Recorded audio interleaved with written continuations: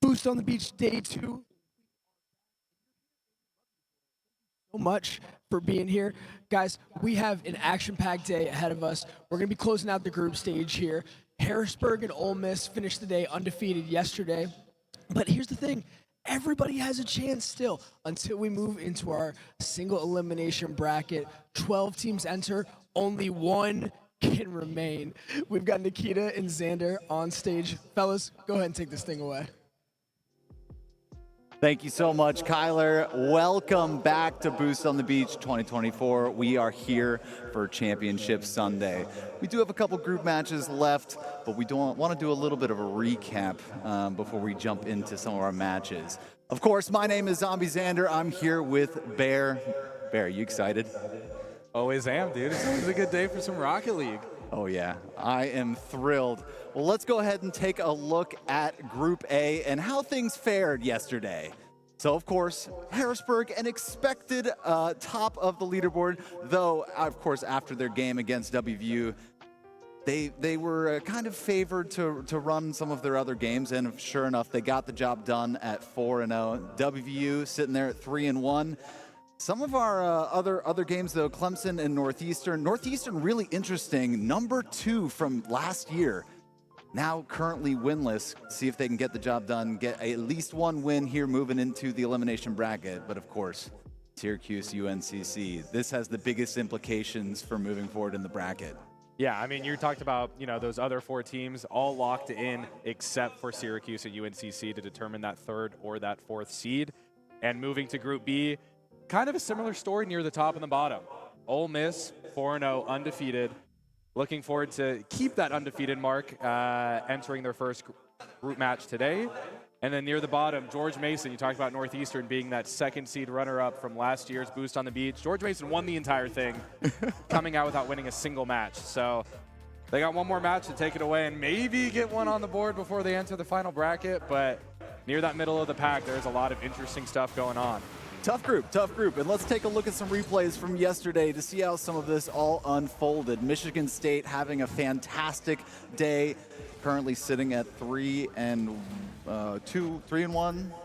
Michigan State? Yes. 3-1. 3-1. And look at that, 4-2 against USC here. I sure love that. The animations keep getting better and better with all of these goal celebrations. The Nomster. Syracuse, of course, having a really solid day. 1-1 here at Clemson. I mean, just outstanding work from some of these squads. Yeah, and this match in particular was really interesting because that could have really impacted the standings there if USC was able to clinch that game 2, potentially take it to game 3, and beat Michigan State, who is currently sitting in that 2 seed. Absolutely. Yes, Syracuse UNCC, this is going to be an interesting matchup, and we'll get to what the implications are here pretty soon. But looking at some of these highlights, I mean, Mason Star, these squads, they're really putting up points.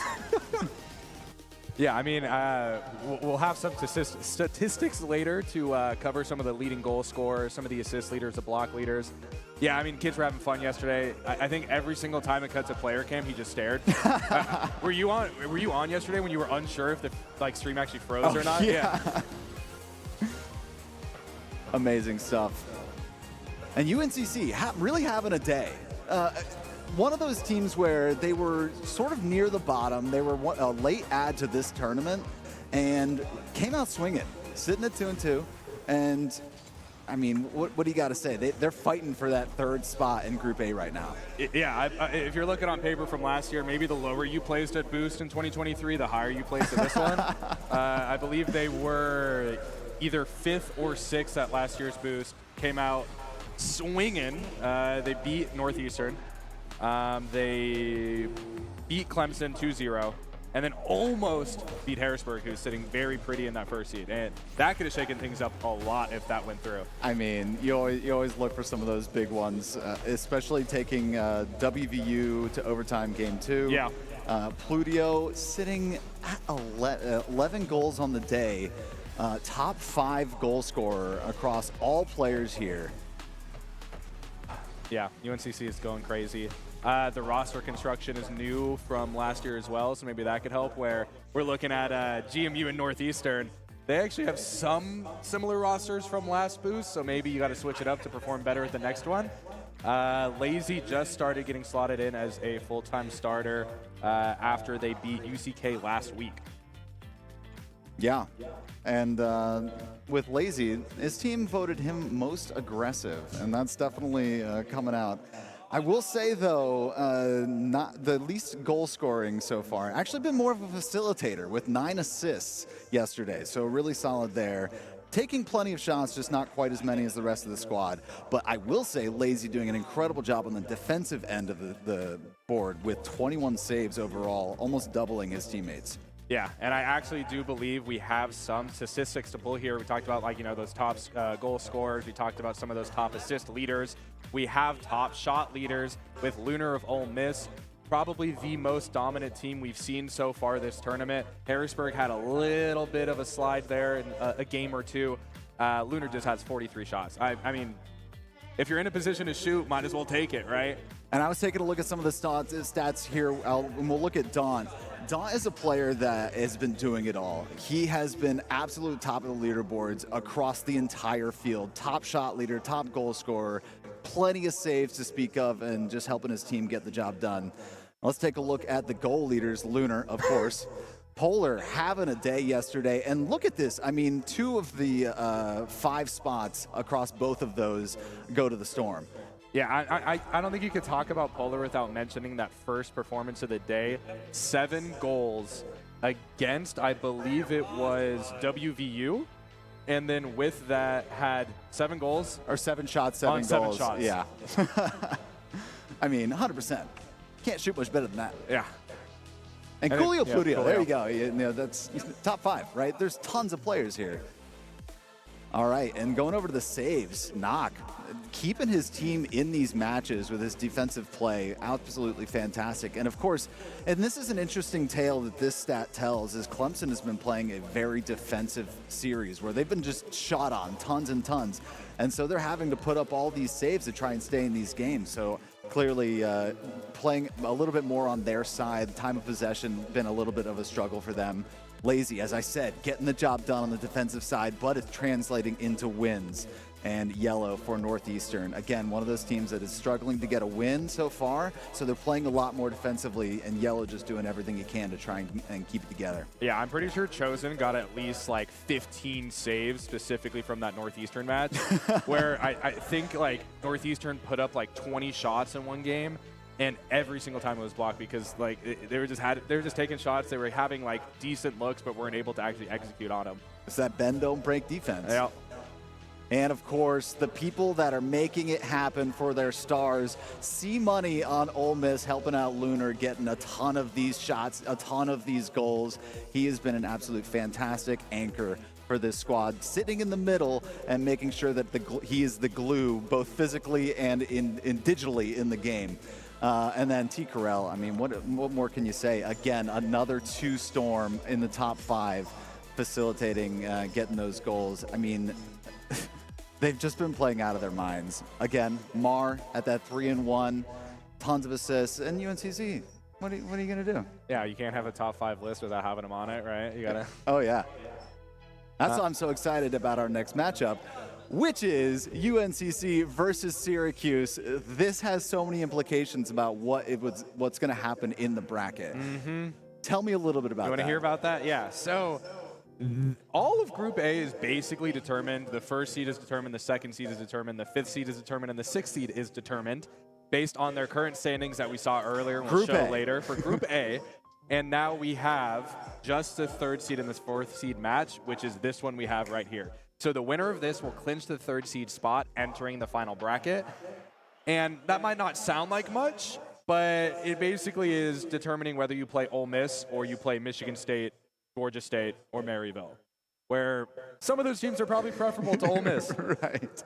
And that's in the second round, of course. Yep. Yeah, first match we'll be playing against George Mason University, where kind of a tough draw. You think you're going to be playing a 6th-seeded team, the worst team there, and you're playing the winner of last year's tournament with a very similar roster, and you're like, I don't know how this feels fair to me. And that's just the caliber that we have moving forward into this tournament, right?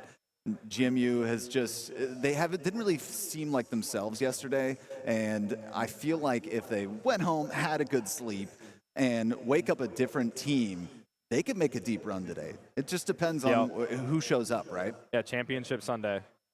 Yeah, we already talked a lot about the UNCC roster. We showed the Syracuse roster a little bit. Speaking of, the same faces year over year, this is the oldest team at the event. I believe the youngest player is like 22 years old. We got 2 seniors and a grad student in their 2nd year. This is their final year together. Had 2 years to kind of mend everything, so it really did seem like a culmination of all of that effort yesterday with their great performance. And if you're Syracuse, you want to carry that into this match, get that 3rd seed clinched, go grab lunch with the boys, and then prepare for that final bracket. Yeah, same team 4 years in a row. I mean, that's something that just doesn't happen in collegiate synergy. Esports. It doesn't happen in any level of esports, to be honest. Just unbelievable stuff, the fact that they've been able to stick together. So this, as I think Bearlight was saying yesterday, might be kind of a last hurrah, a send-off into whatever their careers take them next. So, yeah, you always like to have something like that. Yeah, UNCC, a bit younger. I mean, Coolio, Pludio, always there, always will be. Joined by a few, new faces. We did talk about Lazy. I believe, if I remember correctly, I'm trying to think of what team that was. It might have been Lazy who was their first no, it can't be their first LAN because they played last week. Do you remember who that was? We had a player here from one of the teams that it was their first time ever at a LAN event. Not even competing at a LAN, but their first time going to an esports event. Unsure who that was, but a great storyline here. Too many players. Too many players, too many teams. We need to start eliminating them. That's why we're here today. Let's get some of them out the door, and we can really start focusing on those storylines. Yeah, I guess we could give a little bit of a preface on that as we load into the game, where once we're done with this, these final group play matches, the bracket is going to be BO5 single elimination. Yeah. So it's no longer the stakes are just, okay, well, we still have the tournament afterwards. No, once you make it to that bracket, it's all or nothing every single match.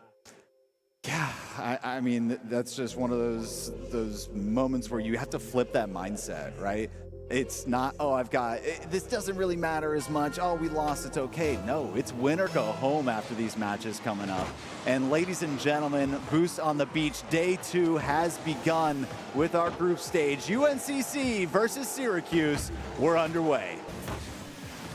Yeah, we already are seeing the attack by Syracuse here. Patrick already putting a shot at goal a little bit wide.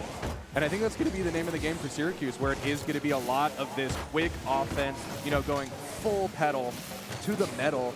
As we see Gav putting a shot on goal, Patrick behind it is able to secure that first goal of the game. Already, Syracuse 26 seconds in, 1 goal to their name, and Patrick is the one. This is not the Krusty Krab. Oh, yeah, looking like the chum bucket. We really just got to see what's going to be happening off the kickoff as we see another aggressive move by Syracuse, just full commit, already on UNCC's side of the field. Lazy. Yeah, Stolen away by Mason Star. Yeah, trying to get that clear. But Gavilan and Mason Star making it a little bit difficult. Now finally going to get some movement over Knight. A nice center. Julio trying to get it through. Get the equalizer. And they're still getting that pressure up. Knight with a nice center again, but Julio a little bit off to the wings. A good positioning play, and Lazy going to be able to get back in time. Sweet rotation from them to be able to transition potentially here for an attack. And that's where you really have to capitalize if you are UNCC. Uh-oh. As there might be an own goal there.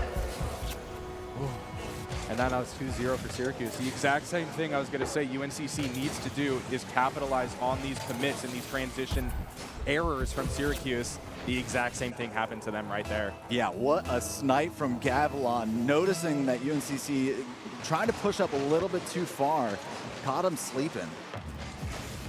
And now you're sitting into the scenario where it's like, how does Syracuse play with a 2-0 goal lead? Do you start, taking a little bit of a step back? It's only game 1, but it's only a BO3. Yeah. There's not much time to really, and that's also, do you start showing different hands, right? Do you start playing in a different way so that you can preserve some of your different plays for game 2? With a 2-goal lead and potentially a goal 3, now you start having a conversation of how you play. Do you start trying to continue piling them on? You've got that 3-goal lead, or do you just try and burn out the clock? Only 3 minutes and 21 seconds left to go, so that is a lot of time, but not a lot of time in a best of 3. Yeah, it is so unfortunate for UNCC there because the looks are so good. Like, Lazy almost had 2 opportunities to shoot on goal, and this might have been a 2-1 game right now for UNC. But it's just that one slip up, you might hit it at the wrong angle, and Syracuse is just able to take it back. Oh, I'm at half court, but there's nothing at midfield. I'm just going to shoot it, get it, roll in for 2 goals in a row.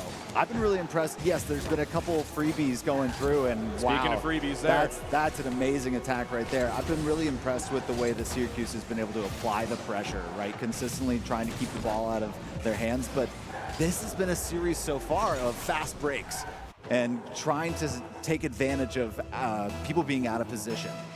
Yeah, and I think that's really telling too. Syracuse had that 3-goal lead. Are they going to switch up their play style? As we see right here, they're still unleashing a relentless attack there. I mean, we're going to try to stymie you and waste down the clock by just shooting infinitely on your goal and triple committing on offense. I cannot wait to see the stats coming off of this game. What kind of assault Syracuse is putting on Charlotte's goal here. Once again, continuing right off the crossbar. Julio Pludio able to try and get that clear. A little bit of aggression, maybe frustration, the demo down onto Gavilan, but it might be enough to try. And there's another one. Wow. Back-to-back demos onto Gavilan to keep him out of the game. He's been a little bit too impactful, so we decided we know how to get this done. And now, 2-3. Yeah, and that is what you want from your most senior player on your squad. Sets it up for Lazy by Coolio just going in, getting the demo right as soon as Gavilan respawned there, and it works. Not even time to react. That was super well timed. Hey, I know you're going to be right there right now. See you later. Beautiful stuff. UNCC trying to get back into this. It was only a minute ago. It was 3-0, and now 2-3. They are knocking at the door to try and get the equalizer here late into game one. Honestly, not that late into game one. Just past halftime of game one. 5 goals already. Yeah, and the defensive positioning here, it's a little wonky from Syracuse. It was almost like, no, you're going to be there to deflect that one. Oh, wait, maybe no, I need to be there. It'll be really interesting to see if there, that might lead to a mistake later on where someone might be double committing or there might be a 0 commit on a goal. Shot on goal, Gavilan. Oh, no, that was a pass backwards, I believe. Oh, Patrick able to, barely save it there.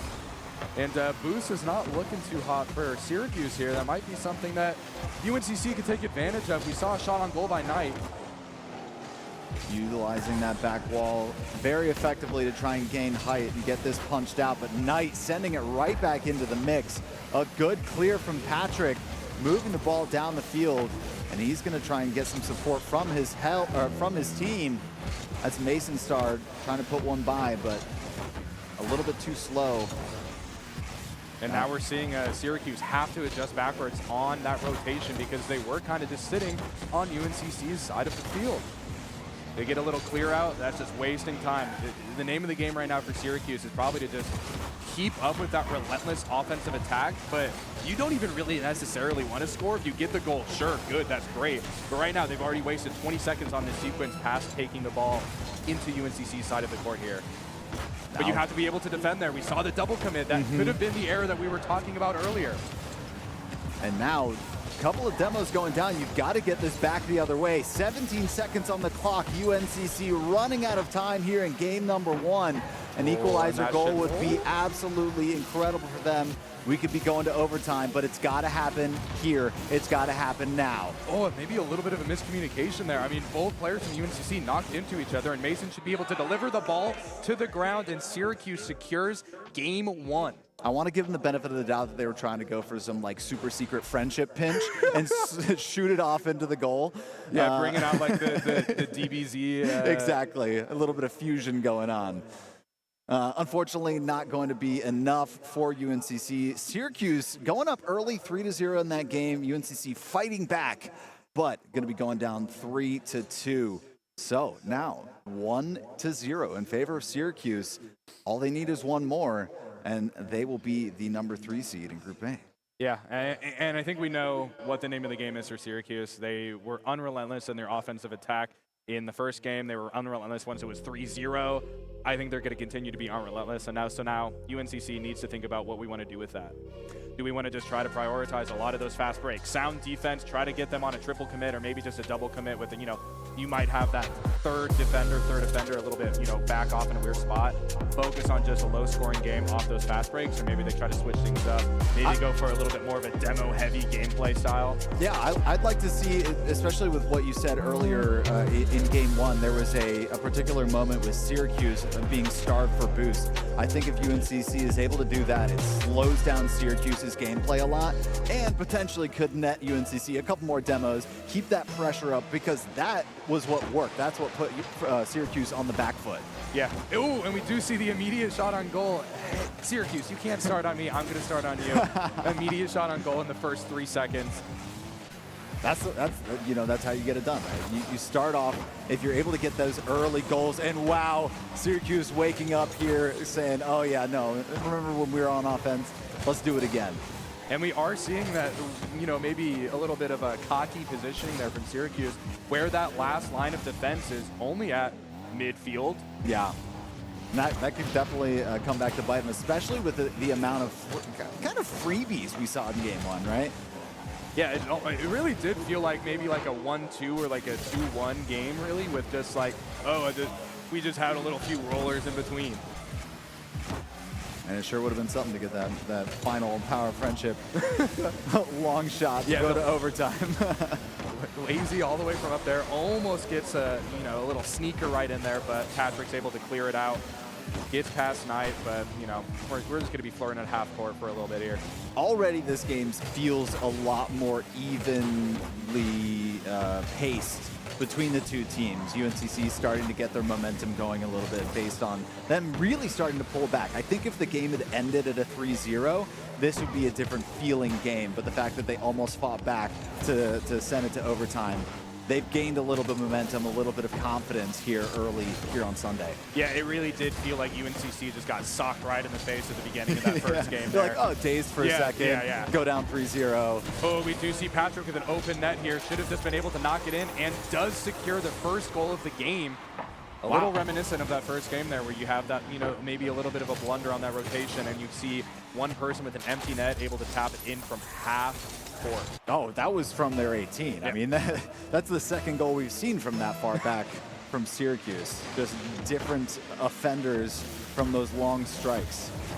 Yeah, and we haven't really seen much of the demolition play from UNCC where I think Julio Pludio really can set up his teammates when he's able to play with that play style. We see another shot that almost goes in again. It's a little bit slower in the little bit more backward posturing. UNCC was able to collect that one pretty easily. Knight was able to get the demo there, but it mainly is just, let's reset a little bit, take some time off the clock for Syracuse's tempo. And we do see a little bit of an attack here. Patrick's just rolling in the middle there. Lazy gets the hit, assists Knight, and Knight is able to tie things up. I think this needed to happen much sooner than later, just from a mentality's sake for UNCC. If they had waited much longer, then they start to maybe play a little bit more frantically, a little bit more panicky. But the fact that they've now essentially reset the score, we are now at 2 minutes and 40 seconds. You can essentially just, go back and you're good. You're good, right? And it's the solid, teammate foundational play that can really turn the tide.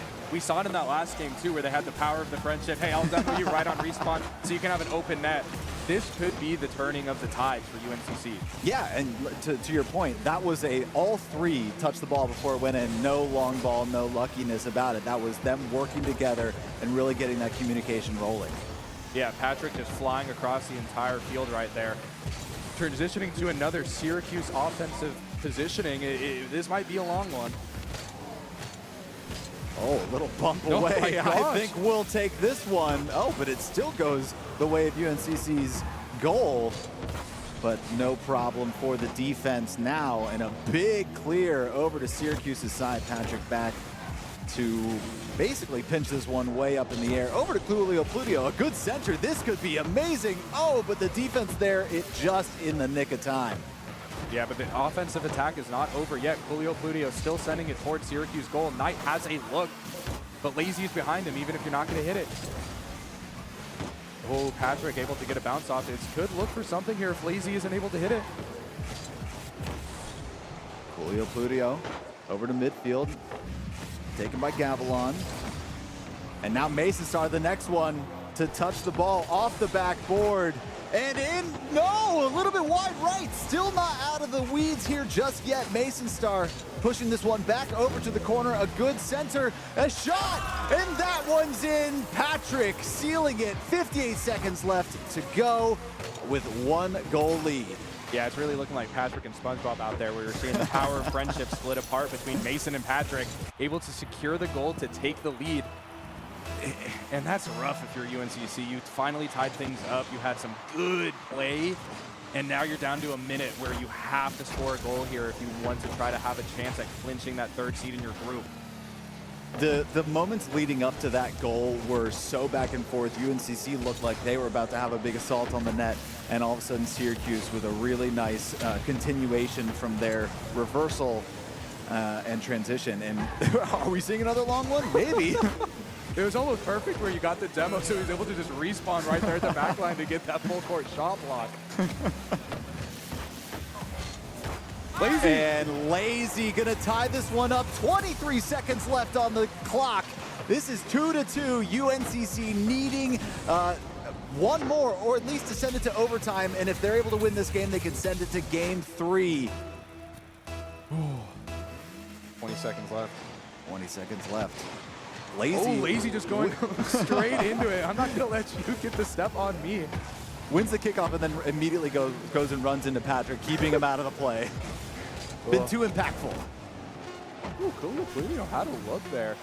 it really is just going to look like UNCC's time to determine, are we going to get a goal or are we just going to go to overtime? I don't think Syracuse will have much of an opportunity to get a shot off on UNCC.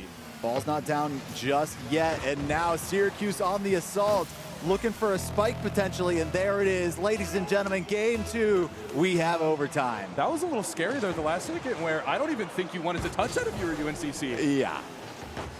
Completely agree, but now Syracuse with a goal here. The golden goal would send them into the number 3 spot here in Group A. UNCC still continuing to battle. This is a team that has continued to battle all day yesterday, finding wins and getting tons and tons of shots on goal, and it's just really no different. They've showed up today, unfortunately not with a win against Syracuse just yet, but that could all change right here. Oh, that might have been something there. The bad transition once again for Syracuse. Maybe overcommitting a little too hard on offense. But now flipping the script right back around. If he's able to interrupt, there you go, interrupt Lazy a little bit. Yeah, but looking at that boost economy, there was just nothing there for Syracuse to convert after they got it that far. But right in that moment when Lazy was getting all those touches, he was low on boost. So now this is an opportunity for Syracuse, even though they're a little bit low in this moment. If they can steal a couple away from UNCC, they can keep this pressure up. Oh, Gavilan has a look at an open goal there. Ooh, Knight was able to take it out of that top left corner.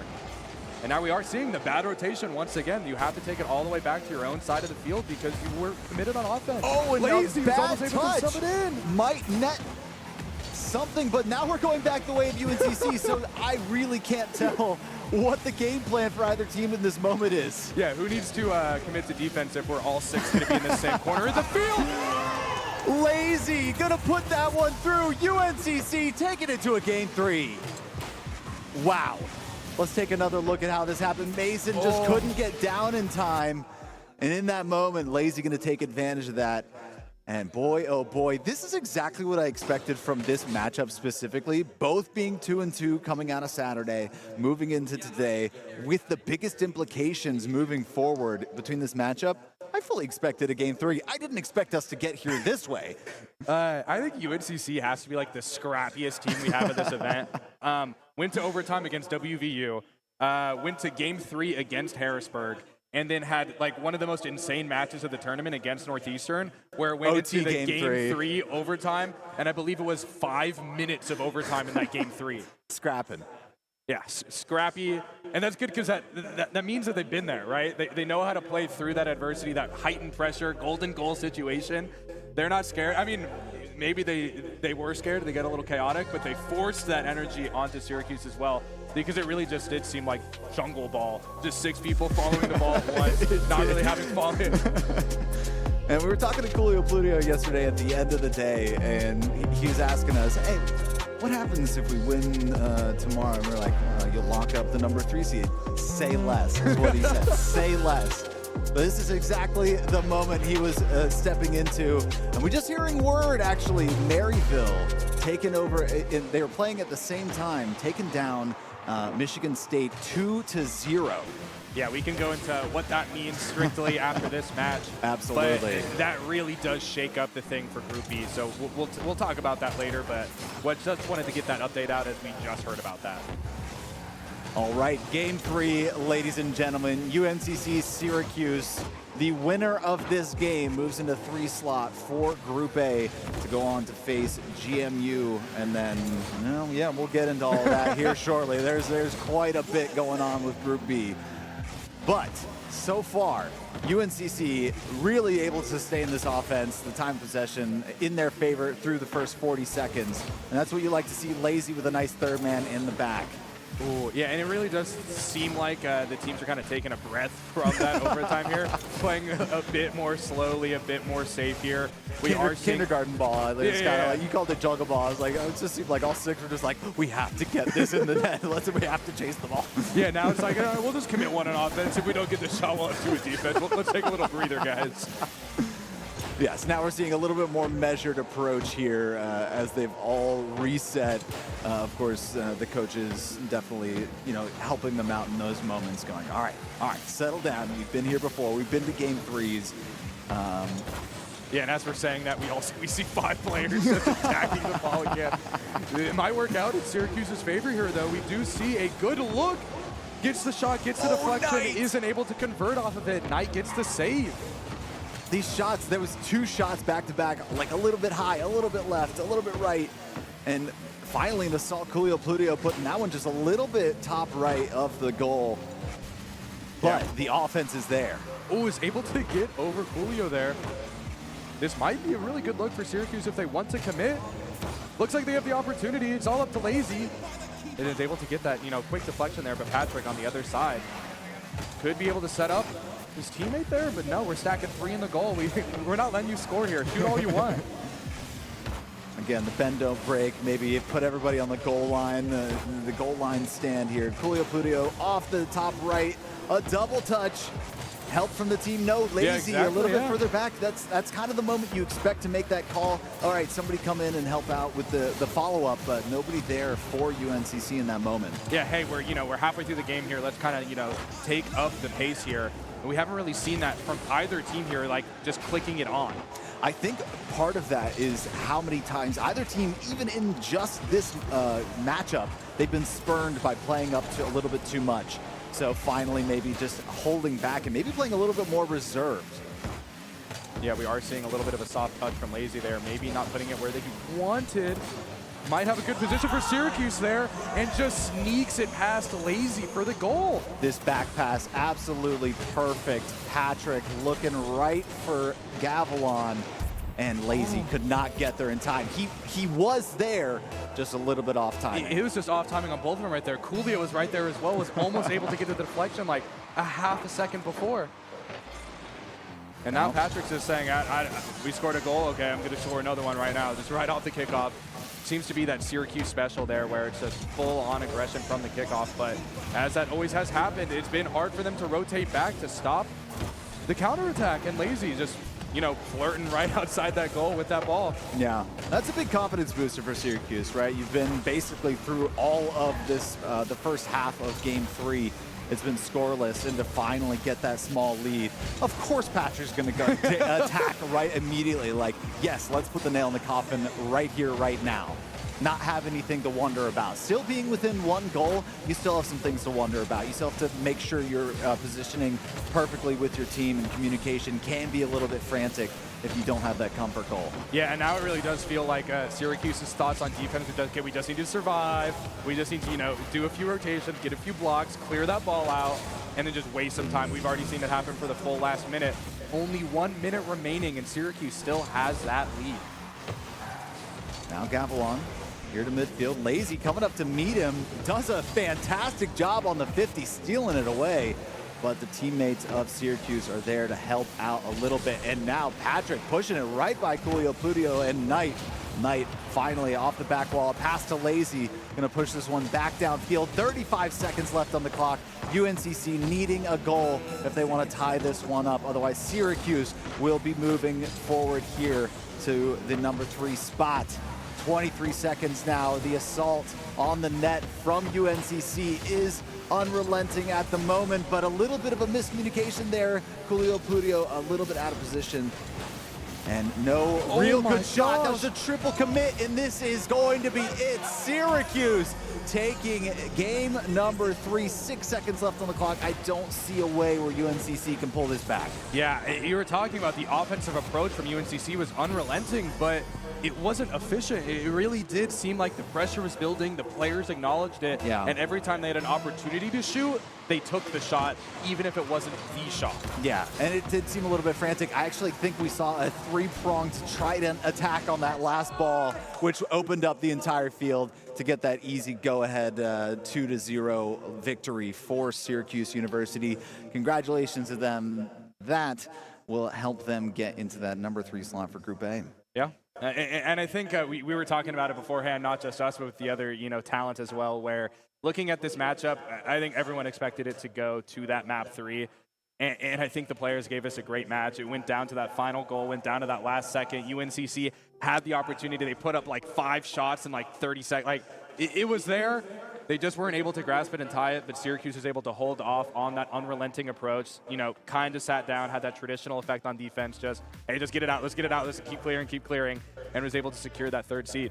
Yeah, I don't think when we put these matchups together with this schedule, I don't think we expected this matchup to have such major implications on Championship Sunday, with where the movement was still left to be had in Group A. Pretty exciting stuff. But I feel like we should really touch on Group B, because holy moly, there was some things happening. Oh, yeah, I mean, can we get I'll even ask him, can we get a Group B standings up here right now? Is that possible? Yeah.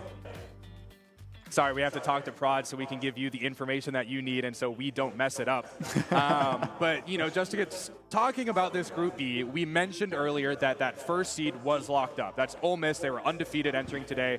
They might still be undefeated. They might not still be undefeated. It does not matter. They clinched that first seed. Tackling George Mason, they clinched that. I don't even know if we want to call it a clinch. Yeah. They are forced to be dealt with the hand of that final seed, and everything in between it is, you know, there's potential for mixture. And so, as we see right now, Michigan State had that second seed in a favorable position. All they needed to do was beat Maryville to clinch it. And as we know from the score results that we were updated with, Maryville actually 2-0'd Michigan State, making it so that there's a two-way tie between them. Head-to-head goes to Maryville with that matchup. So right now, Maryville is the second seed. If Georgia State wins and also ends up being 3-2 in their group phase, you might say, wait, where does this play into things? Because Georgia State beat Maryville yesterday. So does that mean Georgia State now becomes a 2 seed?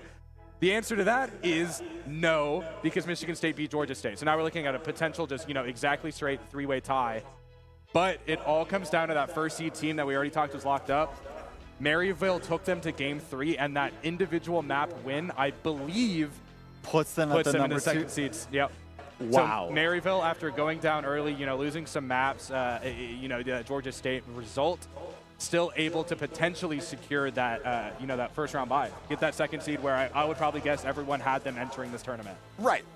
It seemed inevitable that they were going to find themselves maybe in 1 or 2, but I didn't expect them to be basically 1 and 2, 2 and 2, wherever they wound up earlier on Saturday, to find themselves jumping 2 spots from 4th to 2nd with just some crazy three-way tie action that we had going on. Yeah, I think in the middle of the broadcast yesterday, at some snapshot after like the third game, Maryville was actually the 5th seed at 1 and 2. So I think we were saying, like, everyone take your pictures now because this is the only time you're going to be able to show this. I do believe we have some, you know, post-game information from that UNCC and Syracuse match here. And if I'm looking at this, the first thing I see is just look at the shots. I mean, look how many shots Syracuse is able to put up in that match. Yeah, absolutely insane. Gavilan with the assault on the goal.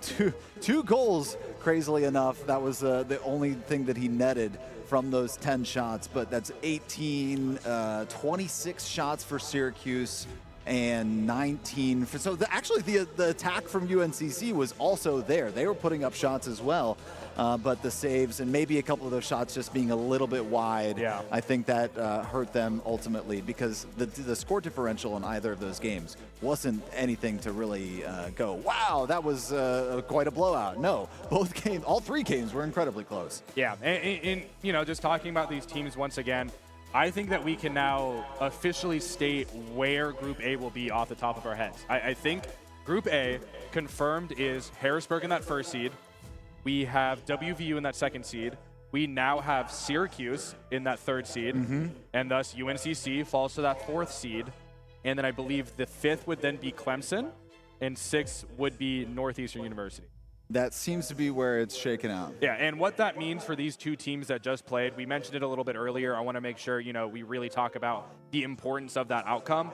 The first match is kind of a weird one, where if you clinch that 3rd seed, which Syracuse did, they will now play the last seed of Group B, GMU. Defending champions. Defending of champions, 2023. That's a hard 6th seed to face, but it's really what happens beyond that. So if you won or lost this match, you play either GMU or you play USC.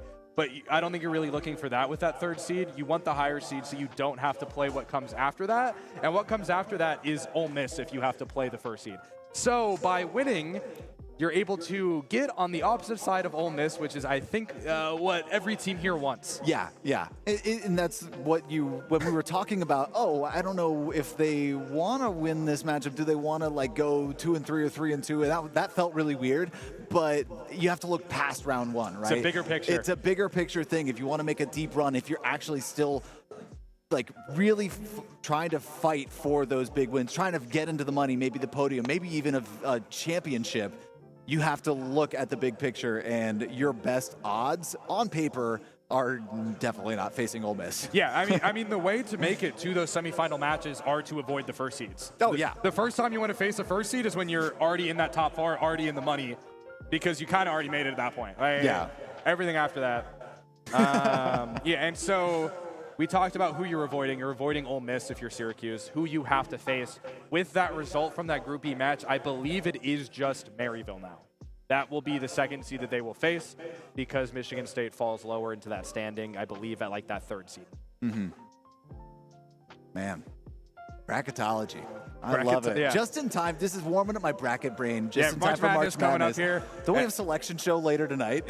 I don't even know. Yeah, my favorite thing about this season is just so many like people coming out as bracketologists. Like, you're not trying to tell me your full-time job's a bracketologist. You just emailed ESPN one day and said, like, I made a lot of brackets. Here are some things that I like. Well, we're a couple of bracketologists because we made some brackets and we talked about them. We have some brackets to make. That's true. Oh, man. Well, I believe that we're going to be cutting to either a break or this other matchup, and I guess we can ask production about that. I'm getting a thumbs up. Do we have a player interview? No? Okay, so we do have a match upstairs, I believe, that we can take a look at. And here we go. Oh, okay. We do have the WVU against Northeastern matchup. And as we just mentioned, all of the placements in Group A are predetermined at this point. Right. So I think the real name of the game is here, if you are West Virginia, you could take, a couple different approaches here. Maybe you know that the result doesn't matter. You try some, new play style. Maybe you get a sub in to be like, maybe you want to do this. I think it is the opportunity to theory craft for the bracket ahead. And I think on the flip side, if you're Northeastern, you got to try to get one. You got to try and get one. Absolutely. Being down 0-4, the number 2 finishing team last year at Boost on the Beach 2023. Really surprising result. So far, our number 1 and 2 slots have yet to get a match win here at Boost on the Beach 2024. And this could be quite an opportunity to find one, right? Against the 3-1 West Virginia, one of those teams that was at the very top of Boost on the Beach 2024 and had the opportunity to, if they were to get through Harrisburg, clinch that number 1 seed with the amount of wins that they've accrued since then. So if you could make WVU bleed a little bit more at 3-2, that itself is a statement. Yeah, I guess the way that you look at it is a lot of it is the mentality, or even if you get 2-0'd, but you might hit a clip or something if you're an individual player. Like if Yellow hits some crazy goal, maybe he's feeling pretty good entering that bracket play. A lot of it is going to be the mentality, as the result ultimately doesn't impact much. Not only that, but if Northeastern is able to get a win here, it doesn't affect too much in the standings, but it sends a message to every other team here at Boost on the Beach that WVU does bleed. Yeah. Yeah, and maybe that is the thing where it's like all the other teams are watching this one to try to pick up something on WVU here. Absolutely. We see a bunch of teams already starting to file in, getting ready for their matches here later today. And Northeastern taking the first goal off of WVU here in Game 1. And this is a format with best of threes where teams can actually surprise some of these higher seeds. There is not a lot of Rocket League to be played. And if you can hang on for 10 minutes, you have secured yourself a win. Yeah, that's kind of like the cool thing about the groups. You get so many different group matches. You play so many different teams, but it is only that VO3. So us as the tournament organizer get to implement a little bit of chaos here. We get to see some upsets. I mean, Harrisburg undefeated in terms of matches, right? They had some close games in between there. Hello, look out, it's Yellow. Yeah, that's what you need. What you need. If you're Northeastern, you're up 2-0. What are you going to do now? I will say that WVU does have the opportunity to just drop 5 goals on you in like 3 seconds. So we saw it yesterday. I believe it was that match 2 against Harrisburg where I think WVU put up like 5 goals or something like that. Like, it was an absurd stat line. Well, I know for sure that WVU, immediately after facing Harrisburg and taking that loss, game 1, the very next game that they were playing, they immediately put up like 6 goals or something. Just playing a little bit angry, saying, we deserved that win. We're going to show the rest of the group that we mean business. But currently, Northeastern showing up on here on Championship Sunday, showing they mean business with a 2-0 lead. A minute in to game number 1, so still plenty of time on the clock for WVU to get settled, but Northeastern already feeling comfortable. Yeah, and when you have teams of just like, these strict, as we are seeing another offensive approach there, WVU was almost able to scrape away with a goal, but the attack isn't over. WVU has the positional advantage there. It's a bad touch, and I believe Angelo is able to, clear that ball out and kind of flip things around. But WVU is just on paper like a more talented team just in terms of mechanical ability. If you kind of like take the weights off of them and say, hey, you're down 2 goals, you're down 3 goals, we can do whatever we want. Did you see that? What? My man went into the goal to save it. Like, that's what I'm talking, like, just the level of mechanics, the level of game knowledge is so vast for the side of WVU. It still looks to me, I mean, they're starting to wake up, but I still think that Northeastern kind of caught them by surprise. You're seeing a little bit of lack of communication. I think I saw a double commit from Don and Angel in the net earlier, about 30 seconds ago. So still, as the onslaught from WVU continues, a little bit wide right. Yellow able to get there in time, playing out of his mind at the moment. And if they're able to hang on 2 minutes and 30 seconds, that's a win here for Northeastern, but still only at halftime. And Angel finally getting on the board for WVU, and that is a little bit of a sigh of relief from WVU. Now only within 1 for Northeastern. And now it really is, it's a lot scarier for Northeastern, I feel like. Yeah. As soon as WVU gets that one, you don't know when the rest are going to come out. And WVU can still just go out there swinging. I feel like they're pretty confident for a majority of the time, but it might sneak in there. Andrew Bro's able to confirm it afterwards. Just like kind of that. caught sleeping. Just like that, Northeastern responding almost immediately. And this was a really awkward moment for them, but Andrew Bro just following that ball in, trying to make a diving save with his palm. Yeah, it was just flipping over the ball. 50-50 on their own side of the court. And if you miss a 50-50, that happens 100% of the time. I love percentages. Now, Yellow. We're almost hitting the crossbar there. Daunt just able to send it high at the last moment. Now, oh my God, Angel's just having fun with it. I mean, maybe that's one of the things we didn't think about from the side of WVU. Maybe this is their fun game. Very well could be, but currently their fun game is losing by two goals. So it depends on how much fun you're trying to have, or if you're trying to put up statistics. And yeah, I'll try to get a peek up there at the players afterwards to see if they do the now I'm gonna try stance. I'll get closer to the monitor. Lean in, yeah, pull the monitors 5 inches from their face. Yeah, but there still is a minute and 30 seconds left, and WVU is able, as we've seen, kind of make goals out of just a single transition. And their attacks have been pretty stifling. We do see Daunt maybe not getting the pass that he wanted there.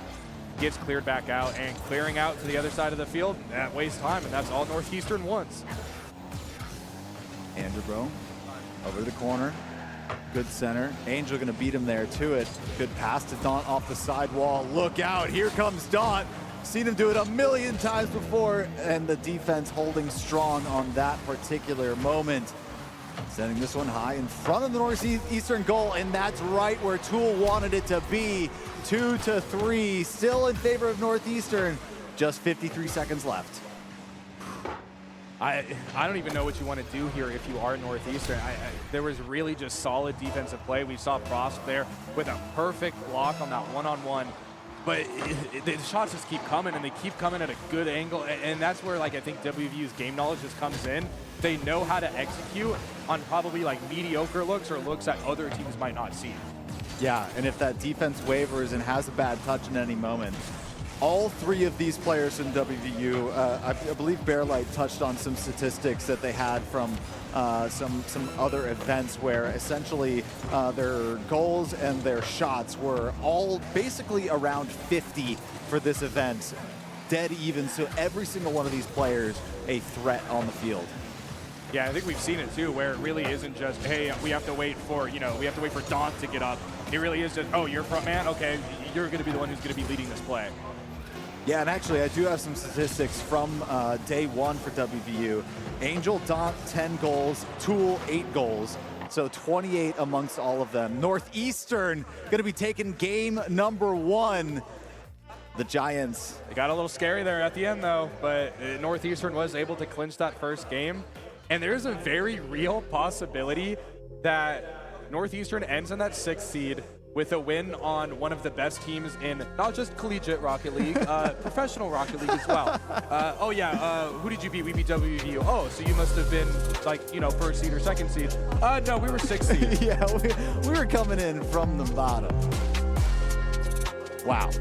Unbelievable stuff here from Northeastern so far. Yeah, hit us with those stats that you were so rudely interrupted on by the quality of game you were watching. By the quality of gameplay and quality of the moment for Northeastern here. Angel, Tool, Daunt, 10, 8, and 10 respectively for goals on Saturday. Their shots on goal, 36, 25, 39. So exactly like I was saying, all three of these players are threats from all over the field, playing on 2 different RLCS teams. Just unbelievable stuff. and we're seeing Daunt immediately come out with the demo. Oh, we've got a I think TO we're gonna take pause. a little bit of a break there. Thank you so much, Voidex. Yeah, shout outs Voidex. I believe he is what did he get? I think he got like top 100 or something in Overwatch 2 as like Kiriko or something one weekend. Funny little guy. Funny little guy, we've got our student TOs here from Shenandoah University and Syracuse University. Really big help from all these students helping out and making this entire event possible. Yeah, I think we should take the time to talk about, what we have going here. This is like one of the most unique collaborative events I think there is in collegiate. There are 3 universities. There's a tourism board involved.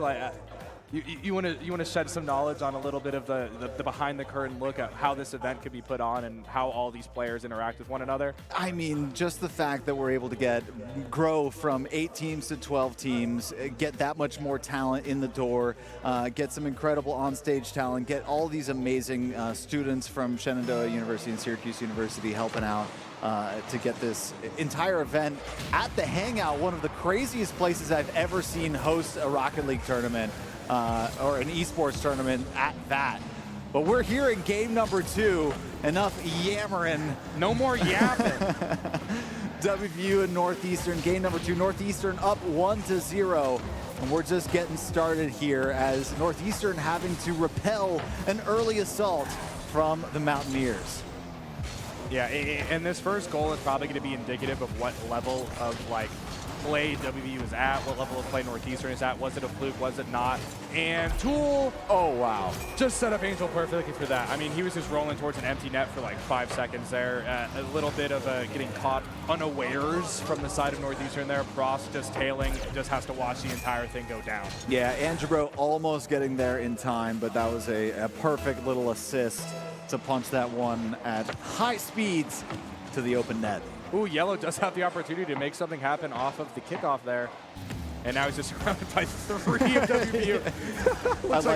Looks like an escort or something, like bumblebees smothering their prey. Yeah, get down, Mr. President. The ball is near, and we can take that away from you. WVU with another good look on goal there.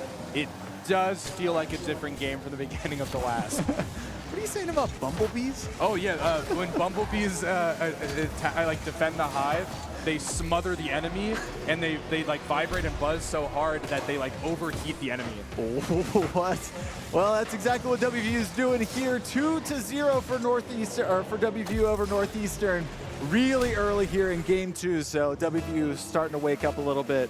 and show them that, no, in fact, we want to win this, and we're going to start putting the tools together. Speaking of Tool and Angel here, assault on the net. Gosh. Oh my goodness, the pass from Tool right into Angel's hands, and he's going to make quick work of that. Winning a 50-50, and look at this off the corner.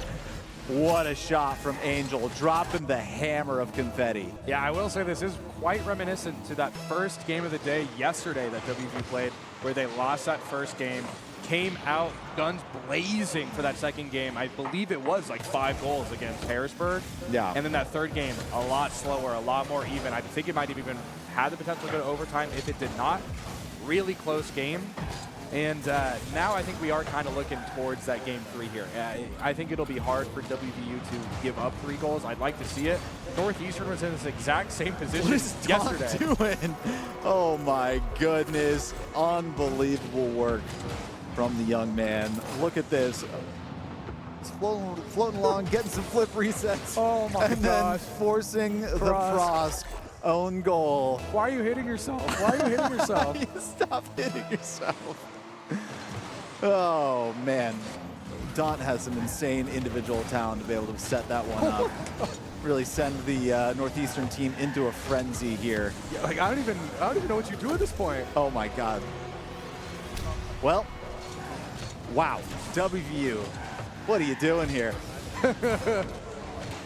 This quick little chips, just to the out of position, just past the out of position. No, honestly, in position Northeastern defense, but able to lob it perfectly over 2 heads of the defenders. And now we have a 5-0 score line. Only 2 minutes have elapsed here in game number 2. Yeah, and it does not look like WVU's attack is over. We see all 3 of the team on Northeastern side of the field looking to, just keep stacking those goals there. Has the opportunity there, and it does sneak in after the deflection.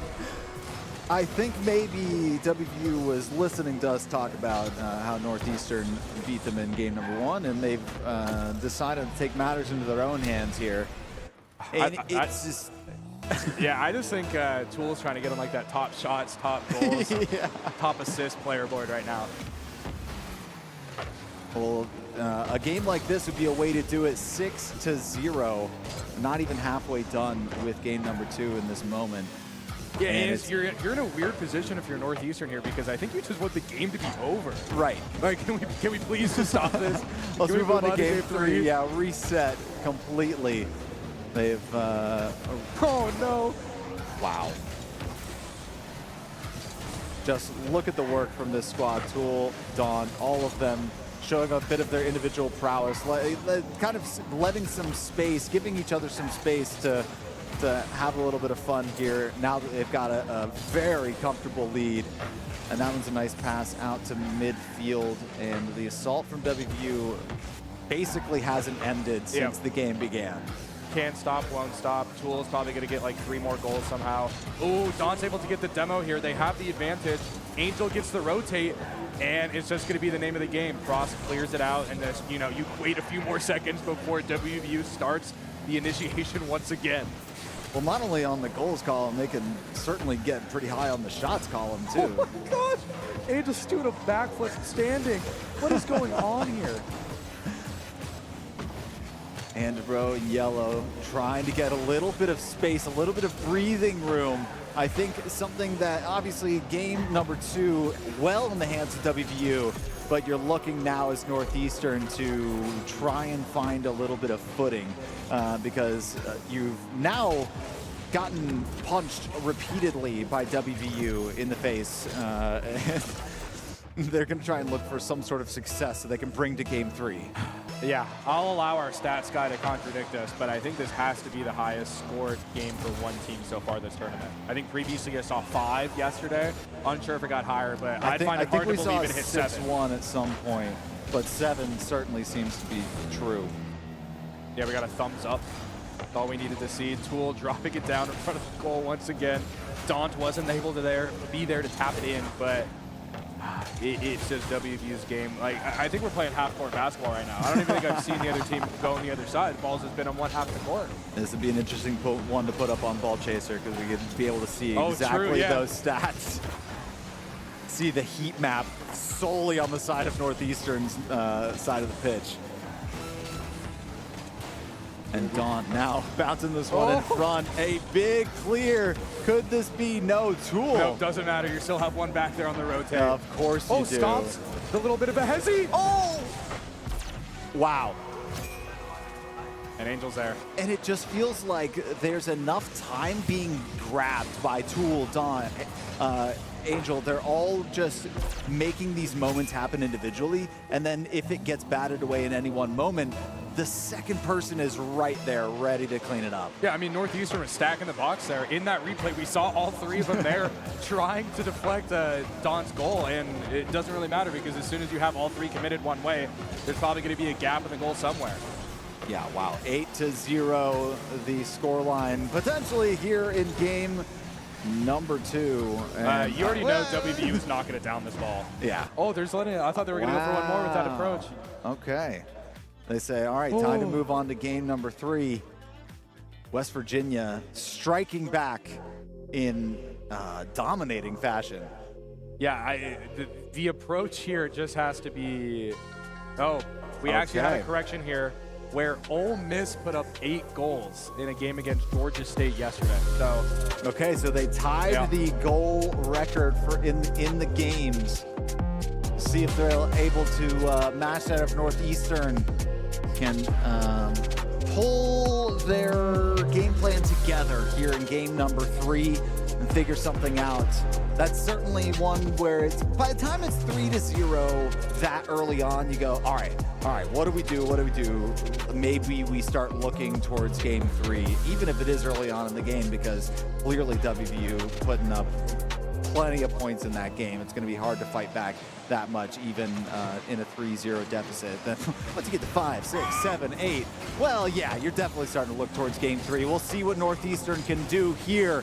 Have to see if they can shake up the rankings at all, or even just shake up the tournament against WVU in game number 3. Yeah, and that's something to note where the results of this tournament go beyond just this tournament. There are external rankings. There's other things like that results and matchups and head-to-heads here can impact. So WVU losing, that might drop them on a ranking if Northeastern does end up, performing relatively near their expected seed after placing 6th.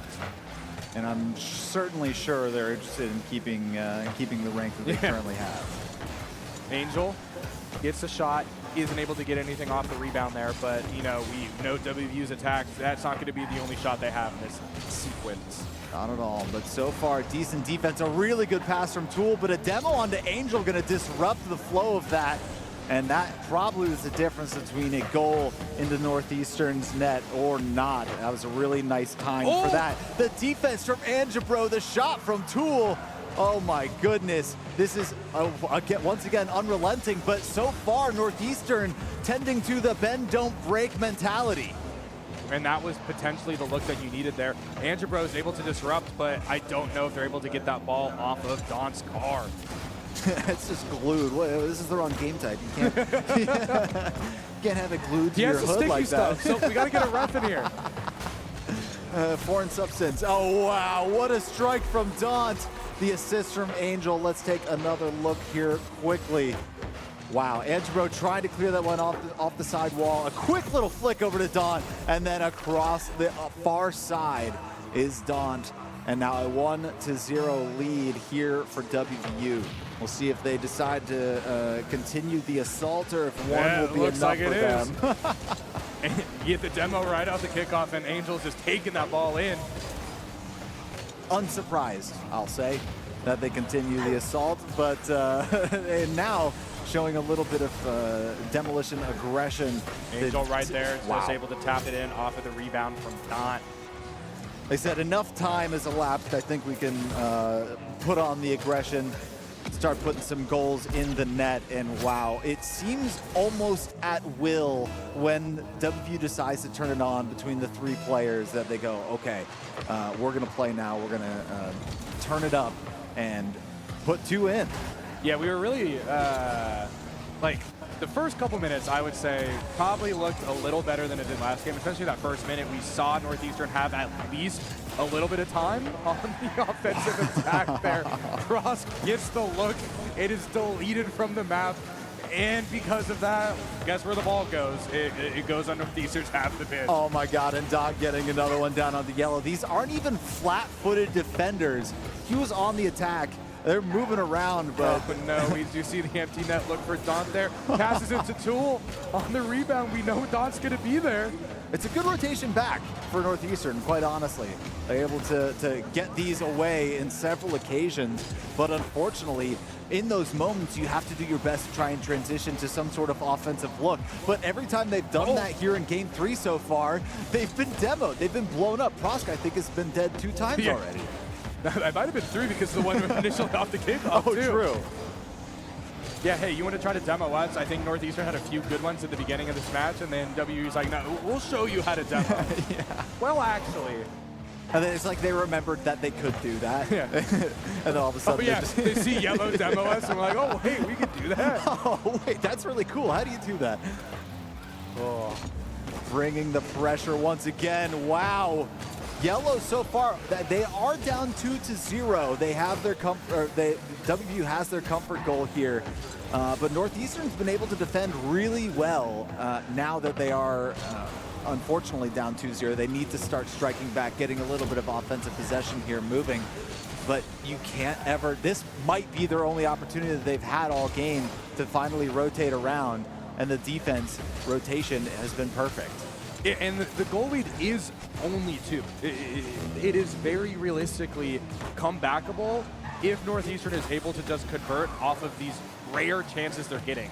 I mean, it's even hard for them to get the ball anywhere near WVU's goal, but it's almost at the point where it's like if you just have the ability to take a shot, you have to, and just hope it could go in some capacity or you can follow up on top of it. You can't be perfect with 40 seconds left and down 2 goals. Yeah. 100%. Andro now to the corner with Yellow, looking for a center. Yellow a little bit awkward on that touch and isn't able to transfer that one. And look out, the 3-pronged attack between Tool, Daunt, and Angel. Somehow, that one's not going in. The defense able to get back just in time, but 17 seconds left on the clock. Perhaps too little too late for Northeastern if they're able to get a goal here. A demo down on the Prosk. There's going to be a little bit of time on the respawn timer, and WVU waking up here early in the morning on Sunday, ready to play the second 2 games of this best of 3. They are going to lock in that spot here at number 2. Wow. Yeah, I mean, for a match that had 0 implications on the ultimate seeding for the event, pretty entertaining. Yeah, I would pretty say. entertaining. And we have to thank all the players up there on our second floor side stage for giving us those games. Northeastern absolutely giving us a little bit of fun there, getting the win early in the match. And then WVU, wow, what a show there in game number 2. And game number 3, I think a very respectful way to win based on how many points they knew they could put up on Northeastern off of the results of game number 2, a 2-0 win moving forward. So, wow. Yeah. We've got some brackets to make. Yeah, we got some brackets to make. We got some fun matches to watch. I think the last thing I'll leave y'all with relating to this match is since Northeastern is at that 6th seed and we know what happened with Group B, kinda. Yeah. Don't hold me to this, but I do believe that they will be facing Michigan State or Georgia State in their first match. We'll have to go to the record books. Put it out there. I think that is the case. But we were talking about stats. We were talking about records potentially getting pushed up there. We were talking about the shots on goal last game. I don't even want to see it for this one. Let's take a look here at WVU versus Northeastern. 16 shots to Angel and Tool, 12 to Daunt. Wow, what an absolute onslaught. Can you do something for me right now? Yes. Can you count all the shots on Northeastern side and tell me what that tallies up to? That tallies up to 11. Can you look at the lowest number next to shots on any of the WVU players' side? Yes, Daunt with a mere 12. Yeah, it's... They only had to save 4 goals. That is insane. That is so much offensive pressure WVU is able to generate, and that's 4 saves off of, including a loss. Yeah. Crazy. Yeah. Yeah, we have some great matches coming up after this. The final block of group play before we enter Tournament Sunday. I mean, you got the final bracket, elimination, everyone's out of there. But yeah, we got to do a little quick transition, get some, some better commentators up here than us. Oh yeah, they're definitely a better team coming up behind us. But yeah, it's always great. It's always great to commentate with you. We'll be back. We'll be back. And we're live at the beach, following one beacher leveling up in her hero's journey. This is Bridget, paperback writer, finally with a moment of peace, and she is locked in on her beach read. Looks like paper beats metal. Do I smell bookworm? What a leap! Dusty. I don't think she noticed. Is that a mime? I believe that's a Frenchman asking for directions. Now that's how you beach with the best in Myrtle Beach. Stay beachy, everyone. Plan your best beach vacation at visitmyrtlebeach.com. Welcome back to the beach, Myrtle Beach, where the best beachers come to play, including Henry Gotta Catch 'em Hall. Grandma with a cannon of an arm. Woo! Now that's what you call Rocky Road.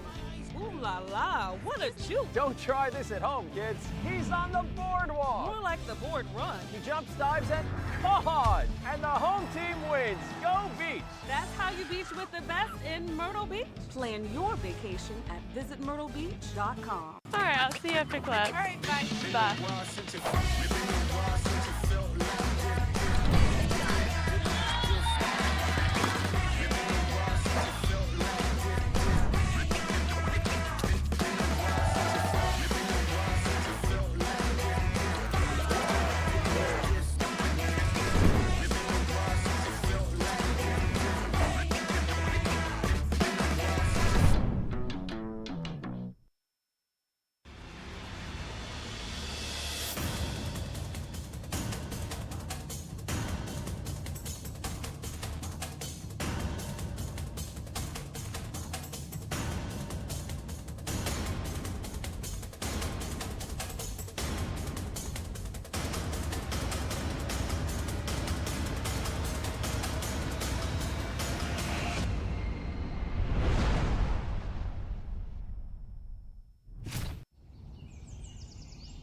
When we started our journey, we had no idea where it would lead us.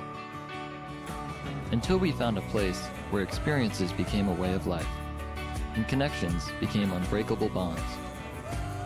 For us, it's a second home, and wherever we roam, it will always be a part of us. The place we became mountaineers.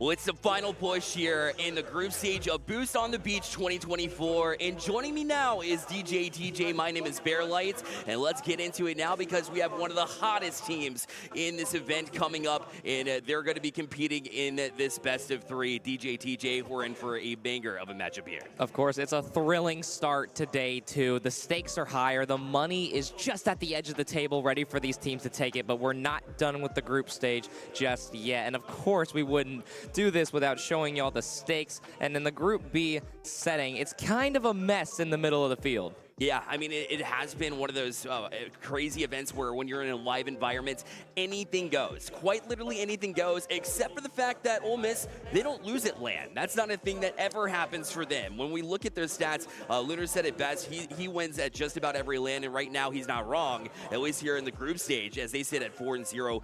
One team that I'm eyeballing here is Michigan State. They've really been performing at a pace that I think has been impressive here at that number 2 spot. Yeah, this story, this group, an absolute mess. George Mason, the defending champions, going 0-4. Michigan State, a team that maybe many were sleeping on, going 3-2 and doing incredible. But, of course, we must focus on the game at hand, and here is your Ole Miss Rebels. Yeah, there you go. I mean, front and center is probably going to be number 1 at the bottom right, Lunar. But his counterpart in C-Money have been so effective. When we talk about the leaders in the stat department, it is Lunar as a goal scorer. It is him as a leader in the shot department as well. And it's C-Money hooking him up consistently. This man right here, every play goes through him on the offensive side of the ball, and he is constantly feeding Lunar as he gets locked in here for this matchup. And locked in, but smiling, and that's the special part about this team, as Lunar's, of course, going to mew for us. But they're locked in, but they're going to have fun. They're going to smile. They're going to do fist bumps. They're going to just have a good time, and that's been what has kept their spirits up, what keeps them so dominant.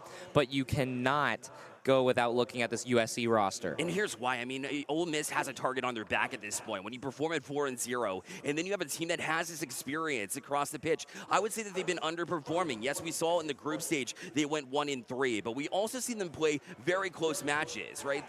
This team is always locked in, focused, and they have that experience together as well. I mean, Og was very close to pushing in top 16 ROCS. They definitely run into these kids in ranks. Can they get it done on the pitch, though, in a best-of-3 environment? And something else about that USC team is they're led by Og. Og is a rank A Rocket League player. He is extremely talented, but so far they've had a few issues. They've had a few games that maybe they thought they shouldn't lose, and they get a brand new day to try and kind of get off on a better foot.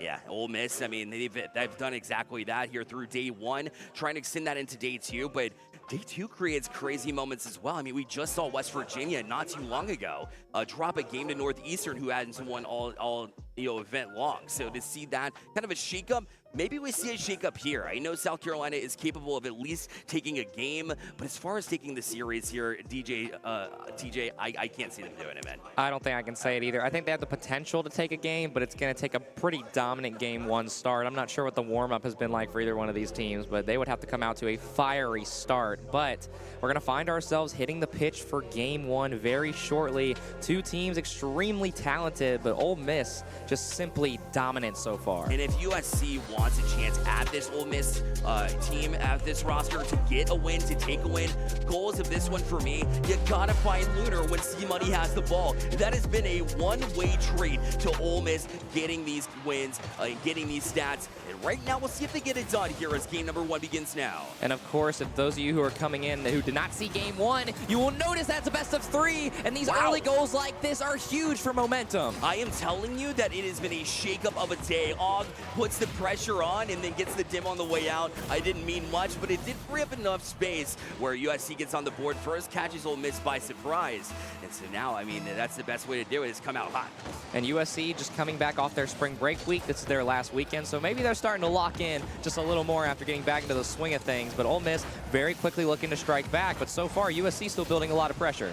Certainly are, and Solar is one of those players coming in as well who's in their final year. They want to go out with a bang, and what a better way to do that than to beat Ole Miss here in the group stage and give themselves at least a little bit of a better spot on the seeding. Right now you see Stealth with a good pass to Lunar. This time he's trying to hook him up. The 1-2 punch. And Ole Miss showing why they were 4-0 yesterday. And Ole Miss, we talked about this earlier. It's normally been the C-Money and Lunar show, but if Stealth can start slotting shots like this, that is going to make the difference for Ole Miss later in this bracket. You know why they call call him stealth, right? He was flying under the radar. We've been talking the C-Money and Lunar combination. No, this man shows up on a regular basis. His stats were so balanced, and he had to make a big save here too, though. As Og's putting more pressure here on South Carolina. They may have surrendered that goal, but they're still hanging strong here and putting pressure of their own on. Yeah, and when teams get in these situations against these higher level rosters, they tend to panic. They tend to have to play at the pace of the higher level team. But if you're USC, you're used to these types of matchups. You played at Boost on the Beach literally last year, placing third, and you cannot let that catch up to you. And so far, they're seemingly trying to match it. C-Money trying to find a pretty crazy angle there.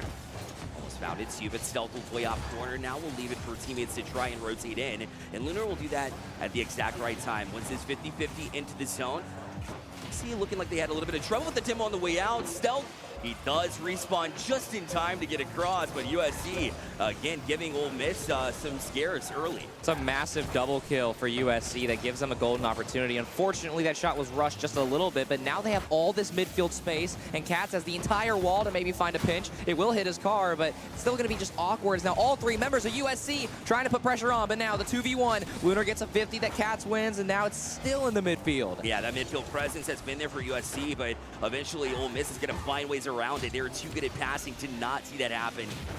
And C-Money try to challenge the back wall as well. Stealth will play in, but Og right on it. He'll play it out to center. C-Money already on it. Quick commit. Lunar up. We've seen this combination so many times, but not able to connect in this instance. And Katz will play it out to center. Every team has got an X factor. For Ole Miss, it's Lunar, and for USC, it's Og, and they need to step up. But maybe Lunar won't have to, as Stealth will find his second. Clean double touch here again, and no surprise that C-Money was the one to set it up in the first place. Put it on a tee so Stealth could get up and get it. The double touch there. And plain and simply, they do that in their sleep, and so you got to be on that back wall. Og was close, but the position just a little bit off, and it cost him. Still way too early in this game to make any predictions, but we are halfway through. USC's got a chance here. That flip reset might find the left side, but it's a good save from Lunar, but it won't be doubled. Open shot, right side, rip it in 2-2. Let's go. Katz was ready for this one right off the rip as Og played it past one. Lunar had no choice but to try to get that double touch up the wall. He didn't get to it, and Katz says, I can nail this one.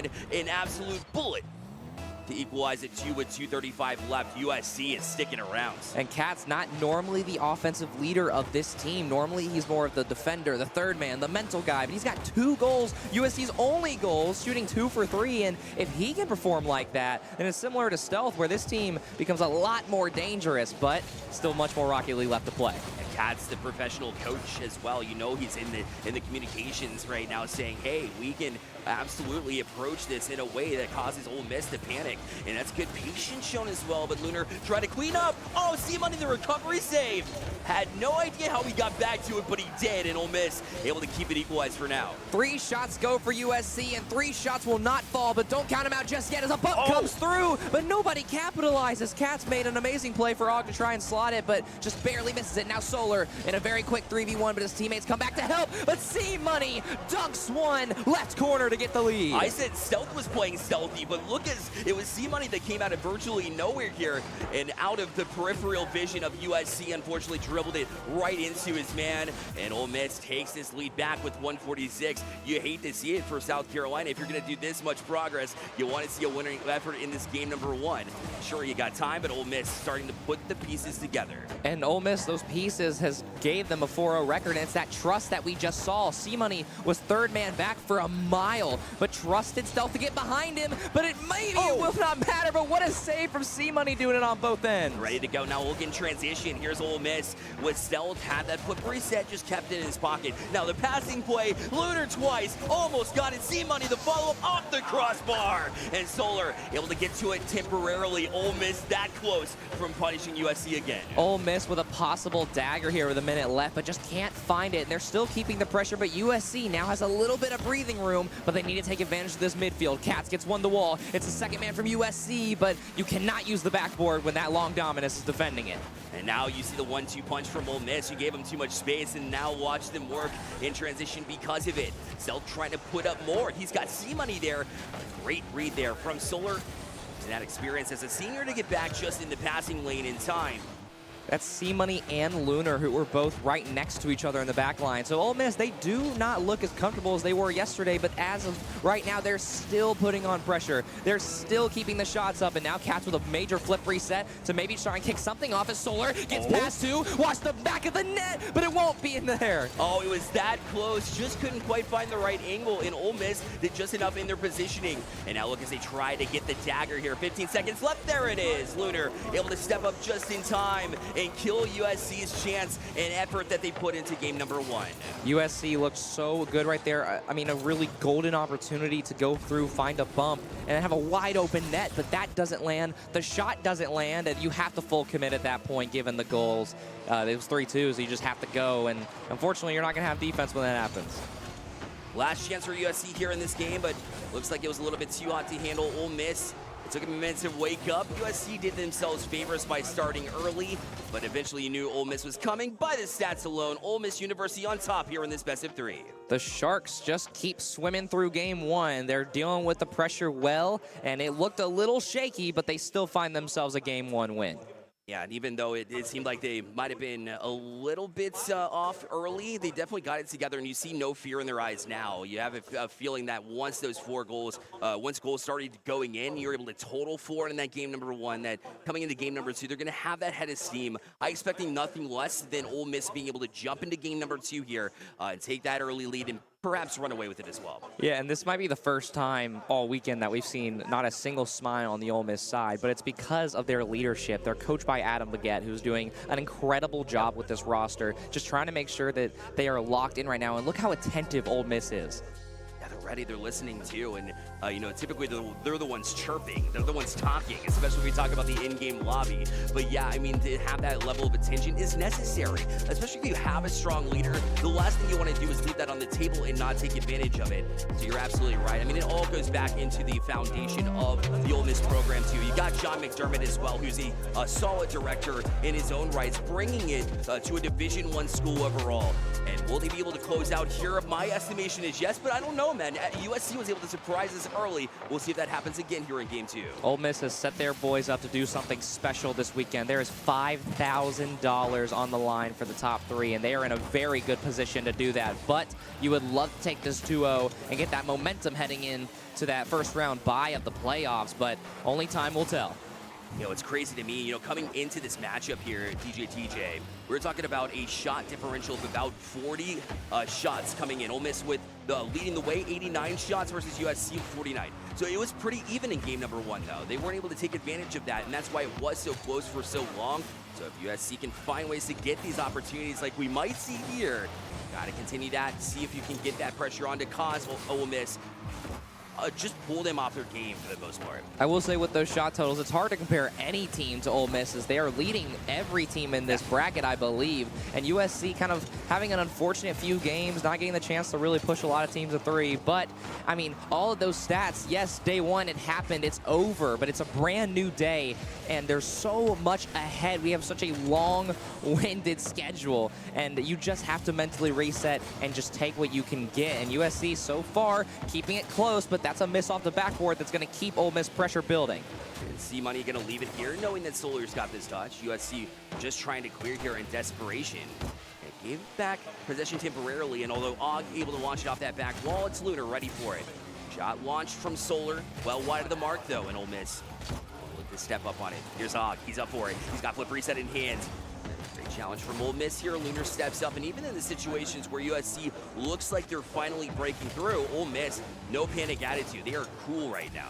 Yeah, and USC using the room that they're getting themselves in the middle of the field to possibly get something going, as Ole Miss gets something there, but that pre-jump will be just a little awkward and it won't land. But now USC right back on the offense, and it's coming off of Og, who's having a much better day so far, but you gotta make that save, and Lunar will cruise in 1-0. They do this in their sleep. It's the combination we've grown to know and love over the past couple of years.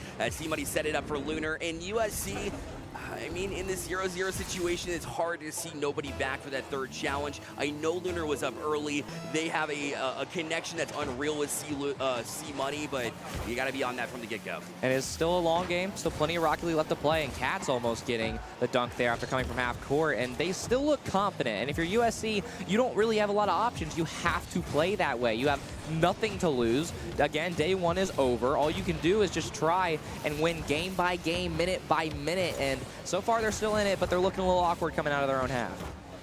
They are a little bit. Right now, you could say that South Carolina has a bit of a home game. We're here in Myrtle Beach, South Carolina, by the way. So if you're here for the Gamecocks, we'd love for you to hear it. But unfortunately, dang, silence instantly as Ole Miss goes up 2-0 now. Yeah, there will be no crowd effect for South Carolina, unfortunately, as Stealth just plays off the teammates' demo, which I believe was actually from USC, but messed up their positioning. And it's a swift 2-0. We got 4 twos across the top. Love the numerology here. Ole Miss, apparently that's a good sign for them as they move forward here this series. And it's becoming more and more of what we expected coming in. I think they caught us off guard, USC did, by jumping in, getting the first goal of the series. But since then, it's been pretty clinical. It's been what we've seen over and over again from Ole Miss as they almost strike again. And USC, if they don't get the next goal here, TJ, I'm going to be honest, I don't see anything coming back here for USC. I would 100% agree, and so far they're doing good at getting demos and finding bumps, but there's thin margins of missing a pass or a shot. You just cannot do that against a roster as consistent and as solid as Ole Miss, and who arguably may be becoming even better on the land stage. So they're dangerous, and USC has land wins in the past, but so far they've got to get back to that rhythm, and they're kind of finding it, but they give it to Stealth on the backboard. And Stealth able to just kind of handle this one and push it out. They're just trying to kill more time, but USC with a great back pass here. Lunar takes a shot. Lunar tracked it perfectly. And now we'll get to it again here in the corner. USC will chip at it as well, but it'll go all the way the length of the pitch. And now Stealth on it too. Back in transition. Og will turn. And the outlet pass again out of the reach of Og. And even though a shot will be taken here, C Money actually couldn't get to it. Hello? All right, USC will take that every day. And I don't know if this is troll, but Og's got the sharp goal explosion enabled, and after that shot, it was feeling like a pretty troll goal, as I believe C-Money just simply overcommitted to it. And now with a minute left, USC's got a little bit of life. Yeah, that's what happens when you, let them catch you off guard, because USC's been doing that. They have the power, they have the shot power, they do take shots, so C-Money kind of jump on it and not play patiently is very uncharacteristic of what we've seen from Ole Miss in the past. Now with 1 minute left, USC had an opportunity, but Stealth is better. The double touch here, 3-1 Ole Miss as they silence USC. Stealth flying through the air, massive double touch with that dominance, and he is looking strong. It was Lunar all yesterday, but now Stealth with, I believe, his 4th of the series. Gotta get up and challenge. I was talking about taking away the passing lanes, anticipating the pass from C-Money to Lunar on a regular basis, but you gotta do that on every sense of the word. You have to do it with all 3 members of Ole Miss. Gotta be in those passing lanes and anticipating. And right now, there's at least a step in the right direction as Katz was able to handle that one off the back wall. And now Katz looking to be that first man, looking to find a pass, but it's an awkward touch, but it might still work. Stealth having to backflip out. It's going to give Og maybe a shot, but again, USC doesn't find a demo, and now it's very quickly Ole Miss looking backboard. Lunar, dead center, bang, 4-1. Man, found a crazy angle. It doesn't matter where they hit you from. But again, it's the combination C-Money to Lunar, and it's going to happen over and over again. It doesn't matter how hard you try to plan for this. It's just you can't get it done. You can't take care of it. It's just that impactful. And Ole Miss, right when they needed to after an unfortunate miss, they have incredible play after incredible play, scoring 2 goals. It's going to mesh together for the dagger in this game. And USC, as every second ticks, you just simply have to look forward, as every team does make playoffs. So even if you do bad in groups, it's not too detrimental, but it's single elimination. So hopefully they'll be able to take this game as a good warm-up scrim going into round 1. No doubt. I mean, we're watching to see if Ole Miss was awake today. And even though there was a scare early, there was nothing else in this entirety of the 2 games played that would convince us otherwise that they are ready to go here when they move into the bracket as your #1 seed from Group B. And they can, I mean, you got to be happy with that. They are the only other undefeated team next to Harrisburg, and they are defying expectations right now. Looking at the top 4 coming into this, we didn't expect Ole Miss to beat Maryville and maybe not beat West Virginia or Harrisburg, but they're making a very strong case for it so far. Yeah, they certainly are. They were that confident. They're already up and ready to go, but Handshakes will happen here on stage. USC got some regrouping to do. I mean, you felt like good things are here, but you can't just keep saying that over the course of the event. Eventually, something needs to actually change within your gameplay that'll help you out and do you favors where you can start to win these matches. Otherwise, when the bracket's announced, it's going to be a tough uphill climb because they're going to have to play a team that's as close, maybe even better than Ole Miss is. Yeah, well, USC will probably end up getting seeded into, I believe, Syracuse or UNCC. I'm not sure exactly which one. I believe it was the winner or loser of that game. Something like that. we'll definitely have those graphics made in a little bit, and we'll figure that out for y'all. But, I mean, so far, Boost on the Beach just continues to deliver. We're at the incredible, the Hangout right here at Myrtle Beach. We're next to the water. It's a wonderful day for Rocket League. Let me ask you, have you gotten a chance to get out to the beach here? I did. Okay. I went Friday night. Me and the Georgia State boys definitely ran around, frolicked, as one may say. But it's a wonderful venue. We're all very happy to be here. And Ole Miss, happy to make the trip as well, going 5-0 in their group. No doubt. Well, listen, we only have one more matchup coming at you from the group stage, which is GSU facing off with GMU. So Georgia State versus George Mason happening on the side stage too. Let's talk a little bit about it here now, because Georgia State 2-2, GMU 0-4, uncharacteristically so. But the numbers, the stats look pretty equal. Yeah, and Georgia State, coming from my home base of Atlanta, I have casted them for a year and a half now. And GMU, a team that has a very long history, almost 5 times as that, 5 years of CRL play, and they are an incredible roster. But just really quickly, we'll take a look at the stats from this last series. Everything about as expected. Lunar doing his thing, going 3 for 6. But Stealth, 5 for 7.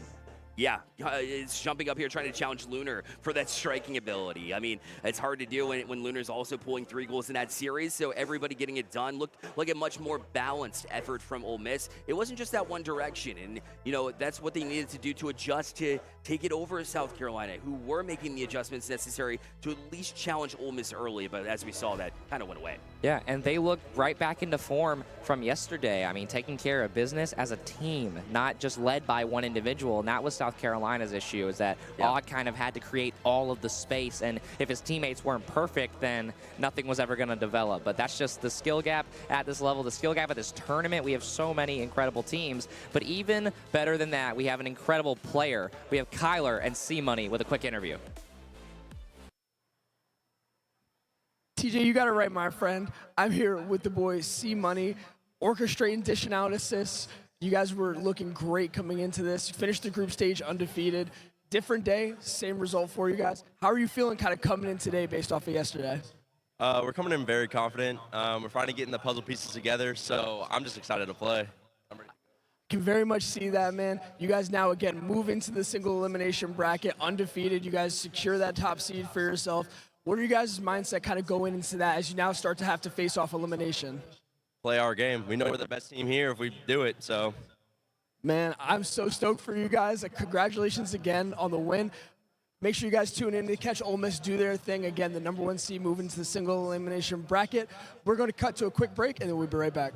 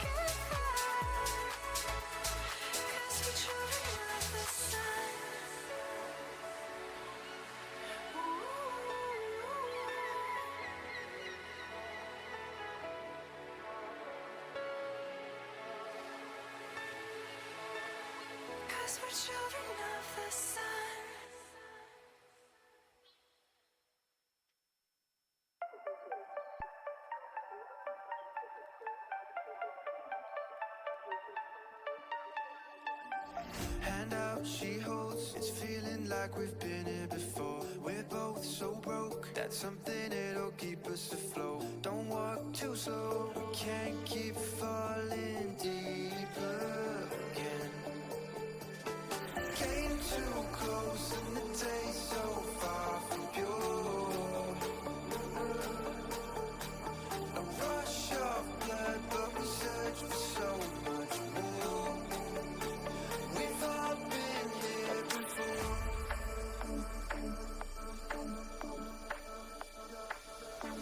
We've all been here before.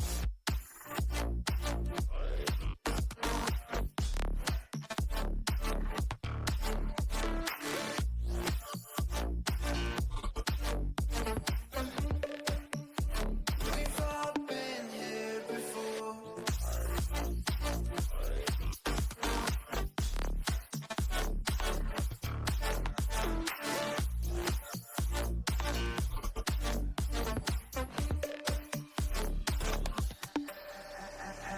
Handout she holds, it's feeling like we've been here before. We're both so broke, that's something that'll keep us afloat. Don't walk too slow, we can't keep falling deeper again.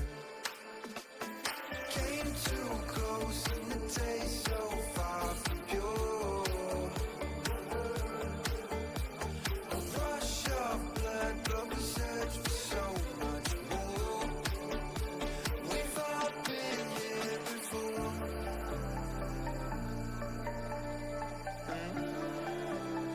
We've all been here before.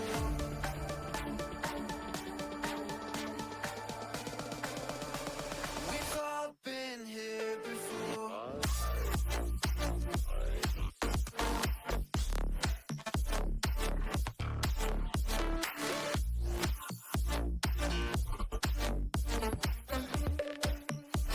We've all been here before.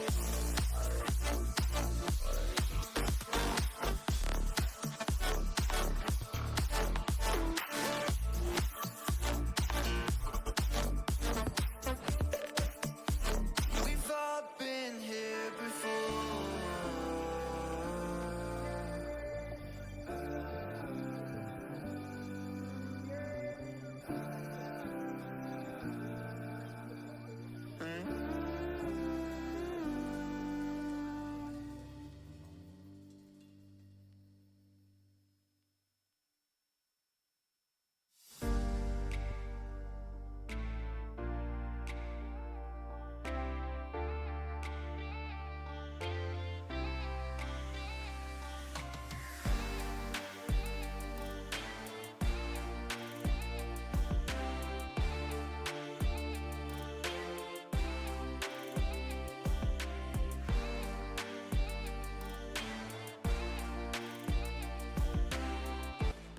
DJ, TJ, and Bearlight back with you here at Boost on the Beach 2024 here in Myrtle Beach. Again, we just saw Ole Miss do what Ole Miss does. We're on to our next matchup now, which is going to be a close one. On paper now, we said Georgia State 2-2. They're going up against George Mason here at 0-4.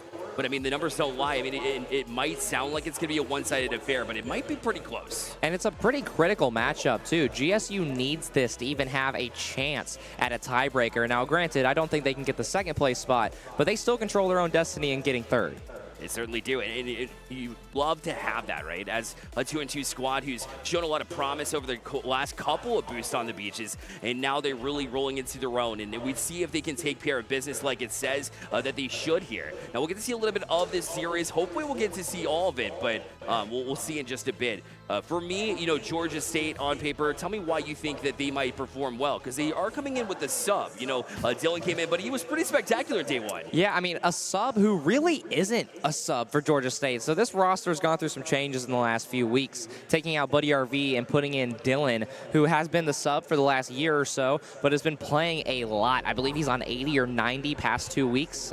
He is grinding the game, and he's ready for moments like these. And in his LAN debut, his main stage debut, he goes 4 for 8. against a solid team in USC, and that's a massive change of pace that put Georgia State on the path they're on right now. Yeah, they've been performing against great teams, and even with that lack of experience coming in, well, they've gained that in team number 1, and they're going up against George Mason, though, who, again, we talk about Titanium and Joshua, the chemistry they've had back at Nova when they won a national championship, and they're going to try to convert it here to this event for the first time. Going 0-4 is not acceptable for this squad, and I think we'll see a sneak peek of that against Georgia State here. Yeah, George Mason, obviously the defending champions of Boost on the Beach 23, and they've looked solid. They've gone to game 3s, but they just cannot seem to find that final piece. But now we get a group match that was one of mine to watch. I thought this was going to be the 2-2 match for both sides, but George Mason just looking to get any sort of momentum going into round 1 of playoffs. And then anything can happen. It's just like in traditional sports, right? And look, as Monk will kick us off here, so Georgia State showing us why they got the couple wins yesterday, as that was a quick conversion. And you're going to find it off the wheels of Shady, somebody who's not normally the passer of this team, but with Dylan coming in, their dynamic has changed a little bit. So Shady, being an insanely mechanical 2K MMR player, now he can use that to create opportunities and let his boys do the rest of the work. Right now, George Mason finds themselves in a similar situation, which is unfortunately behind, although they do get a shot off there, but Georgia State with a big save here. And Devin will be forced off his back wall, went for it. Titanium took a shot, but the Georgia State defense was ready for it. And this match is going to be just scrummy. It's going to be grimy. We're going to see bumps and demos on every side of the pitch, no matter who's on offense or defense. And we're going to see close shots. That's a wide open net that Titanium can't find. Oh, man, it's been the moral of the story. It's been raining. It's been pouring for George Mason this weekend. I think if I just one goal, start building off of something. Titanium was trying to find it, but that's before he's shut down by Monk, and yet again they find themselves in their own half. Although they transition, it's only temporary. And now Monk, last man back, have to take a demo for this. Clear, but Shady already up, getting a nice redirect. It's going to force a double commit out from George Mason. And now slight touch to keep it going. Shady's beat, Dylan's beat. Monk's last man back. It's a wide open net, but Shady comes out of nowhere for the save. Great recovery speed here. Look out, shot taken again. Devin will equalize in 1 here with a great answer for George Mason. A massive fight back for George Mason. They've done this all weekend. It's these one-goal games, these overtimes that they just haven't put together, and so far everything's looking good, but we still got to find that next goal. Got to keep with it, got to keep the foot on the pedal. See if they can draw up anything quickly. George Mason was already on it. Dylan, the super sub, quote unquote, and he really settled into this role here and will settle things down here for Georgia State after George Mason got that goal. The last thing you want to do is surrender that lead right off the bat. Yeah, and he has played with such an incredible amount of poise, and the Georgia State roster has gained that with the more lands they've gone to. George Mason, obviously a story team with plenty of lands and land wins, but GSU, their second LAN ever as a team, and Dylan's first as a player ever. And so they have so much more to prove, and they've got to make plays like that. What a save. Titanium trying to be that striker we know we saw in day one. We saw it last year, but Georgia State's been up for the answer here too. Shady left it off that back wall, but Dylan couldn't quite find the shot here, and Joshua off the back wall himself. Only marches it out to the center field. It's relatively open now. Shady's got some room to work with as well. Shot taken, but Titanium up for the challenge again defensively. Anytime that you see Shady with the ball, it is so incredibly dangerous. But, I mean, unfortunately, we will not get the chance to cast much of this, and Bearlight will just have to kind of let the boys play. Listen, it's an awesome, exciting experience here. This matchup is pretty hot right now, 1-1. You'll still be able to see it, but we have some words going on from the Hangout here in Myrtle Beach. You guys, take it away.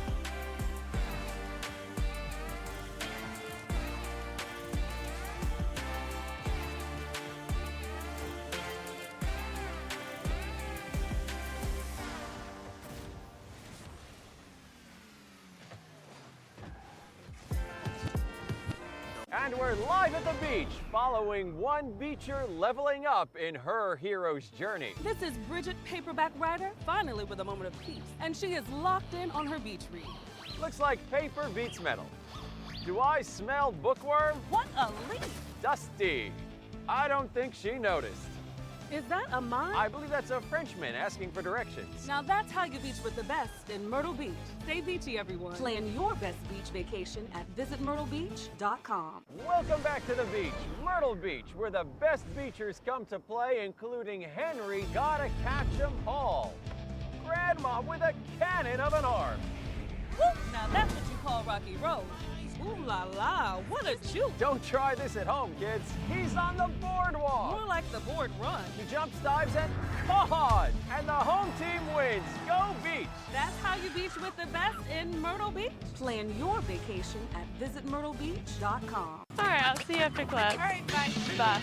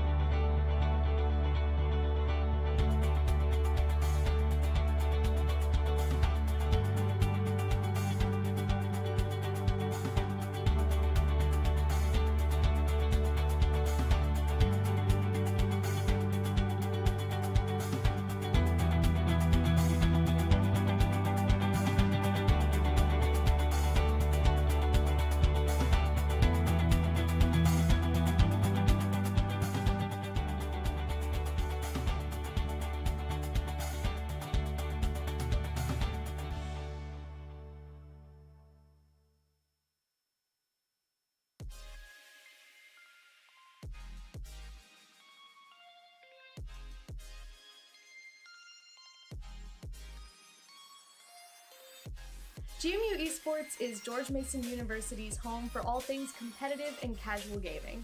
Right now, GMU Esports has the largest Discord on all of campus with over 3,000 members, and the second largest Mason 360 on all of campus with almost 2,000 members.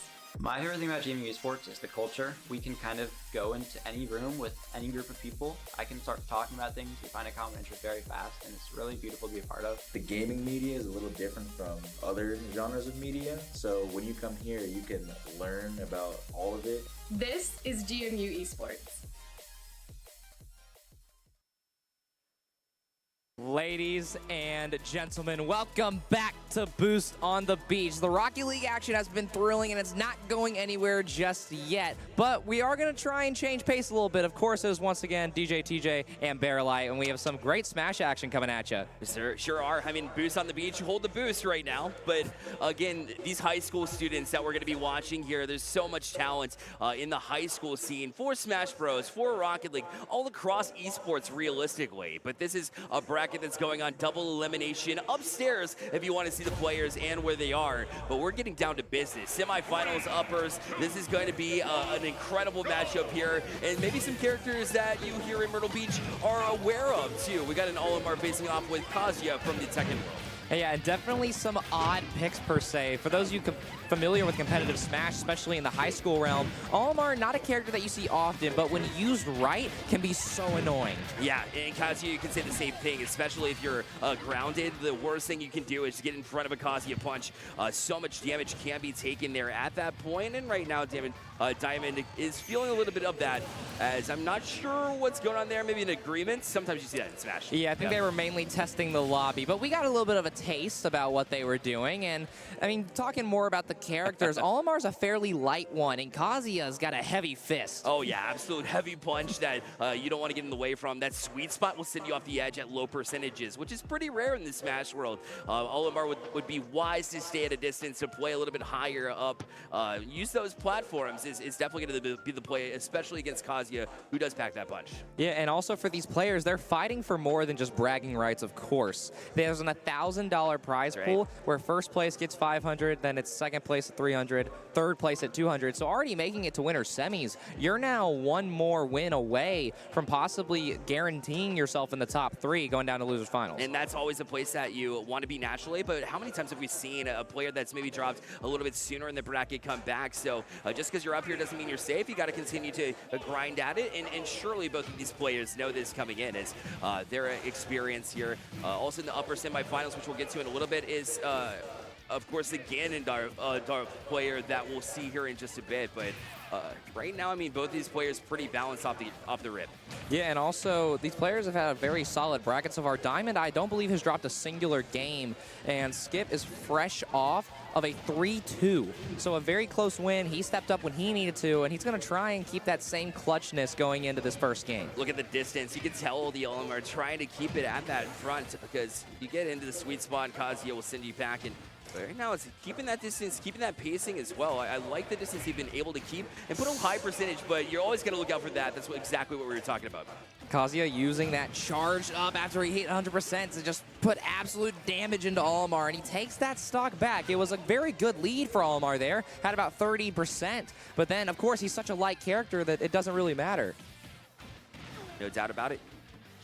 Right now, we'll continue for the stream's sake. I know nobody here can try to get the audio fixed for the in-house, but even grounds here. So right when you take that for a stock, you anticipate things going maybe in one direction, but right there, it was a quick answer to get that back and make sure we're even here stock-wise. And Olimar doing such a good job of keeping his distance, but then he gets the ledge right here, and this is where this Kazuya, this is where Skip does so well at guarding him here and just getting these punches, and now taking a few hits from the Pikmin, but then charging right back. Yeah, being able to get in is one of the strengths of Kazuya. Pretty quick for a big unit, and also can take a lot of damage before they're sent off the edge. But right now, damage is being done, so it'll be wise for Diamond to try and continue to just pester them from a distance, and that's what we're seeing. And still getting those Pikmin, but also getting the chance to charge him up. And Kazuya still just trying to close that distance, but now falling off the edge. Going to give Olimar a chance to almost land that smash attack, but will not. Still throwing Pikmin, keeping the distance. Yeah, now I'd like to see a little bit more edge guarding here. You're doing a good job as Olimar towards the middle of the stage, but really you're most effective, especially against a Kazuya, if you're able to edge guard. And that's what they're trying to do with these Pikmin right now here on the left side of the stage. And before they can grab on, they're able to cause a little bit more chaos. Kazuya does not have the reach there, and stock lost. Olimar getting a little aggressive here. I love to see it. He might be a small character, but he's playing with a big heart right now. Yeah, absolutely. You see, I think that ball at the top of his head is shining a little bit brighter after that last move. Diamond showing why they've been so effective in this tournament and continues to be pesky and catch them off guard consistently. Again, that's about 60% that happened all at the same time. That's Olimar going for grabs on Kazuya. I can't say that's exactly recommended, but it's working so far. He's getting a little bit of extra credit here. Already has Kazuya up to 66%, but this Olimar at 120, it's definitely kill percent. Kazuya just needs to maybe find one more grab or one more smash attacker. How about neither going to go ahead and tie it up at one stock apiece? It's all about the timing of the shield there from Kazuya as well, that didn't allow extra damage to be taken that you didn't need to, because right now all you've done is even ground. You're still in a dangerous spot, 115 with just one stock left, which means anything gets in off the edge, and there it is, a big off the side, and Diamond continues that streak. That was such a massive extra credit stock there for Olimar, and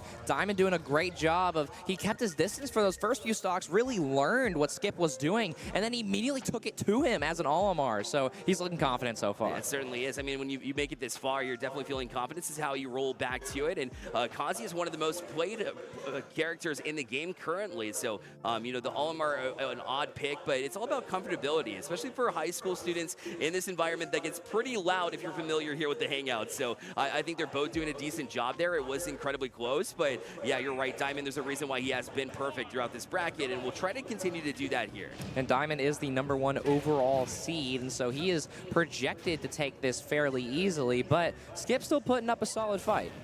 I mean, he's been getting in and out as effectively as you can be right now. You know, that's what you want to do, is to get in on Olimar. But look at the distance, Cabs. I mean, such a speedy character that you're going up against. You always have to be ready for anything. And right now, you know, it's just kind of a feeling out after this game 1 with the Wave Diamond. So far, it's fairly similar to that last stock. Olimar not afraid of pressing Skip right now, and now we're starting to see the combos come out. Uppercut to send Diamond out. Yeah, once you get into that one punch, the reason why Kazuya is so dangerous is because when you get that first hit, it sets you up for those combos, and each one of them equally as hard. In fact, they get harder as you go along into those combos and sent them packing. But right now, again, it's the Diamond getting right back after it, after a stock had been taken. And oh, big grab there from, I believe that was Kazuya, getting a great animation. It's almost like he is a WWE fighter. It's just so cool to see, as now he takes a 2-stock lead. And that was incredible. At 127, no fear action getting in that distance. So you love to see that confidence rolling back. Diamond is in danger here of perhaps dropping a game that hasn't happened all the time, and Testament's doing a great job to hold him to it. And Diamond did a great job of forcing Skip to just kind of waste his abilities and just hover towards the edge, but he missed that edge guard, and now he does finally take the stock, but massive extra credit for Skip. Yeah, exactly, at what cost here, and now 50% and not feeling good. Like we mentioned, the kill shots from Kazuya can come even at this low percentage here, and so that's why you have to be careful. But Diamond was so surgical last time around that you know that it's possible that you can get maybe a stock back, and then we could be talking here. Look, it's all the way up to 100% before you even blink an eye.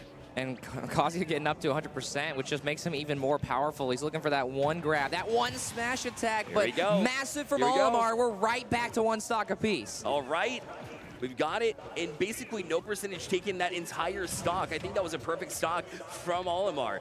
And now he keeps on juggling too, up to 74%. He can't even get a shot in. There is nothing this Kazuya can do except for watch his percentage tick up and perhaps a kill shot come in. Olimar has not taken a hit, I believe, in the last minute. I mean, he's still at 50%, and he's doubled it. He's got Kazuya at 123% after not taking a single hit. Diamond trying to go up 2-0. It might have been the chance right there, but so far that grab might just end it, and yes, it will. Skip ties it up at 1 apiece. What a hold off, because Diamond was packing a punch there late, and then Kazuya said, no, I'm the one known for that, and was able to take that final stock. I mean, but Olimar was rolling on that last one, but Diamond drops the first game here. It was a close one, mind you. It definitely was a close one. I was a little worried there. Yeah. I mean, it was a complete flip from the beginning of the game.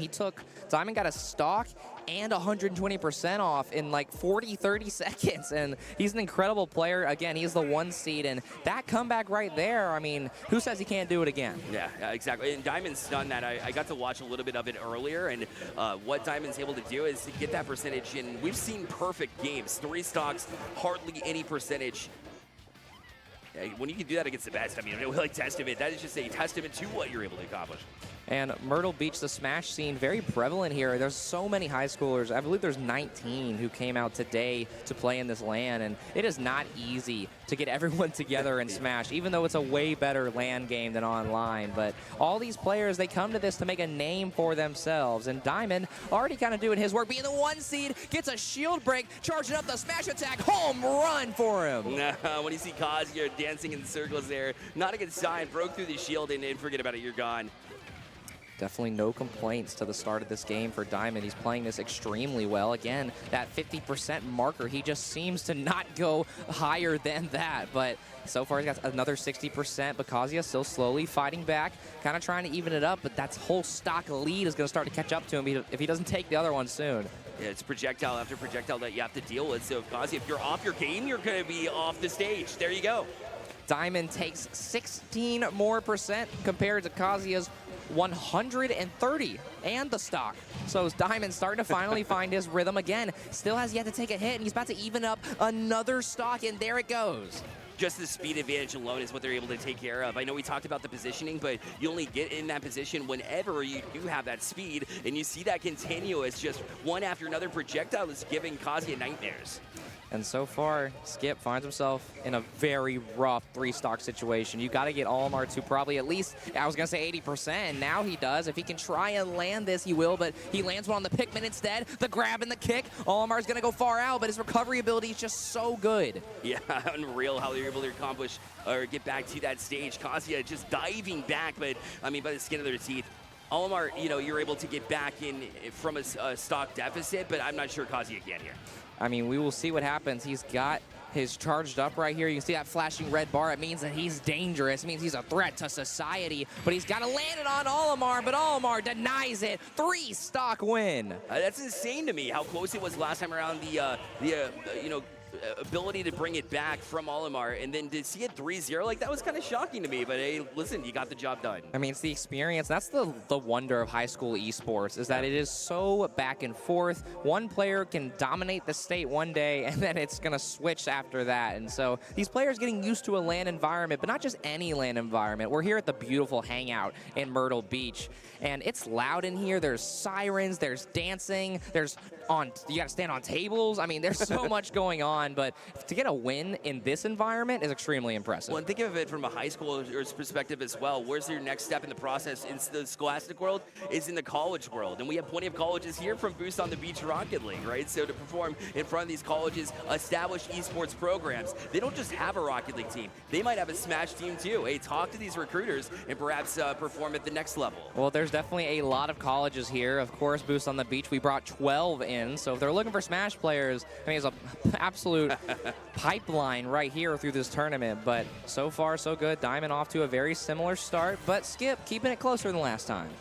Yeah, at least being able to get that damage a little bit earlier too. And whenever you see the Kazuya in rhythm, that's when they really perform best. But Testament hasn't been able to get to it for the past, what is it, like last 2 games, at least 1 game and a half. And ever since then, it's been all Olimar. So to see these initial hits are huge for this Kazuya. It's been all about that middle stock, that second stock. We've seen Skip take major extra credit, and that's how he won his game, as Olimar snipes a Pikmin off the edge and will take the first stock. That's an edge guarding I was talking about for those of you who are unfamiliar. You know, being able to keep them off stage, especially as a Kazuya where recovery is okay, decent, but not even close to what you get from other characters that are smaller. And plus, just lack of speed is the lack of ability to get away from Olimar whenever he's popping off with these big men. And Kazuya just trying to edge guard, but he's taking that small damage, just making it harder to get those abilities out as he's sitting there just flinching at every hit. But now he gets a grab and a kill as well, and now we're at 2 stocks apiece. Yeah, that was a beautiful grab in the right time, too, because Olimar never really gives himself up very often. You know, very calculated as far as when they take risks, where the input lags. You know, if it's high, then don't do it, because if Kazuya grabs you, you're going to be launched off. And so far, that extra credit already picking up for Olimar. Once again, he has yet to take a single hit. He's going for the perfect stock, and that smash attack might have taken it, but 7% will have to do, but he'll still get it nonetheless, taking the lead. All right, the reaction in the air smash there from Diamond was clean, and we've seen it a few times already, but to have it in that moment now, it's just Testament's falling behind here. 2-1 in this series, and with just 1 stock left, this will be their final hurrah, but Olimar's not making it easy, is he? Just continuously on this game from the get-go. Grab after grab. Again, Kazuya has taken 77%, while Olimar's only taken an extra 30, and he's on a whole stock lead. And so Skip's got to make something happen, but you can't get comboed like this. He does good to get to the ground there, and now trying to play these punches, trying to play these close fights and grabs, but nothing will come out. Diamond wins the series. Yeah, Diamond will be moving on to the upper finals here, and with good reason too. I mean, it was calculated from the start here. It was constant pressuring, but also in the wise times. There was a couple times Testament there towards the end as well. Whenever they were challenging with a big smash, if you don't land that, you leave yourself vulnerable for attacks. And with Olimar combinations the way that they are, just weren't able to capitalize on it, and that's why we saw that win go down the way it did. Yeah, and I mean, you know, going to losers bracket after making winners semis, you're still in a solid spot. I believe that's losers round 4. Meaning you need to win 1 more to get into loser semis. So I'm sure that Kazuya is going to be okay, and that's not a bad game to lose per se to the number 1 overall seed. Agreed. Yeah, you gave him a challenge, especially early, but that's what good Smash players will do, and especially at the high school level where your brain is developing even further than some of the older crew that used to grow up on Smash. So again, that's a big challenge to have, but they'll have their decent shot at it next time.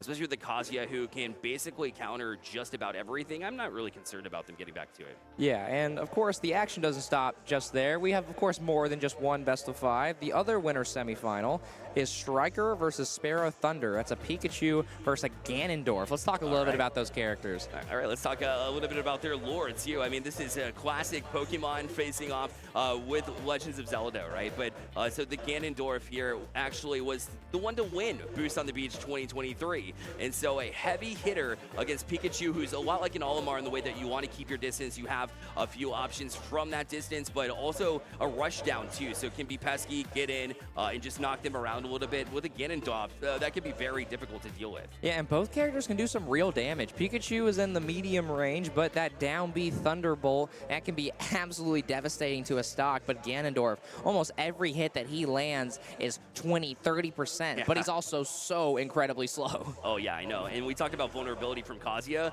more so here. But if you do get that hit, especially on a Pikachu who's smaller, I mean, that's going to be deadly. So if you find the right time, it's going to be more about the patience of Ganondorf than anything else that I'm watching here. Yeah, and in a bracket of 19, these 4 players have made winners semis fairly easily. Yep. Both these players have been also, I believe, almost undefeated, maybe dropping one apiece. I'm not exactly sure on that, but still extremely talented players who are going to now have to face off. And I believe that this match will hopefully be closer than the last one. We'll see. But Pikachu Ganon, not your most average combo for sure. I don't really know what the matchup is here, but I would think that Ganondorf might have an advantage. Yeah, especially when you talk about the history of these two players, I would agree with you here for sure. And I'm wondering about the Pikachu choice, whether this is going to be their common choice. Sparrow Thunder is their name, so maybe it is. Right? But at the same time, you know, Pikachu also is known to counter just about everything too. So when you have that vulnerability, Pikachu is a great one to have. You talked about the down smash, but really any kind of smash, even the side smash here from Pikachu is effective too. The dash attack also can cause some chaos here, and we'll see if they get it done here, because Striker, obviously, it's going to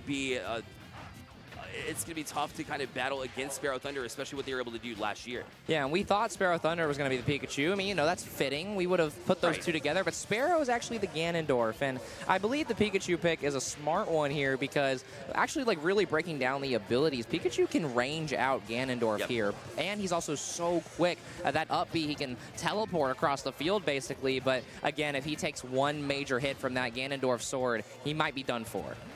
The hero of Pokemon facing off with the ultimate villain of Legends of Zelda. I think that we can get behind the Pikachu here if we're in here, and that's a good way to start too, as they're able to just launch him off the side on the left side. And there you go from Striker. That's a great start to this first stock of this first game. You have to take it to Ganondorf. His abilities are his moves are so long and drawn out and heavy hitting, but if you sit back and you don't get hit by it, then you can easily counter with how quick he is.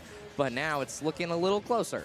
So yeah, you see the 78% there on Pikachu. I know that's carrying over from the last stock, but all the juggling that Pikachu did, only 36% landed on Ganon. So you know, you have to find those not only are you just like looking for the juggling, you have to do it consistently. I do want to make a comment on the name choice from Sparrow as well. This might be kind of a playstyle thing. He named himself 90s Grunge. I'm not sure if that's exactly representative of his playstyle, maybe gritty and aggressive, but kind of just a funny little thing there. Definitely, it makes sense to me. There's the combinations we were looking for. The side smash trying to keep them off too. They went for that down smash too. Went for the spike, if you will, but Ganon, well, he's going to be better off here in middle stage. And Striker's not afraid to challenge, as that time he will be punished for it, but 121% on the Ganondorf. That's massive extra credit. He is still moving so quickly, as now he baits Ganon out and gets an up smash, but he's not going to be able to land the second one. No, just not able to finish that one. But look at him just follow through suit. When we talk about rush down, that's what we're talking about. You can work this stage side by side. Also, just the ability to move from side to side from Pikachu has been tough to handle. And the big thing here from Striker is that he's very rarely using his up Bs or his side Bs. He's only using he's using the up B to get around, but he's not wasting the down or the side B unless the opportunity is perfect. And this combo right here might have been a good time to use the down B, but he'll make it back to stage regardless. And see, this has got to be so annoying. The play up against Oh, but Pikachu able to get back to you with his recovery there. Went down below to try to bait Ganon off. It was a smart choice, but they didn't bite. Yeah, and Pikachu players do such a good job that they get really low. That way that Thundercloud spawns right on the edge of stage, giving Ganon no time to react. But so far he's managing it well, and Ganondorf's still incredibly winnable because of how heavy this character is. Yeah, it makes it super slow, trying to get back to that edge, and if so, see you later. Ganon walked away with that here, too. 133, at least staying alive. That's confidence from Striker that's starting to bite him there. He goes for the spike, and he doesn't get it. Instead, he gets ganked by Sparrow Thunder and can't get back up to the stage in time. And now it's looking a little even. If Ganon lands a few combos here, he's right back in it. 160 may seem high, and he's steaming, but he's also hot right now on the buttons. Just 2 kicks and already up to 46%. Imagine having that kind of punch here. Oh, the up smash, the comeback. Goodbye, Pikachu, see you later. 160%, and he comes back. Unreal. That is the most Ganon stat line I think you could ever write. He's going to survive those stocks, and Pikachu only has so many punishing, killing abilities, and I just couldn't find one there. That's just a perfect description of this matchup. How you know this is true is because we talked about each of the characteristics of these two characters, and to see it play out that way where it's Ganon, you know, if you get that one strike, if you start getting into that groove, it's going to happen. So the best players in Smash are able to use these characters to their best ability, and that was the perfect play by Ganon to stick with it and stay patient. I mean, incredible play from Striker up until that last stock where he just couldn't find that last hit, and that's the issue when you're playing a Ganon, is that you have to be so careful, because if you make one wrong move or you just simply use an accidental up B like that right there, you might get punished. But Striker's doing a good job of shielding and also dodging in one place. That way he can very quickly start these combos again, but so far it's a little iffy. Yeah, I thought Pikachu, aka Striker here, was doing a good job to work horizontally back and forth to get behind Ganon. Oh, good job to avoid that too. That would have been a big hit from Grunge. So you got to keep that movement and keep that positioning. Otherwise, you do see things like last game happen. And also Ganon, again, such a heavy character, but he's starting to move quick and make the counters. That kick is going to send Striker out. Now trying to return the favor as Striker. It's got them off stage, but a great job for them to jump up and try to get that hit first, but it was only temporary. Striker with a major read on Ganon. Not really too much Ganon could do other than maybe recover to that ledge, and Striker just going to take advantage of it, and now he's got Ganon off stage. A very dangerous spot for Ganon. A spike attempt comes out, and a grab from Ganon that might even it up, but what a play from Striker. And got back to you, had the presence of mind to get back on stage and not commit too far forward to fall off and just make it 1-for-1 on the stock trade outs. That was very smart. And that's a massive win because, again, you have to work double time to get that lead on Ganon, and Ganon's going to take the grab instead. I'm not sure what the game plan was there, as he simply can't recover using that side B, but maybe it was an intentional body block by Striker. I actually think that's probably what it was. So very smart on his end to take that game. That's what it was, yeah. If you already have the stock advantage, if you just take them with you, they literally can't recover because you're just dragging them towards the bottom of the screen. So, yeah, I mean, Striker showed up in that instance and had to have the response after what Ganon did to them last time. And that was basically just for bragging rights and to go into the next game, too. It's such a silly game, Smash Bros. is. There's so many characters, so many things to know, and so far this matchup is seeming to match that. I mean, the stadium picks are pretty standard. Normally in high school, we see a lot of Final Destination, PS2, like what we're on now, and this stadium advantages Pikachu heavily, so we'll see what Sparrow does. Yeah, especially when you can not only add to the back and forth like I was talking about from Pikachu, but also be able to use the platforms too. That combination landed, but again, only 50% there. That down B also able to strike up to 54%, but again, that could all be taken back from one hit. In fact, half of it is right there. Yeah, and again, we've talked about this so many times, just what Ganon simply does, and Striker is still doing a good job of getting that extra percentage, that way he can make sure he takes the stock. But one thing he's been doing successfully too is taking Ganon stocks earlier than normal. Like Ganon, we saw Thunder win a game on 160%, and since then we haven't seen him go that high yet. Definitely keeping the distance. That was a good avoid too, by the way. Grunge had to, jump around, and maneuverability is definitely not one of Ganon's strong suits. But eventually when they got back in, the Pikachu doing a great job to get in, get out. You saw a prime example of that just right now. Yeah, and Striker trying to go for that smash attack read once again, and he almost does find it, but it's just barely close, as now he goes back to the Thunder Strike to try and get something, and now that smash attack will land. Ganon's at 120%, and this is where Striker's got to make a move.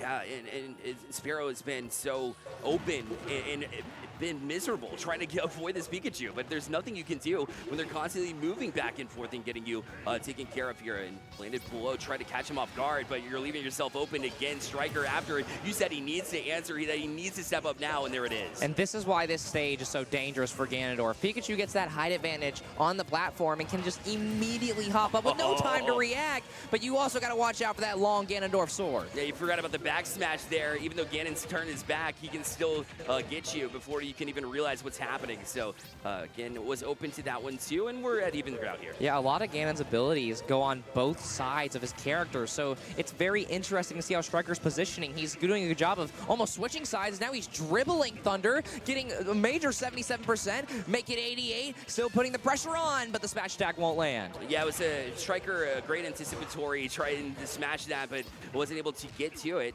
And now it's just following him. At this point in time, he is controlling the stage.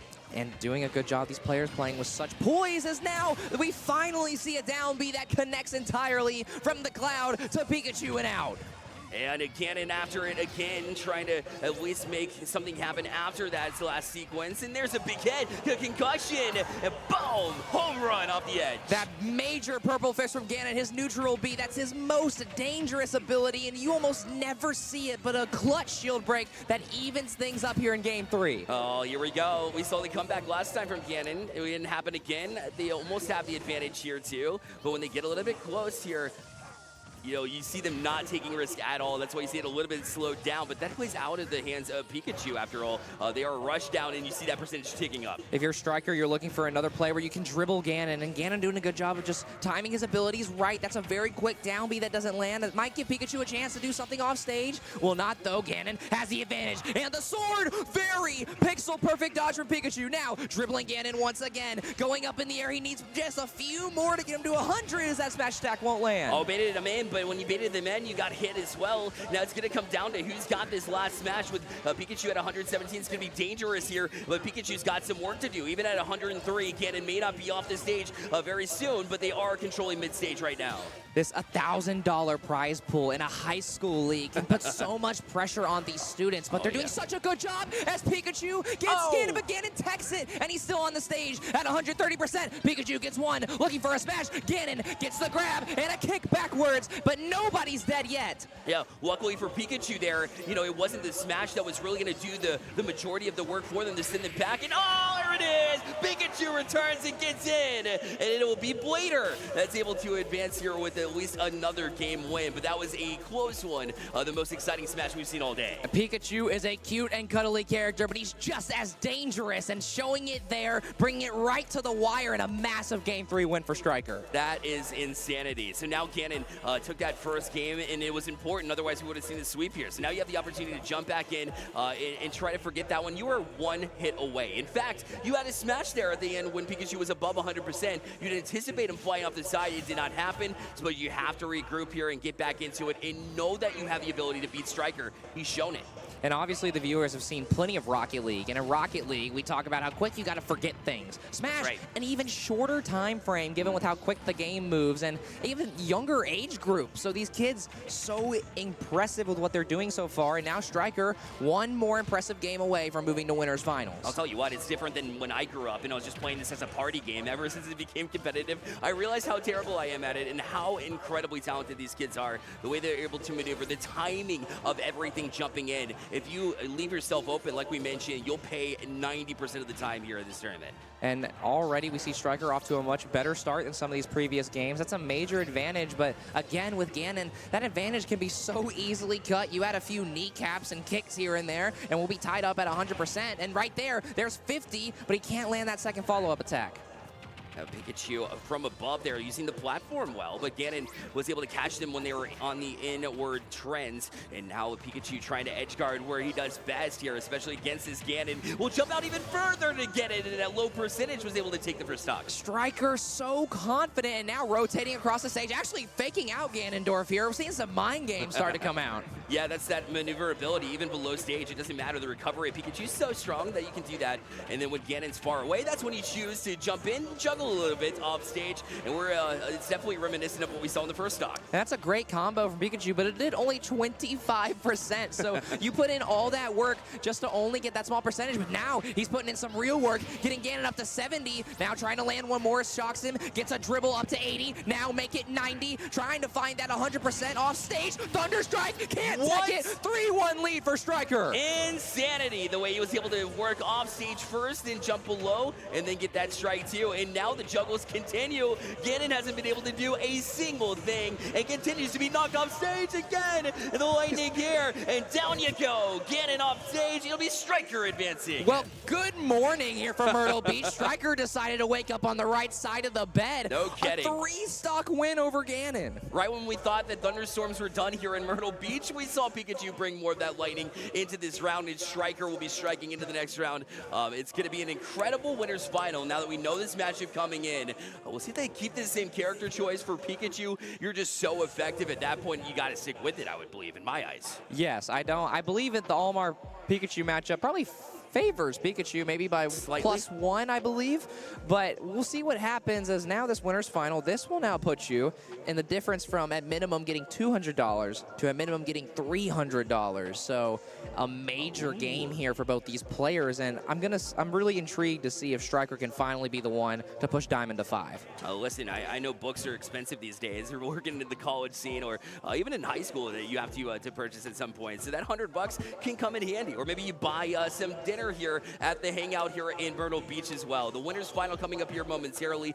Let's talk about expectations here between these two characters. Relatively similar, like we said, in the sense that they're a little bit smaller. They do have projectiles, so they can play at a range. So relatively similar, but I mean, Pikachu packs that punch. We saw it multiple times, especially from Striker. Yeah, I'm hoping that we don't see a range game. Those are the boring Smash games. I'm hoping that we don't see just neutral B after neutral B from both players, just throwing Pikmin and lightning bolts at each other. I believe, seeing how they played, we should get a very up close and aggressive match, but we'll have to see.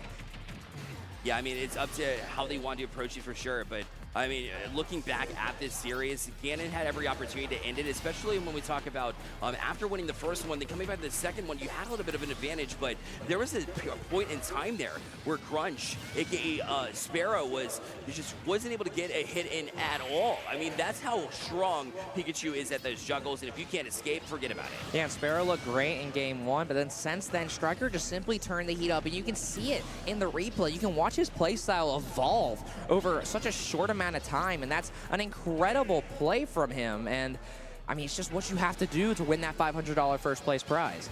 Yeah, you have to be on point since the get-go and put in plenty of hours, I'll tell you that. I mean, you don't get to this level just by, you know, having fun and playing in you know, your childhood home, playing with your friends. Forget about it. You got to be constantly going to these lands, going to these environments, because not only is this just like you mentioned, online Smash a little bit different, being here in person, completely different vibe, number one, and you don't have to worry about all that lag that happens at home, of course. Of course, yeah, and that's what makes Smash so much fun and so special, is that it's so quick. It's similar to Rocket League. Now, granted, they both probably have equally garbage servers, but we're not here to talk about that. We're here to bring you action, and the players are getting there soon. I believe we're currently doing some lobby tests right now, making sure that they're ready to go. But, I mean, from what we see so far, let's talk about, maybe too early to predict, but do we have a favorite here? It's got to be Diamond, the way they've been performing throughout the entirety of this bracket. I did like the way that we were seeing Striker start to amp it up a little bit, but I got to have Diamond here. What are you thinking? I'm definitely thinking Diamond as well, but I want to see Striker push it to 5. So I think we go 3-2, and I actually don't think this is a test match. I believe this is the official first match of the series, and so far it's pretty close. Yeah, Omar, though, right when you say it, not only able to get off the edge, but also have the presence of mind to send you back and up and away. And those Pikmin are so short, but the hitbox is so tall that you can reach through the ledge. And that's how he kills Striker there. And now trying to get some extra credit, already getting Pikachu up to 21, and that Pikmin still burning away extra percentage. Yeah, we saw the edge guarding in the ability of Striker to do that. I don't think that's going to disappear here, especially against Yalimar, who can have you at a distance too, and the recovery is just too strong to even have edge guarding matter in the first place. And Striker, we just watched him, I mean, like his name, he was a striker, just simply attacking at all times. But now we're starting to see him back up a little bit. Now he finally comes back off the ledge, tries to make something happen, trying to projectile, but those Pikmin are quicker. They are, and they're perfectly timed too, but that was as well as Striker was able to get back at Diamond. I was about to, talk about the Pikmin and how you have to time them correctly and kind of gap have to be different every time you approach it. You have to switch it up, otherwise Striker's going to catch on to it, and those patterns, not good. You're going to be red every single time. Yeah, and Striker, obviously not the greatest first stock, but is slowly bringing it back. He very quickly gets Diamond to 20%, but still, Diamond doing such a good job of playing the space when he needs to, and then once he lands a few Pikmin, that's when he goes in for the kill. And here it is right now. You see them try to start the juggle. But keeping the distance again. So we talked about the distance from Striker. It's been just about perfect here. And the down B does not land, though. Diamond was able to at least get away in time, so no harm done there. And that down B is going to be hard to land. This is not Ganondorf. This is probably someone who's maybe a fourth of the size of Ganondorf. And though that head is massive, that hitbox is still small. Diamond able to recover there. It looked like Pikachu had a big smash, but it was only at 60%. But you saw how far Elmo did. That was a great landed shot as well from the projectile of Pikachu. But you're just able to recover, and Diamond, smart choice to go to the right side of the stage. And both players, both characters able to make that rotation. And there's only a very select few who can. As I believe Striker, I would hope that's a misinput. Tried to get the side B. That obviously doesn't land, and it's a free kill for Diamond. Yeah, Diamond was baiting him in a little bit, kind of toying with him. And it's rare that you see Striker fall into that trap, but there you go, right up to 35% again, diving in with that rushdown character, but Olimar's very good up close as well, so both of these characters very balanced, and right now Olimar's doing a better job to just handle it. And still Striker, still very much in this game, though. Pikachu has a little bit more that he can take compared to Olimar, but he's got to do a lot more, and that right there is what it's got to start with. Now, 74% extra credit. Striker's got an uphill battle to fight here, but he can do it. Yeah, 3% here, 4% here as Diamond throws out the Pikmin. It's very difficult to deal with typically if a Pikachu is trying to get out. Hasn't been able to do much here, 14%, but that's going to be it before they have to dash back. And they tried that two-frame, but it's not going to work. Olimar just has so many ways they can get back onto stage. And now Pikachu is at kill percent. That's 100 as Olimar. Diamond going for the kill, but not going to find it just yet. He's got time. All he needs to do is land some Pikmin, get that extra percent, or maybe just throw that all out the window and take game one. You see that Olimar is backed up just enough. It was about 1 or 2 pixels away to get away from Pikachu there to launch them off the edge, because that could have hit just as hard the other way with the Pikachu there. So that was excellent, backing up just enough as they needed to. And both these players, that's what they do so incredibly, is they space out well. I mean, we saw Diamond space out in his winner's semifinal, and then we saw Striker do the exact same thing against Ganon, and they find those pixel-perfect margins. But against two characters that have similar ranges and abilities, they're still trying to find that out in game one. So you're so close, right, as a Pikachu. How do you counter Olimar at this point in time? It's very difficult to say. Olimar's been good at a distance. He's been good very close, too. Your edge guarding hasn't worked. You have to utilize the middle of the stage, in my eyes, to keep on this man. Well, but also with stage map picks and bans, I don't know if we're going to see a Pikachu advantage map. I mean, I believe that one with platforms would be more favorable, given how much Olimar's going to throw Pikmin, but Diamond is simply a really solid player, so we can sit here and talk about how to counter Olimar all you want, but nobody's going to talk about skill diff in that conversation. Oh, I mean, that's 100% accurate. I mean, the way that they're able to utilize these characters is absolutely outrageous. I mean, there's the matter of details. The attention to detail is absolutely unreal in their positioning. Diamond is called Diamond for a reason. I mean, a diamond in the rough. It's very rare that you find a player that can utilize their character to this degree. Yeah, and Diamond is in the rough, but he's making these games smooth. He's taking care of things. He's controlling things very well, but now just like that, he's on the disadvantage. Yeah, diamonds are sharp, but I mean, diamonds cut diamonds, I guess. Striker is just as effective, right? Try to bounce back from that last one here. Already has the 39% to get things off here. Yeah, hopefully we'll drop the diamond puns on the way after this first stock. Oh, big spike comes out from Pikachu, but that doesn't kill. Again, Olimar's recovery, one of the best in the game. Those Pikmin can just carry him wherever he needs to go, as now Striker's starting to connect some major blows. Yeah, it's hard to bait them out. No platform found here for the Pikachu, and so having to keep that distance. Oh, they are on the side. Sorry, it's out in country. So they at least aren't at mid-stage here and just having a hard time keeping the distance, but finally Pikachu able to bait them in. 111, tried that edge guard, but then instead faked it and got back to mid-stage. I like that move from Striker. And so far, both players just seemingly trying to battle for the ground game, for the ground control. Both of them not wanting to make big up airs or side airs or back airs. They're wanting to play from the ground where they're more comfortable. And it was Striker for that first half of the first stock, but now it flips just like that. And Diamond gets it. Now we watch it flip once again back to Striker, but he goes off stage, and now he's going to lose the advantage again. And Striker's not playing nervous. You'd expect that from the last game whenever you got in close, and that was the ender. But no, look at that. You're able to just find the right time, let Diamond come to you, and then they're playing your style of game. And Striker now gets his first advantage of this series, I believe. Granted, it's still early, very long best of 5, but a very stressful one as well. Both these players so talented, but also so young, and it's really cool and just awesome to see these high schoolers competing, as now Diamond's going to even it up. Yeah, quick answer, and only 6.5% surrendered in that process, so you feel good about that ability to get back into when Striker was actually getting the advantage there when they talk about the timing here. But no shields go up here. You'll notice that they play more of a back and forth style versus throwing up those shields, so, I mean, the timing's got to be right here for this one. Pikachu tried to jump in and get that timed shield, but at the end of the day, it's Diamond who's controlling things. Yeah, with how quick these players are, it's hard to find the time to shield. You'd much rather just be ready for anything, and both these players not hitting too hard unless it's a major smash attack, so they're willing to take a few punches to then find that perfect opportunity. Both at a distance here. It's becoming that a little bit of a scrappy break. They're taking a breather, if you will. The Pikachu tries to throw it from that side platform. Diamond will come in and strike before they even realize it. That's how quick you can utilize Olimar. But, I mean, punches are being traded both ways, literally the same percentage on the same stock. Yeah, Striker making this game a lot closer than before. There is no advantages so far. It's been that first stock was weirdly split down the middle for the half of it, but now the advantage slowly starts to shift to Striker. But don't worry just yet if you're a Diamond fan, because Pikachu's at 100%. Yeah, Diamond was able to answer back once, and you imagine it's going to happen again. Sure enough, is the first one to strike whenever they get back on stage. But Pikachu's so sly, the way they're able to just work around. Finally, a well-timed shield both ways. They were able to recover, even though both of them were exposed at one point in time. And so a couple of percentage points landing here for Striker as he continues to try to go up, but eventually Olimar will get to you, and sure enough, you shouldn't be concerned if you're a Diamond fan. Yeah, once again, we are dead even. As now Pikachu already halfway to that, what was a 25%, but hold on just a minute. Let's hold our horses, because that just immediately disappeared. Now Striker on the advantage once again, gets the Thunderbolt as well, but needs to find a little more to get Olimar to kill percent. Well, just like we saw that percentage tick up so quickly for against Diamond, we could very well see that same thing from Diamond upon Blader, but other side was red.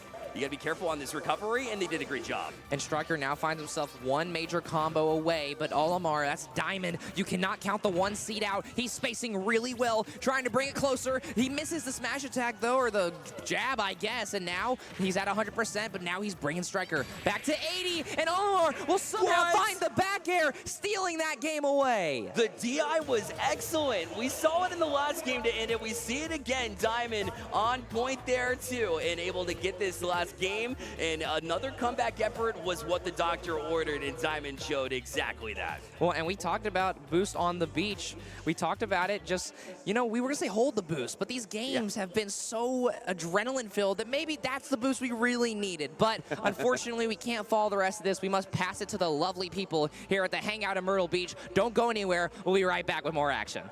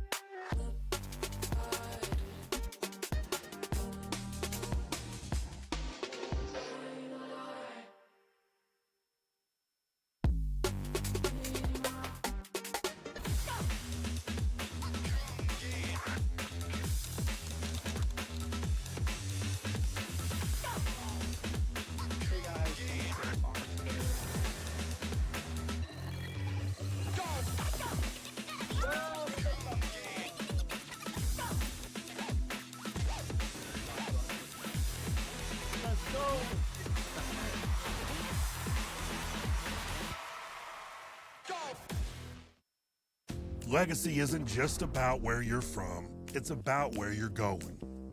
So where are you going? I'm going to be the first in my family to graduate.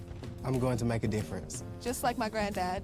I'm going to the library. Us too. I'm going to make the New York Times bestseller list. And I'm going to help him get there. I'm going to do more than put points on the board. I'm going to win a championship. Again! I'm going to lock the vault! Hotty toddy! I'm going to take the next step. I'm going to bring them to their feet. I'm going to Ole Miss. I'm going to Ole Miss. I'm going to Ole Miss. Ole Miss. Build your legacy. Welcome back to the beach, where we join Charlie Chew Baker and his grandpa for lunch. Here we have some delicious boardwalk classics. Wait, what's this? Who ordered the seafood tower? And a perfect plate call by little Charlie Chew Baker. The rookie takes it. How's that shrimp? What did you call me? Now that's how you beach with the best here at Myrtle Beach. Until next time, stay beachy. Plan your vacation at visitmyrtlebeach.com. Welcome back to the beach, where one super-powered father gave a whole new meaning to SPF. Here's Vacation Dad Tommy No-Tone Jones setting a daily record for sunscreen application. He's got reflexes like a cat. Amazing speed. Let's take another look. Now that's how you beach with the best in Myrtle Beach. So long and beach easy. Plan your best beach vacation at visitmyrtlebeach.com.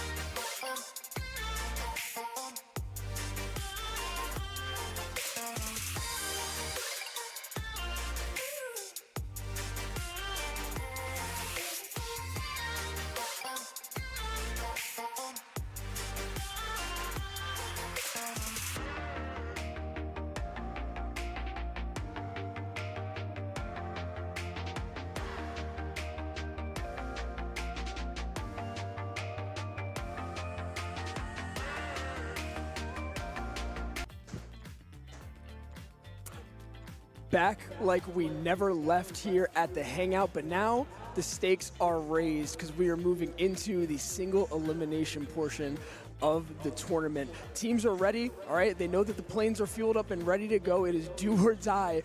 The pressure is on here now in Myrtle Beach. Benjamin, tell me a little bit about what we should be expecting here, man.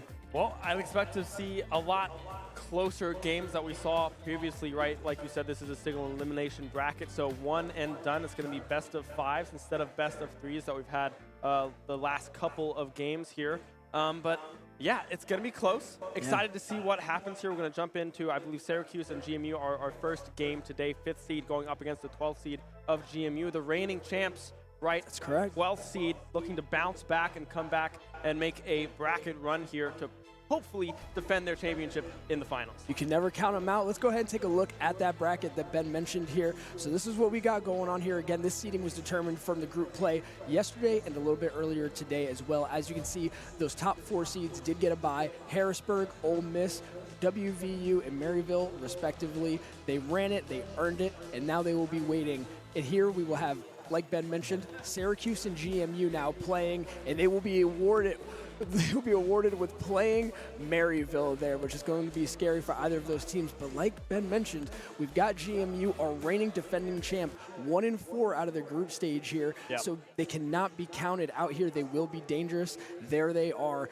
locked in, getting ready for this match against Syracuse. I think a lot of people have been surprised here by Syracuse's performance. Yeah. They went really hard in the group stage, and now they've set themselves up here well for a good bracket run, man. Yeah, and on the side of Syracuse here, we look at Gavilan, right? He's been performing very well for the Syracuse team. But on the side of GMU, this roster has been together for quite some time, 2 years coming into this LAN event here, Boost on the Beach. And they are looking to reignite the flame, right? Trying to come back strong and make this bracket run. They're the 12th seed. Everyone kind of ignoring them so far, but they don't want to be ignored, right? You want to come up, you want to come out swinging and really make a name for yourself once again. Yeah, as you mentioned, experienced roster. They've got a lot of age on that team there, and something that we were learning as well, Joshua Squasher and Titanium both have CRL experience from some prior experiences there at Nova Community College. So again, yeah, this is a team that have this backing, right? They've been in positions like this. They've faced adversity. So I know that they're going to be coming into this strong, man. They'll be looking good. Yeah, it's going to be exciting to see kind of who takes the front foot, right? Because over on the GMU side, you look at Titanium having a lot of these shots, a lot of these goals for this GMU squad here. But on the side of Syracuse, Gavilan has been that man leading the way with saves and shots above his teammates. And really, being able to track Titanium and Gavilan on either side is going to be the name of the game for these two squads, right? Able to come up with plays to interrupt passing opportunities and really get a good counterattack going early on is going to define this series. Yeah, absolutely, guys. As you can see there again, Syracuse, that number 5 seed, coming into this, right? I think that a lot of people were expecting them from New York, right? They were returning from last year as well. A little bit of struggle there, but again, they have continued to show over and over again through that group stage that they deserve that spot, man. And it's going to be exciting to see them kind of go into this now, prove it a little bit further. I know both these teams are fired up to be playing against each other right now, man. Yeah, it's going to be, we're going to jump in here soon, right? Of course, GMU are coming off of a win here against Georgia State, where all members kind of fired on all cylinders together, right? Every member on the side of GMU was clicking today against Georgia State, able to pick up that final win for them earlier, and maybe being able to ride that momentum into this elimination round here against Syracuse is something that's going to benefit them heavily in this matchup. Yeah, a tough Georgia State team as well. That's got to be exciting for GMU to pull out as well. Again, not being dominated in these matches, right? Being able to keep them close as we kick off here again, and as we can see now, teams are going to be getting after it again, playing for elimination on the line. Things are going to be close here, guys, as we can see everything kicking off here. Pressure going on early here now by GMU, trying to keep the front foot forward, try to keep the pressure on and set the tone here early, Ben. Yeah, Devin having an early shot on goal there, trying to make something happen. Here we see Titanium possibly getting the shot, but Joshua Squasher with the follow-up, able to take an early lead here. 1-0 in game number 1. And you can hear what it means to them early, getting fired up over here on the main stage. They're going ahead and trying to, again, set this tone. They're trying to be the underdogs here. 12 seed, but again, they're defending champions, all right? They know that their title is on the line here. Big start for them. Yeah, a huge start. We see Mason Star now on the side of Syracuse trying to make something happen for themselves as well, but GMU defense able to find the clear back over to Syracuse's side. We see Titanium meeting it in the air, but Patrick is in the area to receive it. And now Syracuse trying to get these passing lanes unlocked, trying to set up their counterattack into this right corner. Yeah, and as we've been able to see here early, GMU's been able to keep the pressure on really well, but Syracuse now trying to equalize a little bit. Rotation ball coming in now from GMU. Let's see what they can do. Gets cleared right off the line there. Oh, and the pressure's going on, and Syracuse is able to get it across the map. Gavilan, right place, right time. Syracuse has now evened it up here. Yeah, and you can see the clear just on target there. GMU not respecting that if they're putting 3 members forward, right, that net is going to be open. Gavilan finds the clear on target, and it's just hard in that instance to get back in time to save that ball there. Syracuse winning the kickoff here, but Joshua Squasher able to receive it well here. Devin again in goal, trying to get a clear for GMU. Right now, Syracuse, though, has possession of this ball heavily. Yeah, both teams continuing to trade well. A lot of action here through the first minute and a half of this game. It's going to be exciting again. We're moving to a best-of-5 format here for the single elimination portion of the bracket here. Right now, a shot on goal there by Titanium, but defended by Patrick as well. We can see Joshua Squasher as well trying to get angles onto this net. GMU looking like a different team right now. The aggression coming out from them is something that we haven't seen yet for the earlier stages of this tournament. Yeah, no. You could already tell they've stepped their level up significantly here. Syracuse trying to put the pressure on. Shot goes onto goal by Joshua Squasher. Gets cleared off the line once more by Syracuse again. As we can see, both teams doing a really good job of kind of contesting. One not putting too much pressure onto the other just yet. Ball not spending too much time in either end of the field here. Yeah, the clears coming through from both sides have been strong. Right now, it's going to be up to Gavilan to try to find this clear in response. We're able to poke it out of that left corner there, passing it over towards mid here. Devin now trying to respond, but it is Patrick again in the area. But Devin with the follow-up, able to seal the deal on that goal there. 2-1 GMU. GMU relentless pressure there in the last 30 seconds or so, and is capitalized there. Devin, again, right place at the right time. GMU's really starting to gel here, man. Things are looking a lot better for them already.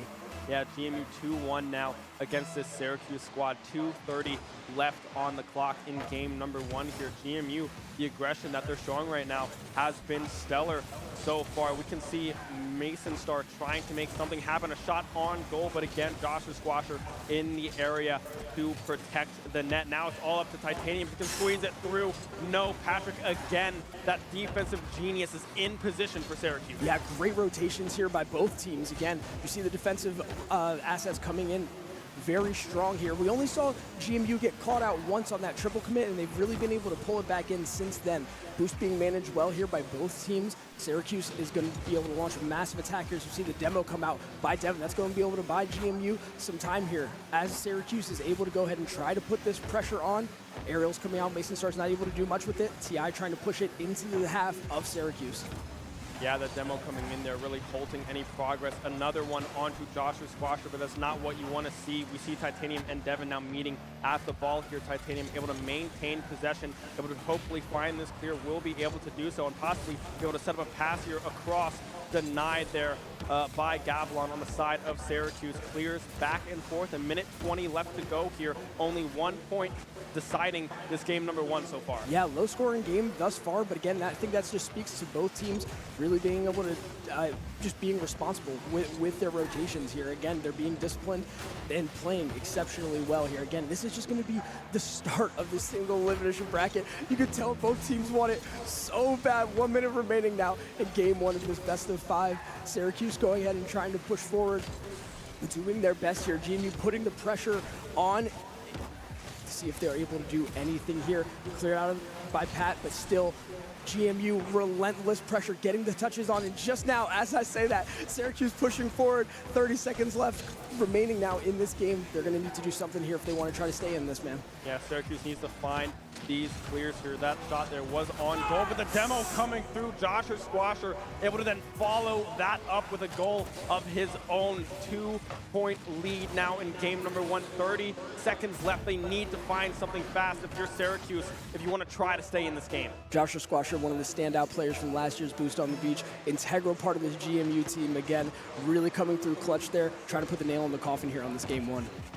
Yeah, Syracuse now has to find a quick goal here. 20 seconds left on the clock by Titanium, able to find that huge clear there. We can see Syracuse meeting it in the air, trying to get these passes set up. Pat now trying to win the 50-50, will stay mid. However, we can see Mason Star now trying to get the passing across, but the crosses are not lining up just yet. And with the seconds ticking down, game number 1 looks all done and dusted. It is GMU is going to take game number 1 as soon as this ball hits the ground. It's still up, trying to get this last goal, possibly, if you are Syracuse, trying to keep the morale high, but finally will reach the floor. GMU 1-0 over Syracuse. It's a great start for GMU. Again, our 12 seed and defending champion. They're going to be able to take that momentum here into the rest of the series. I really like to see that. Yeah, Syracuse juggling it around for a little bit, doing whatever they can to try and stay stuck in. GMU not satisfied just yet, though. They got some more work to do here, Ben.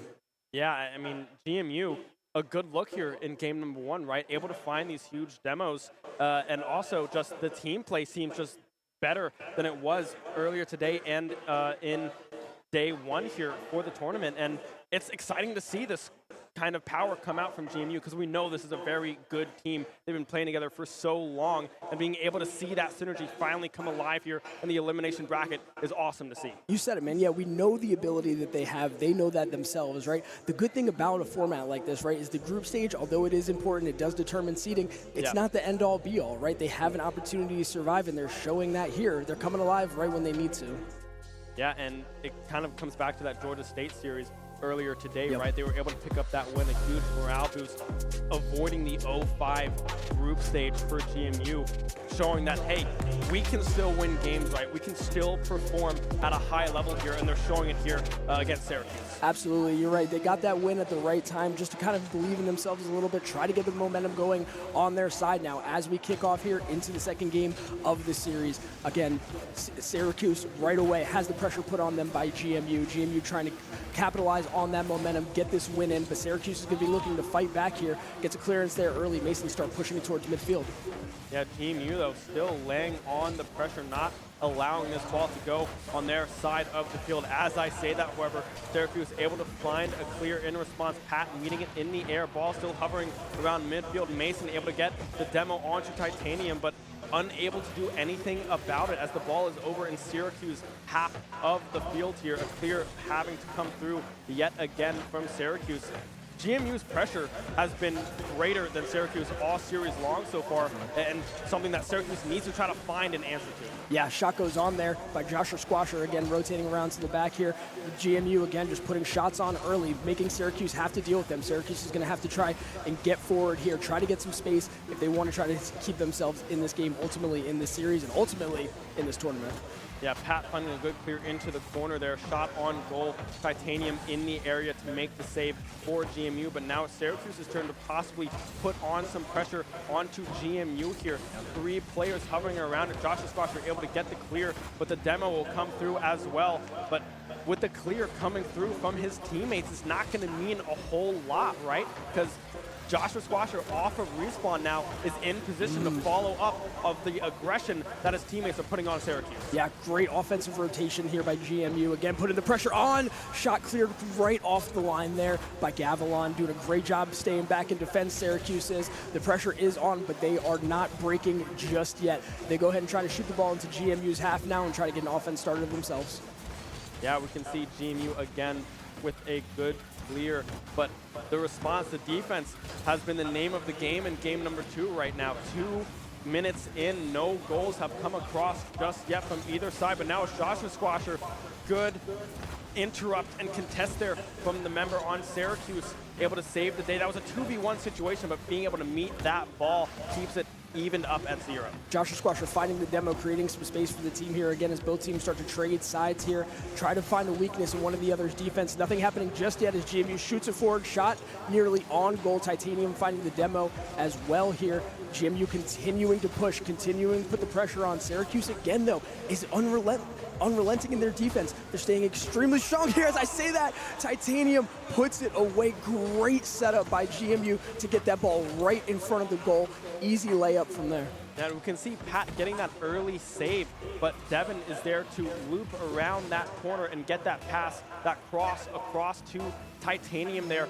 And that's really what they've been doing all day today, right? Titanium and Devin have been able to find these angles together. Titanium getting huge goals on the side of GMU. Mason Star finding the demo there onto Joshua, but isn't going to mean a whole lot, right, as we see the ball over in Syracuse's side. But 1:02 minutes left to go. Syracuse needs to find something, and right now, they just haven't been able to get the ball rolling. No. Again, I think it really speaks to GMU's discipline and how they've been able to maintain their form here. But as I say that, Syracuse starts to get forward here, gets an opportunity. Gavilan goes a little high there. We'll see if they're able to keep this ball in GMU's half, try to put the pressure on and equalize early here. Yeah, Gavilan finding that left corner again. Joshua Squasher up to contest. The ball rolling, but Devin is there to find the clear. Two members of Syracuse opt not to commit to that play, opting instead to go on this defensive side because they're scared of these clears and this GMU rotation just being faster than their own so far. And Syracuse with 1:20 left, a demo coming through onto Mason Star as well. Gavilan able to get across the field in time to get that save. GMU, though, still applying the pressure. Amazing save by Gavilan there, flying across the goal. Gavilan is an animal between the sticks right now, keeping Syracuse in this game. Again, another low-scoring defensive battle here. Really, Syracuse hasn't had an opportunity to really get forward just yet, but here they go now with 1 minute remaining. They're going to go ahead and get the ball into GMU's half, try to get a counterattack going, but as I say that, GMU gets it shot out. Mason Star finds the demo onto Joshua Squasher. Mason Star able to get the ball away. Gavilan again back from behind, trying to get this ball out, but there is Devin taking advantage of the errant pass and putting GMU up 2-0 and one step closer to progressing in this tournament. Yeah, and that's just Devin really just playing out of his mind, right? Getting these saves, getting these demos, and then finishing it off by himself. The insurance goal has been scored by GMU here. 40 seconds left, up 2-0 in game number 2. Yeah, certainly not too late for them to turn something on, but they're going to need to go quick here, Ben. Let's see what they're able to do, but right away, again, GMU just putting the pressure on early, not even letting up in a moment, getting the ball right into Syracuse's half, putting the pressure on, and just maintaining control of this ball. Here we go, Syracuse now tries to shoot this into GMU's half, give themselves an opportunity. Time is ticking. Every second is going to be valuable here as they need to try to get themselves on the board with at least 10 seconds left here. Yeah, 10 seconds left in game number 2. Not looking likely that Syracuse is going to be able to even this game. Up 5 seconds now, trying to find this goal, but are unable to do so. Wide indeed. The shot on goal again. Joshua Squasher with the save. 0 seconds on the clock. As soon as this ball hits the ground, GMU will take a 2-0 lead in this best of 5. It will hit the ground now. GMU looking online and ready to make a run. GMU is looking so strong here, and this is what we knew that they had in them, right? Again, these are our defending champions, right? Yep. They have the ability. They haven't been playing up to their potential really this entire tournament through the group stages, but now they're coming alive right when they need to. A quick 2-0 up on Syracuse here, Ben. Yeah, I mean, maybe they're just a bracket team, right? Groups, right? Faltering a little bit, but able to bring it back here in day 2. Looking very confident, very strong here against Syracuse. And yeah, this is what we expected to see from GMU earlier on in this tournament, and seeing it now is amazing. Right now. 8-hour drive down here. They're on their spring break. They've been here for a minute. Yep. Maybe Saturday they were just trying to get the rust off a little bit, getting locked in. But they've made it happen now, and they've given themselves an opportunity to meet Maryville in the next stage of this tournament. Yeah, Maryville is the one awaiting either GMU or Syracuse here, but if Syracuse wants to stay alive, they are going to have to find the reverse sweep. They need to find a way to get Gavilan the ball, right? He's been taking the majority of the shots for this Syracuse squad for this tournament, but it comes with getting possession of the ball, right? Because right now, GMU has been so dominant in the time of possession so far in these first 2 games that Syracuse hasn't had a lot of opportunity to really get the momentum and the morale up for their team. You're spot on, my friend. Absolutely. GMU have been having more effective and earlier touches here as they get a shot on early. Pat is able to go ahead and get that thing away, and Syracuse now tries to get on a quick counterattack, and they are able to find it. Gavilan gets them on the board early here. 15 seconds into game 3. Syracuse is now on the board, has their first lead of the series. Yeah, and you can see GMU there letting up that goal, committing 3 to a possible early play development, but it doesn't go their way, meaning that their goal is wide open for Syracuse to find the clear and get an early score here on the board. A good start for Syracuse, but they have to keep it going if they want to stay alive. Yeah, absolutely. That's going to be a great start for them. Just get to see the ball go in and get a lead early on here, try to get themselves back into the series. As we can see, again, both teams trading in the midfield here early on in this game. Deciding match here for GMU to go ahead and try to move on. Let's see if they're able to get on the board early. We see both teams trading demos. Titanium and Pat back and forth here. Ball now rolling into Syracuse's half. GMU has a chance here, getting centered. Not just enough yet. Syracuse finds a defensive rotation and attempts to clear the ball out here. Yeah, Gavilan able to find this clear Moonstar as a Mason Star, excuse me, able to find that touch as well for Syracuse. And really, it's up to getting these clears. If you're on the Syracuse squad, excuse me, they get one there, but again, GMU was able to answer on the defensive side, getting these clears in response. In this game 3, the possession has seemed a lot more even as opposed to games 1 and 2, where it's been a majority GMU sided here. Pat trying to find that cross over to his teammate Gavilan, but unable to do so. Mason now on response, on the retreat, able to answer that ball. But again, GMU looking for a response. Pat able to clear that one out of the lower corner, saving a goal there for Syracuse. But right now, they need to get this clear. GMU is putting on the pressure. Yeah, great job by Syracuse here. Again, defensively, they've been so strong in this series. Have had GMU really be able to put the pressure on. They've taken advantage of the chances that they've been given earlier in this series here. Syracuse doing a great job, though, now of trying to maintain their opportunities here as well. Yeah, GMU getting a demo there, but unable to do anything with it. Gavilan now trying to get this clear on the side of Syracuse, but the ball still standing in the corner. Joshua Squasher with the demo onto Pat. That could be the opening that they were looking for, but Mason Star in position to respond, playing that 2v3 very well on the side of Syracuse, denying any type of play development from GMU. Devin now trying to keep this ball over in Syracuse's side. The clears not yet coming to fruition here for Syracuse, but GMU, just the pressure that they're exerting right now is just tremendous, right? Syracuse cannot find a clear.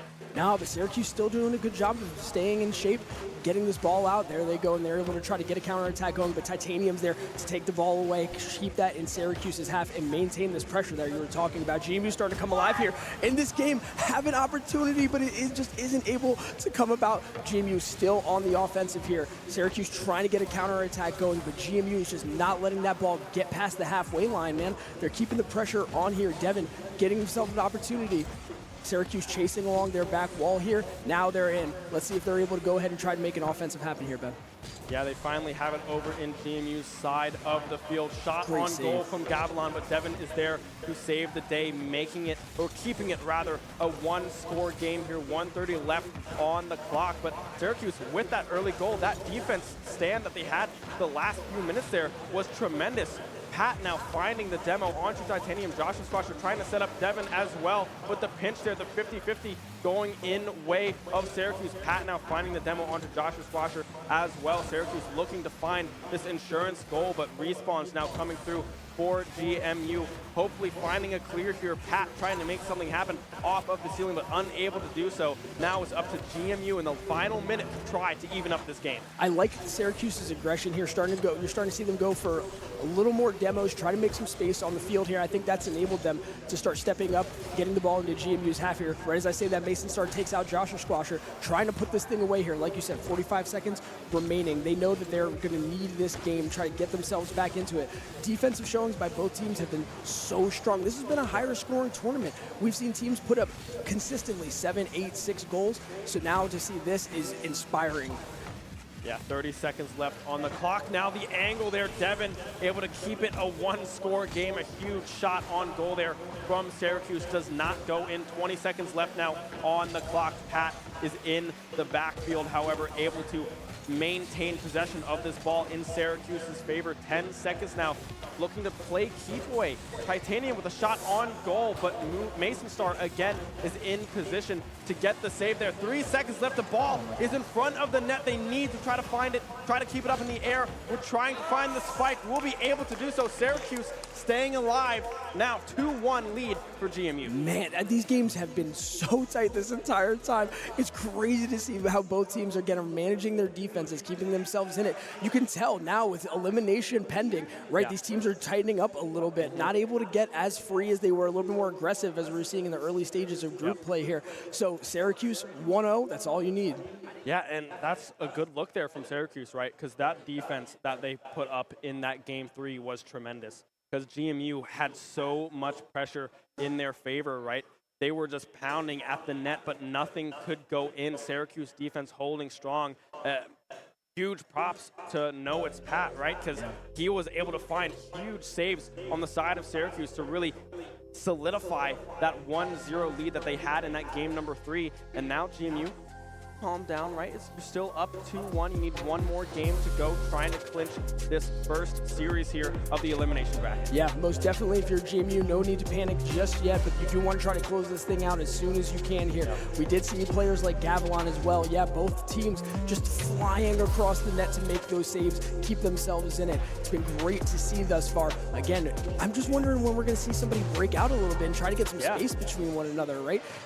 Both of these games have been so close thus far. The series has really been tight here. Let's see how they're able to maintain as we see Syracuse getting ahead early, putting the ball into GMU's territory.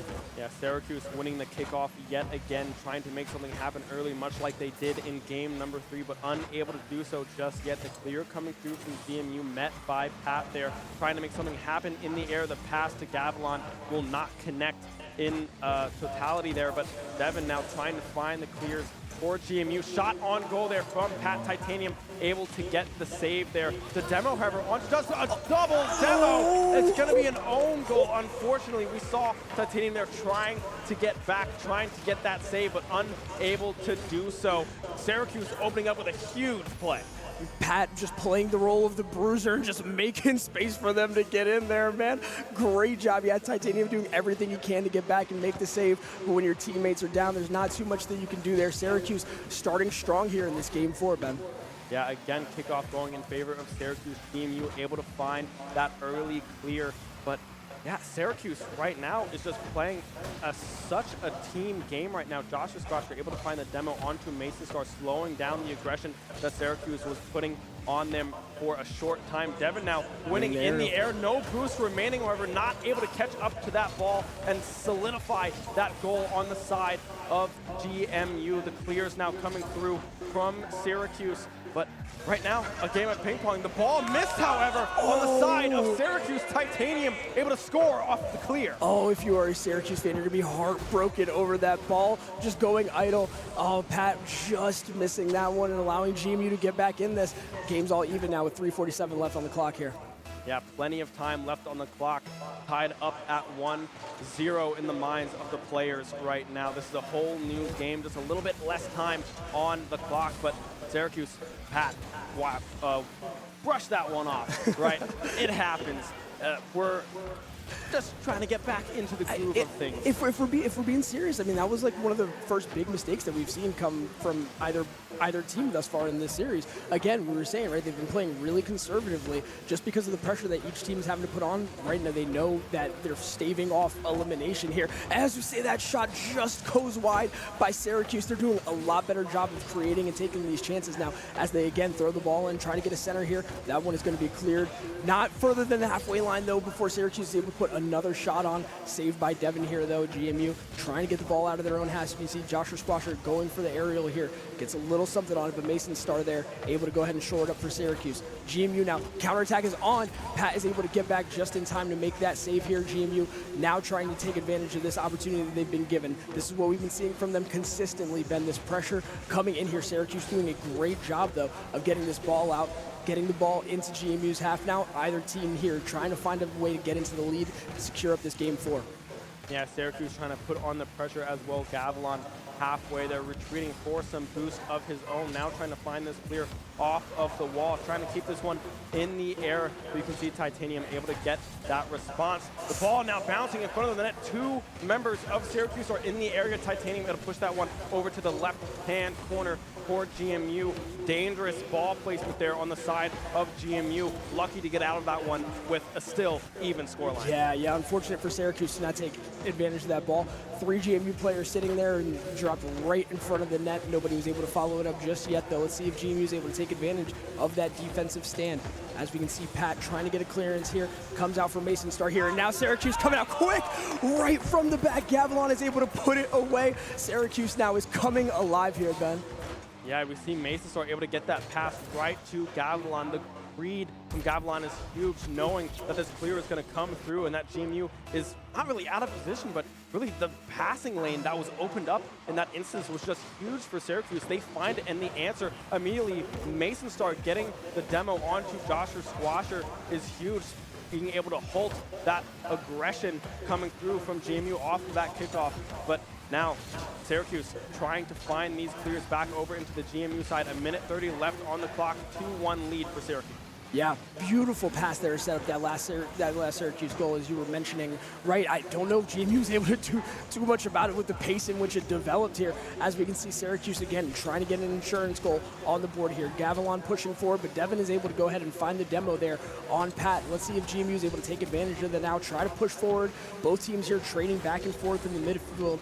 GMU trying to find something and not let Syracuse get back into this series. But as we can see, Gavilan again in the back. He's the guardian of this Syracuse goal. GMU is not able to find a way through just yet. But shot coming on. Mason Star now rotating back in defense and getting that ball out of here. Again, under a minute here. GMU trying to find something. Put Syracuse away. Getting dribbled by Titanium. But who else but Gavilan in the back. GMU shots coming out from all over the place. Not able to put anything out just yet. Syracuse doing a great job of clearing this ball out, but they are not out of trouble just yet. 30 seconds here left on the clock in this game 4, and there Titanium is able to find it, assisted by Devin, and now we are getting into rough territory. If you were a Syracuse fan, you got to be sweating a little bit. Scared now with GMU starting to find their groove here late in this game. Yeah, GMU just peppering the net there of Syracuse. Syracuse coming up with huge saves across the board, but it was just one too many shots. But off of kickoff, just barely missed there by Pat, unable to follow up on the kickoff there, but Mason Star instead will find the angle for Syracuse. It looked like it was all evened up and that we might go to overtime, but Syracuse says, no way, we're trying to make it game 5. Syracuse finding their groove here now in this series. They had to go down 2-0. They had to look elimination in the eyes and say, no, we are not going home. We want to be here. They deserve this 5 seed. They're playing so well right now, getting themselves in this series, but GMU still has some time to put this thing away. We've seen some last-second goals in this tournament already. Joshua Squasher getting the save out here. Ball going into Syracuse's half. 10 seconds remaining. Let's see if GMU is able to do something and tie this thing up late here. 5 seconds on the clock to clear. Trying to come in through the side of Syracuse. Devin has boost available. 1 second left. They need to try to keep it up, or able to do so far. Joshua Squasher has no boost of his own. The ball will meet the ground. Syracuse forces a game 5 and a potential reverse sweep for the Orange. Man, they have brought this thing back from the brink. GMU comfortably jumping out early, but now Syracuse has seriously found their groove, man. We're seeing these chances get developed way better. That goal that got shot over to Gavilan, Mason Star from the back, right into the path. That's what we know that this team can do. They are an offensive powerhouse. Again, we've seen them score goals consistently throughout this tournament of that caliber, and they're starting to find them. They're gelling a little bit better here now on the main stage. Yeah, Syracuse right now playing on all cylinders, right? That kickoff goal catching, I guess, GMU off guard, right? Not expecting that ball to go where it did off that kickoff, setting up that quick answer from Syracuse. Now all tied up at 2. GMU taking in their boots a little bit. Yeah, man. I mean, you drop 2 goals like that, right? It's got to be mentally taxing. Especially, again, these are our defending champs, guys. I know I've said it before, but just being able to see them get into this spot now, it just tells you about the level of competition that's been developed out here, right? Syracuse has come in now, and they've put themselves in a position to win this and meet Maryville in the next round. Yeah, Maryville does await the winner of this game.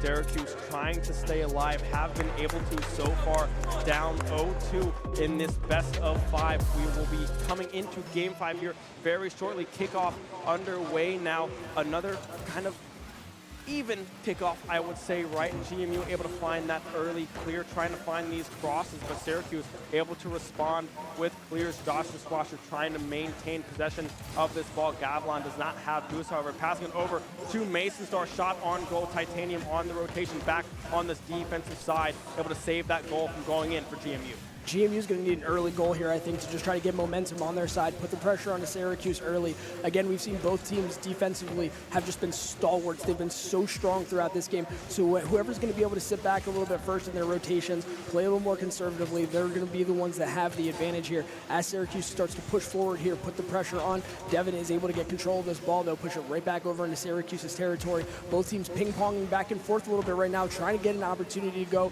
None are happening just yet as we see Syracuse now try to put the pressure on. Ball going back and forth here. Nobody able to really get an advantage over the other. They want this so bad, Ben. Yeah, clears, like you said, going back and forth. A minute now into game number 5.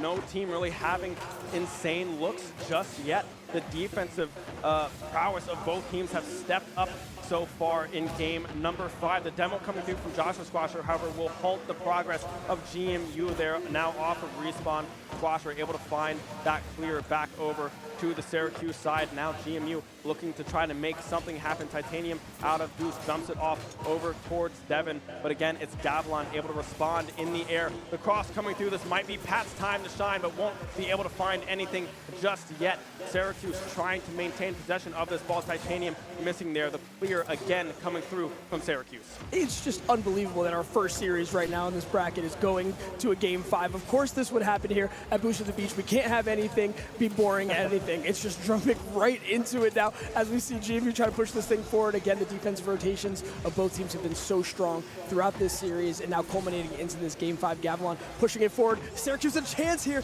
but it's saved off the line by Joshua Squasher. GMU now trying to get a counterattack going here as Syracuse all retreat back to get their boost together. Yeah, Syracuse going on the retreat, regaining that boost, like you said, opens the door now for GMU, trying to find an angle. 2.5 left on the clock here. Gavlon winning that 50-50. The tap by Pat, not on target, but the cross is able to do so off of the corner. Pat finding the clear, finding the touch, and finding the goal for Syracuse. Pat able to push it forward here. You can hear how much it means to Syracuse on the side stage there, celebrating this early one. And this is what we were saying, right? This is going to enable them to sit back a little bit more structured in their defense and try to force GMU to play into them. But I know that Syracuse isn't going to be satisfied. They're going to want an extra goal here to try to put themselves forward. GMU starting this one off early, putting the ball into Syracuse's half, trying to get the pressure going. Halfway done here with this game 5. Plenty of opportunities for GMU to try and clutch this thing out, but not just yet. Syracuse going and pushing forward. Mason Star with a little bit of an opportunity there, but a touch by GMU puts it wayward of the goal here. Syracuse now trying to keep this pressure on, doing a great job of giving themselves some opportunities. GMU in a strong position here to go ahead and try and get this ball cleared. Yeah, Syracuse not letting off the pressure just yet. Titanium able to catch that ball in the air, toss it back over to Syracuse side. But no, this is Pat trying to respond, trying to find the angle. Joshua Squasher again there to save the day, keeping it a 1-score game in game number 5. 1:40 left on the clock, but GMU is being suffocated right now. They can't find the angle to enter Syracuse's side of the pitch just yet. Syracuse not letting up with this 1-score lead. Now shot goes wide there, but again, another one right off the crossbar by Mason Star. GMU getting bailed out here. They have an opportunity to go ahead and try to put this thing on. We're approaching the 1-minute mark clearly. Oh, but GMU is able to get another save as Syracuse is putting on the pressure here, Ben. They're maintaining everything that they can do. Shots coming out from all over the spot. GMU now trying to clear, but Mason Star is there to keep it in their half. GMU now able to push it forward. Pat, again, a touch. Syracuse has really settled into this thing. They found their groove, and now they have an opportunity to move on to the next round here. Under a minute now for the Patriots to try to find an answer. Titanium a little over half boost here, meeting it halfway, trying to keep this ball over towards Syracuse's side. Gavlon, however, able to find the clear, the pass over to, I believe that was Pat there, trying to keep this out of their half of the field. 30 seconds remain here. GMU looking to have some promise here. 2v2 situation, 2v3 now. The shot on goal from Devin will not go in again, but Titanium is keeping it in Syracuse half of the field. Yeah, GMU now really getting the pressure on. They're starting to find their their groove here. They know that this is the final opportunity. They're going to have 15 seconds left, and the shot goes from Joshua Squasher from over halfway across the map, gets the touch on in Syracuse now. Oh my God, man, I can't even believe it, brother. Josh Squasher off the ceiling, able to find that upper left corner. 13 seconds left now in game number 5, tied at 1. This kickoff could mean a whole lot here. The clear coming through from JMU. Devin off the corner, trying to find Titanium, not able to find the goal. Joshua Squasher trying to follow up as well, but the defense is coming through. Mason Star now on a 1v1, trying to make something happen in the air. Toss up off the backboard, nothing happens. That's in, but no, this is Pat able to complete the reverse sweep for Syracuse. Syracuse finds it in the final second to move on and complete the reverse sweep.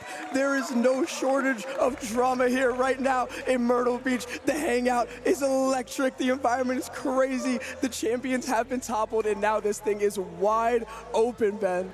I mean, what a game 5, right? Joshua Squasher able to even it up with 13 seconds left, but Syracuse able to get that clear off of that 13-second kickoff play there and just keep it off the ground. We were practically in overtime at that point, but Syracuse able to stay calm, stay collected, and complete the reverse sweep here to stay alive. We saw them go down early, right, to set this reverse sweep up. They weren't able to create as many offensive chances. Defensively, they looked strong the entire time, but they just weren't able to find their groove until right late in that series, found the turning point and made it happen. Absolutely unbelievable showing by Syracuse to keep themselves alive here.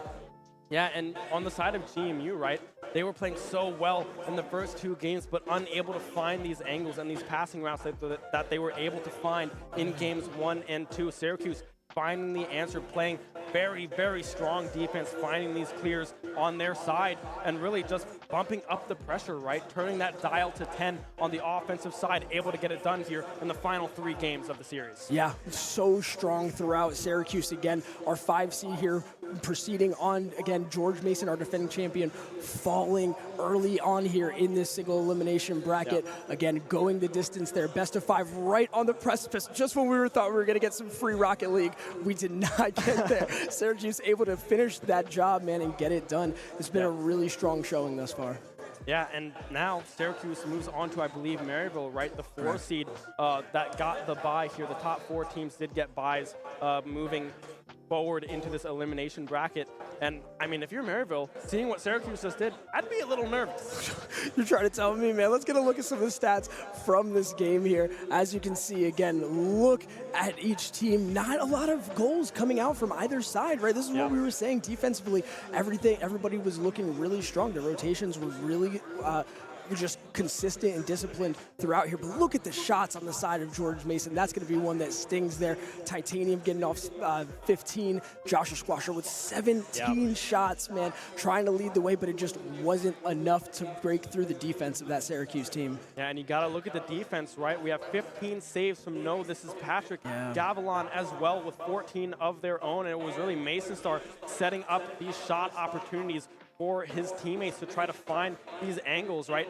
This was really a tale of 2 halves, right? We saw the offensive power from George Mason in game 1 and game 2, where a lot of these shots came from, but then Syracuse later on just locked it down on defense, not letting anything pass them. No, they were able to just maintain their form so well, and I think that's what ultimately kept them in it, right? I heard Xander earlier today talking about that bend but don't break mentality. Syracuse embodied that beautifully, and they were able to put together some great opportunities on the counterattack, score very quickly, rapid pace between their passes, and just make it happen. Great showing by them. Congratulations. If you're a Syracuse fan, you gotta be sweating a little bit, but you're excited that your team's moving on here. Yeah, the 5th seed now going to meet the 4th seed here in the next round. CMU falling, of course. Tough loss to see from the squad there, but positive stuff to take out of it all around, right? They looked very good in game 1 and 2, but Syracuse really took it up a notch, being able to really solidify their defense on the side of Syracuse, and then transition that into really good clears and positive movement and passing plays from them. I think it really speaks to the testament. It shows you how hard it is to just finish the job, right? None of these teams are out of it until that last bell rings, and that's what you see here. Syracuse able to go ahead and get it done. We are setting up for a match of the Carolinas here, so don't go anywhere. We're going to take a quick break and be right back.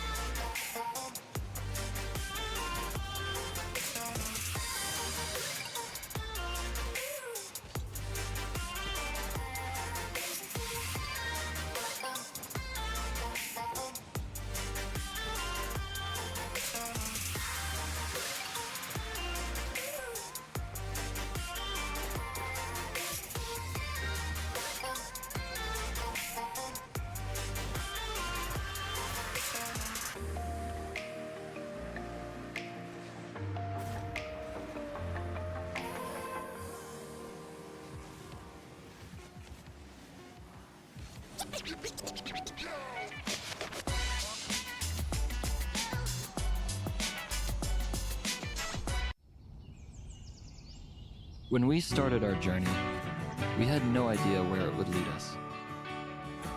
Until we found a place where experiences became a way of life, and connections became unbreakable bonds. For us, it's a second home, and wherever we roam, it will always be a part of us. The place we became mountaineers.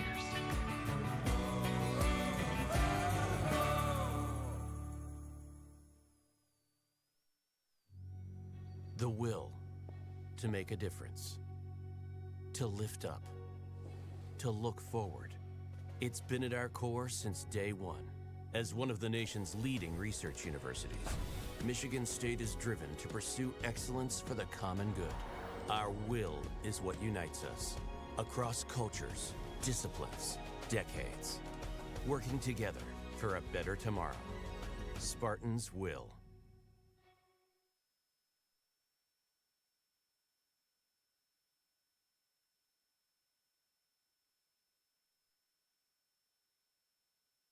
Welcome back to the beach, Myrtle Beach, where the best beachers come to play, including Henry Gotta Catch 'em Hall. Grandma with a cannon of an arm. Woo! Now that's what you call Rocky Road. Ooh la la, what a juke. Don't try this at home, kids. He's on the boardwalk. More like the board run. He jumps, dives, and pod! And the home team wins. Go Beach! That's how you beach with the best in Myrtle Beach. Plan your vacation at visitmyrtlebeach.com. And we're live at the beach, following one beacher leveling up in her hero's journey. This is Bridget, paperback writer, finally with a moment of peace. And she is locked in on her beach read. Looks like paper beats metal. Do I smell bookworm? What a leap! Dusty. I don't think she noticed. Is that a mime? I believe that's a Frenchman asking for directions. Now that's how you beach with the best in Myrtle Beach. Stay beachy, everyone. Plan your best beach vacation at Visit Myrtle Beach.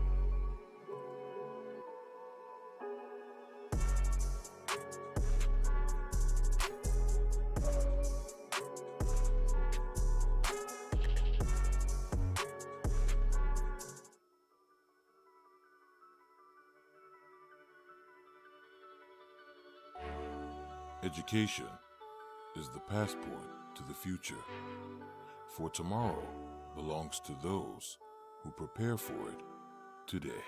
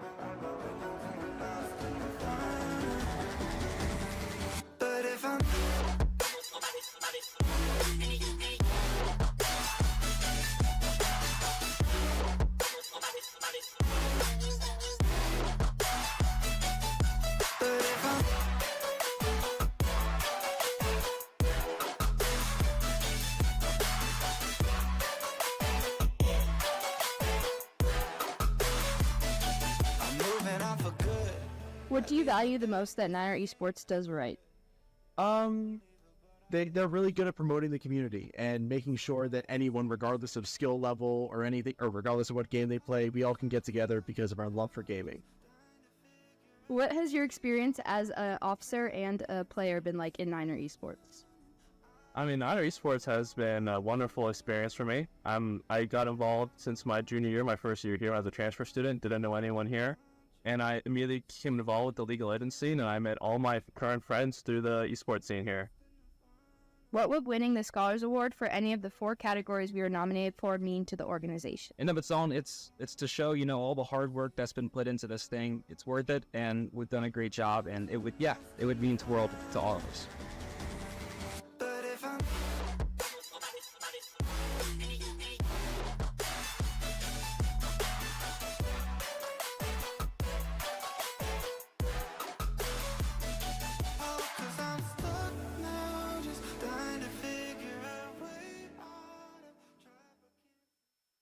Welcome back to the beach, where we join Charlie Chew Baker and his grandpa for lunch. Here we have some delicious boardwalk classics. Wait, what's this? Who ordered the seafood tower? And a perfect plate call by little Charlie Chew Baker. The rookie takes it.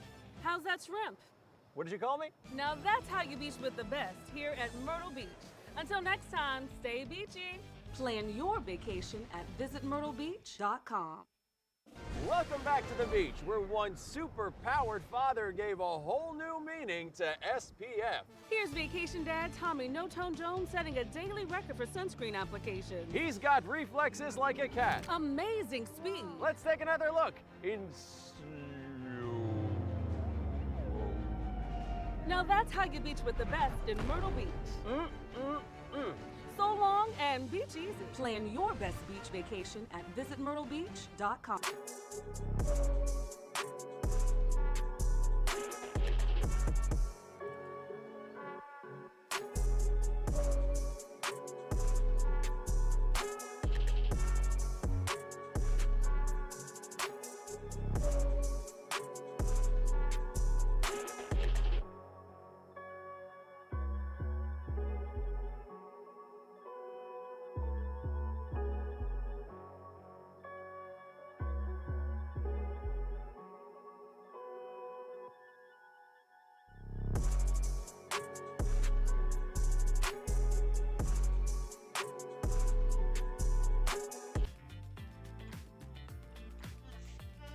Welcome back, friends. In conjunction with the Rocket League tournament that we were hosting here, we also invited local high school students from around South Carolina to come compete as well. And we have our winner right behind us. Talib, come on up, my friend. Congratulations, Talib. You win this nice little trophy. But more importantly, Talib will be walking home with $500 as well. Talib is from Columbia. He came out and absolutely smashed it. My friend, I hope you enjoy the rest of your break. Congratulations again. Of course, no problem at all. Take care. My man. All right. Back after it, as I mentioned prior to the break, we have a Battle of the Carolinas about to happen here, Ben. UNC Charlotte versus USC. USC returning from last year again. They have a couple standout players. Our third place winner from last year looking to redeem themselves a little bit now, moving into the single elimination bracket. Tell me a little bit about these two teams. Well, on the side of UNCC, right, we look at Lazy, right? He is a big facilitator for this squad for UNC Charlotte here. Their play styles are fairly similar, right, between UNCC and USC.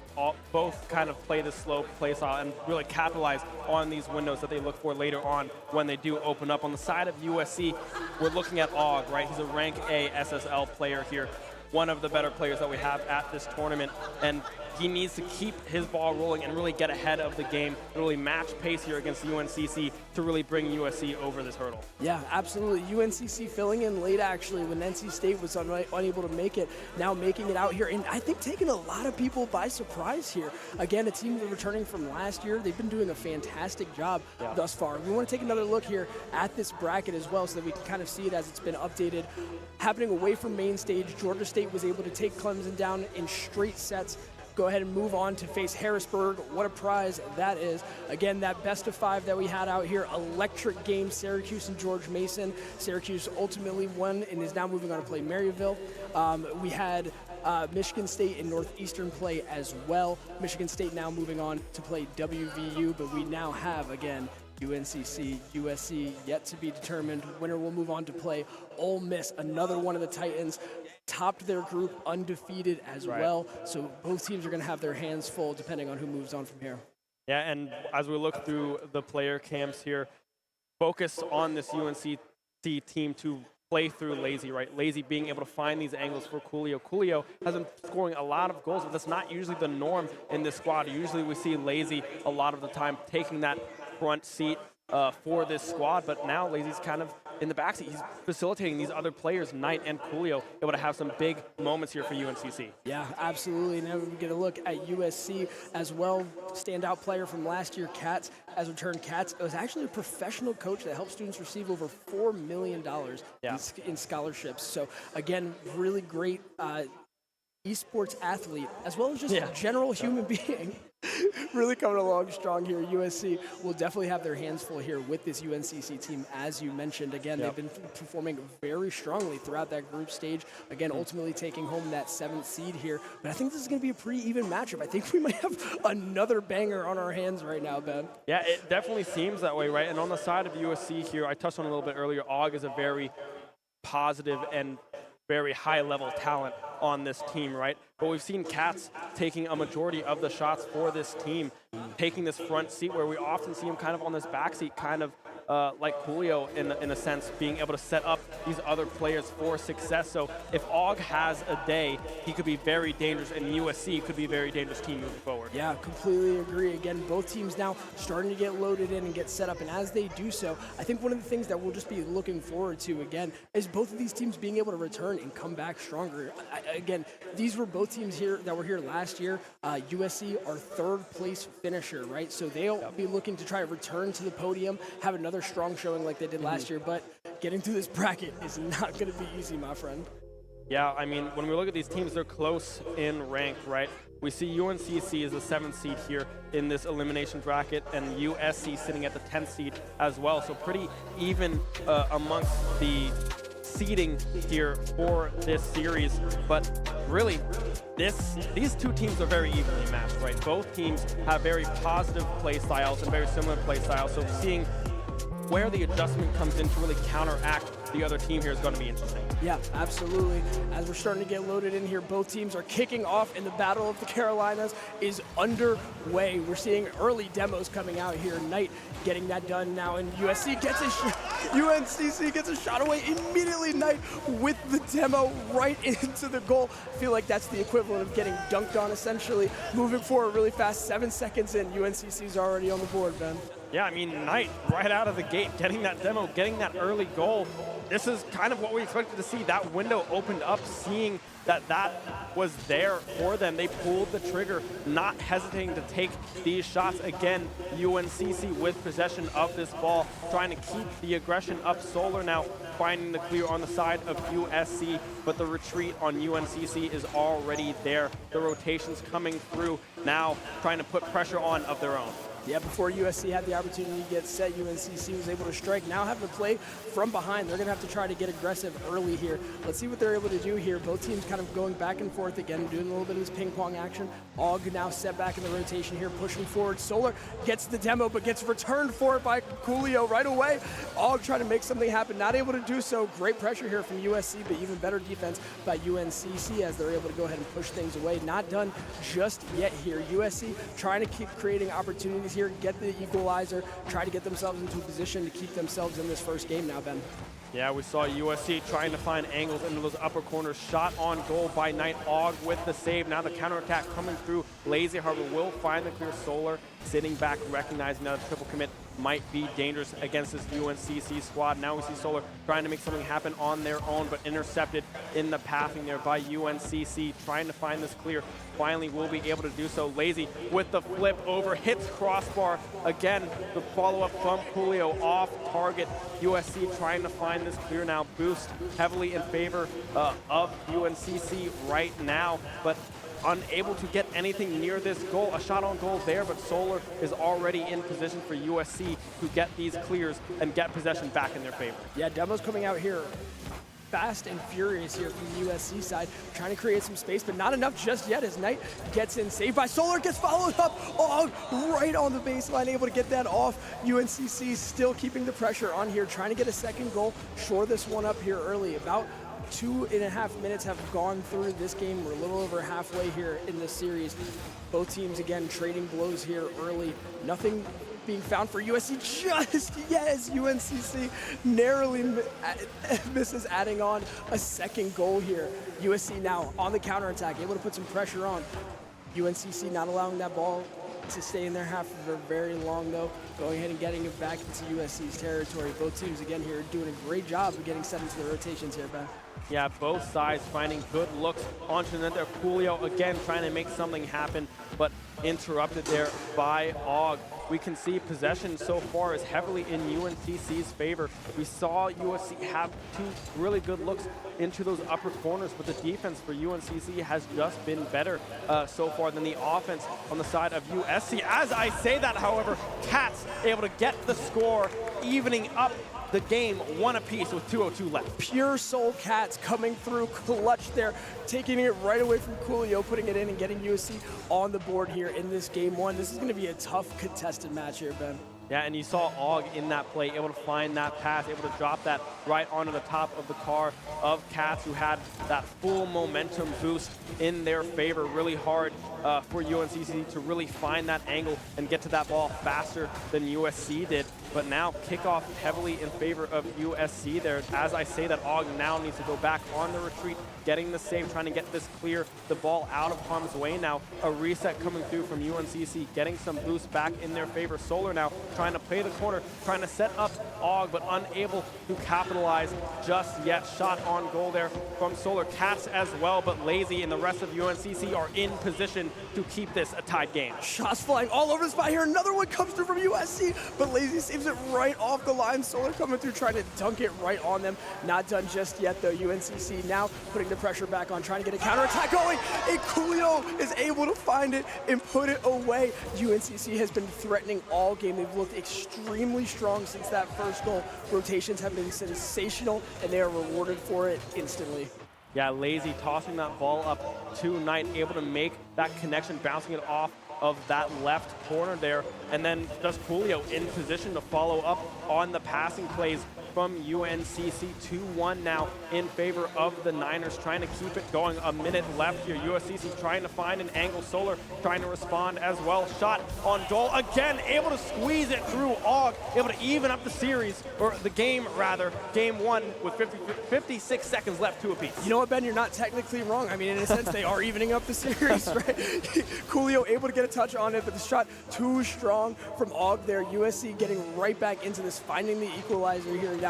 Both teams kickoff coming through. Cats trying to press it forward, but it's not happening just yet. Lazy's able to go ahead and get the clearance out of their half. But as I say that, it almost comes in from USC. Og's almost able to dunk it right in. UNCC now taking advantage of the commitment there, and they're going to find it right away. They're trading blows like crazy. We did not see this in the first series. This is going to be an extremely high-scoring series between both of these two teams. Yeah, Coolio, they're able to maneuver around Cats in that left corner, and Knight with the follow-up, able to just stab the dagger through the hearts of USC in game number 1. 40 seconds left, however, still remaining. Cats trying to make something happen in the air out of boost. Won't be able to follow up any more than he already did. Solar now trying to play out of this right-hand corner, but UNCC has the players there, has the defense set on their side. 20 seconds left. A shot, however, from Cats, able to get it off of the roof, tying up the game 3 apiece. Cats, cool, calm, and collected, just knows that this is business as usual,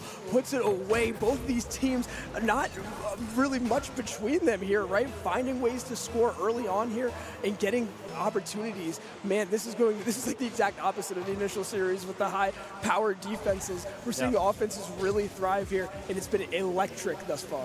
Yeah, kickoff going in favor there of UNCC. 13 seconds left now in game number 1. Shots coming through. Coolio again able to answer. The patience coming from him is clutch in that situation. USC, not able to find that clear, and Coolio answers. Just goals galore right now here in game 1 of this series between the two Carolina teams. 9 seconds here on the clock. Let's see if UC is able to do something. I mean, as we just saw last series, right? 1 second is all that's needed. So long as this ball is staying in the air, there is a chance, and we are there right now. UNC going to be trying to touch this thing down. USC doing their best to keep it up, and they're doing well thus far. Coolio gets up to it, but again, another touch there by USC to keep this thing alive. Lazy kind of trying to come through, do the same thing, gets a great touch on it, and that's going to do it there for game 1. UNCC is going to come out on top, but man, USC has had the opportunities.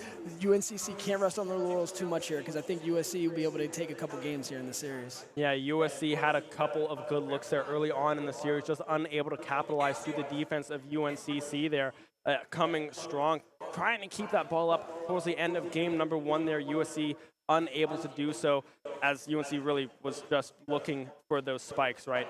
Trying to get that ball to the ground. Take game number 1 in this best of 5. And I believe the winner of this one will go over to Ole Miss, who is waiting for the winner of this series. Yeah, absolutely. A Titan waiting in the next round for sure, but they can't look too far ahead just yet. UNCC starting off strong. Great showing by Coolio there. really leading by the front, taking goals, getting things done there. Again, we weren't seeing as many high-level defensive plays like we were in the last series, right? But again, that's just what we're going to be seeing. That's how a lot of these teams play. They operate in high-octane offenses. So we're seeing thus far, UNCC takes that first game now, gives themselves some room to grow.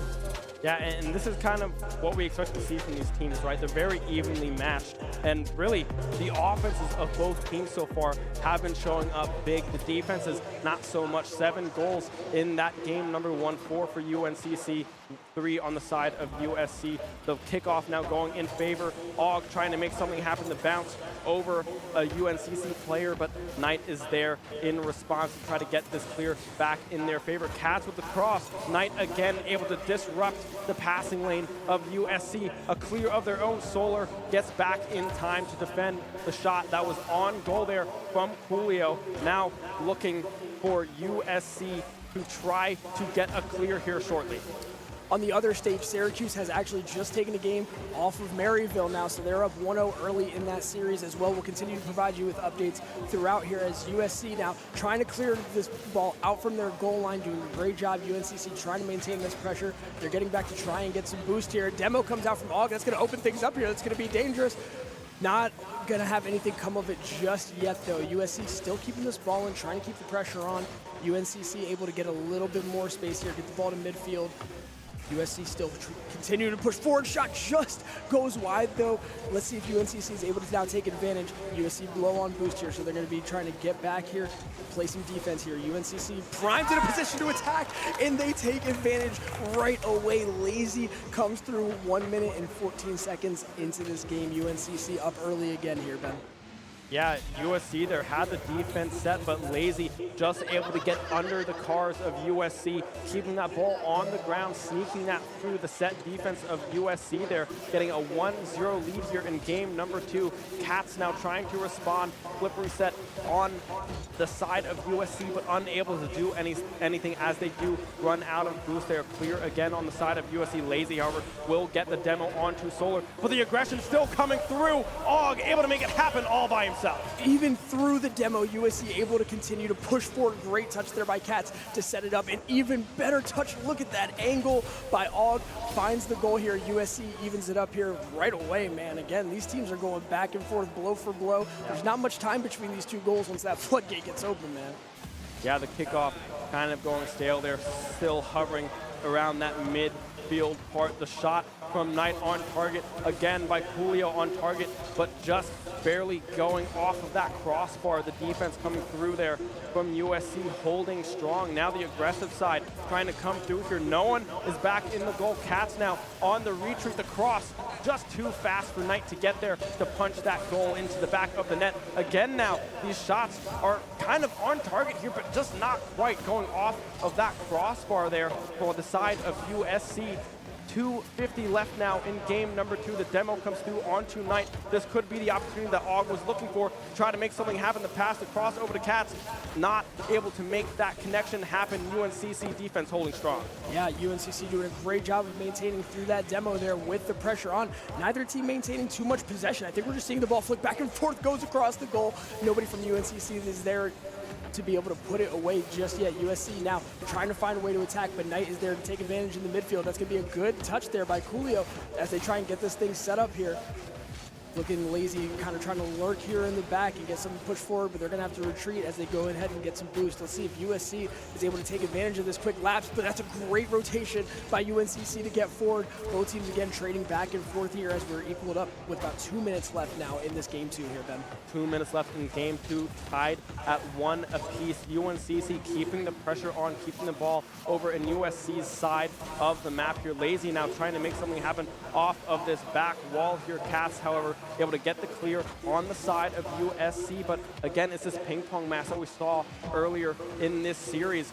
No offense able to get anything going just yet in game number 2. We are tied at 1, but since those first 2 goals happened so early on, the defense has really stepped it up. Og trying to find an angle there. Cats with the demo onto Knight could be the opportunity that USC was looking for, but Julio able to get that clear. Lazy there as well, but Cats able to come back and get that save for USC. Now have to try to find this clear. It's a dangerous position for this ball. Off of the post, just barely missing is Julio. now. The score stays even, a minute left to go. Yeah, UNCC looking great there. Got forward aggressively and still not done quite yet. They have an opportunity brewing here. Ball is idling in front of the USC goal, but nothing happening of it just yet. Coolio's able to find that demo onto Ogden. We are below 1 minute here. We might be looking at overtime unless somebody's able to get something going quick. Katz is able to find the demo onto Coolio, and here opportunity comes just wide from Og. Let's see if USC is able to get over, but what a save. They're off the line, and Og comes through and finishes, and USC finds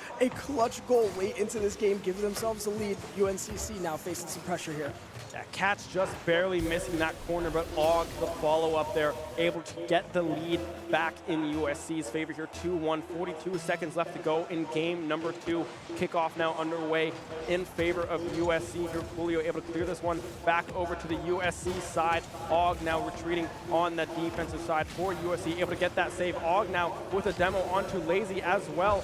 The demos now coming in left and right from both sides, but unable to do anything is either side right now. The defense is holding strong for UNCC, trying to keep this a 1-point game. 15 seconds left and counting. Look at USC. The boost on their side is exceptional. Let's see if they're able to do anything with this. 10 seconds now. UNCC's got to try to get this ball into their half. Nothing happening just yet. USC might have an opportunity to even this up. They push forward. Shot goes just wide. They're going to be looking to try and touch this thing down and even this series up, and they do. This is exactly the type of series that we were expecting between these two teams, Ben. This is exactly what you said. Very close here in ability, and from what we had seen throughout the group stages, they had been competitive. They had been going back and forth with other teams, and now USC is able to get themselves on the board, see themselves even here. This might be a deep series. Yeah, both games decided by 1 goal here. Game 1, very high scoring affair, right? 7 goals in total. But in game number 2 here, we only saw 3 goals scratched across the board there. Yeah. And this is kind of them feeling each other out, right? Trying to see what this play style is going to be from either side here, slowing things down, finding these 100% opportunity windows for both sides, trying to make the most out of their options. Yeah, chaotic but effective rotations, I think is what we've seen thus far, right? Both teams really just kind of flinging the ball forward into each other's zones and just capitalizing on miscues and bounces that we hadn't really seen prior. So again, both teams looking really, really strong here. As you can see, USC 1-4 there in the group stage. UNCC came out 2-3. Both teams, again, although they both have losing records, I think we would say they're really competitive. UNCC was hanging in a lot of games with some of those tougher teams in the group stage. USC doing the exact same, able to go ahead and get themselves a win. See some momentum again. They've been in this environment before. They know what to expect. And they've been doing a great job thus far here in this series. As we go ahead and get started with game 3, Coolio's able to go ahead and get a demo right off the bat. Nothing coming of it just yet, especially early on like that. UNCC is able to get the ball early into USC's zone. They're going ahead and trying to get a centering shot here, but again, USC rotating well, Og able to get that thing away. Pressure coming now from USC, but Lazy's able to meet Og right in the air and get that ball cleared as well.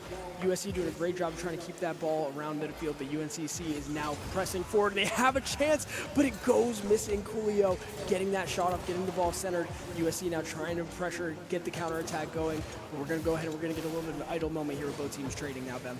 Yeah, the demo happening onto Og there, really stopping any chance that USC had to try to get the aggression going. Shot off the post. Coolio met by Katz right in front of the goal. They're able to save that one on the side of USC. Knight now trying to get the clear back over in UNCC's favor, but unable to do so right now. Both teams have had good looks, but nothing going into the back of the net just yet. Lazy trying to catch up to the ball, but no boost left on the side of Lazy here. Has to retreat, has to try to get something back. Shots across the board here for UNCC, but unable to capitalize on any of them just yet. Yeah, great angle shot there by UNCC, trying to put something on, nothing coming of it just yet.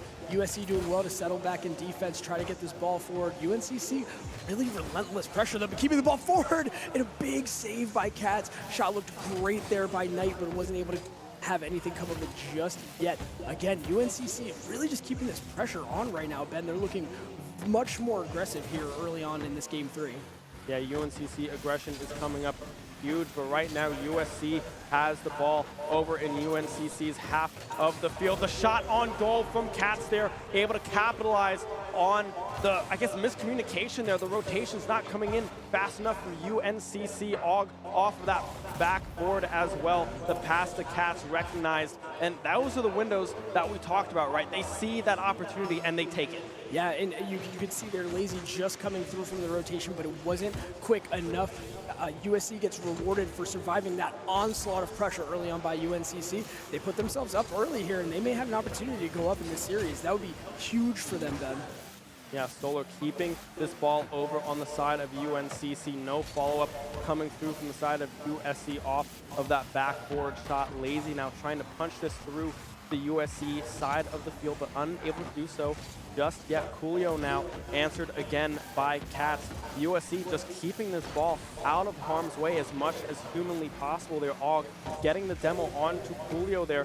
Possible opportunity, but Knight a response. The demo onto Cats, but again, the ball is still over in UNCC's half of the field. The respawn is going to come through and nothing will come of it.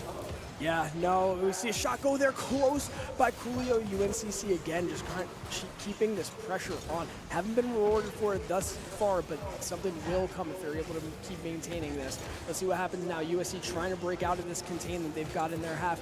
Both teams now trying to retreat forward here. Ball not going much further than midfield here.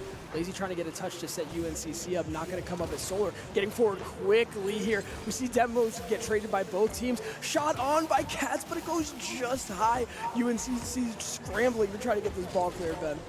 Yeah, Cats off, or Og, excuse me, off of that right corner there, trying to make something happen. Shot just right of the goal there on the side of UNCC, hitting that post. Og now trying to take it to the sky, will be met by Knight. Coolio with an answer, but will miss. Hits the post, the wide open net. The ball cleared now on the side of USC. A missed opportunity there for the Niners. Yeah, great job there by USC to get back again in defense and just do enough to disrupt the path of that ball. Get UNCC out of there and give themselves an opportunity. Another low-scoring game here is not what we were expecting based off the results of the first. Goals going back and forth, but again, both teams really have seemed to settle in to a disciplined rotation here. Now, as we see UNCC try to get an opportunity to push this ball forward, you're seeing that they're throwing themselves at this now, trying to get in. Shot just goes high there, but Coolio Knight is able to follow up and put it away, and this is exactly what we were expecting, Ben, right? They've been setting themselves up well all game. They finally found the opportunity, get themselves evened up here late in this game 3. Yeah, Coolio able to tap that one up onto that back wall, setting it up for Knight for the follow-up from midfield. They're tying it up at 1:50 seconds to go now in game number 3. Coolio again trying to get aggressive in the air. USC trying to find a clear, will be able to do so. Solar there getting interrupted in the rotation. Cats now having to do a backflip, trying to retreat back to this ball. Og now trying to make something happen on his own. Coolio finding the clear, but Solar meeting it halfway through. 2v1 situation now. Cats able to win that 50-50 there for USC. Now trying to make something happen. 20 seconds left now, tied at 1. USC looking like they have some potential, but will miss it. Og not able to punch that through into the back of the net. Solar will find the clear back for USC. 10 seconds remaining. Absolutely incredible chance for USC as the clock now it starts to expire here with UNC in an opportunity here. Ball was in and out for USC. 1 second left on the clock, and they still have an opportunity to try and score this thing. Looks like it's just going to go down in front of the goal, and we are getting some free Rocket League. We're heading into overtime, golden goal, sudden death situation here, Ben. Yeah, Cats finding that early demo onto Coolio. Og trying to make something happen, but Lazy is in the area to get the save with a shot again from Cats. An 8-second overtime just like that is over. USC now winning game number 3, taking a 2-1 lead in this series. Man, it felt like UNCC had the lion's share of the chances in that game, but again, USC did a great job of just weathering that storm and just staying consistent, pushing the ball forward. Rewarded there at the end. Cats gets that goal nearly immediately into overtime, and USC is now looking at the opportunity to move on. We might be seeing an upset here on our hands, man. Yeah, USC looking strong right now. Og being able to find these angles to really set up Coolio and Solar here for these options. Solar as well, very positive on this defensive side for USC, finding huge clears, keeping them out of danger that UNCC is trying to put them in. Game 1 was all UNCC on this offensive side, but so far in these games 2 and 3, USC has been able to answer and respond to the aggression that UNCC was putting on them and be able to swap roles, right, and put that aggression right back in their face. Yeah, we saw really quickly developing plays there on the side of USC, I think, is what we were seeing more so than anything. And again, able to just capitalize on those chances. We saw they had that goal opportunity late there, the one that bounced right out from the inside of the goal. But again, USC able to come through and make something happen here. Yeah, and as we mentioned, UNCC now facing elimination. Update on the Syracuse and Maryville series. By the way, Maryville has stormed back and taken the last 2 games. It is Syracuse 1, Maryville 2. Similar deal over there. Syracuse now facing elimination. Maryville, again, one of the top teams in this tournament, the 4 seed, looking to move on again. As we see here, again, get kicked off with Game 4, UNCC and USC, the battle of the Carolinas here from the Hangout in Myrtle Beach. Things couldn't be much better than this, guys. You're here with us. It's incredible. The sun is shining, and the teams are playing fantastically, as we can see here. Og trying to make something happen towards UNCC's goal. They're unable to do so. No follow-up from USC either. Solar now trying to find this clear, trying to punch this back over towards UNCC's goal. Solar now getting airborne, trying to make something happen off of that crossbar. The follow-up from Og will not be there. Julio able to get in the way and interrupt the shot there coming out from Og, but Solar still keeping this ball over in UNC's half of the field. Og taking a shot. Julio, however, will answer it in response. Yeah. Again, both teams going back and forth here. Already 1 minute into this Game 4. Doing a great job of trying to maintain possession between the two. No clear leader just yet in this game. USC going ahead and getting forward, trying to build an opportunity for themselves here. Nothing coming of it just yet, as we can see that UNCC goes ahead and gets the clearance. Ball kind of idling in the midfield right now. Julio gets a shot on, but Og is able to go ahead and rotate back. USC, again, doing a great job. Seems like they've really settled into a good defensive stance here. Able to kind of find their ways out each time, as we see Cats trying to get the touch. Beats UNCC there and is now pressing forward. USC trying to create an opportunity. UNCC, though, doing a great job here as well. Again, kind of building like a really solid defensive stance. Not able to break through. We haven't seen either team with a clear opportunity just yet, but that may change right now. Lazy shuts it down from Og, and UNCC now trying to get the counterattack going. USC is able to meet them at midfield, though. Push ball right back into UNCC's territory. Again, nothing coming just yet for either team. As I say that, Knight pushes forward. USC, though, again, able to go ahead and clear their own zone.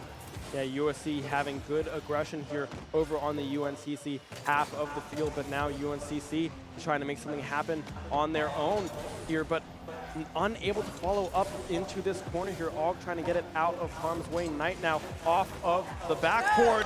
You can see Julio there reading the ball to perfection, able to get an early lead here. Well, not necessarily an early lead. We're about halfway through game number 4 here, but get the lead here for UNCC. Time flies when you're having fun, brother. I couldn't agree with you more, man. Yeah, set up so well. Great team goal there by UNCC. Touched off the backboard by Knight and then was able to get put away by Julio again. Yeah, the Johnny on the spot there just at the right time.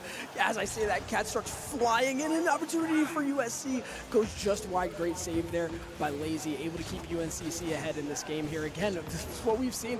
Goal come in and then they just start getting blows get traded back and forth continuously throughout here. Yeah, Lazy trying to find that shot on goal there, unable to do so. Og is in the area, but UNCC keeping the pressure on, keeping this ball in this left corner. Crosses coming through, being answered by USC here, trying to find this clear, trying to find their offensive power that they had in games 2 and in game number 3. Julio has the angle, but unable to get that under that crossbar, just barely hitting the top there. Og now in the air, has boost off the backboard. It's going to be up to Solar, and will be able to do so. Solar in prime position to tie this game up for USC. Yeah, assisted by Og. Great job there. Solar's able to find it and just beat Lazy as he tries to readjust in the air. It's not going to be enough. USC now has an opportunity to try and take this game away, and ultimately the series as well, send UNCC home packing. Yeah, kickoff now going in favor of UNCC. Knight has an opportunity here to get a pinch, but unable to do so. Julio will miss it on the backside. The shot there. Lazy getting back, but unable to connect with the ball there. Cats able to get that clear goal, and a lead now back in favor of USC 2-1. Absolutely brutal for UNCC there. Cats with the touch, able to send it across. They just get beat out on that on that triple commit that they had. Lazy was close to getting back and having it there, but it just wasn't enough. USC now really starting to find their groove. You can start to feel UNCC pushing forward a little bit more. They had a really quick chance there, have one right here as well, but Cats is able to fly over to the near side post and get the save, playing unbelievably right now. UNCC, though, still creating chances, but here come USC, and again, Cats is able to get it in. USC starting to pour it on now, Ben. Yeah, USC able to capitalize off of these clears. Cats again in position for this shot. Julio cannot get back fast enough to get that save on the side of UNCC. 3-1 now on the side of USC. It's series point right now. If UNCC wants to stay in it, they have a minute and 20 left to get 2 goals, possibly 3 if they want to win it right here. And they are able to get 1 right away. Coolio keeping it on the ground, bringing it within 1. Beautifully timed. They needed that. They needed to see the ball go into the net just so they can at least give themselves an opportunity to get into this. I think they needed to clear their mental up a little bit as well. You start to see a couple goals get piled on by USC, a couple brutal ones as well, right across the map. And again, but they're able to get that right on time. They needed that here. Now they have 1 minute and 15 seconds to try and even this thing up. I think that's plenty of time for them, but as I say that, Cats is just able to move forward. He's dominating right now. That is a 3rd goal. Cats comes through with a hat trick in this big game 4 for USC right now. UNCC, though, all things considered, still has enough time to kind of try and bring this back. I don't think they're out of this by any means just yet. However, again, they're going to need a quick goal here right off this kickoff. You can see how fast you can score in Rocket League, right? It's only been about 15 seconds and 2 scores have already come across the board, 1 on each side. Lazy getting that demo onto Og could be the difference maker. Og as well again has been eliminated. Knight, the communication, the team play from UNCC coming through, shining, and just like that, we're back within 1. You know what, and that's not something that we've been seeing from UNCC for a little bit now. I really like the idea of getting aggressive and going on the front foot, pressing those demos and just taking advantage of the open space. And then, I mean, it can't be said, right? They just did so well to set that pass up and put it away here. But again, this is what we've seen. USC early getting a chance right off. We're now under 1 minute here. UNCC knows that they need a goal. They set themselves up well. Like you said, plenty of time here to go ahead and try to make something happen. Lazy getting the touch, centering it, but Solar is there to go ahead and get USC back in possession, try to get this ball out of their half. It's not going to happen just yet. Knight is flying through. Lazy's going to be doing the same as well, but Og is going to come up and they're going to meet in the air there for an aerial ball going into the favor of USC here. 25 seconds left on the clock. UNCC down one in the series as well. This is series point for USC. They need to try to get this ball out of harm's way, but Solar is there with the follow-up, making it a 2-score lead with 15 seconds left in game number 4. That might be the kill shot there, man. That one came through so well, and again, it's just able to find that one soft spot in UNCC's defenses. You saw all 3 players were around the goal, but just not where they needed to be there. And the Solar is able to go ahead and find it, get it pushed through here. USC doing a great job. We might be seeing our first upset here. Yeah, Og again trying to find that aerial there. Lazy able to get back, get in that defensive position. 1 second left. Even if this goal goes in, it won't mean a whole lot. The ball will hit the ground. USC with the first upset of the tournament, right? Especially able to move on. Of this bracket, and the Battle of the Carolinas is going to fall in favor of USC. Again, our 3rd place returner from last year. They did a great job there. Cats absolutely stand out there in that game 4. Came through with the hat trick and just didn't look back from there. Yeah, and like you said, Cats again taking that front foot right for USC. They were dropped game 1, very close game 1, mind you, but able to regain, brush that one off, and keep the momentum going, playing as that team. And we saw Solar also later on in that series coming alive, finding crucial goals in these last 2 matches to push USC over the edge. Absolutely brutal for UNCC too after that strong start that they had as well. I know that's going to sting for them, but their showing was still exceptional. I know they got to hold their heads high after this. Be proud of their showing. On the side of Syracuse and Maryville, same deal over there. Maryville was able to close it out in 4 over Syracuse, so they will be moving on as well. We're underway here, Ben. Action is going crazy. Everything's been going. The Hangout is jumping, guys, and you're here with us, and we appreciate you for it. We're going to keep watching how things are going to unfold here. Again, the winner of that game is going to be moving on to play Ole Miss, who came out of their group undefeated. Harrisburg as well on the other side of Group A. Both of those teams were looking like absolute titans. So USC is going to have their hands full after this one. Yeah, definitely going over to Ole Miss. That is definitely a scary opponent when you look at it. Like you said, going undefeated in the groups. And really, as you move forward in this bracket, right, round one, kind of just trying to get through to that quarterfinal stage, right, able to do so for some of these teams. And when you look on the side here of UNCC, they did not have a bad game whatsoever. Just USC was faster, and they were able to answer a lot better than UNCC was able to do in this matchup. Yeah, found a lot of power in their counterattacking ability. Let's take a look at some of these stats here, see how everybody performed. And as you can see the differential there. Cats leading with 7 goals there for USC. Ultimately, the difference maker, able to push the team forward. Great job by the rest of the supporting cast. Now, look at those assists for Og, man. 7 just setting them up so well, getting everything done that they needed to. Again, really strong showing on the side of UNCC as well. Shots all over the spot from Coolio and Knight as well. I think you were talking a little bit earlier before the game as well, how Lazy kind of shores up that back line as well, getting a lot done there. But again, USC ultimately just taking it home. Really great stat line there for the guys. Yeah, and when you look at the shots taken, right, UNCC did have a lot of opportunity, but the defense coming through from USC was just better today for that matchup.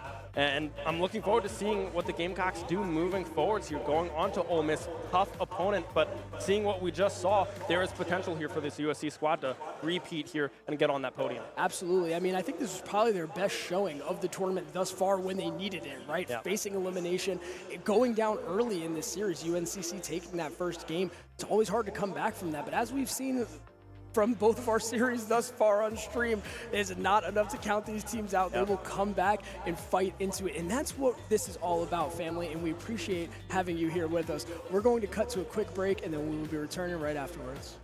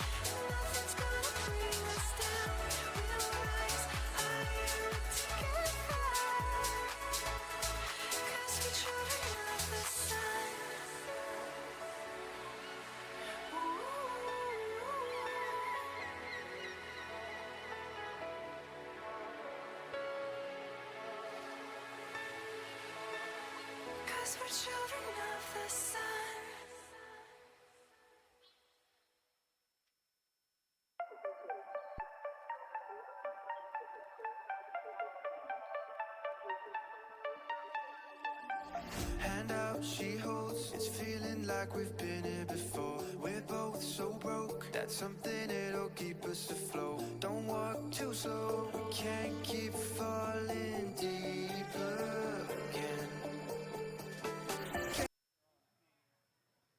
What is going on, family? I am sitting here with the boy Cats. 7 goals in that last series, man. You showed out. You clutched up when your team needed you. Tell me a little bit about it. We were talking before, right?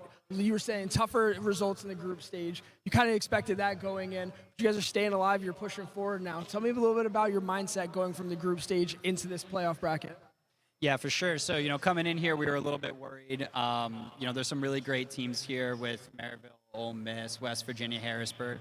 So coming into the match against UNCC, we kind of felt like we were finally against a team that we were a little bit more familiar with. We had never really played a lot of these teams before, MSU, GSU, so we were in a match and in an environment where we were familiar with the opponents, and I think that it showed in the result. We were just much more comfortable today. Speaking of familiarity, I mean, you guys went from winning 3rd place at this tournament last year, right? Yeah, you've seen it expand now. What's it kind of been like being back here competing in the Hangout again? Yeah, so I love this place. It's such a unique environment to be in. The restaurant, the live audience, the big screen, all of it's just amazing. Definitely very unique venue. We'll never probably compete at a place like this again unless it's here next year. But it's great to have that experience from last year to kind of fall back on and understand what we were getting ourselves into, get up on the table, and all that other fun stuff. Having you guys here is always a joy, man. I am certain that you will be back next year as well. Again, congratulations on that win, on your performance as well, my friend. We'll be looking forward to seeing you guys in the next round. Guys, do not go anywhere. We'll be right back here for you.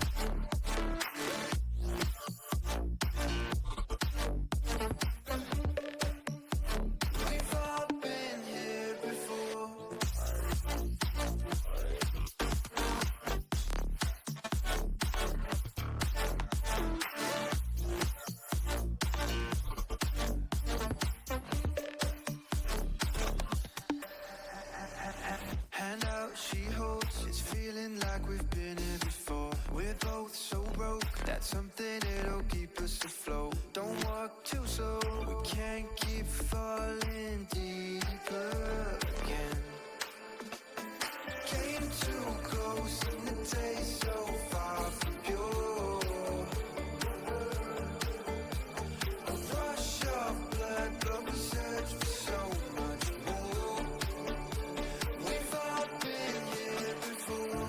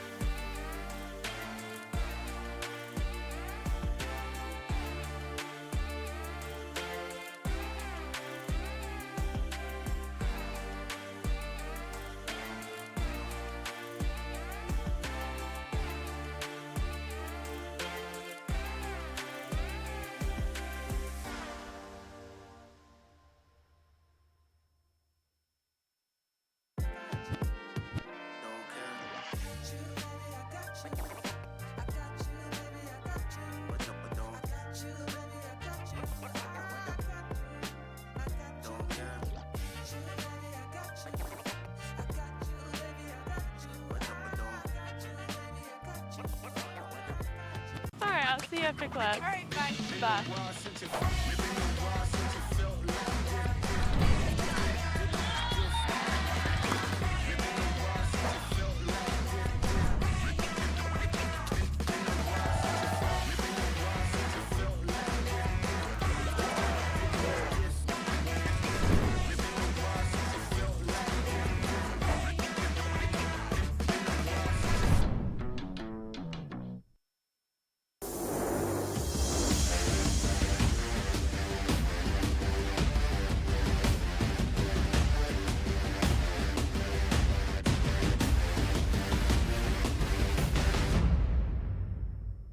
And we're live at the beach, following one beacher leveling up in her hero's journey. This is Bridget, paperback writer, finally with a moment of peace. And she is locked in on her beach read. Looks like paper beats metal. Do I smell bookworm? What a leap! Dusty. I don't think she noticed. Is that a mime? I believe that's a Frenchman asking for directions. Now that's how you beach with the best in Myrtle Beach. Stay beachy, everyone. Plan your best beach vacation at visitmyrtlebeach.com. Welcome back to the beach, where one super-powered father gave a whole new meaning to SPF. Here's vacation dad Tommy No-Tone Jones setting a daily record for sunscreen application. He's got reflexes like a cat. Amazing speed. Let's take another look. Now that's how you beach with the best in Myrtle Beach. So long and beach easy. Plan your best beach vacation at visitmyrtlebeach.com.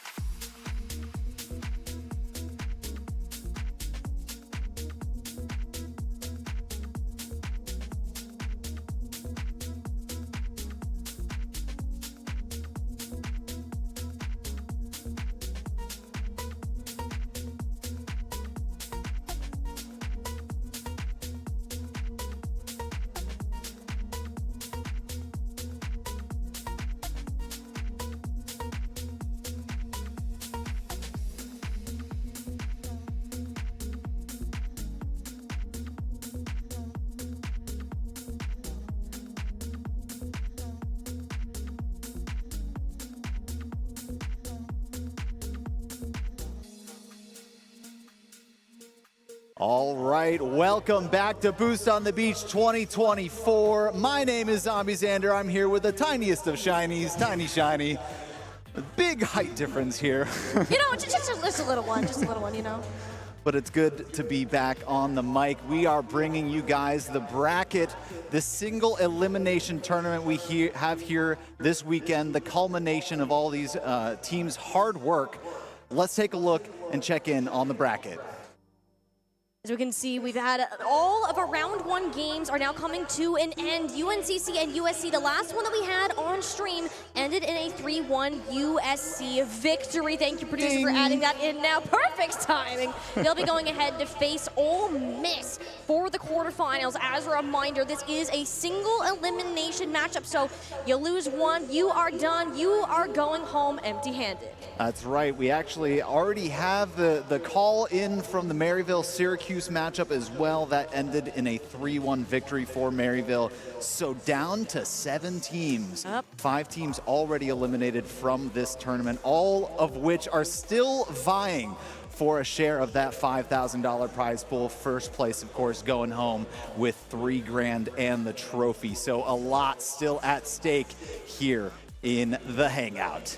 Oh, absolutely. I mean, these teams, they've been playing all weekend, 8 hours yesterday, and since 10 a.m. this morning. I mean, you'd have plenty of amazing things to look at. And what better way to explain that, Xander, than with some good old numbers, some statistics. It's both you and mine favorite. Let's go ahead. We got our shot leaders to kick us off. And this right here, next, and Titanium tied for that first place. Unbelievable stuff, especially with George Mason. I mean, you kind of expect that with the defending champions. Thus already eliminated here with, but to take a look at Harrisburg, Storm. Wow. Crazy stuff, top shot leaders all over the place. And then of course, Angel there. Something to note about Angel though, being in that number 4 spot, his 2 teammates very, very close behind at 49 and 41. So threats all over the board. There's a lot of yellow up there, right? These are your top 2 seeds, or well, top 3 seeds rather, in both the Storm and West Virginia, which we'll be seeing a little bit more later on today. But to talk about that, I mean, George Mason, yes, of course, they were sent on home. It does show that they were setting up Titanium, despite not winning a game, except they won 1 game the entire day, yet you're still putting up the second most shots in the entire tournament, Xander. That's unreal stuff right there. Let's take a look at the assists, of course, the players that are making all of these shots happen. C-Money still for Ole Miss there at 20. T. Carell and Polar from the Storm at 17 and 11. And something coming up for our next matchup, Mr. Marr from Michigan State at 14. So being a bit of that facilitator for that squad. And we'll see a little bit more of it once we actually get in onto that pitch. But Marr is going to be that player for Michigan State, really helping set them up for success. Have incredibly balanced team play, which I'm really looking forward to seeing. Yeah, absolutely. And then let's go ahead and take a look at the goal leaders through the rest of this as well. Again, the Storm taking some of these top spots, 23 and 20. Unbelievable goal production from this squad so far. Lunar from Ole Miss, a storied player that has been putting up huge numbers, big player that's put Ole Miss so far into this tournament, really 5-0 through groups. And we also, of course, got to talk about Marr, right? Yeah. Marr again putting themselves on the board for these goals, and it really does show you the importance that this player has, being the oldest player on the team, having been on there for the longest as well. So these guys, they're looking up to Marr to be that leader, not only in setting them up for success, but also being the one to initiate it in terms of points. We'd love to see that. And then, of course, this tells a different story, right? This is more of a defensive side of the ball. Some of the teams that have been needing to get back and really try to maintain possession of the ball, try and gain possession of the ball. Gavilan, no, this is Patrick at 47 and 36. Lazy, of course, trying to keep UNCC in it. And Knock, one of the teams that is still here and producing great saves. Knock as well has been one of those players who's come out as a surprise, a freshman on the Michigan State roster. As we're going to get to go ahead and see them now. They're preparing for their upcoming match against West Virginia. Knock, Mar, Rocketman, all three of these players have been working in incredible sync throughout the weekend, and all of us casters have been impressed with what they've been able to do. But Sander, of course, we wouldn't be at the Hangout if we weren't having a little fun too. That's right. And, you know, sometimes you got to just mix a little bit of business with pleasure. And, of course, our teammates hiding a little bit. And here we go. WVU absolutely locked in, stoic, and ready for this next matchup. I feel like that's going to be a big difference in these two teams. You know, you have some of these squads that are of the mindset that I'm here to get something done, do my job, and get out. And some that are trying to have a little fun along the way. And a lot of times success gets mixed with fun, right? Yes. So you might see a couple smiles on the team of WVU as we progress here through the afternoon. And WVU is one of those teams, well, actually probably the team out of our entire tournament that has the scariest individual roster on paper with the extensive professional experience in the RLCS. That is really recent. I mean, all of them qualified for that recent split as part of the top 16. They're not shying away from competition, and Michigan State are the rookies. They're the new squad, the new kids on the block, and they want to make this the chance to prove themselves, to gauge where they're at within the Collegiate Rocket League scene, hoping to surprise us once again. Well, how about we find out which of these teams is going to move forward in the bracket and which one of them is going to be going home. This is going to be West Virginia versus Michigan State coming up next, game number 1. Virginia and Michigan State, the 3 and 6th seeds respectively, both looking to book their ticket to the semi-finals, having a shot at this $5,000 prize pool that lays ahead of us. And while we can sit here and talk about it all we want, let's go ahead and jump right into the game. West Virginia, MSU. Here we go. Already you see Mar and the rest of the Michigan squad a little bit on the back foot as Angel already has an opportunity and already has a goal. Wow. 1-0 West Virginia, 12 seconds in. Experience and time. I mean, a solo play from Angel just off the kickoff, getting the read, had the boost to pull off a beautiful tap outside the net. And this is the team you're playing against. West Virginia is the most mechanically talented players you are going to find within the North American Rocket League scene, not just collegiate, the North America as a whole. And MSU just got a reality check. They sure did. West Virginia, of course, earlier playing Northeastern taking a game off of them to start off the series, but then almost as though the beast was awoken, West Virginia scoring, I think, a collective 10 goals on them, 8 in one of their games, in game number 2, to put that series away. They're not messing around here, and they're showing it already here against Michigan State with a 1-0 lead. Nothing happening quite since, but we're going to stay tuned and see how Michigan State can respond. Ange now one scored the first point, looking for another solo play at the run, and Mar said absolutely not again. Michigan State attempting to maintain that control past the midfield line. Over there, going to run out a boost. Rocketman from above. No player willing to commit, knowing that the tap back down is a dangerous place to be. Knock putting themselves on top of the net in order to push out of danger. And we're just getting word, Harrisburg up 2-0 on Georgia State. And we'll keep you tuned in on how that match is occurring on the side stage at the moment. We're excited to see all of these teams playing. And Daunt, oh my goodness, the solo ability here. Let's take another look, running it down the field. Basically all alone, running it right by that of Knock. Daunt just snapped his ankles right there. I mean, Knock wanted to get there, thought he would go up the wall, which most of the time, yeah, that would happen. And fortunately, you can't get the reaction on time. One chose one direction, the other went towards the net. West Virginia extending their lead to 2 points. They're going to be able to maintain that. Can MSU find a way to strike back? It's more demolition on the goal line. Rocketman with the opportunity. And this is how the Spartans are going to get themselves in the game. And there you have it. It starts with 1 goal at a time, right? Now you're only 1 back. Still plenty of time on the clock. all it comes down to whether or not you can keep that momentum moving forward, right? With Michigan State, if they're able to continue and not let any more goals go right immediately off kickoff, where here's an opportunity, but luckily Mar going to kick that one off their side of the field. Now West Virginia might have a little bit of something to say about it. I mean, West Virginia, there's actual players. That's a dangerous bump in the midfield, not trying to push it away. And thankfully, it goes right off the crossbar. I mean, West Virginia, they're going for these solo plays, Xander. I mean, it's incredible. You're putting the team of Michigan State, known for their incredible teamwork, to the test just with the pure mechanics.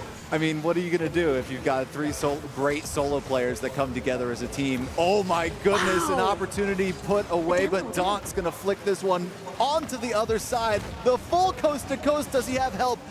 Not quite enough from Tool, and Mar's going to be able to get a touch over onto this one to hopefully, for Michigan State, put this one out of their box. That's going to be the goal. Still down one with about half the game still remaining. The Demolitions have been key points for MSU in the past. We've seen it from the one goal they managed to get, and on the previous attempt Michigan State had on the offense. Rocketman looking for the pass up toward the front. It was a knock into the net, and Knock himself was the one to control the ball, yet will end up losing it to Tool. A collision midfield means the ball goes flying into the air before slowly settling back down in the mid. Yeah, quick 2 goals, quick 1 goal from West Virginia, and they piled on another after that. Since Michigan State having scored this one, the game overall seems to have settled down just a little bit. Though, you know, if you're Michigan State or West Virginia, you might say a little bit differently, feeling probably a little bit faster for them as they keep attacking one another's goal. Though it seems like the attack is a little bit more for blue onto the orange side. MSU have been working a magic on this defense. Look at the level of skill that West Virginia are putting into these shots right now. These are not easy saves made whatsoever. The ball heavily on the blue side. As you said, Sander, yet it's yet to find the back of the net. Will be Daunt with the third man in. No, it shall not. It goes off the post. And Michigan, they're going to manage to hang on, but not long enough. It will be Angel to swoop in and break them down. It just seems like at any moment, West Virginia player is ready to steal the ball away at midfield and put it in a prime position so that they can sustain an attack. And if one attack comes in, then there's at least two or three more shots that follow up. And it's really tough, getting really tough for Michigan State to withstand that assault. And what we're seeing from West Virginia, we're not seeing a ton of passing. That's one thing to note, but a lot of these rebound recoveries have been the key points to their success and keeping MSU away from the ball. MSU, they're forced to go for these longer plays downfield, whereas West Virginia, they're keeping that ball nice and close so they can have their hands on it, making Michigan come to them. With less than a minute remaining on the clock, something the Spartans must show within this final hour. They've put West Virginia to the test in game number 1, but they're not going to manage to close it out. It was a final tap in that I believe was off a Michigan player. I believe Tool was over here. Oh my goodness, it was Rocket Man. Oh, that's unfortunate for Michigan State. Now a 3-goal differential, 31 seconds left. This is looking very in favor of West Virginia, that they're going to go ahead 1-0. And this is kind of the matchup that you were expecting. West Virginia heavily favored within this game today. They've been piling on the shots. Once they start to get far ahead, they build up this wave of momentum. They can ride that rather comfortably. Michigan State, this is the first time that we're really seeing them get choked out in their own end. While they have some great defensive players, it's not enough to overcome West Virginia, as they're just going to put a 5th one on the board for funsies. That's one of those scary things about the bracket, right? They've been playing all of their own all their own teams, and they finally take just a step over. They gain a little bit of success playing some of the lower seeded teams, and then you get to the top 4. And West Virginia being number 3. I mean, at the top 4, any one of them could flip to a different number on a different day. And today, West Virginia is going to take the lead 1-0 in the series against Michigan State. Now, Michigan State, not quite the result that they wanted to have today, yet one that doesn't make it impossible for them to have a comeback. West Virginia, I think out of all of the teams that we've seen this weekend that are currently in that top 4, has had the shakiest performance. They dropped a game against Northeastern. They did not look very good in the very first matchup that we had against Harrisburg. 2 polarizing and pretty far apart losses losses, you have to say. And them coming back against this now, Michigan still managing to make it relatively close throughout about 2/3 of that match does beg the questions. Can the Spartans regroup over this short break to give it to them back? Yeah, I have to say that there at least is a history of West Virginia in this very tournament where there's a UNCC actually brought them to overtime in a 3-2 match. So this could be the opportunity for Michigan State to maybe take advantage of a potentially comfortable West Virginia team. That's when you strike, when they're relaxing on their 1-0 laurels. And that's kind of the thing to say about West Virginia is that because they're such an experienced team, when they have those losses, it's not one that you can count heavily against them for. They're a team, because of their experience, they know how to make a comeback. They know how to keep their mental strong, but Michigan wants to do the same. They're well versed in Game 5s themselves. Yeah, that's definitely something to be said about West Virginia, especially is a lot of lower level teams can certainly be rattled a little bit by a loss, but it doesn't seem like WVU is going to let off the gas whatsoever. 18 seconds in, Daunt is already stunting here around the goal line. That's a double touch, beautiful off the crossbar. Wow. And wow.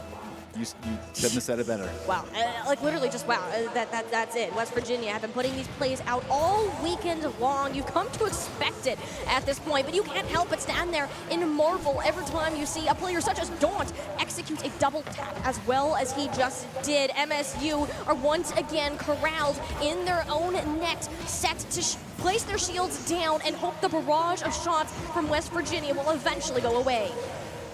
Now Knock finally getting a little bit of offensive going, but immediately off the back wall, down to Rocket Man, but Daunt and Tool, the onslaught to the corner.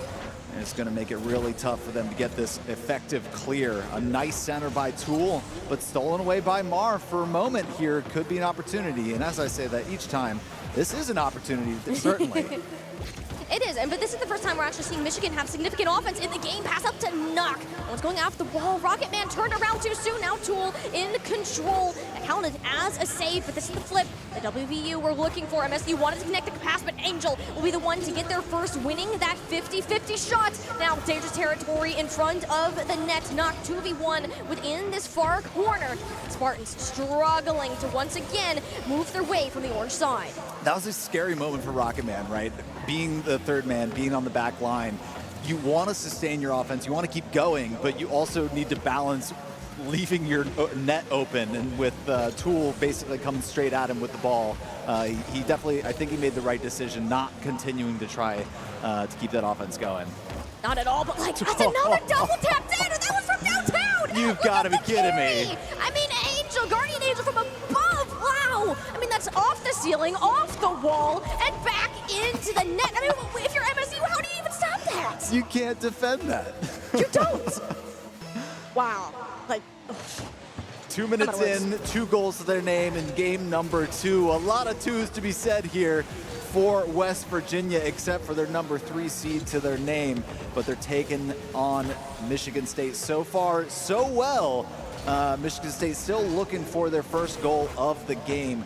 And we're seeing a little bit more offense, as you were mentioning. And the opportunity, oh my God, just as I say that. You were saying, Xander, you were saying? 2 cars down!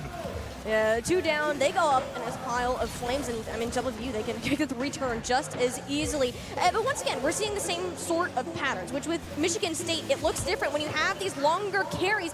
WVU have a better grasp of not only the field, but the airspace above it, the control, the meetings that Tool and Daunt have had so far have been way above what we've seen from the Spartans. I mean, they're going to get that next tap in, get water. It just goes off the corner, and Angel's there on the reception. Yeah, just bad angle on that one, and wasn't able to put that one through. That would have been a great opportunity. Maybe some of those breakaways for Michigan State is how they get back into this.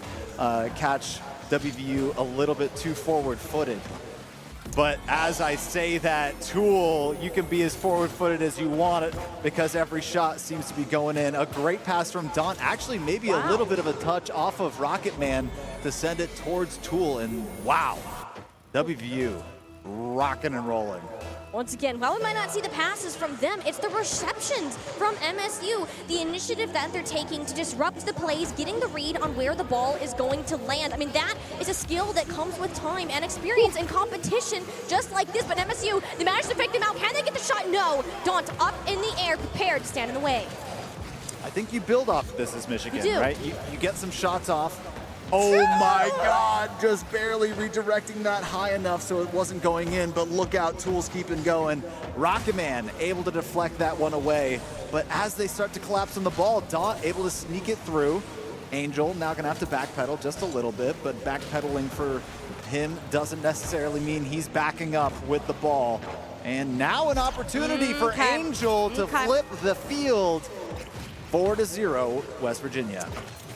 This is rough for the Spartans right now. That's literally all you can say. I mean, they've played some of the best Rocket League. They've certainly been the surprise team of the weekend that none of us really expected to show up in the way that they have. And they beat every team but the ones that currently stand in that top 4, proving that they are capable of reaching the top levels but are not quite there yet.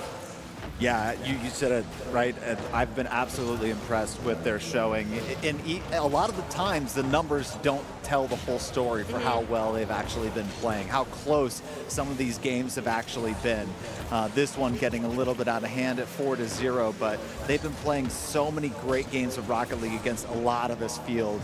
And it looks like that road is getting tougher for them against West Virginia. Now 5-0, looking like it's going to be down 2-0 in the series in this single elimination bracket.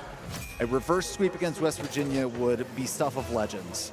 It certainly would, but it's not something that Michigan State themselves are unfamiliar with. In their competition for the regular season of NACE, the very popular collegiate competition league, they've taken all 5 weeks of the regular seasons to Game 5. I mean, they're no stranger to a lot of these games. Granted, they do go up first in most of these. Reverse sweeps are not incredibly common, but this is one of those times to show, hey, while we might be down, yes, going 5-0, it hurts. It really does. But it's not over until it's over, and continuing to show what they can do. I mean, Rocket Man still is getting these carries on the offense, not get another shot. They're following up on these abilities, knowing that the game is as good as done as these final seconds tick down.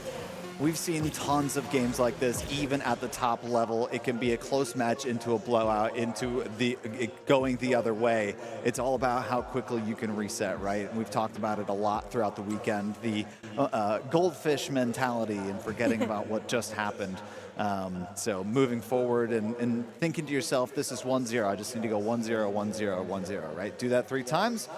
All of a sudden, you're in the semifinals. Look at that!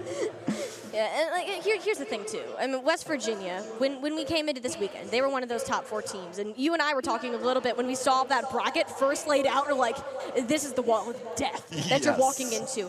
These are the teams. They got that first round bye, so you've already played a match in round 1. So Michigan, they came away from that pretty handily, and now you're facing that wall of death, facing the threat of elimination, and are now on your last leg after your impressive showing this weekend. It's time to pull out everything. What else do you still have left in the tank to show us on the field of Rocket League? Yeah, I'll say it's do or die, right? Go home. We've got a timeout from Michigan, and we do have a report that Harrisburg brought down Georgia State 3-0. So Harrisburg will be waiting in the semifinals for their opponent. Let's take a look at the bracket update as we check it out.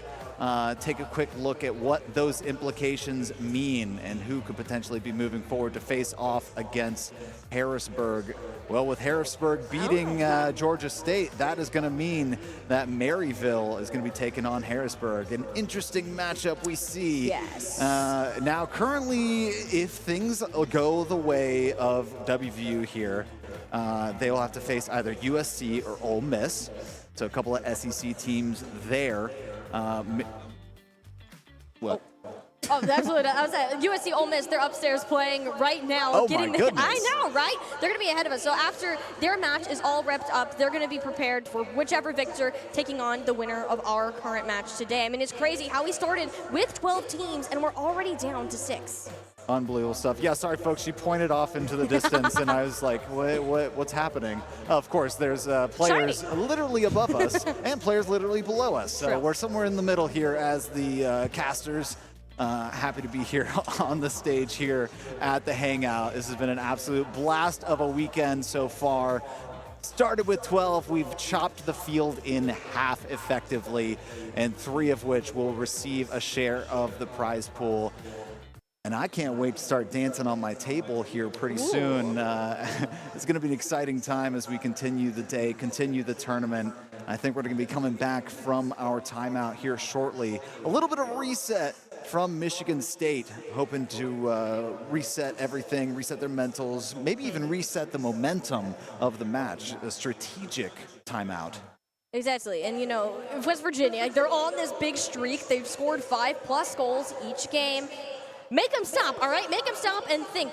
They might be overconfident, right? You get this many points against one team, you're like, all right, we're going to win this. There's no way we lose. Well, I'm going to say it again. It ain't over until it's over. And Michigan is going to pull out all of the stocks. I have no fear of that happening at all. So West Virginia right now, yes, they are on top and they are feeling good. And, we expected them to make it this far. We expected them to make it to the semifinals. The last one standing in the way is MSU.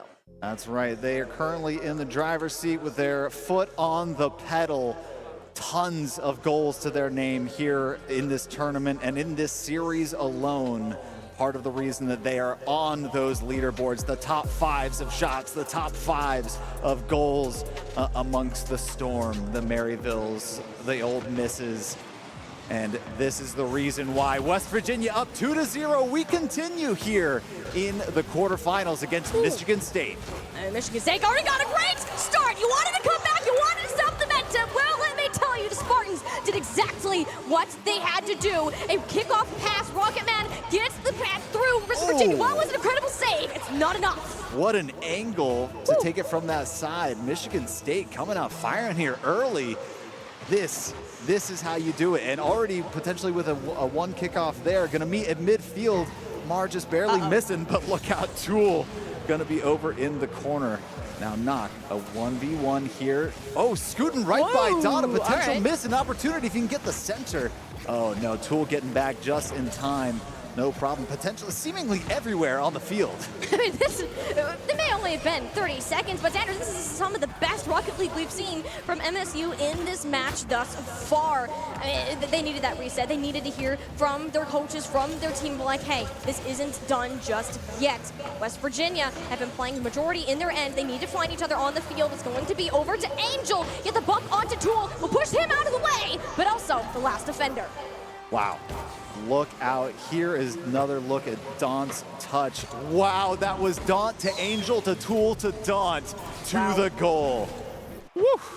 Now, when this team, there's a team of single threats, but they're also a team of all three great full team threat, and when all 3 of them are touching the ball, that's when you know that they're going to start vibing.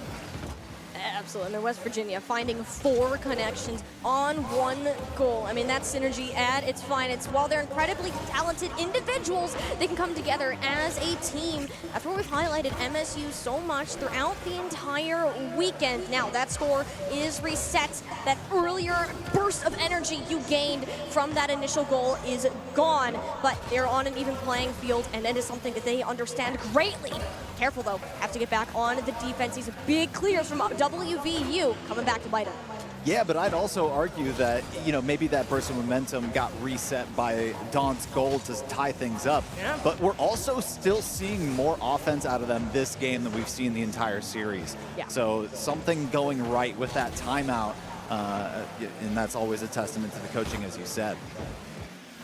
Something in the Spartans has changed thus far. You notice how actually far up Mar has been playing just to try to receive some of these clears, putting so much trust in Knock and Rocketman on the defensive end to kind of force WVU back. And I think that's actually a large part of their success is their positioning. They're spreading out more. And that's a demolition on the goal line. Can Mar get the final tap in its Tool? Is there anyone else available? It's Rocketman for a second. This is the MSU that we've been seeing and wanted more of. There we go. Tool creating an amazing save, but when all 3 players, honestly, trying to tap that ball in, that's a little bit tough without help from the teammates. So hats off to Michigan State to really stick it to WVU in game number 3 so far with the lead. They've had them lead for a decent chunk of this game.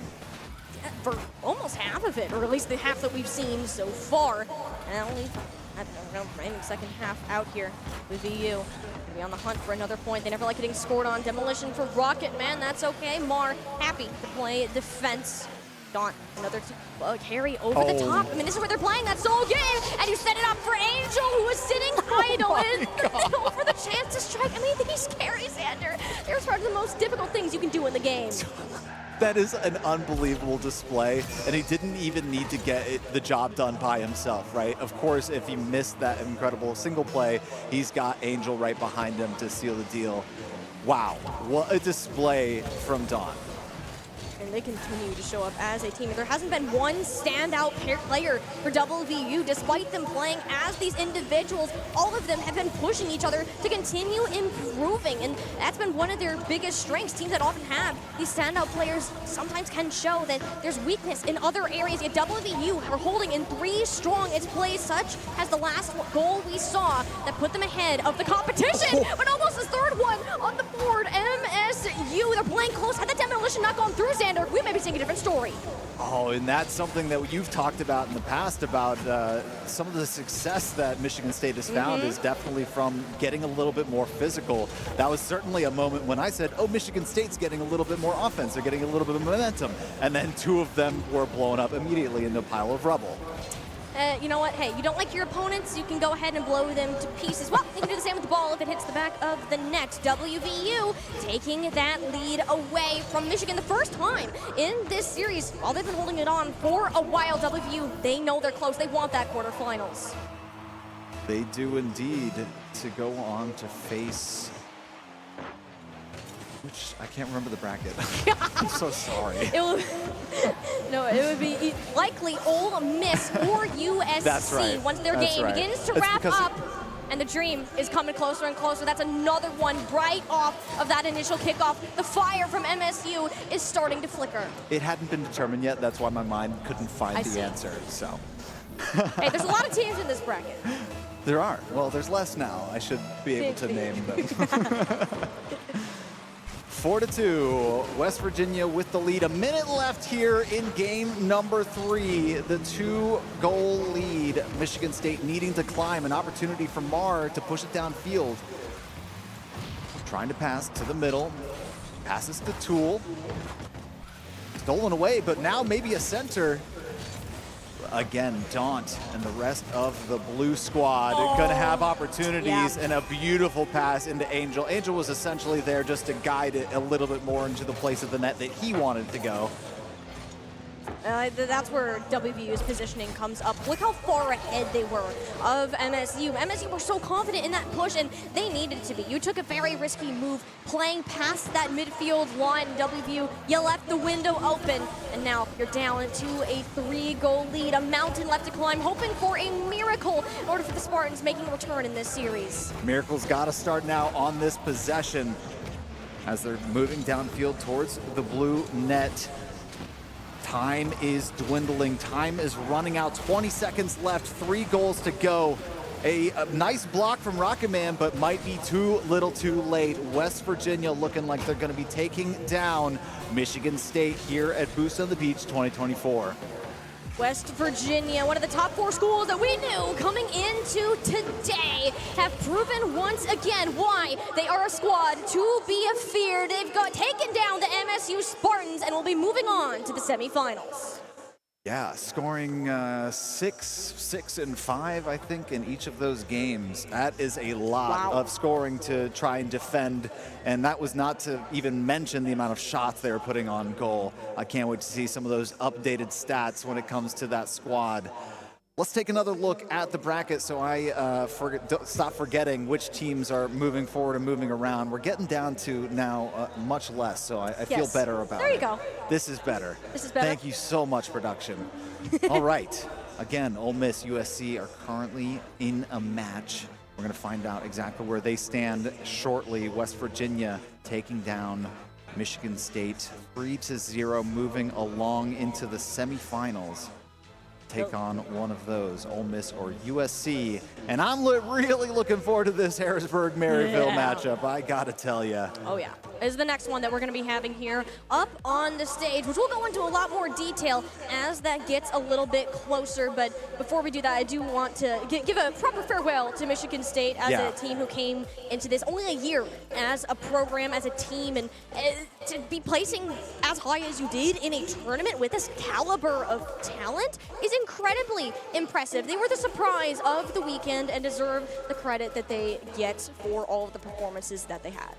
I mean, they had to make it worth it. They were one of the furthest traveling teams to make it here, all the way down to Myrtle Beach from Michigan State. Unbelievable stuff.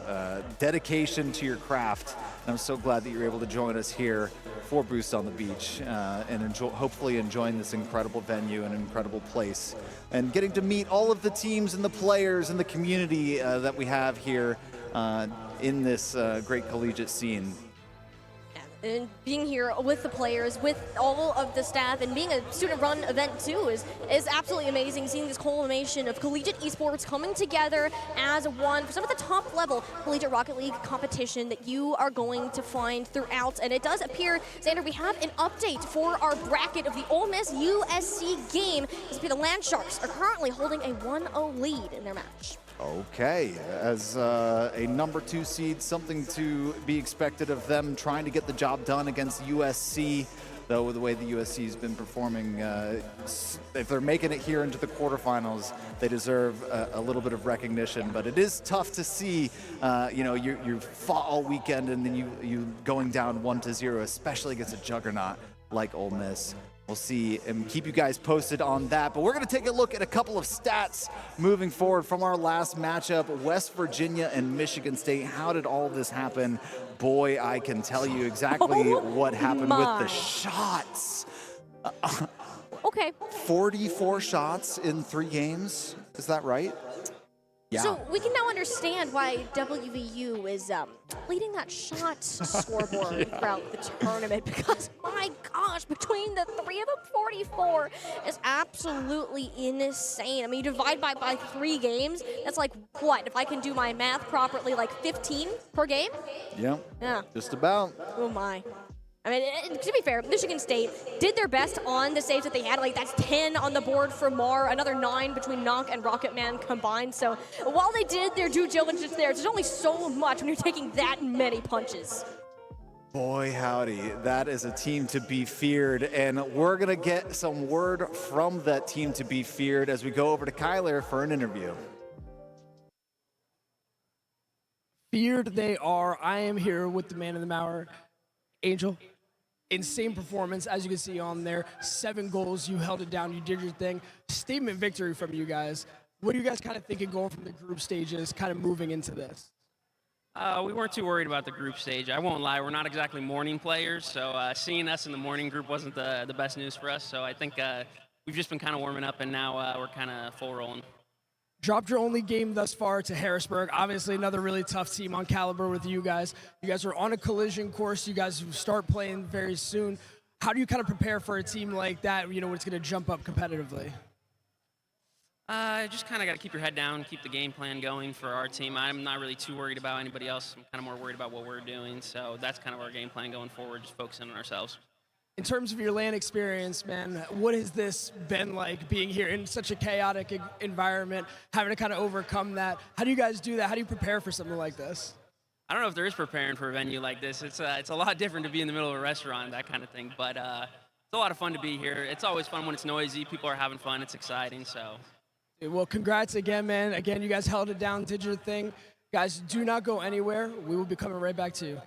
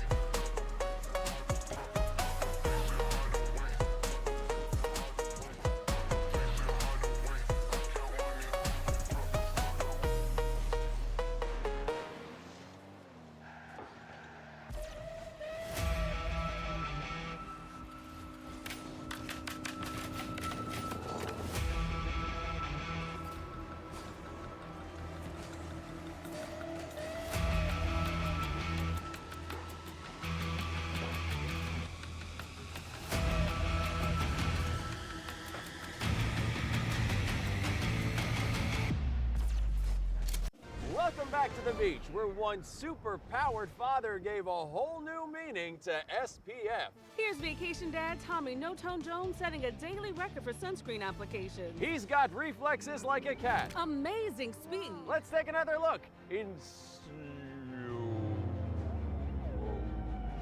Now that's how you beach with the best in Myrtle Beach. So long and beach easy. Plan your best beach vacation at visitmyrtlebeach.com.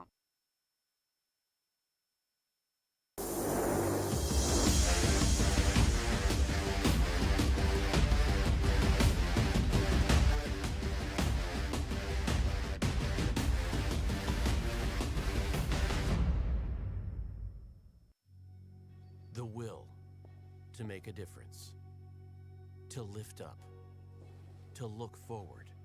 It's been at our core since day one.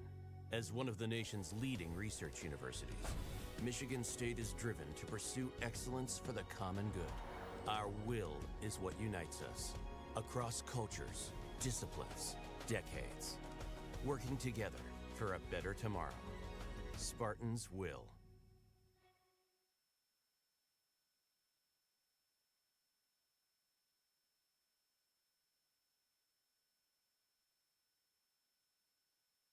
Welcome back to the beach, Myrtle Beach, where the best beachers come to play, including Henry Gotta Catch 'em Hall. Grandma with a cannon of an arm. Woo! Now that's what you call Rocky Road. Ooh la la, what a juke. Don't try this at home, kids. He's on the boardwalk. More like the board run. He jumps, dives, and caught! And the home team wins. Go Beach! That's how you beach with the best in Myrtle Beach. Plan your vacation at visitmyrtlebeach.com.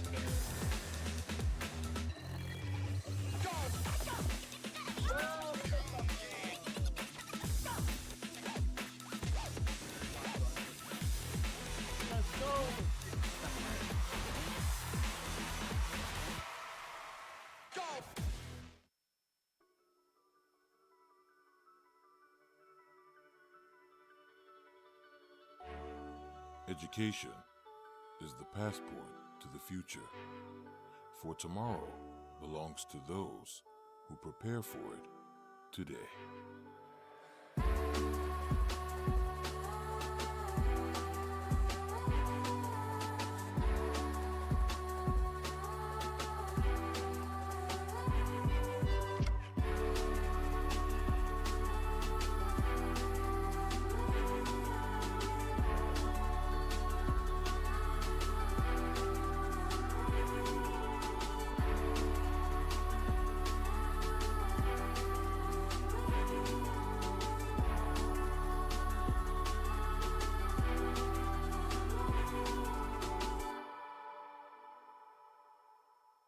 Welcome back to the beach, where we join Charlie Chew Baker and his grandpa for lunch. Here we have some delicious boardwalk classics. Wait, what's this? Who ordered the seafood tower? And a perfect plate call by little Charlie Chew Baker. The rookie takes it. How's that shrimp? What did you call me? Now that's how you beach with the best here at Myrtle Beach. Until next time, stay beachy. Plan your vacation at visitmyrtlebeach.com.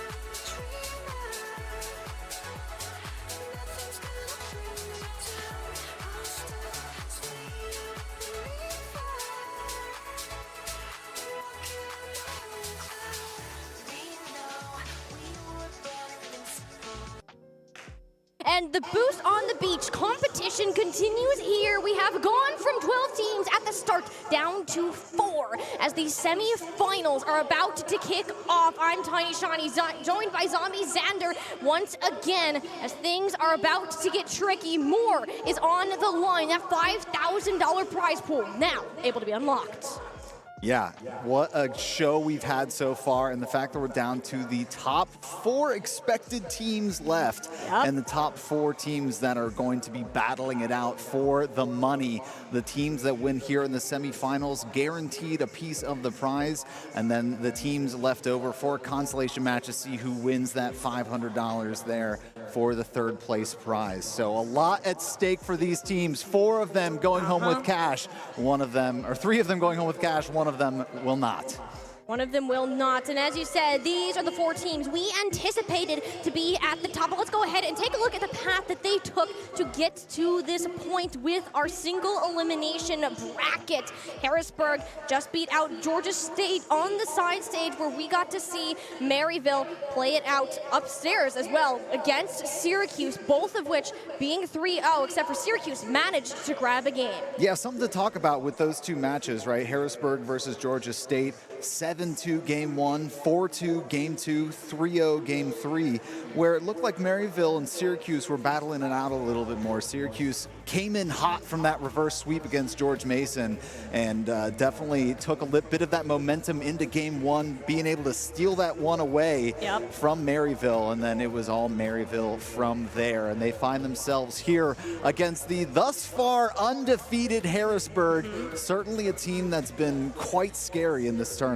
One of 2 undefeated teams still remaining in the bracket. Only appropriate that they are in separate semifinals matches. Only one will continue their journey forwards today. We're going to find out who that is going to be momentarily. But before we get there, I do want to go a little bit more into detail about these 2 teams that we have at hand. And Harrisburg, of course, is the one that we want to mention. Of course, undefeated. They've been leading in the shots, the assists, the goals, so many different ways. But you guys have to see the statistic card to see by far the margins that they have it at. Wow. And I was talking how just a couple players from West Virginia were just a little bit off the top 5. Now leading and in 3rd place, Angel and Daunt at 70 and 63 shots apiece. But next, right there at number 2, and Polar has been an absolute stunner here at Boost on the Beach. And absolutely, Harrisburg Storm as a team, one big point to be contending with the top and international roster that has come together for this event, and they have shown incredible talent both on the field and off. So I think the biggest thing that we want to look out for today is how the Storm are going to be able to perform. But one thing that we do want to talk about that is missing, where's Maryville, Xander? That's a great question. Not anywhere on there, but here's a look at what is, again, the facilitators for that. T. Carell has been a great person on this Storm squad that has been facilitating those 2 top shot takers in the top 5.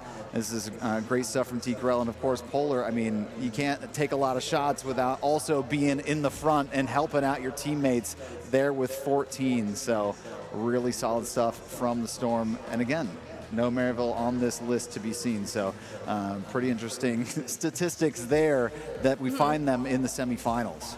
And that's the thing with Maryville, is with some circumstances where they weren't able to play some of their other matches. I mean, they got a lower placement, and even one game that they did end up playing that they lost, as a matter of fact, against Ole Miss at the very start of our Group B matchup. And while that team, they're looking to prove themselves here in the semifinals, the Harrisburg Storm are going to stand in their way. And my goodness, Sandra, they come out of this tournament roaring. Yeah, well, their 20% shot buff that they had yesterday during the rain is no longer. It's nice and sunny outside here at Myrtle Beach. A beautiful day for some Rocket League to get on with some of these incredible matches. Of course, we're starting to see some smiles here from Harrisburg as they're getting prepped for this match.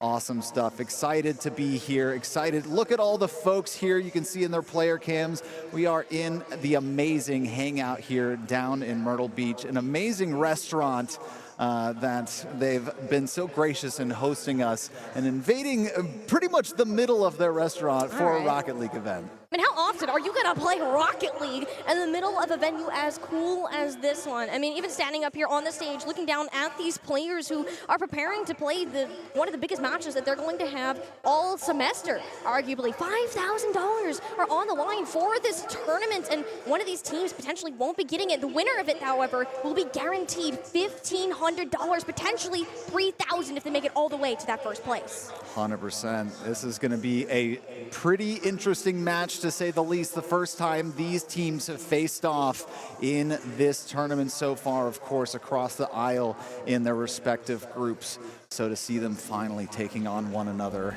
an exciting feeling I'm getting, to say the least.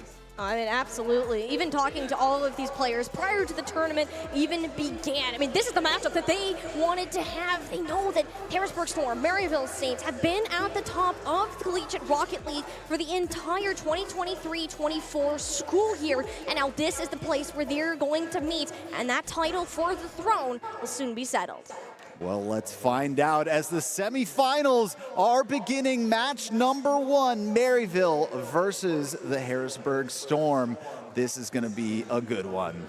Absolutely. I mean, these top 4 teams, some of the best of the best that you're going to find not only in collegiate, but some of North America as well. The talent here not to be understated. These opponents not to be taken lightly. And while Maryville, Harrisburg Storm, they haven't met once with the current rosters that they have, they're going to kick it off here for the boost on the beach, number 4 and number 1.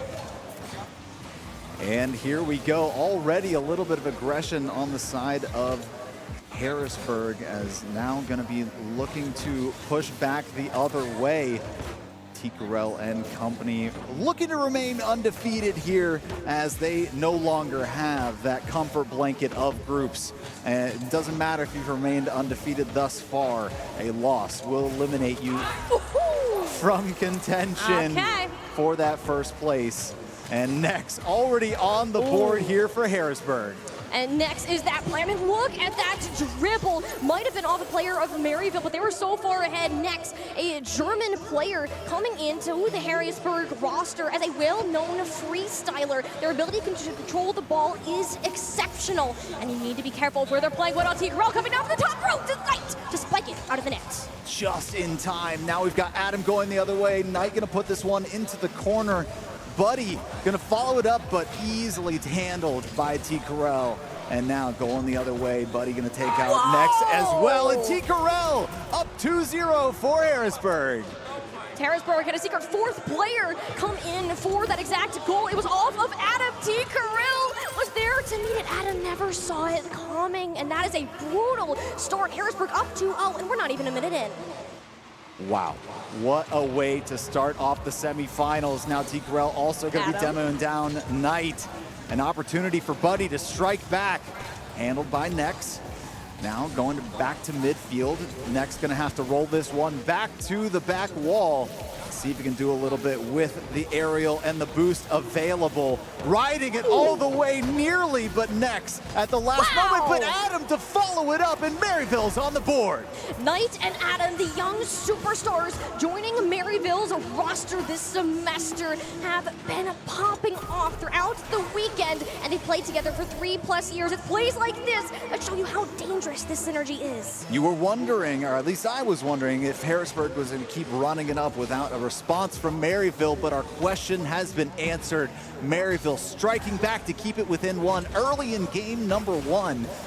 That is what you expect out of a championship-style team such as Maryville, the number 4 seed here in the single elimination bracket. Maryville now got the 1 on the board.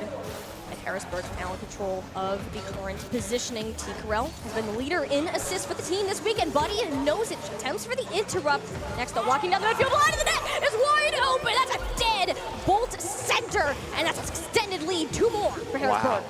Wow, stolen away by Nex there, and right down to Polar. The teamwork involved to steal that one away. Now with a 2-goal lead back in the driver's seat for Harrisburg.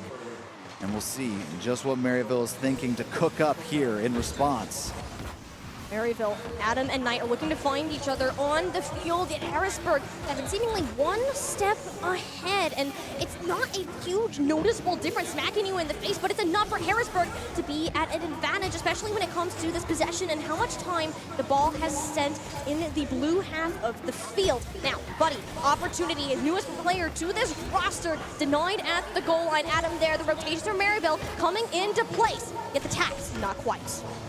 Yeah, and I fully expect one of the wild cards that we weren't really sure who was going to be taking some of these big steals and making big plays next. The freestyle, as you mentioned before, moving over into threes competition, didn't know how he's going to fit onto the Harrisburg team. Clearly one to set these teammates up with some special maneuvers.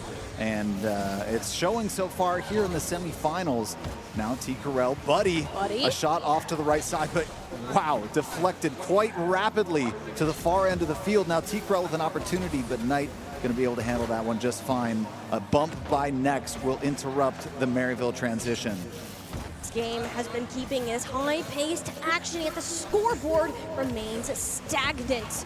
Harrisburg looking for their next setup within the corner, yet Knight trying to find the clear, looking for Buddy, back up to the freshman superstar. He's not going to quite get the connection that Maryville were hoping for. And Harrisburg, they're back on the run. The transition is so quick, yet Maryville managed to get back in time. Demolition onto next, certifies the end.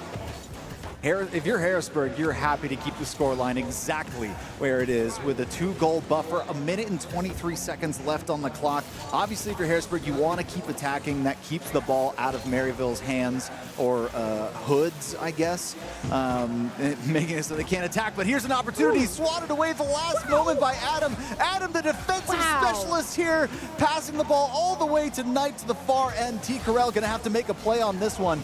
Helped out a little bit by the team, but a little bit of life from Maryville with just 60 left. Harrisburg stuffed up in their defensive end. Minimal boost to work with right now. They need some sort of clear, and Knight isn't going to let it happen. With the amount of time on the clock, Maryville, if they're going to come alive, it is now or never. Knight playing off the corner, trying to find Adam once again. And it's Buddy. Polar shoves it right off the hood of his car. And here we are once again, Harrisburg on the offensive. And they don't even need to put it in. All they need to do is prevent the Saints from getting another point on the clock. That's right, time of possession, everything here. Harrisburg having a little bit, probably the edge in that department. But Adam, with 18 seconds left, brings it within one. Maryville is not done yet. They're saying this storybook is not done being written here in game number 1. We're still in the conversation, and they're gonna have to get the job done quickly, get a quick goal, potentially something off the kickoff if they want to bring this one to overtime. Maryville got to work fast.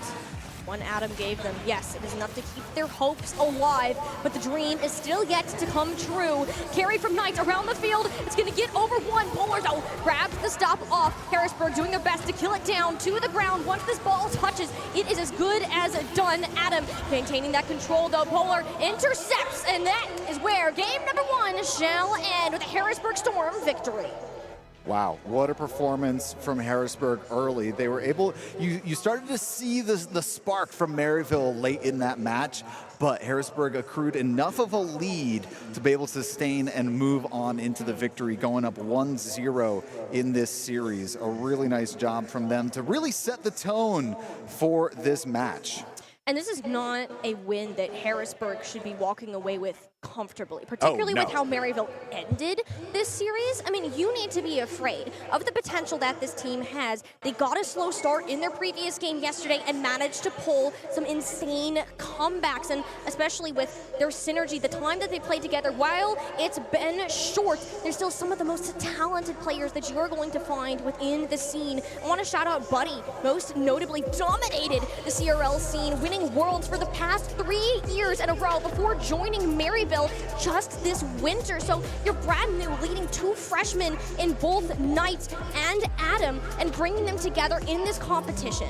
Oh, you take a look at Buddy's Wikipedia. It is more firsts than anything else. There's one thing that's not first on there. One. That's it. Wow. So a winner at heart, a proven victor here in the Rocket League field. We'll see if they can overcome this Harrisburg onslaught that has happened early to take them the 1-0 lead over Maryville. How do they respond here in game number 2? Can Maryville respond in kind and tie this one up, or will Harrisburg force them to put them in the situation for a needed reverse sweep? Oh, and if they keep letting Polar get control like that, Maryville in big trouble. Adam off to the corner. Knight want to try to get to Buddy, but he's a little bit far behind. Ball stalling out in Harrisburg's half. Ticarel taking the control, goes over 1, it goes over 2, and it's straight into the Saints' nets. That's absolutely insane. Let's take another look at how this happened. Adam and Knight in position, but the beautiful lob into the bump of Adam to take out the defense. What an insane solo play. And that is something you do not see often. There's a reason you pass the ball in the game, is to prevent you from flying head on. The fact that Ticarel is able to get from 2 Maryville Saints players is absolutely ridiculous. Harrisburg once again starting their series in the lead. Buddy almost made it an even game. Hit the demo on the goal line, was not enough. Ticarel still got the tap before he blew up. There's been 5 demos since we kicked off. Yeah. They are playing so aggressive, so physical, and it's been both ways. They're trying to disrupt the tempo, the momentum of either squad so far in Harrisburg. But Knight, look out! There we go! And we're going to take another look at this replay. Molly, take us through it. Knight, look at this. You had the tap off towards the goal line. Next wanted to get there. Polar was a little bit too shy. Whether the bump came in or not, it did not matter. Harrisburg were out of position, and the shot from midfield, it was a far one they weren't prepared for. Wow. Now, Maryville starting to warm up here to the idea of beating Harrisburg at their own game. A lot of that physical gameplay probably set a spark in them, saying, all right, if they want to play physical, we're going to play physical too. And an opportunity for them to strike back, granted, in a 1-1 scoreline. 3 minutes and 30 seconds left in regulation. And we're already down on the Harrisburg side once again as Maryville continues to fight. Maryville evened out the game. They can manage to take the lead. I mean, Knights, it was a nice flip on over.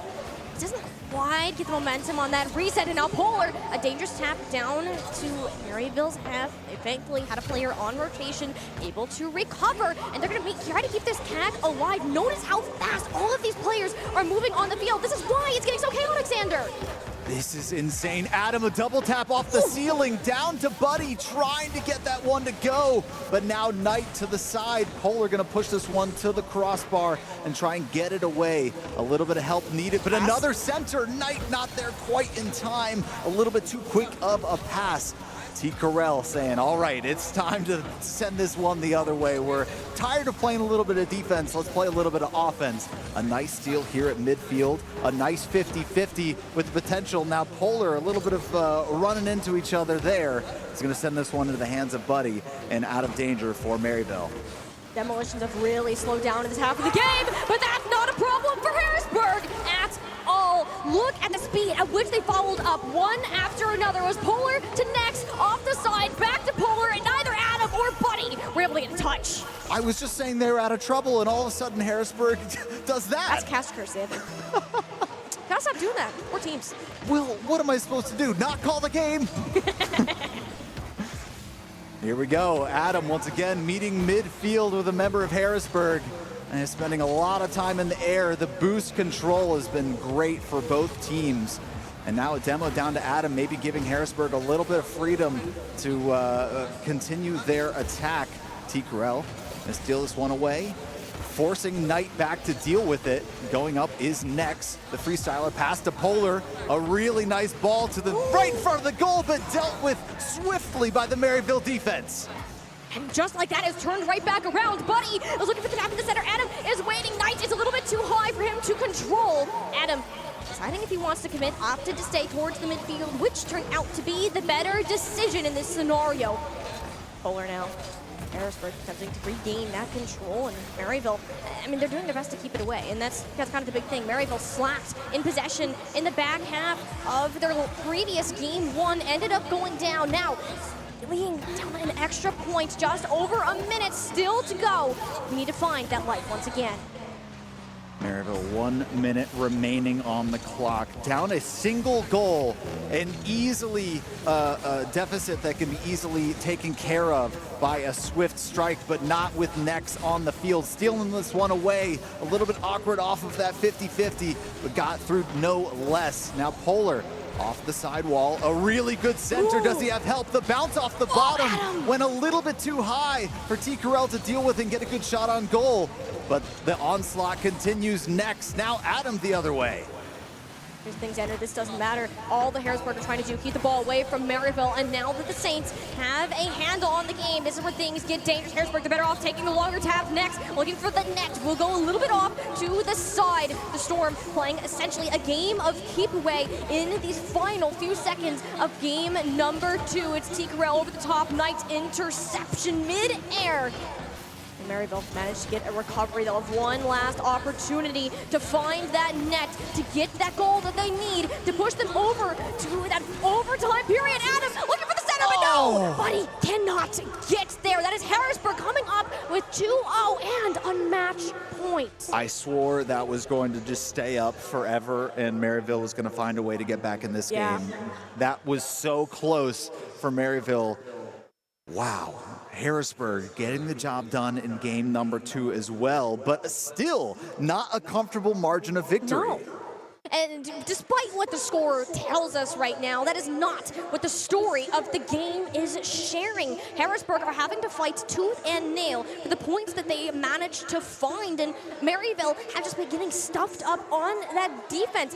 The big difference that I'm seeing is Harrisburg with these longer carries, these bigger periods of control, allowing each other to set up before going for these more centered plays. That's where we've seen major points start to come in. But you have to wonder, where is Maryville? Can they close out a game? A team we anticipated to be in the finals is now on the brink of elimination. That's right. They need 3 in a row against the Harrisburg Storm, a team that has found success time and time again at this tournament and outside of this tournament. Yeah. What a strong squad these players, the changing of rosters has really done them something special, and we're seeing it on the field right now.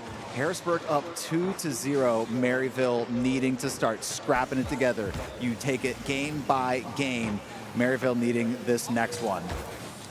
A reverse sweep is what we need to see from the Maryville Saints to keep their hopes alive of getting a piece of the prize pool today. Buddy gets his head over the top. Adam gets a complete and total miss, and it's things like that where you just gotta hit those, right? You're losing out on opportunities, and now you're forced to defend. Opportunity for Maryville as Nex deep on his side, wins one 50-50 by another. Now Polar trying to get this defense going, but Buddy gonna disrupt that one, drop it almost in front of the net. But Polar back the other way. Oh, how quickly these teams can transition from defense to offense. Just as Polar was sending it the other way, we're going back with Maryville to attack on Harrisburg's side. Polar going up, some nice moves, but Knight just barely there in time. Next with another opportunity. Polar now in the corner, tried to face off 50-50 with Knight. Knight taking the edge there, and Maryville on the attack.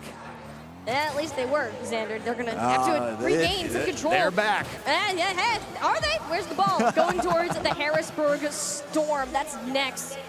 Now looking for the play. Buddy, though, waiting in the corner. Rather having the ball come to him instead. But here comes the big assister in T. Carell. Has been playing into the hands of Polar and Next all weekend long. Maryville have certainly done their homework, making sure he can't get anywhere near it, and now attempts to put up their own plays where T. Carell is there to put up that brick wall. To the middle. Adam trying to intercept. A little bit behind the ball at all times. It seems as though Harrisburg is controlling the pace of play so far in this game, though still 0-0, 2 minutes in. So Maryville obviously changing some things up and playing some solid defense here, though there hasn't really been that many goals to speak of in these matches so far at all. 5 total in game number 1, 3 total in game number 2. You might say the 3-2 was the highest scoring game we might even see from these teams. considering we're still at 0-0 halfway through the game, Xander, we may as well be. Each match that we have had, the margins are closer and closer. Harrisburg and Maryville are on even footing, yet it's been the Storm so far to close out their matches. Demolition on to next. Polar might not have as much support as they initially thought. Wouldn't have had the opportunity to use it. It's at a mid-air. Maryville once again struggling to make it all the way through the field. Same goes for Harrisburg. Both these teams are playing so incredibly proactive and working together, not taking any chances, but Maryville are caught sleeping, and T. Corral bangs it in from midfield. What a shot off the back wall from Polar, and the one tap from T. Corral right by the defense. Unbelievable stuff, and Harrisburg once again with a lead. 2 minutes left, plenty of time for Maryville to regain, but now once again playing from behind is this squad looking to avoid elimination here at Boost on the Beach. Xander, every time that this has happened, Maryville have struggled to find an answer. While they can get a point on the board with how well Harrisburg has been playing on the defensive side, what makes you think they could do it again? I mean, even Adam, you saw him diving in from downtown. Yeah, just go ahead, stick Polar right away. But what about Knight? That's off the crossbar, down to the ground. Knight has fallen, and so has Harrisburg's lead.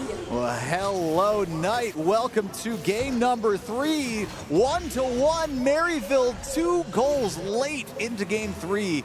They waited quite a while to give us some fireworks, and fireworks we finally have now. Tied up, who will take the lead moving forward into the 90 seconds we have left?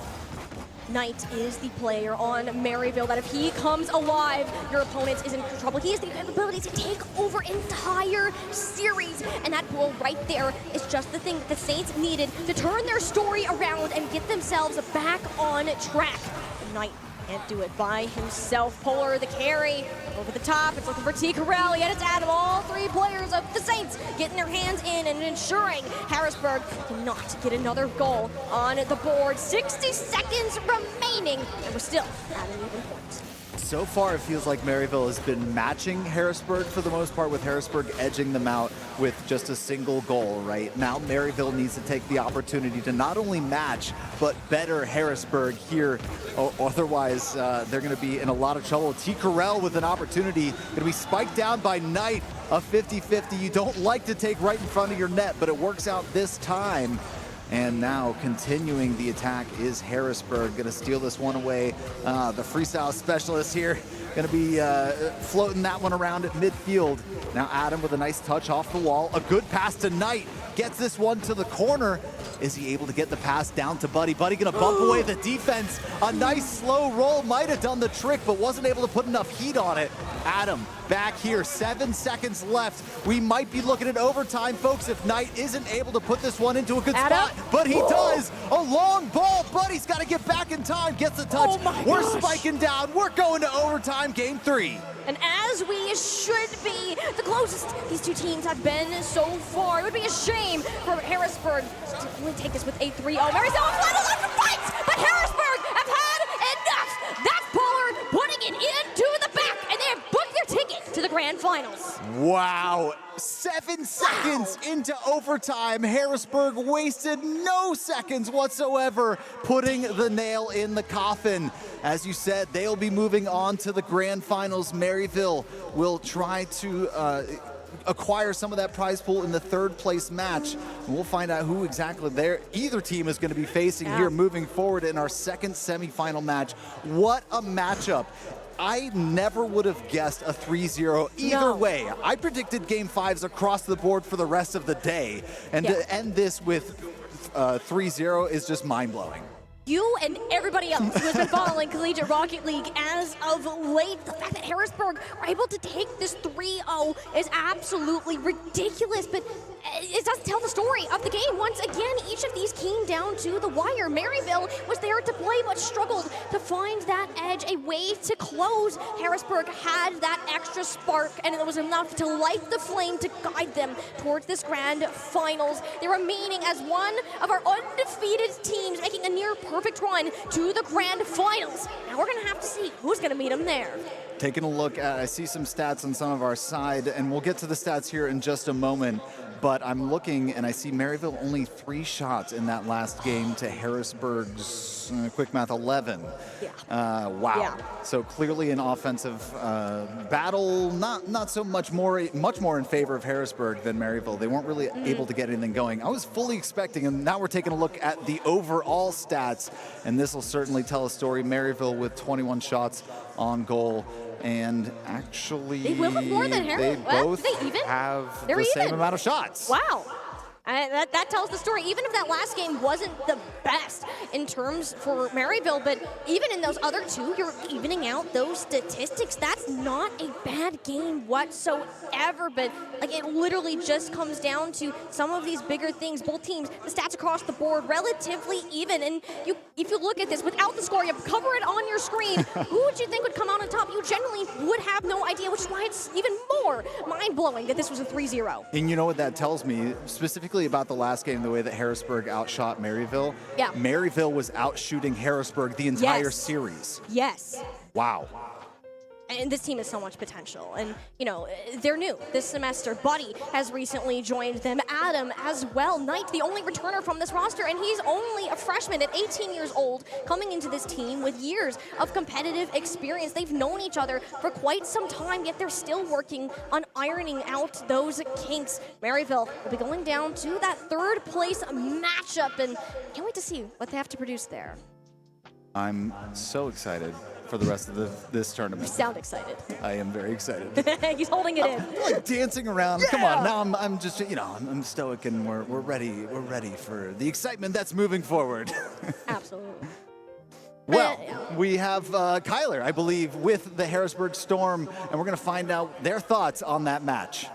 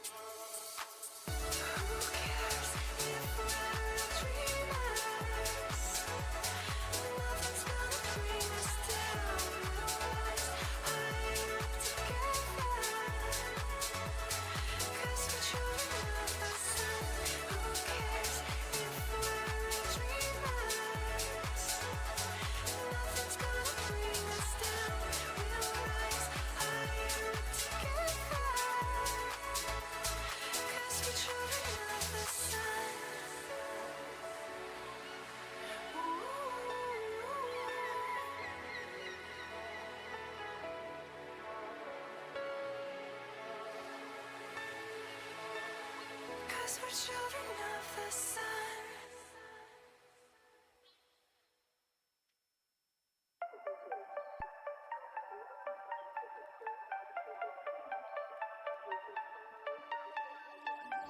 Handout she holds, it's feeling like we've been here before. We're both so broke, that's something it'll keep us afloat. Don't walk too slow, we can't keep falling deeper again.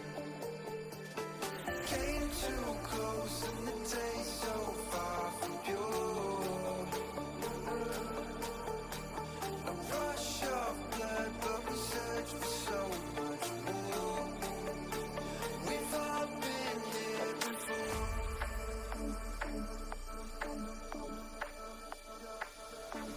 We've all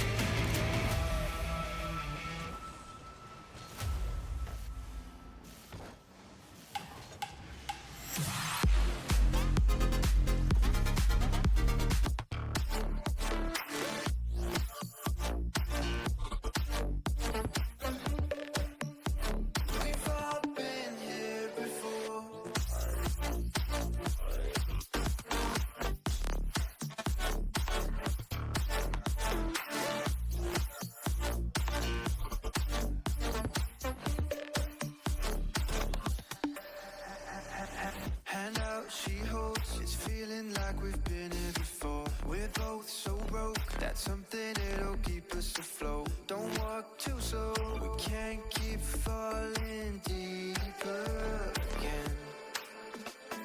Came too close and the taste so far from pure. A rush of blood, but we search for so much more. We've all been here before.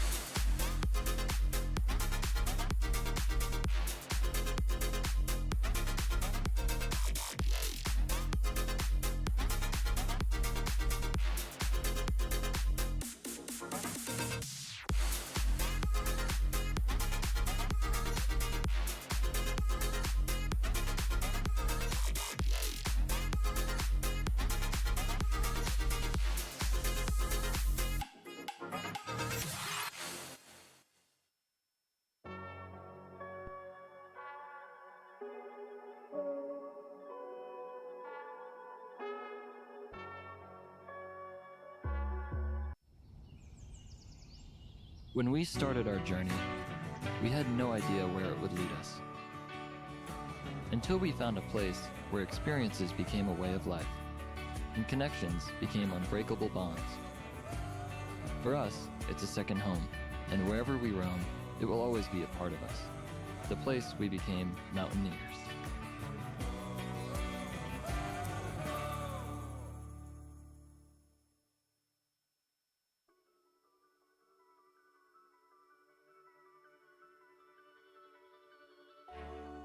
Education is the passport to the future, for tomorrow belongs to those who prepare for it today.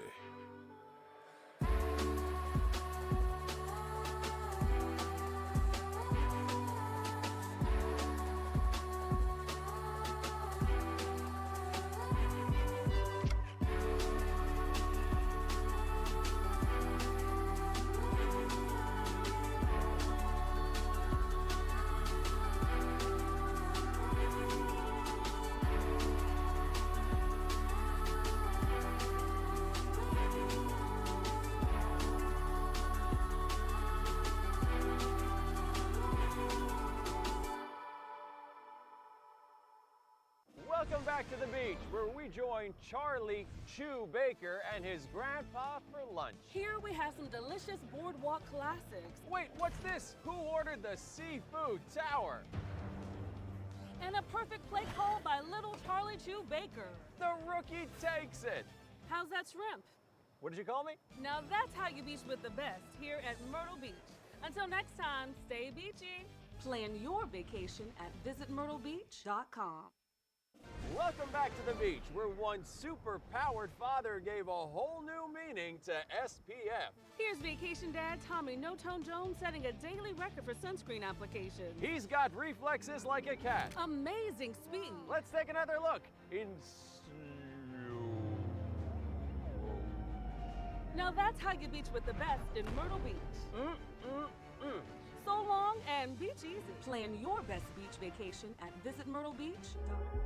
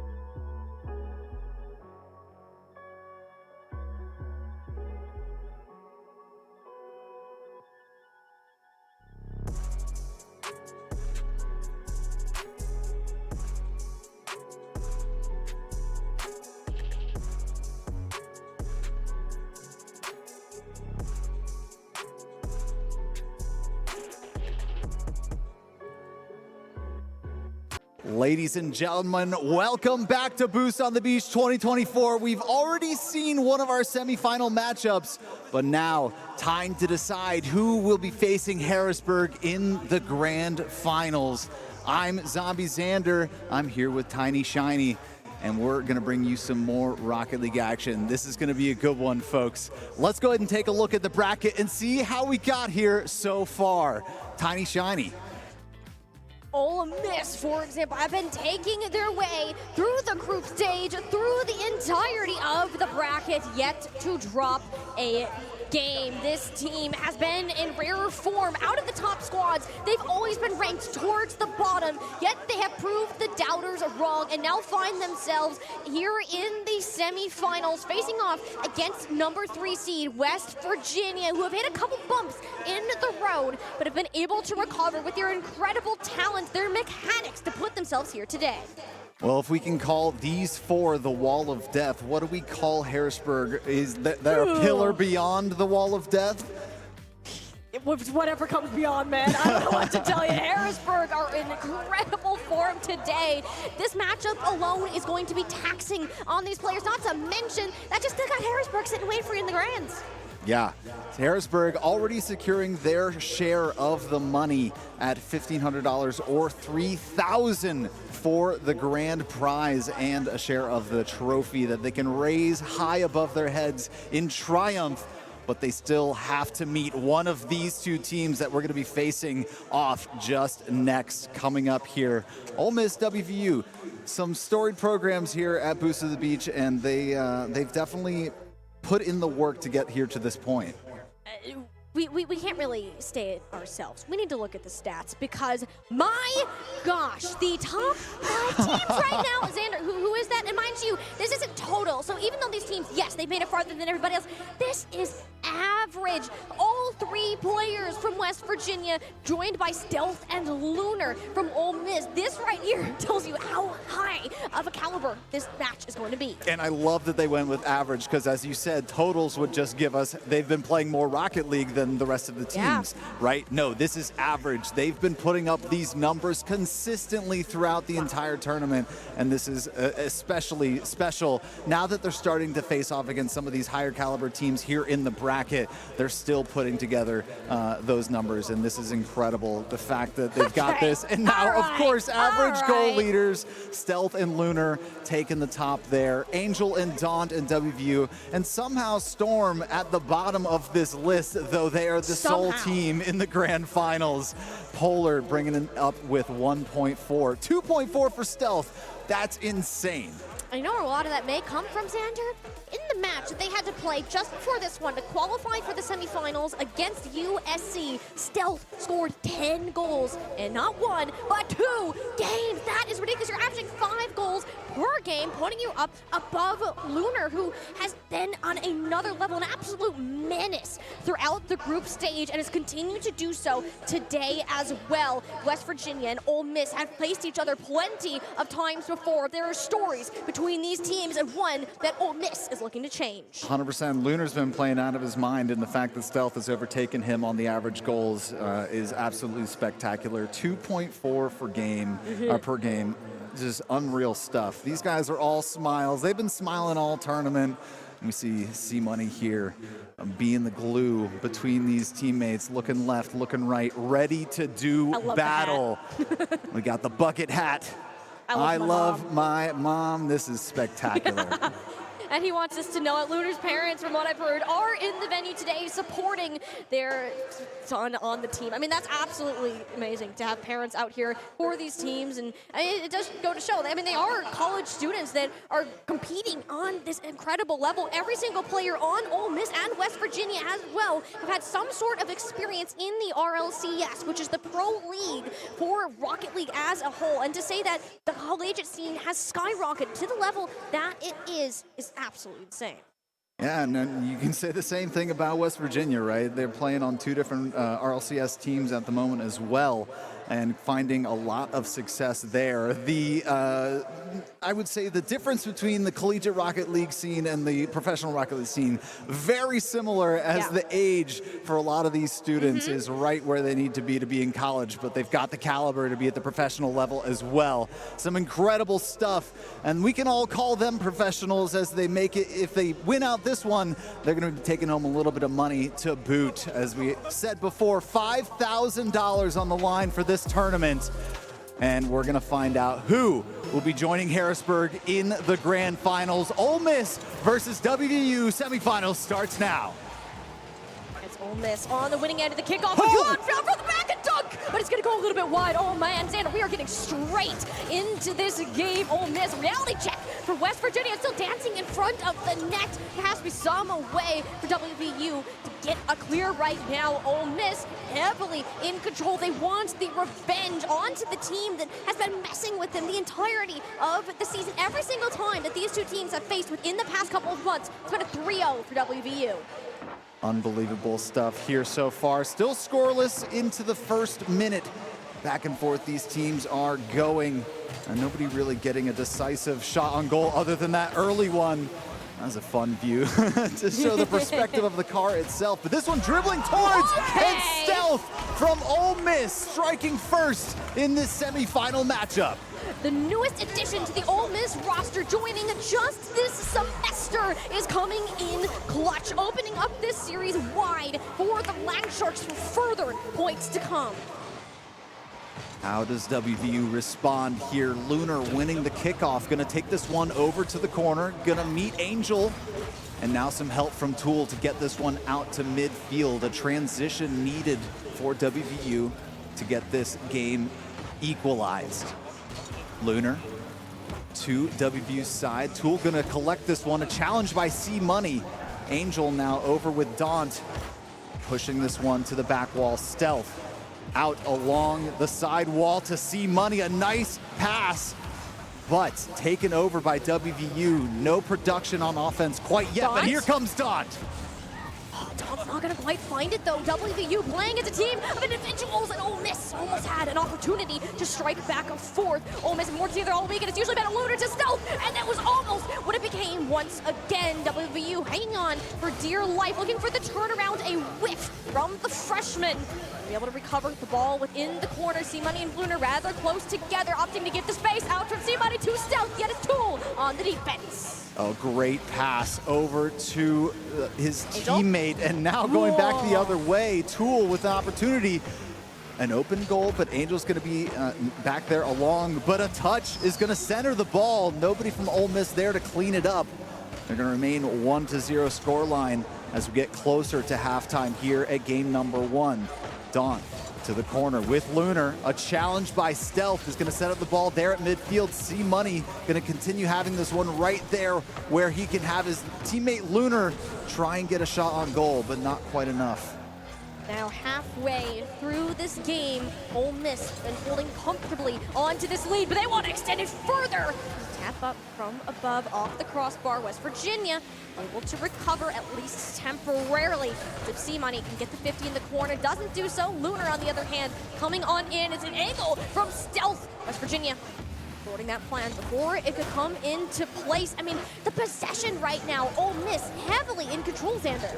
Absolutely. West Virginia looking to get a little bit more than just stabs at the Ole Miss goal. It's that sustained offense when you really put the defense on their back foot.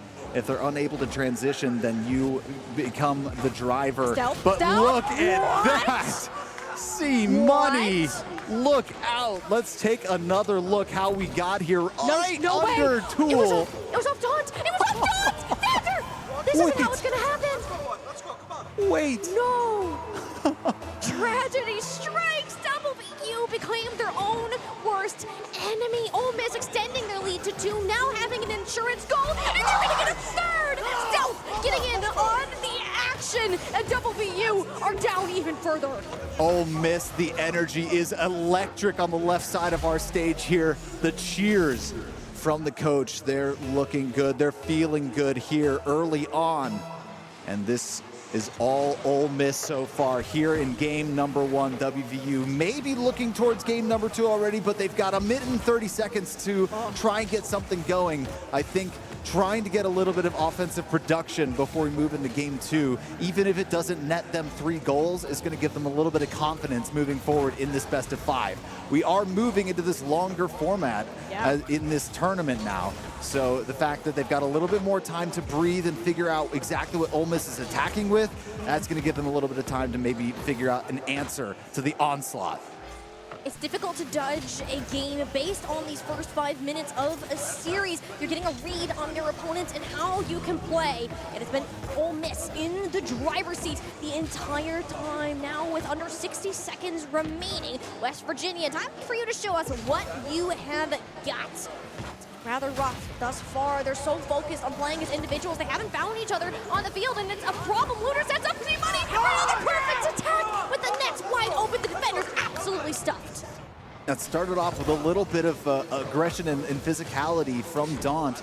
He's trying to get a little bit more of some demos, perhaps, to try and disrupt the tempo of Ole Miss. But the only thing that it netted was an opportunity for Ole Miss to strike. Ole Miss up with 4 goals. If you're West Virginia, at this point, you're looking to game number 2. It is a rough start to a series that we anticipated to be incredibly close. In fact, they came into this confident. Speaking to them earlier, they play Ole Miss all the time. They're like, hey, we got this. 4-0, I would beg to differ right now. 20 seconds remaining, nothing to go on the board. Angel wants to try to change their fate. C-Money takes that as quick as possible. And now Tool, Lunar, this is all looking to be just about done. West Virginia look to be falling to a 4-0 deficit. They're gonna keep the ball alive for as long as they can, whereas the Land Sharks, Killian, down to the ground, just wanting to put this game to an end. A dominant lead established. Wow. Fantastic performance, a fantastic way to open the semifinals for Ole Miss University. There's definitely been plenty of smiles from this squad, lots of cheering, as I mentioned, during the match itself. We've seen the different types of teams on this stage, some stoic when they get those goals, but Ole Miss is not one of those teams that does that. They are now all headsets off, making sure they communicate, enjoy this win, make sure they are able to utilize that momentum moving forward into future matches. And they've done a really good job so far. WVU, how do they respond? how do you respond to that? WVU, they came into this confidence, and perhaps it's that very confidence that is their biggest enemy right now. As soon as they got that own goal, I mean, that hurts. It is a mistake, like arguably the worst one you can make in the entirety of Rocket League, and from there, it just continued to fall apart. West Virginia needs to bounce back from this loss in game number 1. This series is far from over. Far from over indeed. It would not surprise me if we saw a game 5, but after watching Harrisburg dismantle Maryville, I wouldn't be surprised by a 3-0 either. These teams are so evenly matched, and Ole Miss seems to be showing up in semifinal number 2 much sooner than WVU, but we'll see, because every game between these two teams is different, but not so much different because Ole Miss already on the board 7 seconds in. The stories that should write themselves. Ole Miss are sick and tired of West Virginia taking the crown like, hey, this is our time to shine, our time to win. They're sending that message within the first 7 seconds.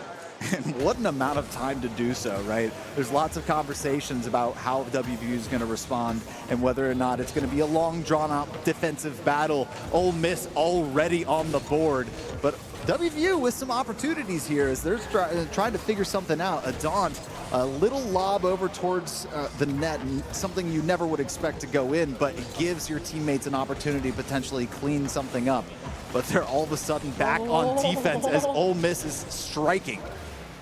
Ole Miss continues to strike, keeping West Virginia on their toes. It makes chances like this all the more important. Angel, the power in his hands, or at least as it was. Demolition on the board, 1 defender down, and that is where West Virginia will get themselves on the board nearly 6 minutes into our series. And you know, we were having a conversation before this semifinal match about all 3 players at WVU being incredible singular players with great solo ability.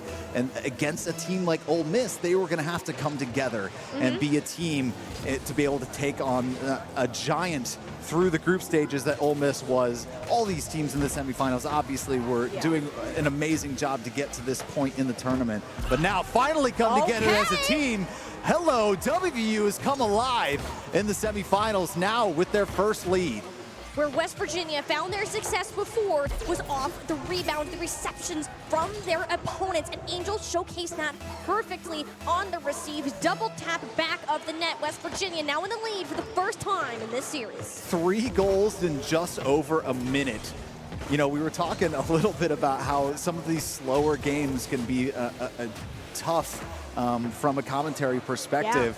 But we have got nothing but explosive action here in a 2-1, 3 minutes and 36 seconds left on the clock. Lunar now tying it up. Are we going to see another lead change? Oh, Xander, these two teams came to play. West Virginia were able to successfully reset after game 1, but with a miss like that, and losing your lead that you worked so hard for, it's nil. The score has completely been reset. Now we're just starting with 3:30 on the clock. Yeah, you start to wonder if you're Ole Miss, you get that first goal, you get the early lead, and then WVU drops 2 on you almost immediately. And to tie it back up is a really good reset for the mentals, right? You get that early win with the 4-0. That's a big confidence booster. And then you see a little bit of life in your opponent all of a sudden. You start to wonder, but the wondering is going away. Now, tied up, 3 minutes left to go. It's up to WVU to get back in this series to take this up to... Well... Xander, you gotta stop doing that. You gotta stop doing that. You want WVU to get in the series? Well, Ole Miss is absolutely not. It's right over the head of Daunt, and there was no one else from the Mountaineers in the way from Ole Miss. The lead that they had was short-lived, as now Ole Miss steal it right back. 3 lead changes so far. This is unbelievable Rocket League that we're watching from these 2 collegiate teams. And now, Daunt sending the ball over to Tool. An opportunity taken, and now 3-3. Holy. we just can't speak anymore. They just want to score all the dang time, and that is a-okay. This is the highest scoring game that we are arguably going to have all night with this raid. We're not even halfway through, and there's 6 total on that scoreboard. West Virginia firing right back. They're in this game. They are awake. They are alive, but we're yet to see that X factor to push Ole Miss over the edge. Angel, the long ball, out to midfield. C-Money off the ceiling, down to Stealth. Daunt gonna try and steal this one away, but Lunar there to intercept. Down to C-Money. A good clear over to the corner of WVU. Off the back wall. Daunt with a long ball here. Stealth up, getting bumped. Still remains in possession of the ball. Lunar gonna help him out here. Now 2 members of WVU in that corner. Off to the top left corner of the goal. Tool floating here in the 18 box. A shot off the top, and you can't give them that opportunity because they'll take advantage every time. 4-3 Ole Miss. Stealth has got to change his name because he is smack dab in the middle of the spotlight throughout this series, throughout the entire tournament. From those 10 goals that he scored in their quarterfinals match, he is alive and firing up, pushing Ole Miss forwards, regaining that lead. Now it's once again up to the Mountaineers to match it. Yeah, there's nothing sneaky about Stealth, I'll tell you that. Now, Stealth to the middle once again. In the spotlight here for Ole Miss, creating so many opportunities for this team with the 1-goal lead as time is starting to run out. 1 minute and 35 seconds left on the clock. Daunt here at midfield. A great opportunity, but Lunar gets there first before WVU can get a ball towards the goal. And now C-Money and Angel collide, a 50-50 out to Lunar. And Stealth with a possible opportunity, but Lunar's gonna have to get back a little bit. Lunar has to back off. WVU, they want to take control, and they may have the opportunity for an open net. Banged in well past the midfield line. Ozander, 68 seconds left to go, and our score is once again evened up. Wow. And that was a positioning thing from Ole Miss, the rotations leaving that net open and the long ball punishing them. Maybe a recognition from WVU saying, Ole Miss is pushing up a whole lot, trying to generate those goals. And they found an opportunity. 4-4, 8 goals in this match between these two teams. It's only going to get more explosive from here, apparently. As shots followed by a demolition. WVU, Angel just a little shy of the tap. Now, 40 seconds still left to go. Which team's going to manage to grab the reins of the series so far? C-Money is the range of the ball is going to bounce over. No! Daunt putting the brick wall up in front of the net. WVU keeping an even score. You know, the thing is, we need at least 1 more goal to settle this game, so we're at least getting to 9, which is crazy to think that we're going to get that. And almost an opportunity from C-Money. Daunt there just in time to deflect away. Not just right place, right time, and that's very situational awareness, realizing the attack is coming. Stealth punching this one out to midfield. Daunt there to intercept with no seconds left. This might be an opportunity for WVU, but they might kill it. Lunar. Gotta kill it. Yep. There you go. We've got overtime in game number 2, 4-4. Xander, this is where we wanted the series to go, but it was almost just over. Tool gets the whip. That was the opportunity that they needed, and it is gone just in the blink of an eye. Virginia had the control of their own fate, and it may come back to haunt them later, unless Daunt can do something about it instead. This overtime will be going more than our initial 7 seconds of last series. Thank goodness for that. Although it was quite exciting to see 7-second overtime, I fully expect these teams to duke it out quite evenly, as now 4-4, still tied up after regulation. Though anyone can strike at the moment's notice. Lunar. There was an opportunity. Now going back the other way. You can't get much closer than this. An absolute nail biter. Both teams have to be white-knuckling their controllers right now. This is so intense with these shots making back and forth. And he almost had another one. The defenses are working overtime, and it's Angel, the Guardian. He Angel from above WVU. They're still in this, and it's just a big boom back and forth. These open nets aren't going to come once again. And now you see the physicality, the demos coming down, trying to disrupt each other, but they trade there back and forth. A great shot. Daunt not quite having enough forward momentum to get that one away, but he's got help in Angel. The Guardian coming around, setting up Tool, but no, pinched back to his side of the field. A minute and 30 seconds now into overtime. Debate which team crumbles first. Both teams have had incredible offense. But what about the defense? I mean, these nets might not even exist at this point. I mean, they're just walls. It's a magical opportunity if the ball manages to float through WVU and Ole Miss. They're committing heavily onto this defense. They're not willing to take any risks, knowing the entirety of the game is on the line. Angel, demolition onto the stealth for perhaps an opportunity to work with Teal carry in from above, but the bump onto the following player is going to keep Ole Miss on their feet, their heads above water, but WVU's attack is going to continue, yet the defense is just even better. And for our folks here in the venue, this is golden goal. The next goal here wins this game number 2. So this is a knife's edge for both teams, a very tense moment as we are reaching basically another half of a game, which is it is a timeless overtime. We go until they score. So we really could be here all evening, which I don't think anybody would complain about the level properly. That's what's playing. It's going to go in now. West Virginia needed to get themselves back in the game, back in the series. And they're going to do it. One regulation plus a half of an overtime to just sneak it over the edge. This is how close these two teams are playing, and Zed, we've got ourselves a series. We sure do. Wow, all 3 members of Ole Miss there right on the goal line. And that ball looked like it was going in either way. The last one to touch it, Angel, but he sure had some help, and it was going to be going through just about either way, depending on how far it was going to take, or how long it was going to take to dribble in. Wow, what a series we have. I can't believe that we were blessed with such a great overtime. So many goals in game number 2. WVU and Ole Miss are doing everything they can to try and get up on top. So many lead changes in that game.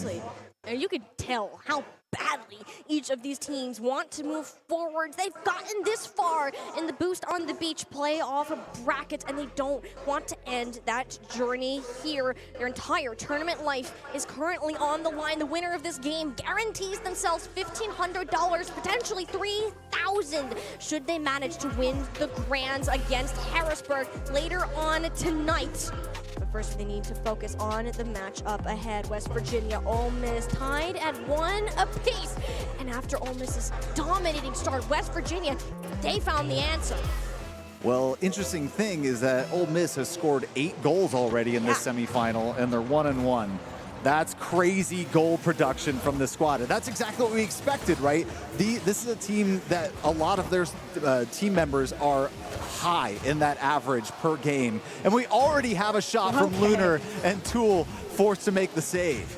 These are two teams that will just run it straight at each other and hope for the best. Not even hope, they plan for the best. They expect it, as a matter of fact. And Ole Miss starting this out aggressively. It's a carry from Lunar over the top. Doesn't need a follow-up because he's got the talent. He's got the double tap to dunk it in. Wow, a miss by Tool sets up Lunar perfectly, and then Daunt trying to make a play on the save. What a solo play to strip it and put it right into the heart of the WVU net. And because these two teams are so closely knit, it's not going to matter. Oh my gosh, that could have been met. It's not going to matter who has the better talent, but whose mistakes are capitalized on when you are as even as an opponent with the way Ole Miss and WVU have been so far. Stealth, incredible carry, but Angel gonna have to do one better for themselves now in Ole Miss's end. They manage to find anything to work with. They're gonna opt to back out, get some more boost for a fresh rotate, because here comes Ole Miss. And Ole Miss seems to be, so far in this game, not necessarily waiting for WVU to make mistakes, but actually forcing them to make mistakes, especially with that solo play we saw out of Lunar. So this is already heating up. Ole Miss, this is exactly how the previous games have started, right? Ole Miss with that early lead, and they still have so much time to hang on to it, plenty of time, especially if it's anything like previous games, WVU ready to strike again.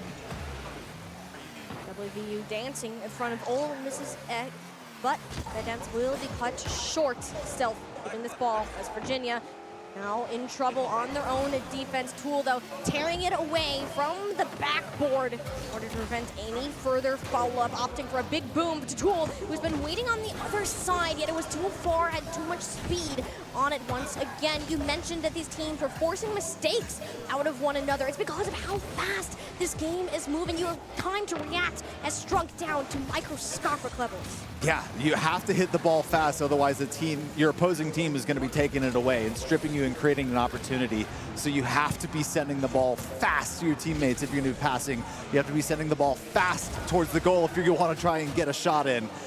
Of course, except for that overtime goal from Angel that dribbled in, but that was just an insane angle that he was able to hit. And it's unlikely that WVU will be able to do something like that again.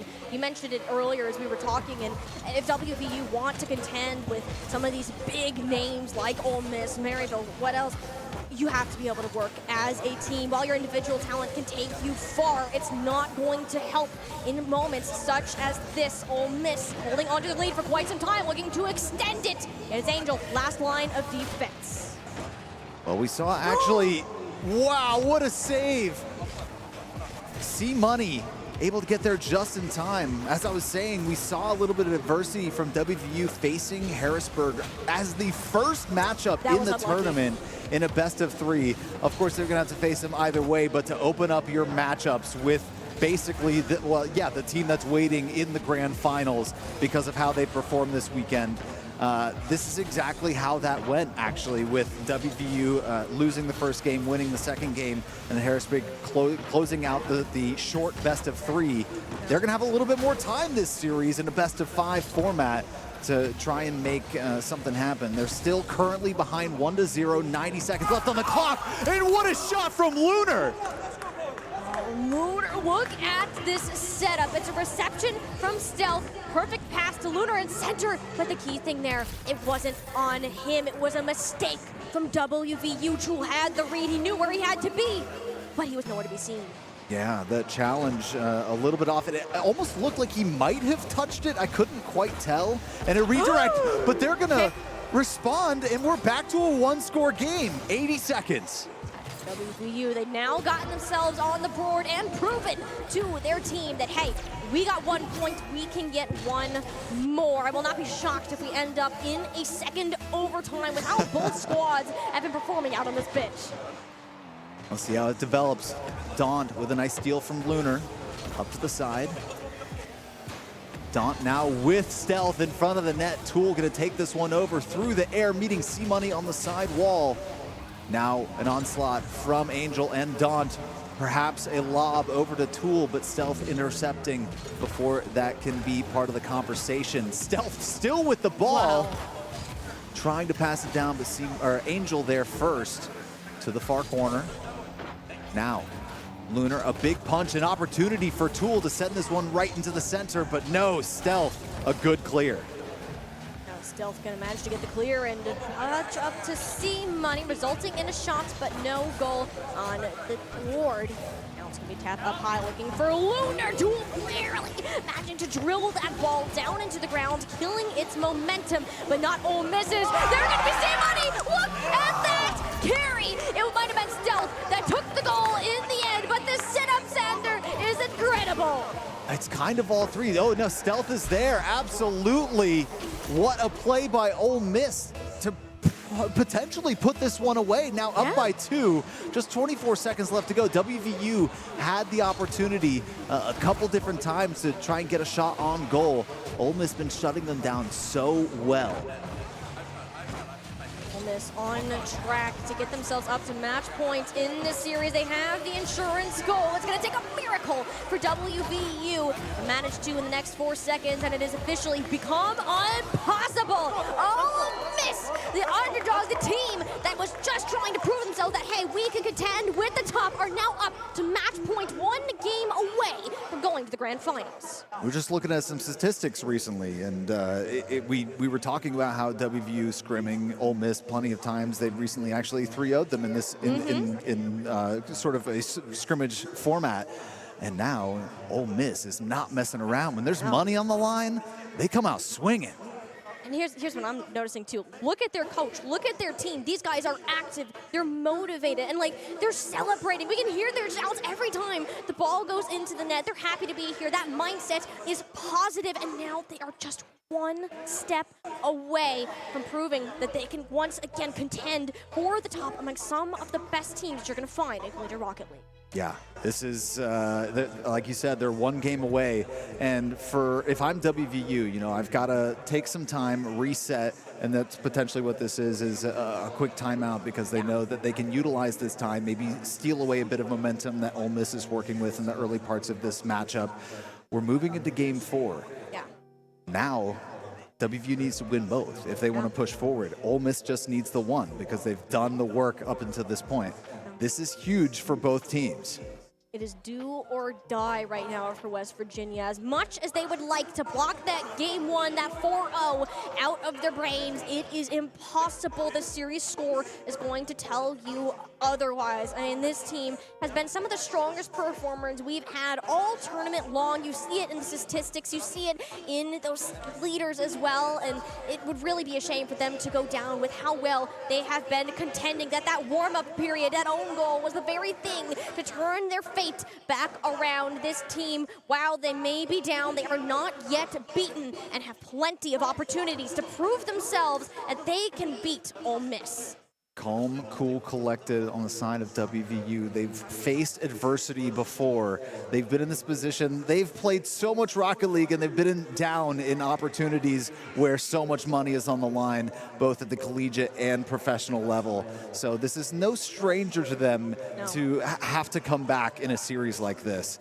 And of course, Ole Miss, all smiles. They're having such a good time here in the semifinals and they're looking to seal the deal here in game number 4. Game number 4 about to kick off shortly. While there is plenty to see on the line, it's more a matter of can West Virginia continue with this teamwork. It was lacking in our previous game, and it really came back there. While they had so many opportunities to be able to score, Ole Miss forced many mistakes out of them because they're not finding these connections with each other on the field. There's therefore more opportunities from Ole Miss themselves to come up and contest you mid-air and immediately move that possession. You know what speaks to me is the fact that the one game that WVU has been able to win, they had to score 5 goals to do it in overtime. Yeah.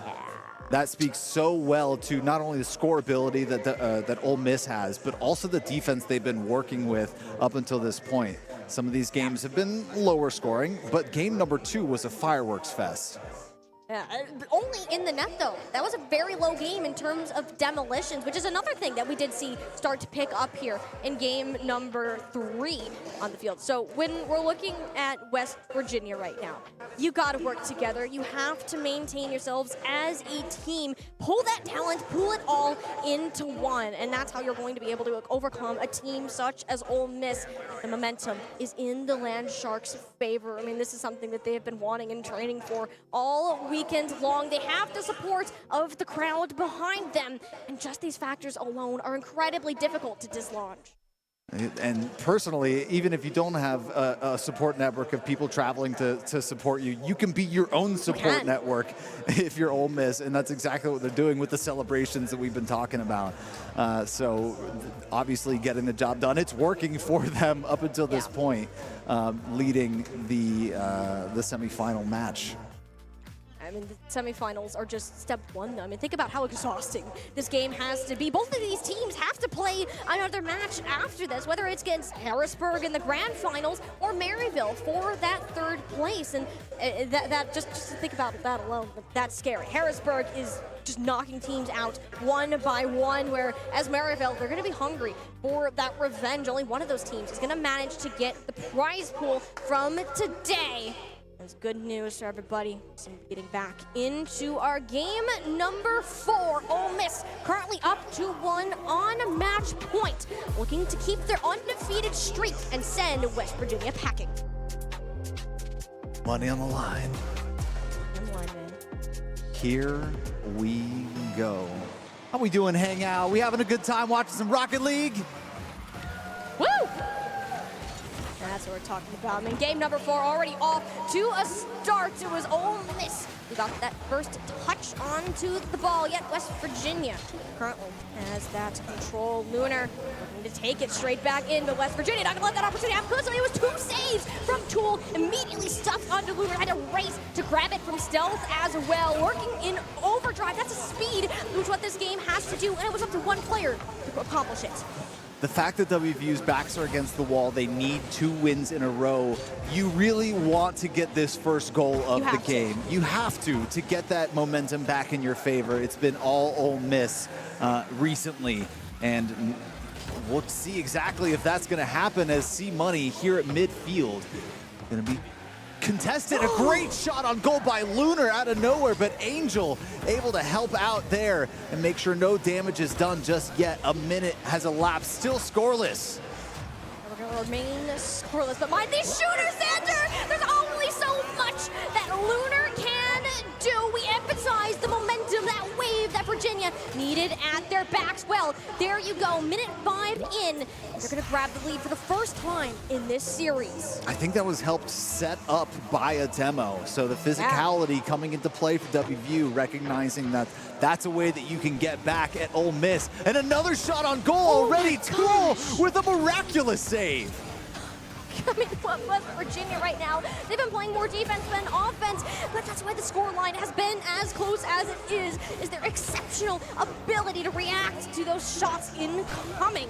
Ole Miss are laying them on heavy. I mean, there's another one in the feed from Dog Standard. I can't wait to see the statistics after this game. Oh, me neither. And that's how you're going to stop Ole Miss. They're such an offensive-heavy team. But as I say that, the offense starts to hum. Ole Miss is on the board. We're tied at 1. They're tied at 1. I mean, that's again Tool just getting the misread. It hit off his car, then went straight back in Stealth's hand. A small personal pass, like, all right, thank you. I'm going to take this home. West Virginia's lead completely nullified. Wow. Very quickly at that. That's going to be a demo down onto Angel off the field for but a moment. Meeting there at midfield. Advantage to C-Money. But a good challenge by Angel to get this one back out of the half. Now Stealth, a little bit awkward, but he's got some help from Lunar. And now Tool and Angel the demo! The demo actually was Tool getting demoed, but Angel able to get this beautiful shot off. Let's take another look. That would have been Angel. It was actually a pass received from the far half of the field, and West Virginia weren't prepared for something of that length. That was a full boost tank that had to be used in order to receive that final tap, where Ole Miss were outmatched in the resource game. 3 minutes on the clock. Ole Miss not worried thus far, especially the way that they're attacking the orange side of the pitch. Now Angel back the other way. Angel has been an absolute stud on this field so far, both on the defensive and offensive side of the ball. But look out, here comes Stealth. Look out, here comes Stealth, and not so stealthy a fashion carried down from the top ropes. Yet it won't amount to much, but Tool shot to the back of the net. Well, it's these long games that are keeping West Virginia in this series, and this is now the largest lead that they have had all game. And Xander, this just might be the turning point that they needed. What was that? Out of Tool, what a long shot from behind half field. I was like, I don't feel like that's going in, but it does look like it's on the money. And lo and behold, a 3-1 lead for WVU here in game number 4. Ole Miss showing cracks in the armor here. Cracks in the armor, and this is the first time that they've really been on the losing end a lot of this in terms of this possession, right? West Virginia have had their hands all over this ball, and has to be incredible to play some stealth to make it happen.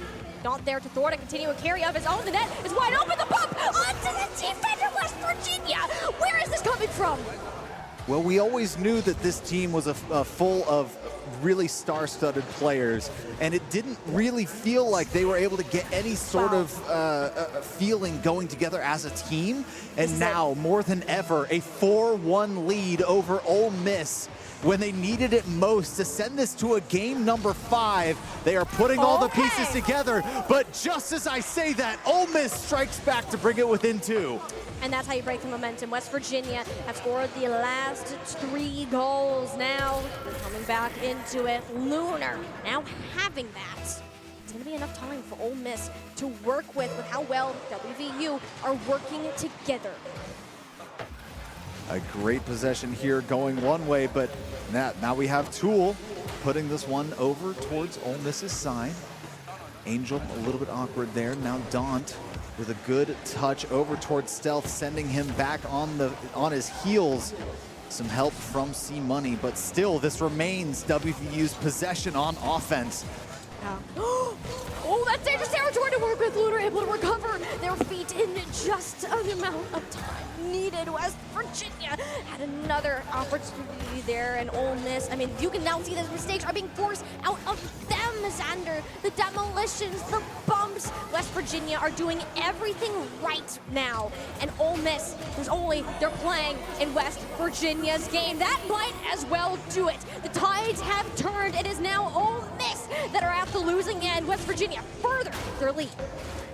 Well, I'm never going to count Ole Miss out, I'm going to be honest, especially even though it is 3 goals at this point. If they're able to get a quick one on the board, bring it back within 2. A minute is a long time in Rocket League, especially with how quickly these teams can strike.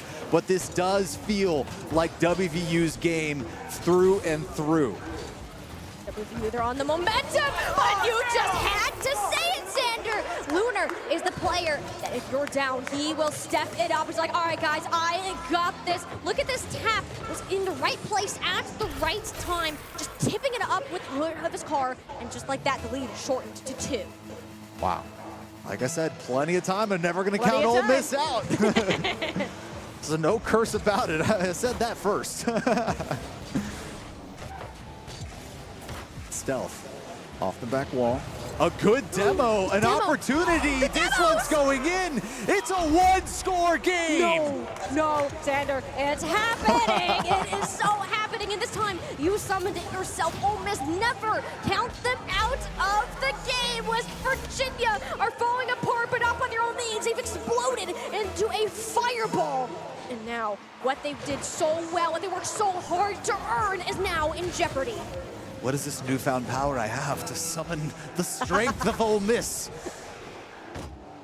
As now a 1-score game, 25 seconds left on the clock. Stealth with an opportunity to Lunar. Angel once again, the goal guardian here. Now back the other way with Daunt, and that might do it. 14 seconds. I said that this game was getting close with Ole Miss, but WVU puts another one on the board. WVU needed that. Ole Miss really starting to feel themselves out there. One way to destroy that confidence, catch them with an open net. The Land Sharks had to overcommit in an attempt for another goal, knowing it would tie in overtime, but high risk, high reward plays. The risk won this time around. WVU about to push our series, Xander, to a game number 5, and we wouldn't have it any other way. And you know what? WVU, in order to win this game, once again needed to score 5 points. 5 points to Ole Miss's 4. They put 6 on the board just for insurance. And ladies and gentlemen, we're going to game 5. As it should be. West Virginia and Ole Miss are the teams that have been pushing each other to perform better. They expected to meet within the semifinals match, yet only one shall remain and move forwards to meet Harrisburg in the Grand. I mean, after several close matches, other than the very first one, it's been defined by 1 or 2 points, and it's been down to the wire each and every time. What a completely different looking semifinal from the first one, the 3-0 Harrisburg over Maryville. And now we find ourselves all tied up 2-2 between West Virginia and Ole Miss, the number 2 and 3 seeds respectively. What a match we have. Blessed to be able to go into the inevitable tiebreaker that is Game 5s. And luckily, we also get Game 7s at our grand final, so could very well be seeing that down the road as well. Again, we have Harrisburg waiting there in the grand finals, but we have still yet to decide who's going to be facing them as these two teams continue to punch each other in the face, so to speak, with the amount of goals that they're scoring on one another. What do you say about this game other than this is what we expected? West Virginia and Ole Miss have so much talent between their two teams. Ole Miss has taken that backseat more often than not, often the groom to the shining bride at the wedding. And when we look at West Virginia, I mean, they came away with the NECC and the NACE Championship, two major collegiate leagues incredibly recently, and they're familiar with winning as a school. They have more time as a team, where as Ole Miss here, they're working on getting Stealth a recent join to their roster while simultaneously competing within the RLC. Yes, and with all of this combined, yes, it is a ton of Rocket League. Yes, it pushes you to improve. But when it comes down to the wire at this, those skills couldn't be more valuable. Absolutely. It looks like we potentially have another timeout, a tactical timeout, in order to maybe, a good tactical timeout, of course, which again can utilize an opportunity to steal that momentum back, right? If this is an Ole Miss, which I would assume, right, an Ole Miss timeout, knowing that you lost your last match to have to, where you could have put it away, that's mentally affecting you potentially, right? Emotions are running high in this best of 5 where you were up 2-1. Now it's 2-2. You've got to go to game 5. This is a very intense moment for these players. And we've got a lot of great people here in the crowd that are also eating dinner and watching and enjoying themselves here at the Hangout in Myrtle Beach, South Carolina. This has been an incredible journey that we've had so far. And we're going to send you to a quick be right back as we let these teams do their timeout, and we'll be bringing you game number 5 here in just a moment. Please don't go away.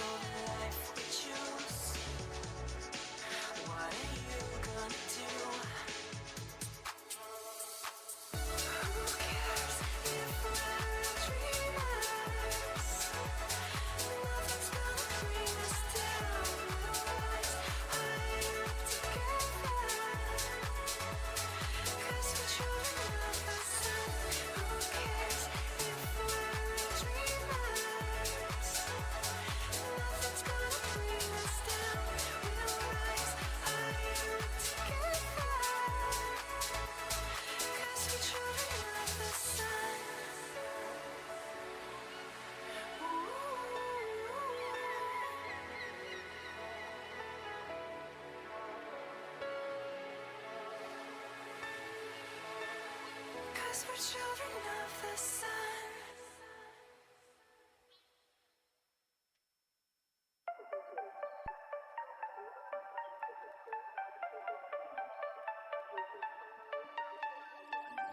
Handout she holds, it's feeling like we've been here before. We're both so broke, that's something that'll keep us afloat. Don't walk too slow, we can't keep falling deeper again. Came too close and the taste so far from pure. A rush of blood, but we search for so much more. We've all been here before.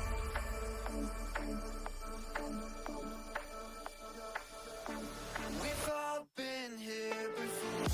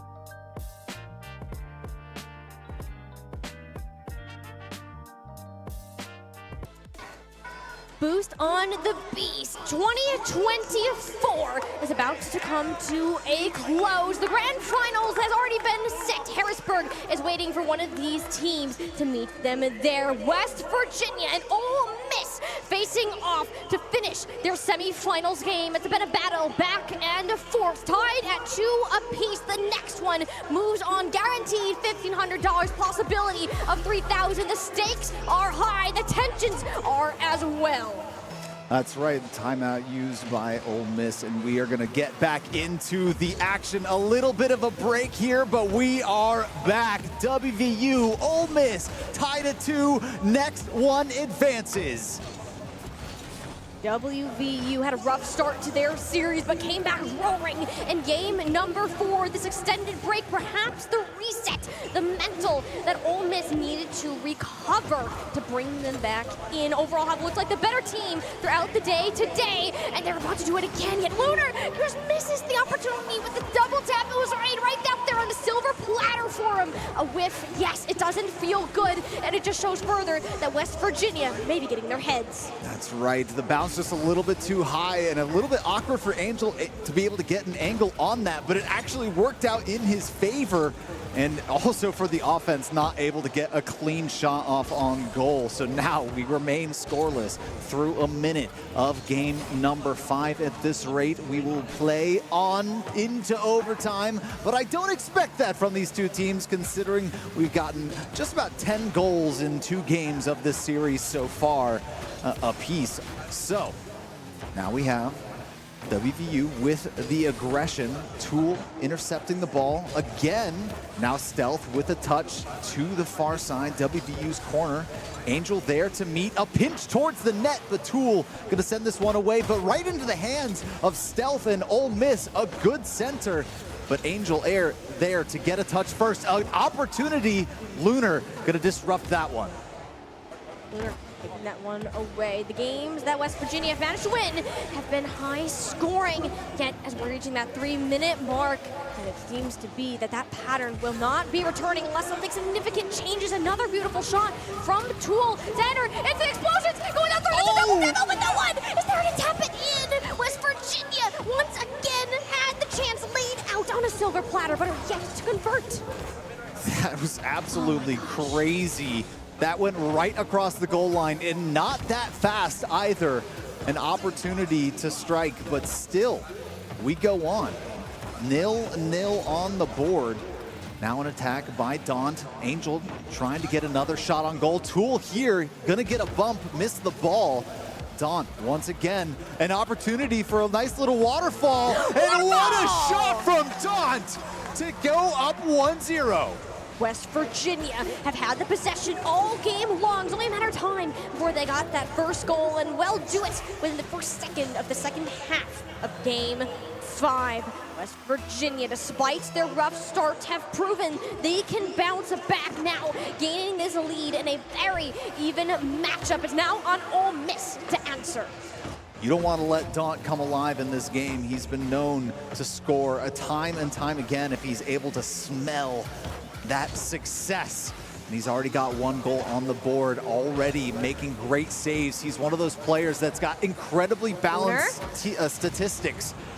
Defensive, offensive shots, goals. But now an attack from Ole Miss back the other way.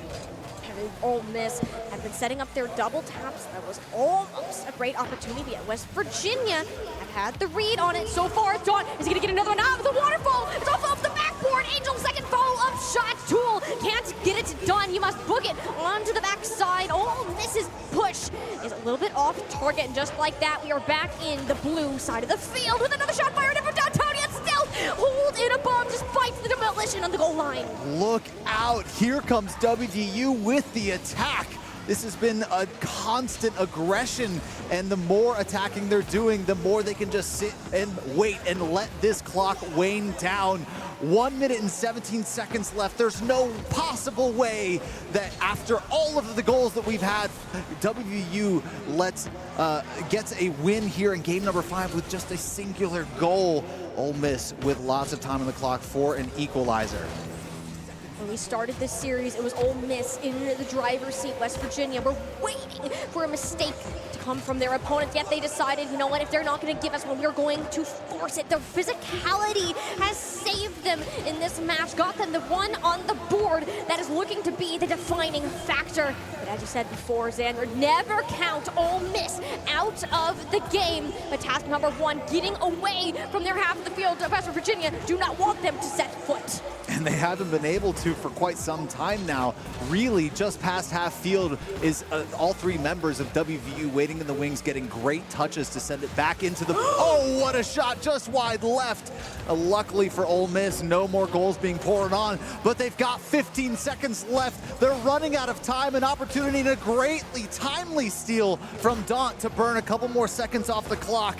They can make this last as long as they want, as long as the ball doesn't touch the ground, but WVU is going to be doing everything in their power to spike it down, and WVU has done it! They've taken it 3-2 against Ole Miss. They're not going to go down easily, and in fact, they're not going to go down at all. The 4-0 start means nothing to the final result. They have taken down the final undefeated team remaining. Ole Miss, an incredible run throughout this tournament. Yet West Virginia, the experienced collegiate championship, this isn't a situation that they are unfamiliar with, managed to come back after a long break and clutch up in the final hour to book themselves a ticket to the grand finals against Harrisburg. Wow, fist bumps all around these players, doing battle all the way to game 5, through the breaks, through the timeouts. They understand what's at stake and what it feels like to be on either side of this win or loss, right? So amazing that they've all come together to fist bump. And now we've got West Virginia has secured their spot, part of the prize money. Ole Miss still looking for that. We've got some replays to check out just how all of this unfolded here in just a moment. Exciting stuff from this. I just can't wait to see this grand finals. The third place match is going to be unbelievable. Both teams hungry. Yep. They don't want to walk away empty-handed. They've been here all weekend.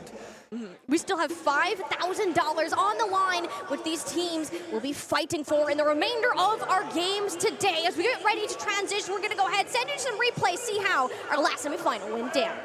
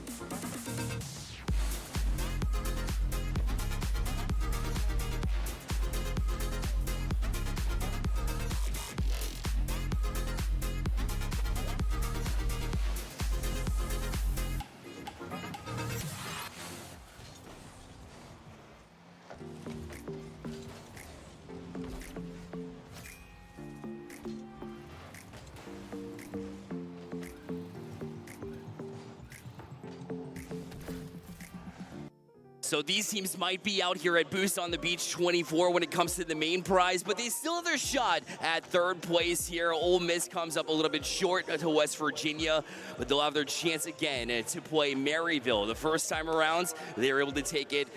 TJ, welcome back with us. Glad to have you back. Of course, it's a pleasure to be here. 12 teams have entered Myrtle Beach to fight for the $5,000 prize pool, but one of these teams in this next match will walk away empty-handed. It is the third place match here with Maryville and Ole Miss, both teams fighting strongly throughout this entire bracket. but now you have one life, one more game, one more series between you and $500. It's time to forget about what happened in the semifinals. They want to make sure that they hit the ground running here. And for me, Ole Miss perfect until that moment, and how close it was. How they established the lead in that semifinals, it just got away from them, but that does not mean that they're going to hang their heads about it. They're going to jump back in and get things going. Maryville has looked pretty vulnerable here, to be honest, and so I'd love to see them come out, maybe give them a run for their money, as we know they're capable of. Yeah, Ole Miss, you're right, has looked impenetrable all day. They've been leading on every offensive stat imaginable, and then there, when it matters most, they can't find the last goal. But Maryville having plenty of issues of their own, having to take a forfeit in their own groups, but still managing to make it to this stage, and now Ole Miss is all that's left between them. That's it. It's a big obstacle to get to from where you were to where you're going. But right now, we're going to crank things up. 5 minutes on the clock. Third place match begins right now. Boost on the beach 24, ready to give everybody here at the Hangout just a little more. And now we'll see a shot go right side, and it was almost open, but not open enough. Oh, they had the opportunity right off the bat. Ole Miss going to try to match that energy. They're fresh off of the last series with West Virginia's shot taken as well. But a good answer there from the defense of Maryville. Of course, what more would you expect from Ole Miss? The shots will already be piling on, but don't count out Maryville, as that one will bounce just barely off the crossbar. Now, Ole Miss looking for a counter. It's Lunar, not normally the passer, but playing his role.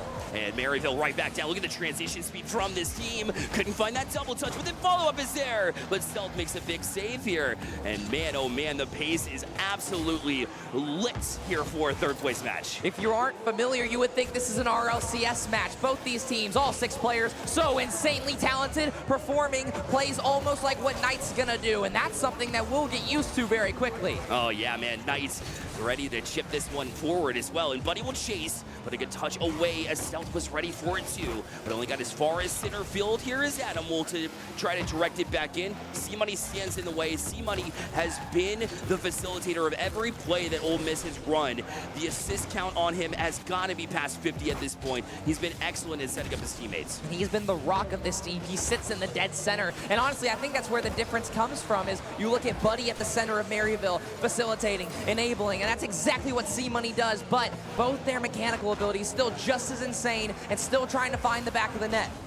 You know, typically in this situation, in a third place game, in a best of 5, you'd say, oh, game 1, a filling out process. No, these two teams know each other incredibly well. That's why they're out to this pace already. And look, Stealth looking at an open net, he missed it.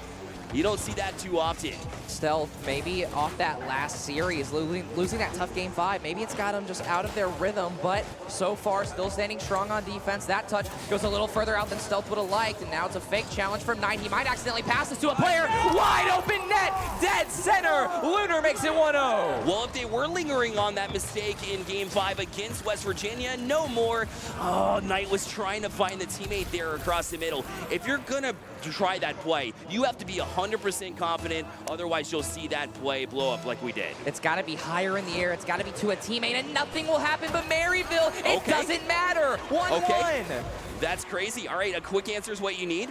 Yes, sure, you had a mistake. Talk about brushing off the shoulders like we saw from Ole Miss. A quick answer from Maryville is exactly what the doctor ordered. And Adam does such a good job of playing that second man role, cheating up on kickoff there, but also this entire tournament, he has filled the gaps where Buddy is defending and enabling, and where Knight is just simply being himself, but Lunar doing his best impression like he's been doing all weekend. Maryville definitely woke up there, and now look as they take C-Money off the pitch. Adam will have room to work with here. Trying to use that back wall, but unfortunately he pinched it, so 20 too hard. So crash into the box here when Lunar tries to settle the right on, and an extra touch as well. And Stealth, luckily he was bent on the backtrack, otherwise that was pretty free. Stealth, a dominant player, and it comes to advantage on defense, where it's just that flat panel you can use to make something happen. As Lunar gets over to with a flip reset, but it won't be there just yet. No, but still trying for it. C-Money gonna crash in as well. By the time he's able to, a good challenge there from Maryville to try and settle in, and finally the pace just a little bit slower. I mean, it's still end-to-end, but a lot more coordinated than we saw in the first couple minutes. And so far now we're finally starting to fall into that rhythm. The nerves may be starting to settle down. These players are used to these bright lights, these big moments, but we're right back where we were at the beginning of this game. Who's gonna take the lead once again? This one just kind of left there from Ole Miss. Adam was able to beat everybody too. Flips reset, shot taken. But Lunar was wise here. The shot didn't quite get the velocity he was looking for. These players can score from anywhere. You cannot give them even a sliver of open space, and both teams just trying to show the other. Now Lunar, he's a dangerous man in the air, and an even more dangerous man with a flip reset. Pass 3, shot goes top side, big save, third shot comes in, another big save, a first shot, bang, 2-1. Absolutely relentless was the Ole Miss offense here. C-Money was trying to put it to bed, and when Cell came in, I mean, that was just enough to take Maryville out of the play, and Ole Miss will recapture that lead here late in game number 1. This is what you expect out of Ole Miss. You expect them to be aggressive. You expect it to come down. No matter how many shots, it will find the back of the net. It's just a matter of when, and well, we have our answer. And Lunar's got space. He'll pop this one high. It's well over the net, but they'll try to relax into it. He's just going to leave it for a teammate here. Good coordination finally from the Maryville defense, as they were uncoordinated from the Ole Miss onslaught that we saw just a moment ago. Now with a minute left, C-Money trying to control this one. He's got to go to the front of his car. Knight eventually able to challenge here. Lunar pops it high, but not past 3. Adam able to get back in defense. Stealth back flipping. He sees that Knight is coming with full boost and a flip reset, but now Knight quickly runs out, and now they're going to try and find each other middle. But now Lunar's got to watch his back. He's got a player on. He's got to go wall quick. Does. Backboard. Double. Middle. Another one trying to pinch it there, but it won't go. The way that Lunar's able to focus in on a play is absolutely unmatched. It's unparalleled.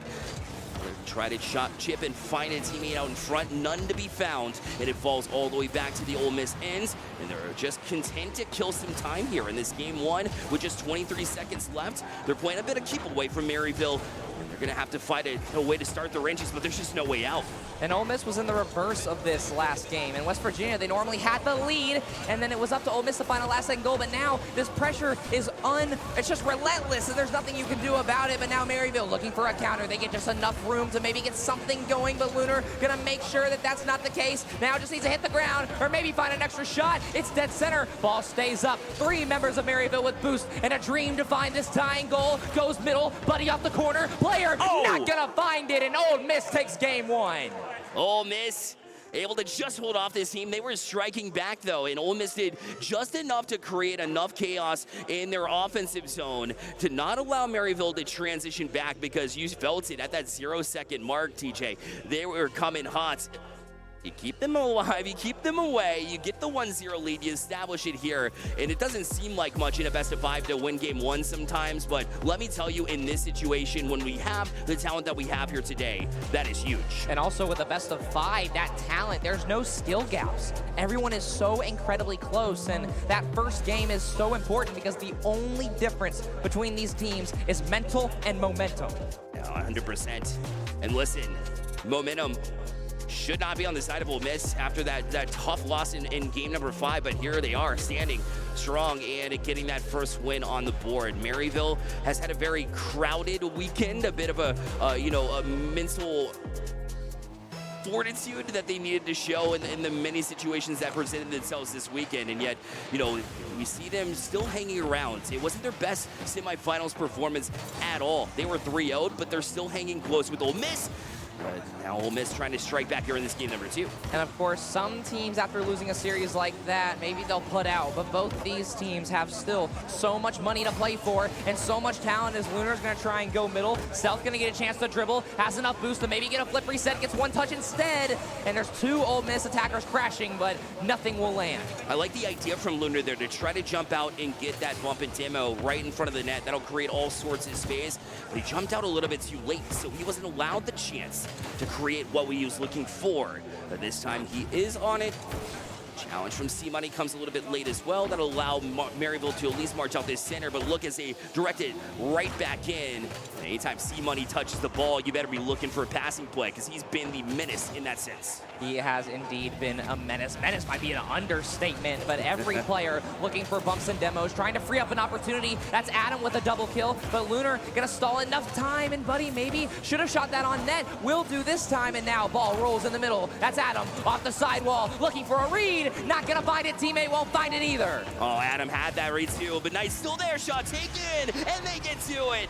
Distracted the defense just enough, and Knight will put that in. Maryville's got this 1-0 lead. Similar to Ole Miss Miss game-winning goal of game 1. It just was too many shots. All 3 players from Maryville in the Ole Miss net making bumps or just trying to create any sort of space they can, and though those margins were so slim, they still find the goal. Now Stealth looking for that answer. He's got the flip reset in hand, but it will be matched by Maryville. Now we'll try to march forward towards the offensive side. There's a good shot opportunity, but it was off the mark. Stealth wasn't taking any chances, still got up to get that touch because it's so open the other way, but now you see Knights as he challenges here, but C-Money up for the task to at least get it out to the corner. And now Maryville looking strong once again. They're building more and more pressure in the Ole Miss half, and Ole Miss trying to find some of these midfield 50, these midfield bumps, but nothing landing, including that one right there. But now the pressure slowly starting to build. Maryville on the counter attack, looking for a pass, will not find one. Now Lunar gonna try and use the corner to his advantage, but somebody's there to read it. Always seems to be like there's somebody there. I mean, their rotation's so clean defensively. It feels like instead of 3 players per team, you got 4 or 5 because of just the communication and patterns they're able to utilize here. But in a dangerous and sticky situation, Maryville did a good job to handle it to get out, and now Adam with the redirect the other way, but Stealth was up in a hurry in order to fight that one off. It is so close for Maryville. We have yet to see an Ole Miss attack in a hot minute, but this might be the one to see money. Not enough boost to get to it though. Fakes out one, shot goes middle, 2 defenders from Maryville. That's what it takes to stop the attack, and now Ole Miss just looking to find any sort of momentum as we're halfway through this game. Buddy, space to work with. He'll flip is directly into the hands of Knight. Great pass. He'll leave it again for the give and go. But it was not executed the way that they wanted to. Now we're ticking down to 2 minutes left. Maryville's turn to maybe run some clock here, DJ, because right now goals are coming at a premium. I mean, running clock is not something that these teams love to do. These teams love to score, and they love to keep the pressure, and that's what it takes. Because if you give Ole Miss time, if you play more defense, they're going to win the 1v1s. They're going to win the 1v2s. Lunar has won a 1v3 literally just 30 minutes ago, and so that talent's still there as now Ole Miss trying to pinch it in the midfield. Not going to find it, though. Stealth up quickly. Maybe a missed touch from him, but his teammates there to follow. Back down to it. And ready for it, Adam already up, flip reset once, we'll get it past Stealth, and now another extra touch off the crossbar, still lingers there for what feels like a lifetime, and the 3rd shot was off the mark, a perfect opportunity for Maryville, and they fumbled it. It is not Grand Champion, fans. It is Grand Plat. These players struggling to find that last touch that they need, but now Maryville looking to get it once again. Stealth is backwards trying to get this one, and now with a minute left, Ole Miss's chances are still slowly slipping away. And forward again. It seems like Ole Miss is always on the retreat and trying to make these big saves, as Stealth was able to do right there. Still plenty of time, like you mentioned. It's just under a minute left. But Maryville continues to find ways down the pitch. Here's Adam again, flip reset in order to use it as a 50 against Lunar. Those little details matter, and they're doing a great job to do just that. And those little details are the exact reason that might lead to a goal. What a save from C-Money, cashing out the ATM. Now Stealth looking for a bump, not gonna find it. His teammate gets bumped instead. Ball sitting in the corner, sits middle for Adam, using the ceiling, 60 boost, a flip reset, not gonna use it though. Maryville, 20 more seconds between tying this series up. Buddy was trying to use the back wall to get the defense to be a little bit awkward there, but instead just dribbled it right to where Lunar was waiting for it. C-Money a little bit too far back, challenge there, but somehow was able to rotate around. Down to 10 seconds left. Need to transition here, but Adam is just gonna kill time. There was nothing Lunar can do without boost. One more opportunity here, and it's up high, it's off the ground, but it's gonna be killed by Knight. Oh, it does hit the ground. Maryville able to answer back, and they equalize the series at 1. So close there from Lunar. That would have been a golden counterattack with boost and the ability where he was already facing the right way, but unfortunately, he just can't get there, and now we even things up. Are we sure this isn't the finals? Because it certainly feels like it here. The vibes, the pace, the energy with these two teams. And I get it, man. There's $500 on the line. Of course these players are going to be after it the way that they are. And right now, there's not a single person on this field that is not contributing in a certain way. This is just a keen, awesome Rocket League. Of course, and the fans back at home know this. And though there may not be CRL, Collegiate Rocket League is still as alive as ever. And it's the talent of these players and the tournaments like this, like Boost on the Beach 24, giving them the spotlight to give us entertainment. The team that wins here will go to match point as what's on the line for these two teams in this game number 3. So Adam will carry only as far as Lunar. The read was instant, and right there, the stealth, and they're able to age it. Far side post, the perfect placement to give Ole Miss the 1-0 lead. Stealth shoots this from the right side, but puts it just perfectly in that left corner. The perfect spot to where Maryville couldn't save it. And just like that, it took 16 seconds. And an 8-ball corner pocket. What they needed here to answer back any single time any team gets any kind of momentum. They're at that level of talent where they can answer right back when they need to. Adam tried to direct it away from the last member of Ole Miss.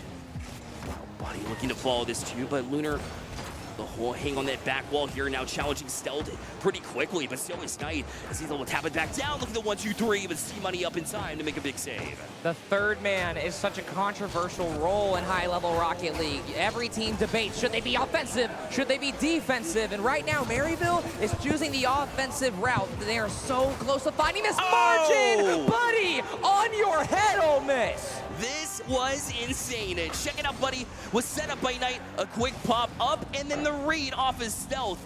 It takes talent to get a double touch. It takes even more talent to read your opponent's mind and get the dunk the way he did just there. Yeah, they are in there rent-free right now. A massive goal and all of this, and it's just been 1 minute. Still 4 minutes of Rocket League left to be played in Game 3, and that's a demo that forces Lunar to jump, and C-Money trades one back. Now Lunar can't find the counter. Knight with 12 boosts just got to try and make Ole Miss think that he's dangerous. Whoa! Oh, it's a musty to a teammate. Buddy gets his second, but what a pass.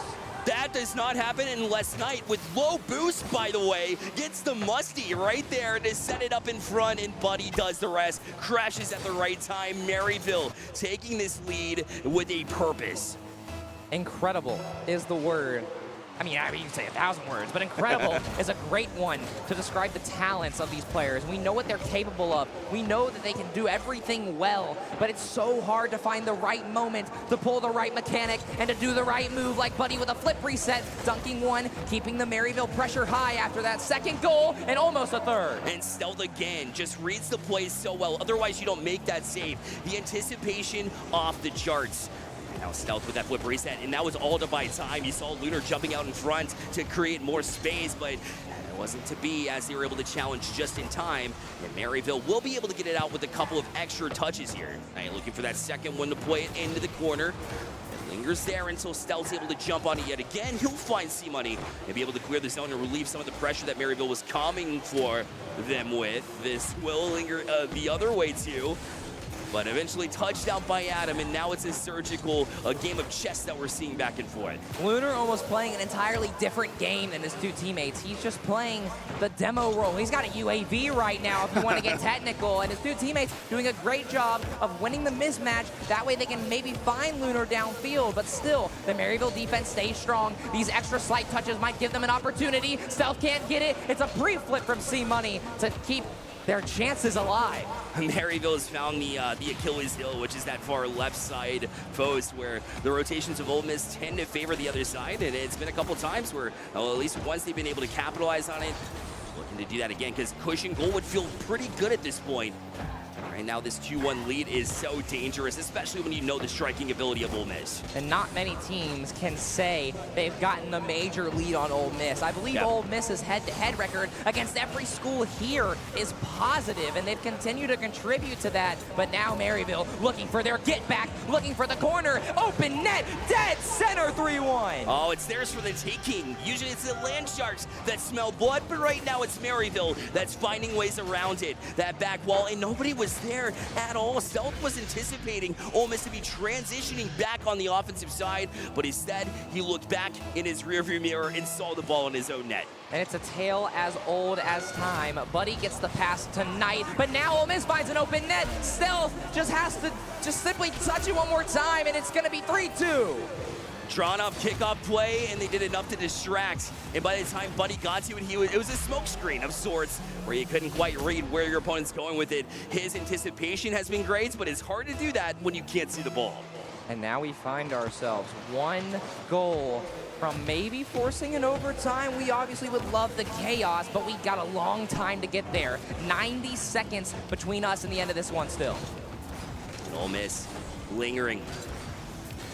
Lunar will push Buddy out of the way, trying to bully him a little bit so he can get out this center, but Knight was not having it. Look at this challenge right off the bat. The waterfall down. No, Knight, what happened? Not like this. Knight has a chance to find the dagger, but unfortunately he fumbles it in his own hands, and now the ball sits middle. Stealth looking for backboard, but Knight's got just enough to delay. But Lunar up again. Big 50. 2 members from Maryville now trying to start the counterattack, but C-Money having none of it. Trying to go middle. That's 2 players beat. It's a fake, but nobody's there to follow. Oh man, these mishaps from Maryville. Remember that. If Ole Miss is able to tie this up, and let me tell you, they're able to, but can they? Oh, Buddy does get the cushion eventually. It took them multiple chances, okay, TJ, but eventually they do break through. And that's Buddy with his 3rd off an incredible pass, and right there, Lunar just barely off that ball, and he just can't get the touch needed.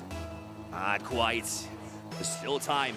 I don't care what we're looking at. 2-goal lead, that's fine with me. For Ole Miss, they're able to capture multiple goals. We saw it from Stealth in his quarterfinal matchup where he had 10 goals in 2 games. They can put up goals in bunches. This one's not over, mark my words. Yeah, well, Maryville trying to make sure that you do not mark those words. They're playing great defense, as we just saw Knight get a Savior medal, and I'm sure everybody on this team has one at this point, and they're doing such a good job against the team, averaging the most shots a game and having the most shots total, and gonna get a save there as well. A huge one, because now you've got the momentum rolling in your favor. C-Money finds Stealth, leaves it as a fake. Lunar can't get around it, tried that second touch, it's still there. It lingered for a minute, but it's all the way past midfield, and time is ticking out. They needed that chance there. They're not gonna get it.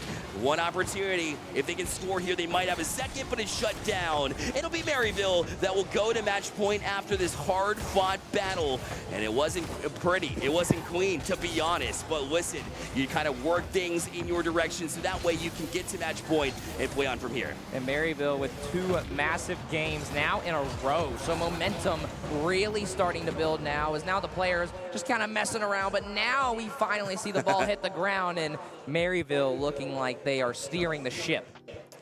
Certainly are, and we haven't said that all weekend long. There's never been a time where, like, listen, this is going to be the team that controls it. Except for the pre-rankings, when we said Maryville, we know they're this team, but when they're, struggling a little bit, TJ, as far as the group's standings go, with all the circumstances surrounding, not being able to show up for one of the matches here in the weekends, like, that can still linger a little bit in your brain, but I think now we're finally seeing the true undistracted Maryville that can get the job done. And that undistracted Maryville is distracting Ole Miss, as now Ole Miss calls their first and only timeout of this series. It is a best of 5, but teams are allowed a timeout given the nature of this tournament. But I mean, speaking of the nature of things, what a wonderful place we're at here at the Hangout in Myrtle Beach. It's been nothing but incredible vibes, number one. So we love everybody here in this arena who's made this possible, whether it be Shenandoah Esports, Syracuse Esports, and of course the lovely staff here in Myrtle Beach at the Hangout. They've been nothing but awesome to us, CJ, and you love to see it. Of course, and the games have been just as nice to us as well. I mean, we've had content after content for both days now. We've had game 3s, game 5s, and we may see a game 7 later. I don't want to jinx it or anything. I would hope so. But this series has potential to go to 5 for sure.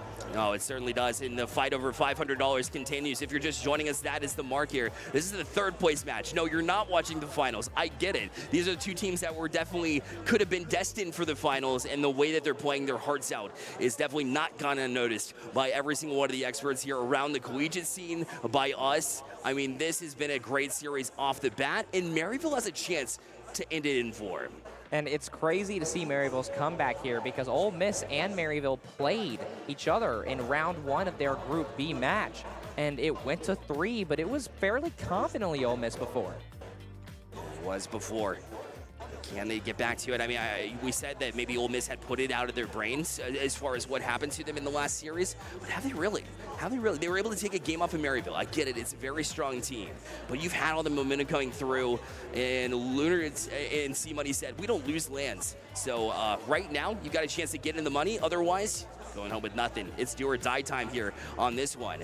It's all about what they're talking about with their timeouts. TJ, what are you discussing? If you're the coach here and you're saying, Ole Miss, we got to get it together, what are some talking points here? Maybe 1 or 2 here. I mean, from what I've seen and given the experience I've done with lands that I've played in the past, it feels like that Ole Miss just need to find that synchronous ability that they've shown all weekend once again. So they got to listen to each other a little more, trust the comms a little bit, but most importantly, bring the nerves down. You got to treat this like a normal game. You got to see the vision through the smoke that is a land, and you got to find those goals in the process. Well, it's up to your leaders to kind of calm the troops down, especially when you have those players that are hyper energetic like what we have with Ole Miss. You're absolutely right. Can they calm the nerves? Can they gain the ice, if you will, and be able to get back into this one? Maryville, their chance to close out and earn their third place. But Ole Miss, a chance to stay alive. And Maryville already starting to build pressure, but then just like that, another rip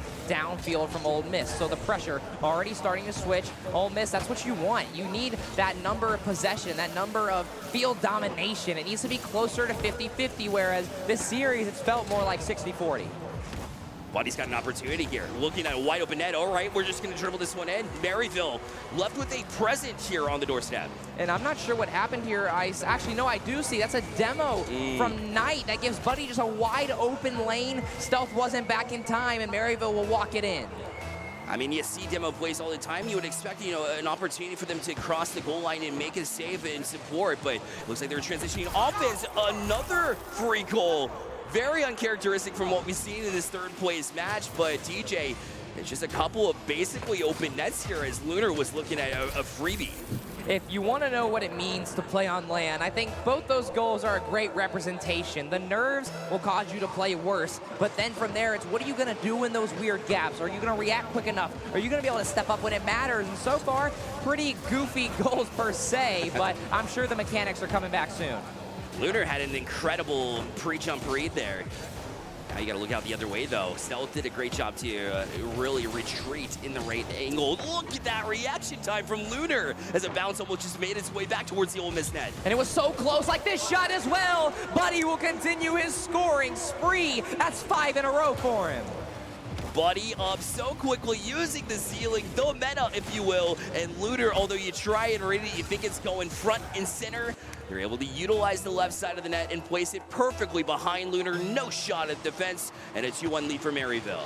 And every other team has had fairly low-scoring games, but Ole Miss, they're wanting the shootout. The defense might not be that important. Maybe for them, it's about what can you do in return offensively. And right now, this 2v1 is a great look, but that's a great save from Adam.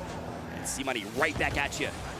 Trying to get to the corner here. Lunar a little bit distracted with that Timo, but was able to get up in time, and now they'll have numbers. That's until Buddy was able to jump on it here. This will be a floater. Looks harmless, but Lunar took a little bit too long to get back up to it. For comfort, it's back in the box. Oh, it came out of the net trying to get a touch. Now we're trying to follow up on that 2-prime opportunity. Knight got it. 3-1 Maryville. Knight, it is absolutely gross that honestly the people at the Hangout here might not be able to eat their food after this one. A major flick from him, top side to get a 2-goal lead. Oh, man.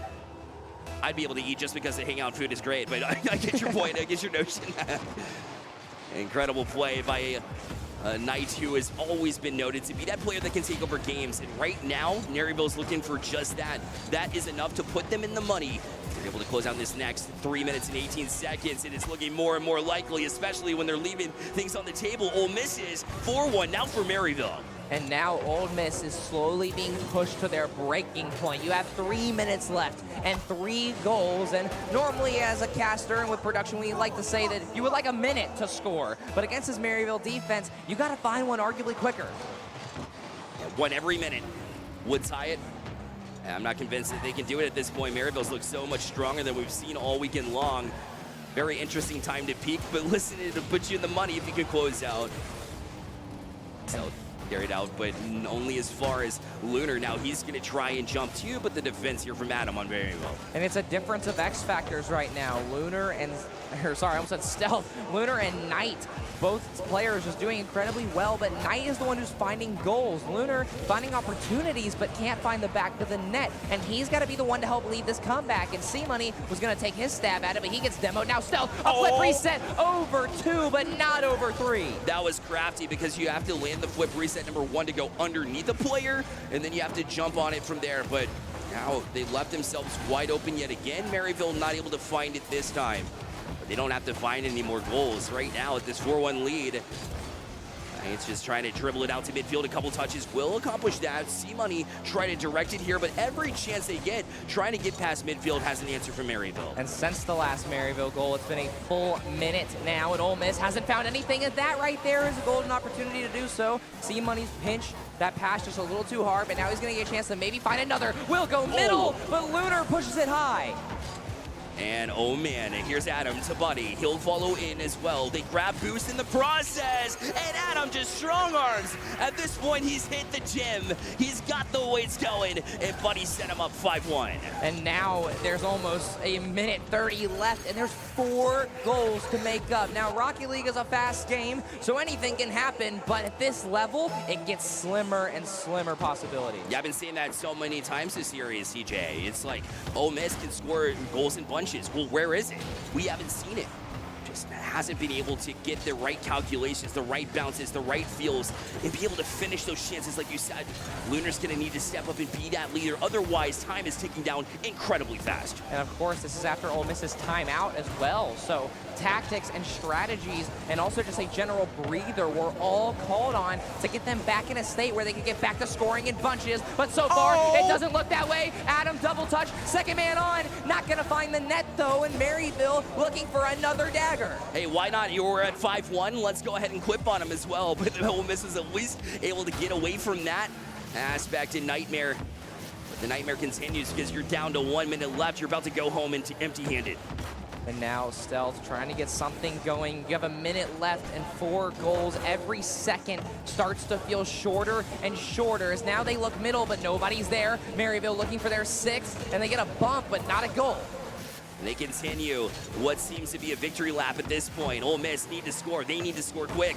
C-Money, the shot will go high, and it's already answered by Adam by the time it even gets to the back wall. And he's going to play it high around their back wall as well. Sets up a pass and just going to kill more time as they go back and forth. We're under 30 seconds, and yet another opportunity shut down again. And that's a great double touch. Ole Miss starting to get more mechanical towards the end of this game, but it's just too little too late as now that net is open, and hey, things technically are possible still. Yeah, it's still possible. And that, you know, those bounces, the pinball action that we saw here. Lunar the tap down, it was anticipated as a pass. I guess it was tonight as they tap it in. Now you're talking about a goal every 3 seconds in TJ. If they do it, I would absolutely jump off the stage. I mean, we'd love to see it, and maybe C-Money can kick it off. Maybe looking middle. It'll be a fake jump from Lunar to Stealth. Top side. What a save, though, just when we thought it was possible. That's a huge denial. The dagger is ripped out the sheath and stabbed into the Sharks' hearts. Maryville is your 3rd place $500 winners here at Boost on the Beach. Man, they dug deep. They talked about it. It was coordinated, and they didn't let themselves get cold either because it was Ole Miss that came into this match fresh off of a series that they played. And yet, TJ, what we saw was a whole different team coming in from Maryville than we saw all weekend long. It's because they put in that preparation. It's because they talked between games. It was very evident, and we saw a win because of it. And now they'll be walking home, like you mentioned, with that $500. And of course, you are very happy with Maryville, and there is no losers bracket. So now, after 2 full days of games, you can finally relax. You didn't get the 1st or 2nd place prize, but still an amazing accomplishment for Maryville. But Ole Miss, obviously just as admirable, having such a good run, going undefeated in groups, and then undefeated up until semis, and then they just couldn't piece it together at the end. Everybody in this venue, let's give a round of applause for Ole Miss for their 4th place finish. Big shout out to that entire program. They are doing so much for the Southeast. Big shout out to Warhood, their director, and also Adam, their coach. That is a roster top to bottom of game changers, and they're going to be back stronger. And now let's hear it one more time for the number 3 team, Maryville, walking away with $500. Put your hands together. And Maryville doing such a good job. They simply came alive when they needed to. The pressure was on, but they did a great job. And also, that is the only team with 2 freshmen at this event. That's so right. An incredible placement for them.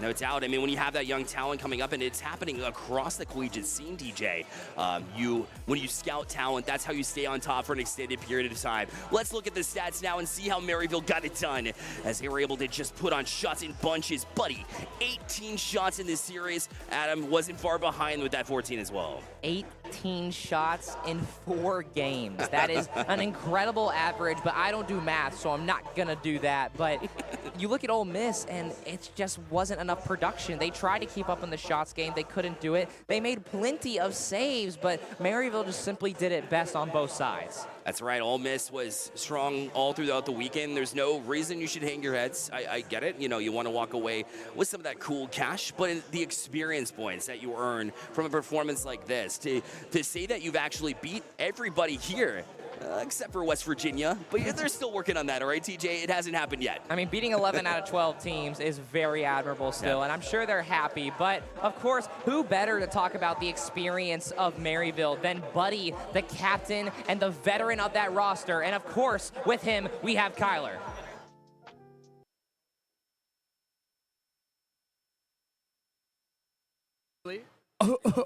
There we go. I'm here with my best buddy right now. Yo, congratulations. I know you were saying third place, obviously not the result that you guys wanted or expecting coming in, but tell me just a little bit about your guys' journey going into that third place game. How do you stay focused in one that's like that, where you kind of have loftier expectations? Man, it was tough. What honestly helped us all a lot, I think, was our director behind us, Clerky. He was shouting, keeping us locked in, you know, making sure we're focused. He did a great job, man. Yeah, seriously. And still, you guys walk away with $500. Again, not everything that you were looking for, but still did a great job. What was the experience of being at this LAN, right? It's obviously a chaotic environment. Have you ever played in anything like this before? No, I've never played at anything like this. It was amazing. It was constantly chaotic, like you said, and I don't think I'll ever experience anything like it. Well, again, congrats.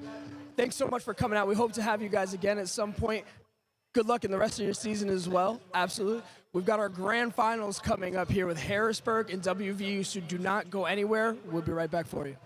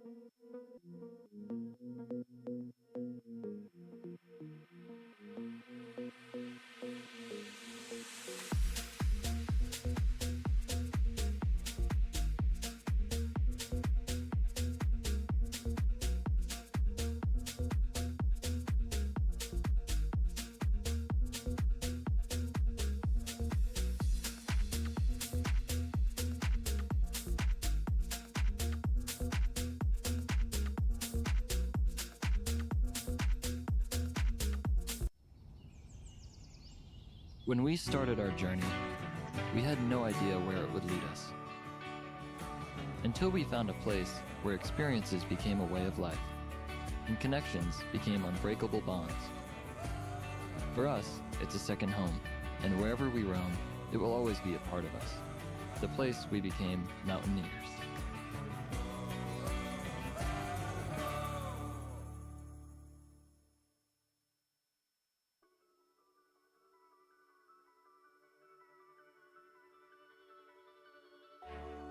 Education is the passport to the future, for tomorrow belongs to those who prepare for it today.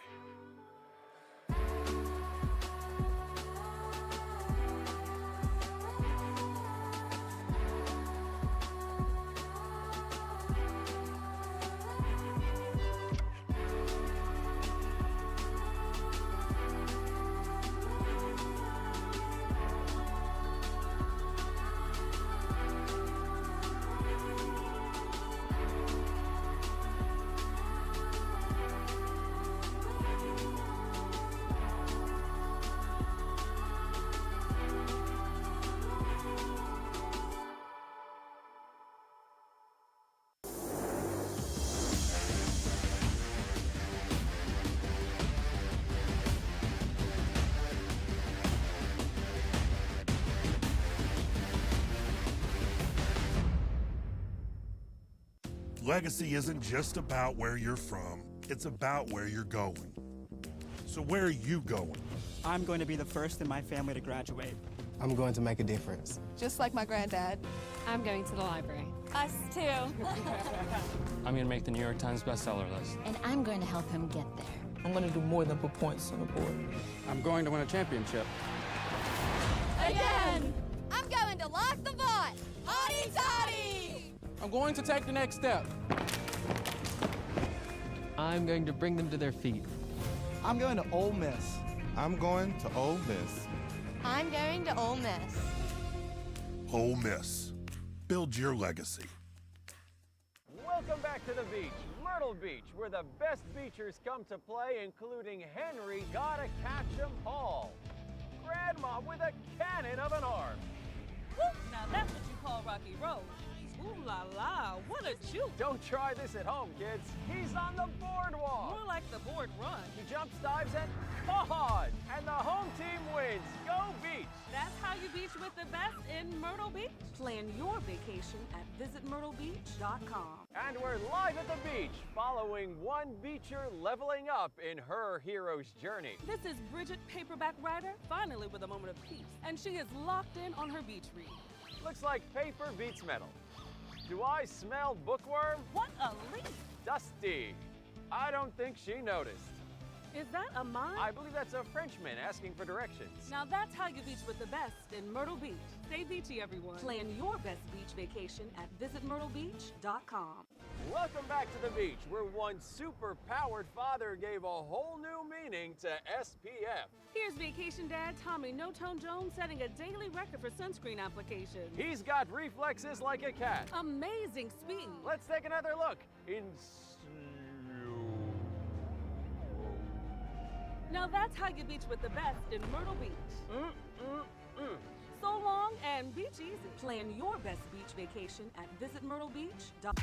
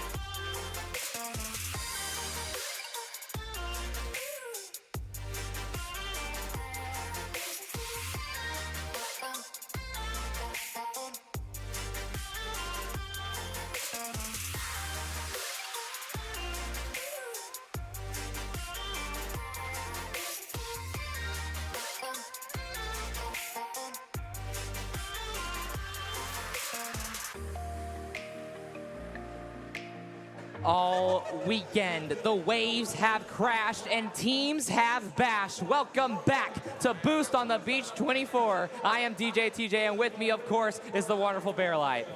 Hey, let's get this going. It all comes down to this. It's the moment we've been waiting for, with $1,500 for first place on the line and a chance to say that you're Boost on the Beach champion of 2024. It doesn't get much better than this. It really does not. This is the most competitive Boost on the Beach and arguably one of the biggest collegiate tournaments that will happen in all of 2024. And I'm honored that we get to end this story with y'all. But of course, we can't do that without looking at the first chapter. Let's look at the bracket real quick, Bear. Take a peek at this because it was a road to get here, I will tell you what. Of course, Harrisburg, a clean sweep all the way through, baby. Georgia State said no problem. Even Maryville, the team that we just saw dominate the third place match, 3-0. They're locked in, ready to go. And West Virginia, a very similar story to some degree. They were very strong in this bracket. And of course, other than that, we had 12 teams enter this event with aspirations to win that $3,000 first place prize. But now, only one team can win it out of the two that we have left. And of all the people we could have gotten for this event right here, I'm thrilled with these two teams. Let's take a look at this roster for Harrisburg and see them locked and loaded here. Polar has been effective.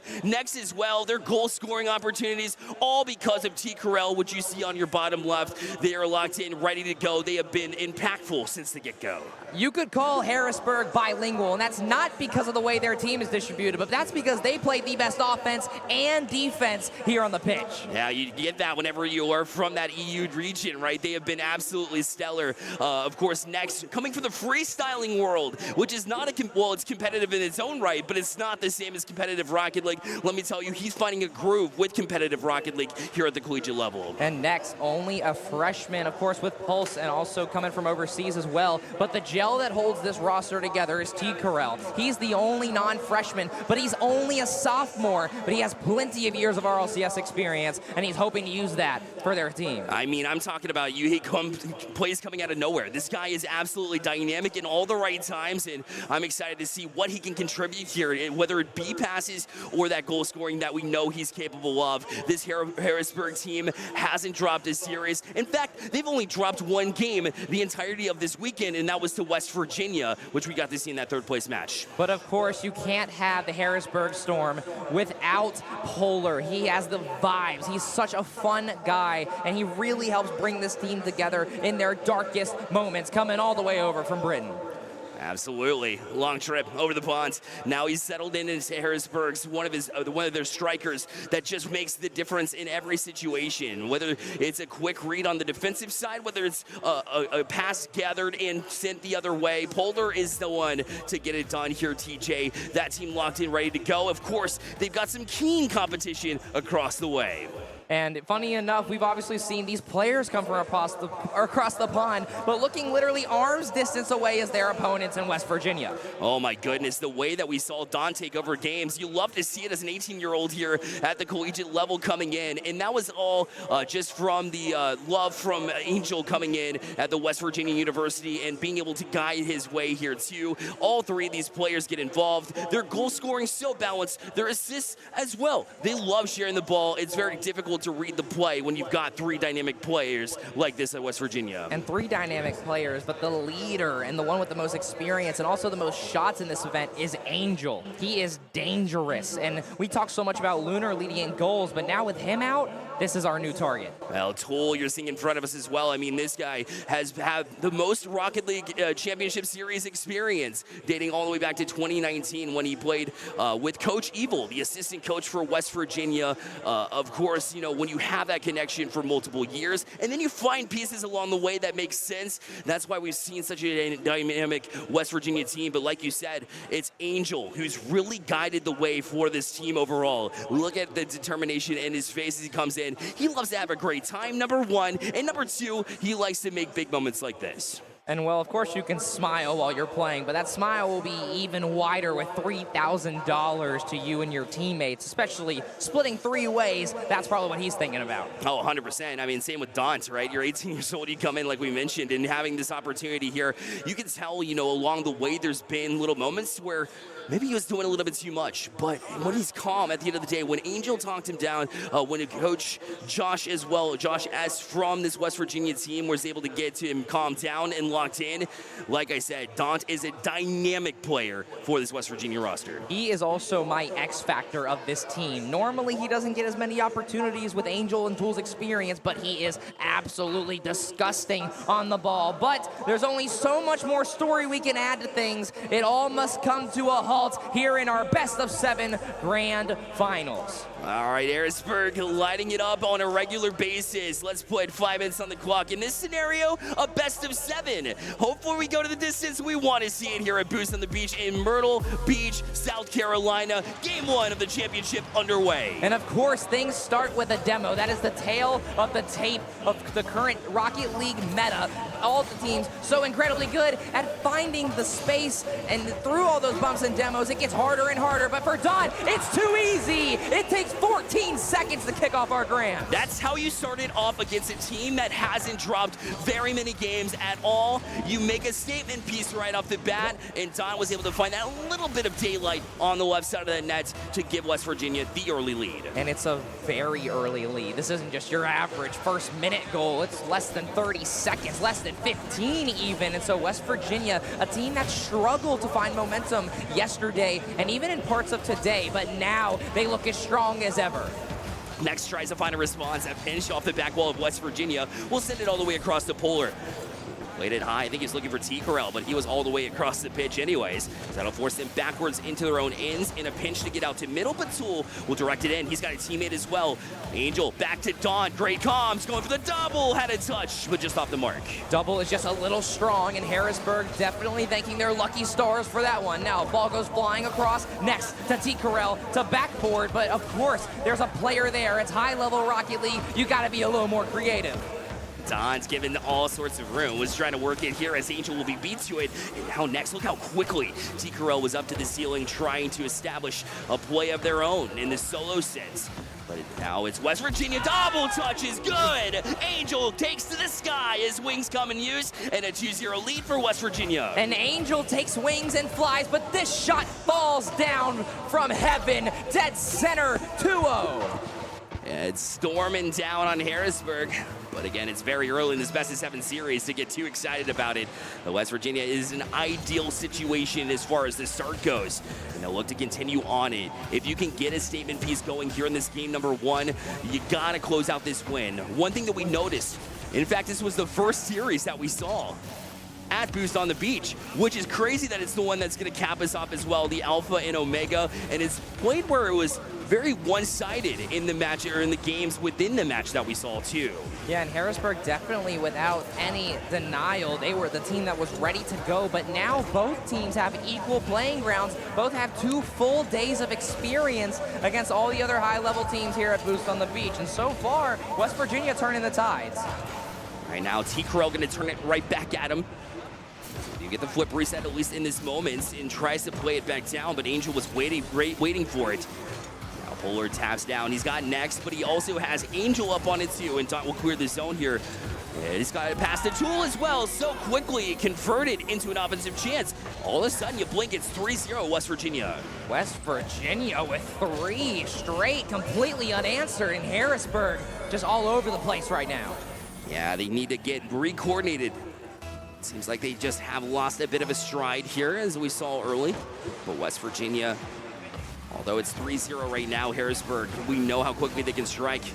Next, gonna try to jumpstart that, but Tool's already waiting for it here in the corner. We'll try to drop it down to Don, but got it way too far ahead of him. That allowed T. Curl the chance to chip at it, but West Virginia was wise to it.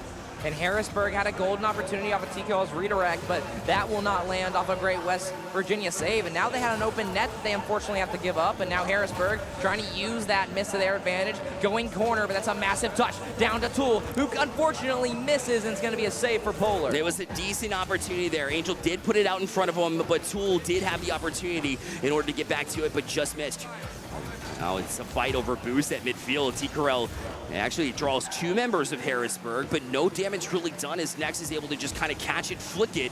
And Don's going to rely on Tool to get across and get a couple of touches out. And now finally we see Harrisburg starting to find their rhythm on defense, but they got to find it on offense. That's T-Corel from the ceiling. Great save, but it's still dangerous. It's going to be a 50 that doesn't land. Nex fakes it, looks middle. It's a flip into 1, and what great defensive stand from West Virginia. Yeah, and you're up 3-0, but you never feel comfortable against Harrisburg. So yes, a great sequence here, and they'll try to continue on that. Next, looking for the back wall. It's shut down again. Their positioning has been stacked, and that's why West Virginia has been able to hold on to the shutout, but it's starting to bend a little bit. It's starting to mend, as right now Harrisburg has been putting pressure on.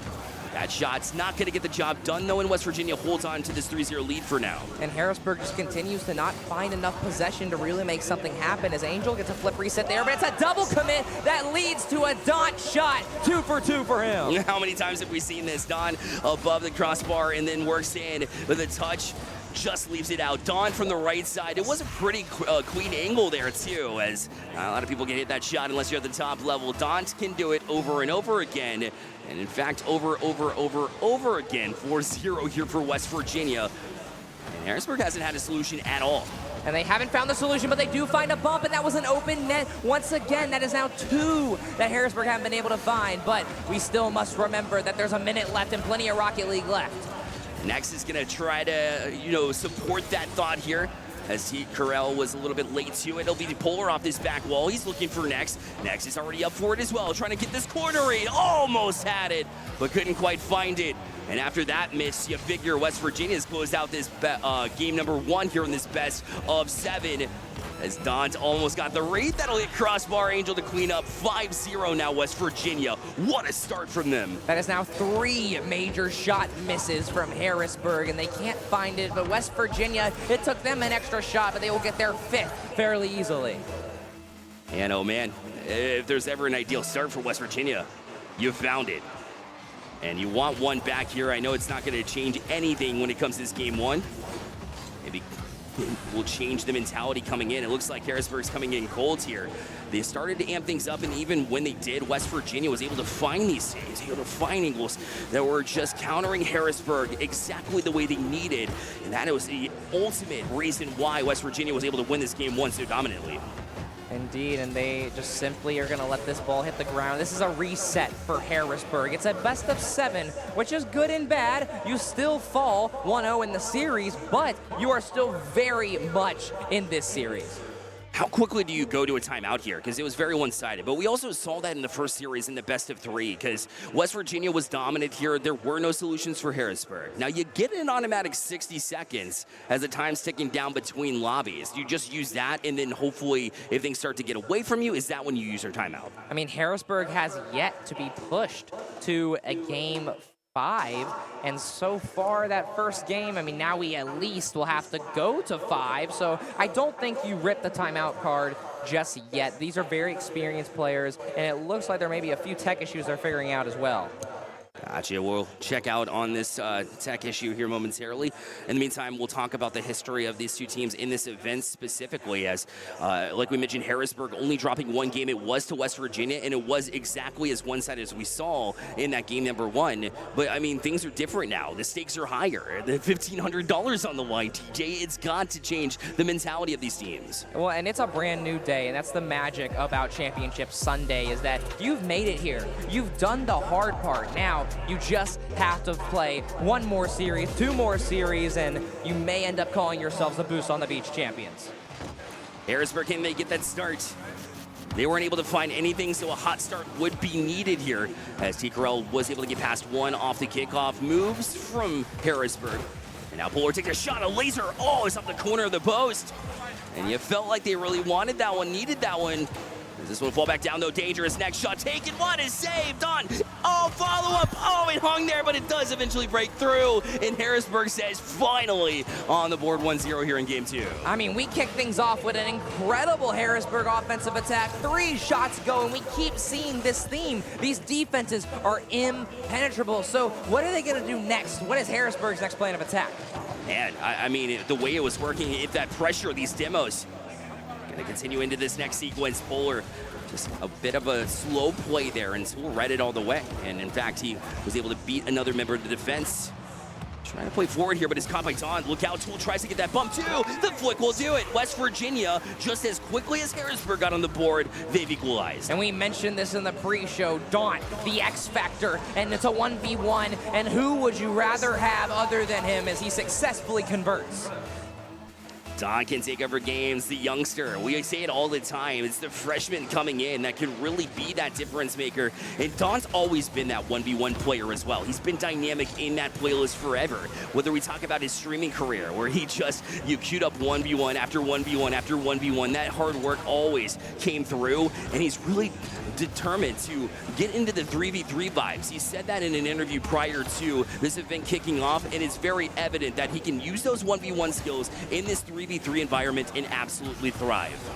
But also, those individual mechanics that all 6 of these players have are so great as well, as now West Virginia is starting to show off that. Dawn, flip reset, backboard, gonna fake it for a teammate, but nobody's there.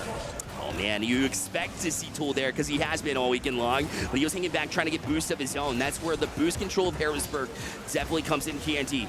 Here as Angel try to leave it as a fake again. It did pull up Polar, but T. Carell will settle and move forward. Next was looking for that bump, but Tool did a good job to shake him off. That's a massive job from Tool. A 2v1 against professionals is not your standard 2v1 in ranked, and an incredible job from him to keep West Virginia in it. Next, a challenge here, but it's actually going to find its way out on the front side, and T. Carell was able to corral it. And this one will head over to Angel. Shot taken, recovery save there from Next. Nobody was back in Harrisburg, scrambling a little bit on the defensive side. And now we'll see Harrisburg actually finally get some possession. That's T. Carell over 1, but his second touch is a little awkward. He's got the dive for it. Now, we'll see Next very quickly up. Polar trying to do the same, and now Angel's got a chance. He will fake one and try and get the bump, but will not. It's gonna leave an open, wide open air time for Don, but it's not gonna be anything crazy. Angel marching right back in, but the defense held off on the back wall. Don gonna watch this one come back to his car. Teammates called out that there was plenty of time for him to work with, so he did play that one patiently exactly how he needed to. And now with the passing out of the zone, Angel ready to fire one, and T. Carell couldn't get to it, but it was a little bit high, and Harrisburg gets out unhurt.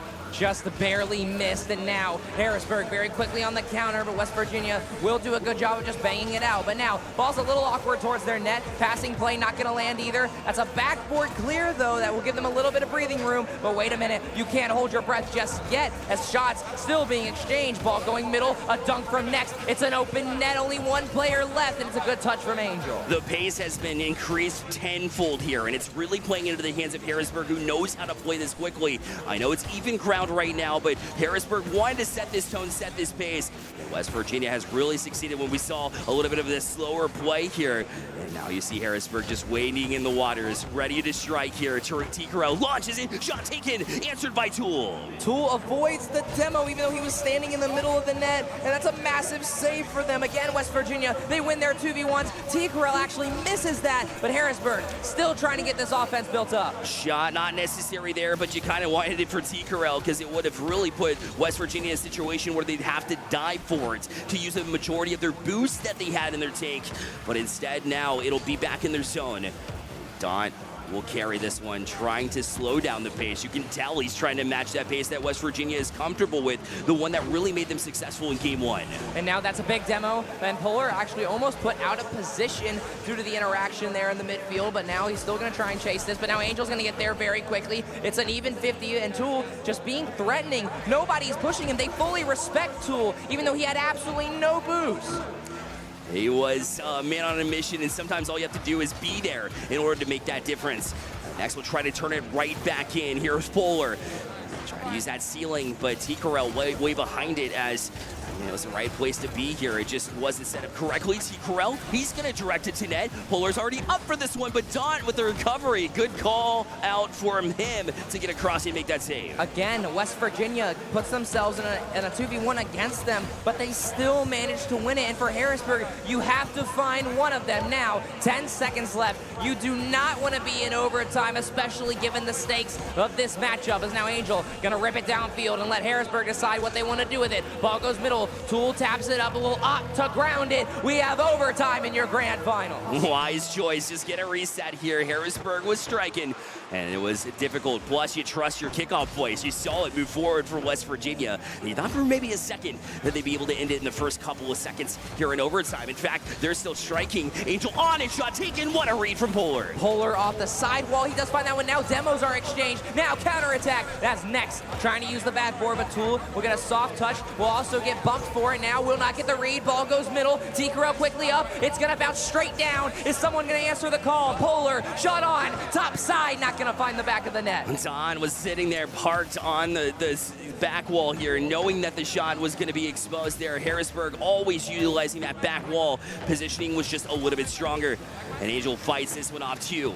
Allow Tool to jump with it. He's got room to work with. He'll look to pinch it off this corner. It is pinch, and Polar going to miss this one. Leaves the door open here, but who's up for West Virginia? Nobody. Daunt had to backtrack and just shadow defend its way to the corner to leave it for Angel. These teams have so much respect for each other, but also so many nerves that they're not really pushing each other, and now you can have zero boost and just look menacing, but now this is an actual menacing attack, but not going to find the net either. Ball still center, though. Polar going to try and find a pass over one. Right corner! Oh! Bang! Tie it up at one apiece. Oh man, we've been talking about how Next was scoring goals, how Polar is scoring goals. It's Tikaro, the hero in this one. Polar set him up, and it was a bullet. And even though Angel got the read, it was not enough to get across and try to save that howitzer. And Harrisburg University with the answer. And it's in T. Carell's tag. He is an elite and the great RLCS player, and that shot and pass, the perfect placement over one, then perfectly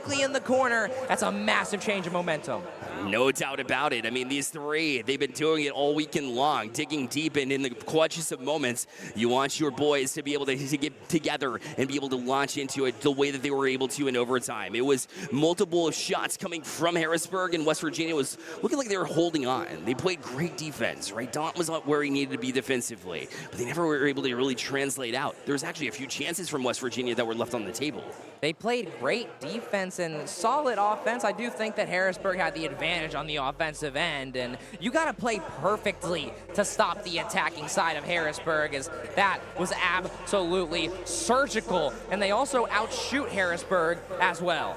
They certainly do. Well, things are even here, and rightfully so. You can tell in this skill level that we're even. Of course, in this best of 7, we're even.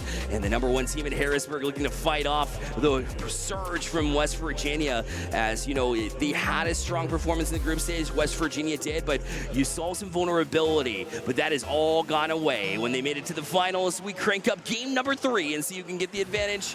Except we got a bit of a tech pause here, so we will come back to us in the meantime.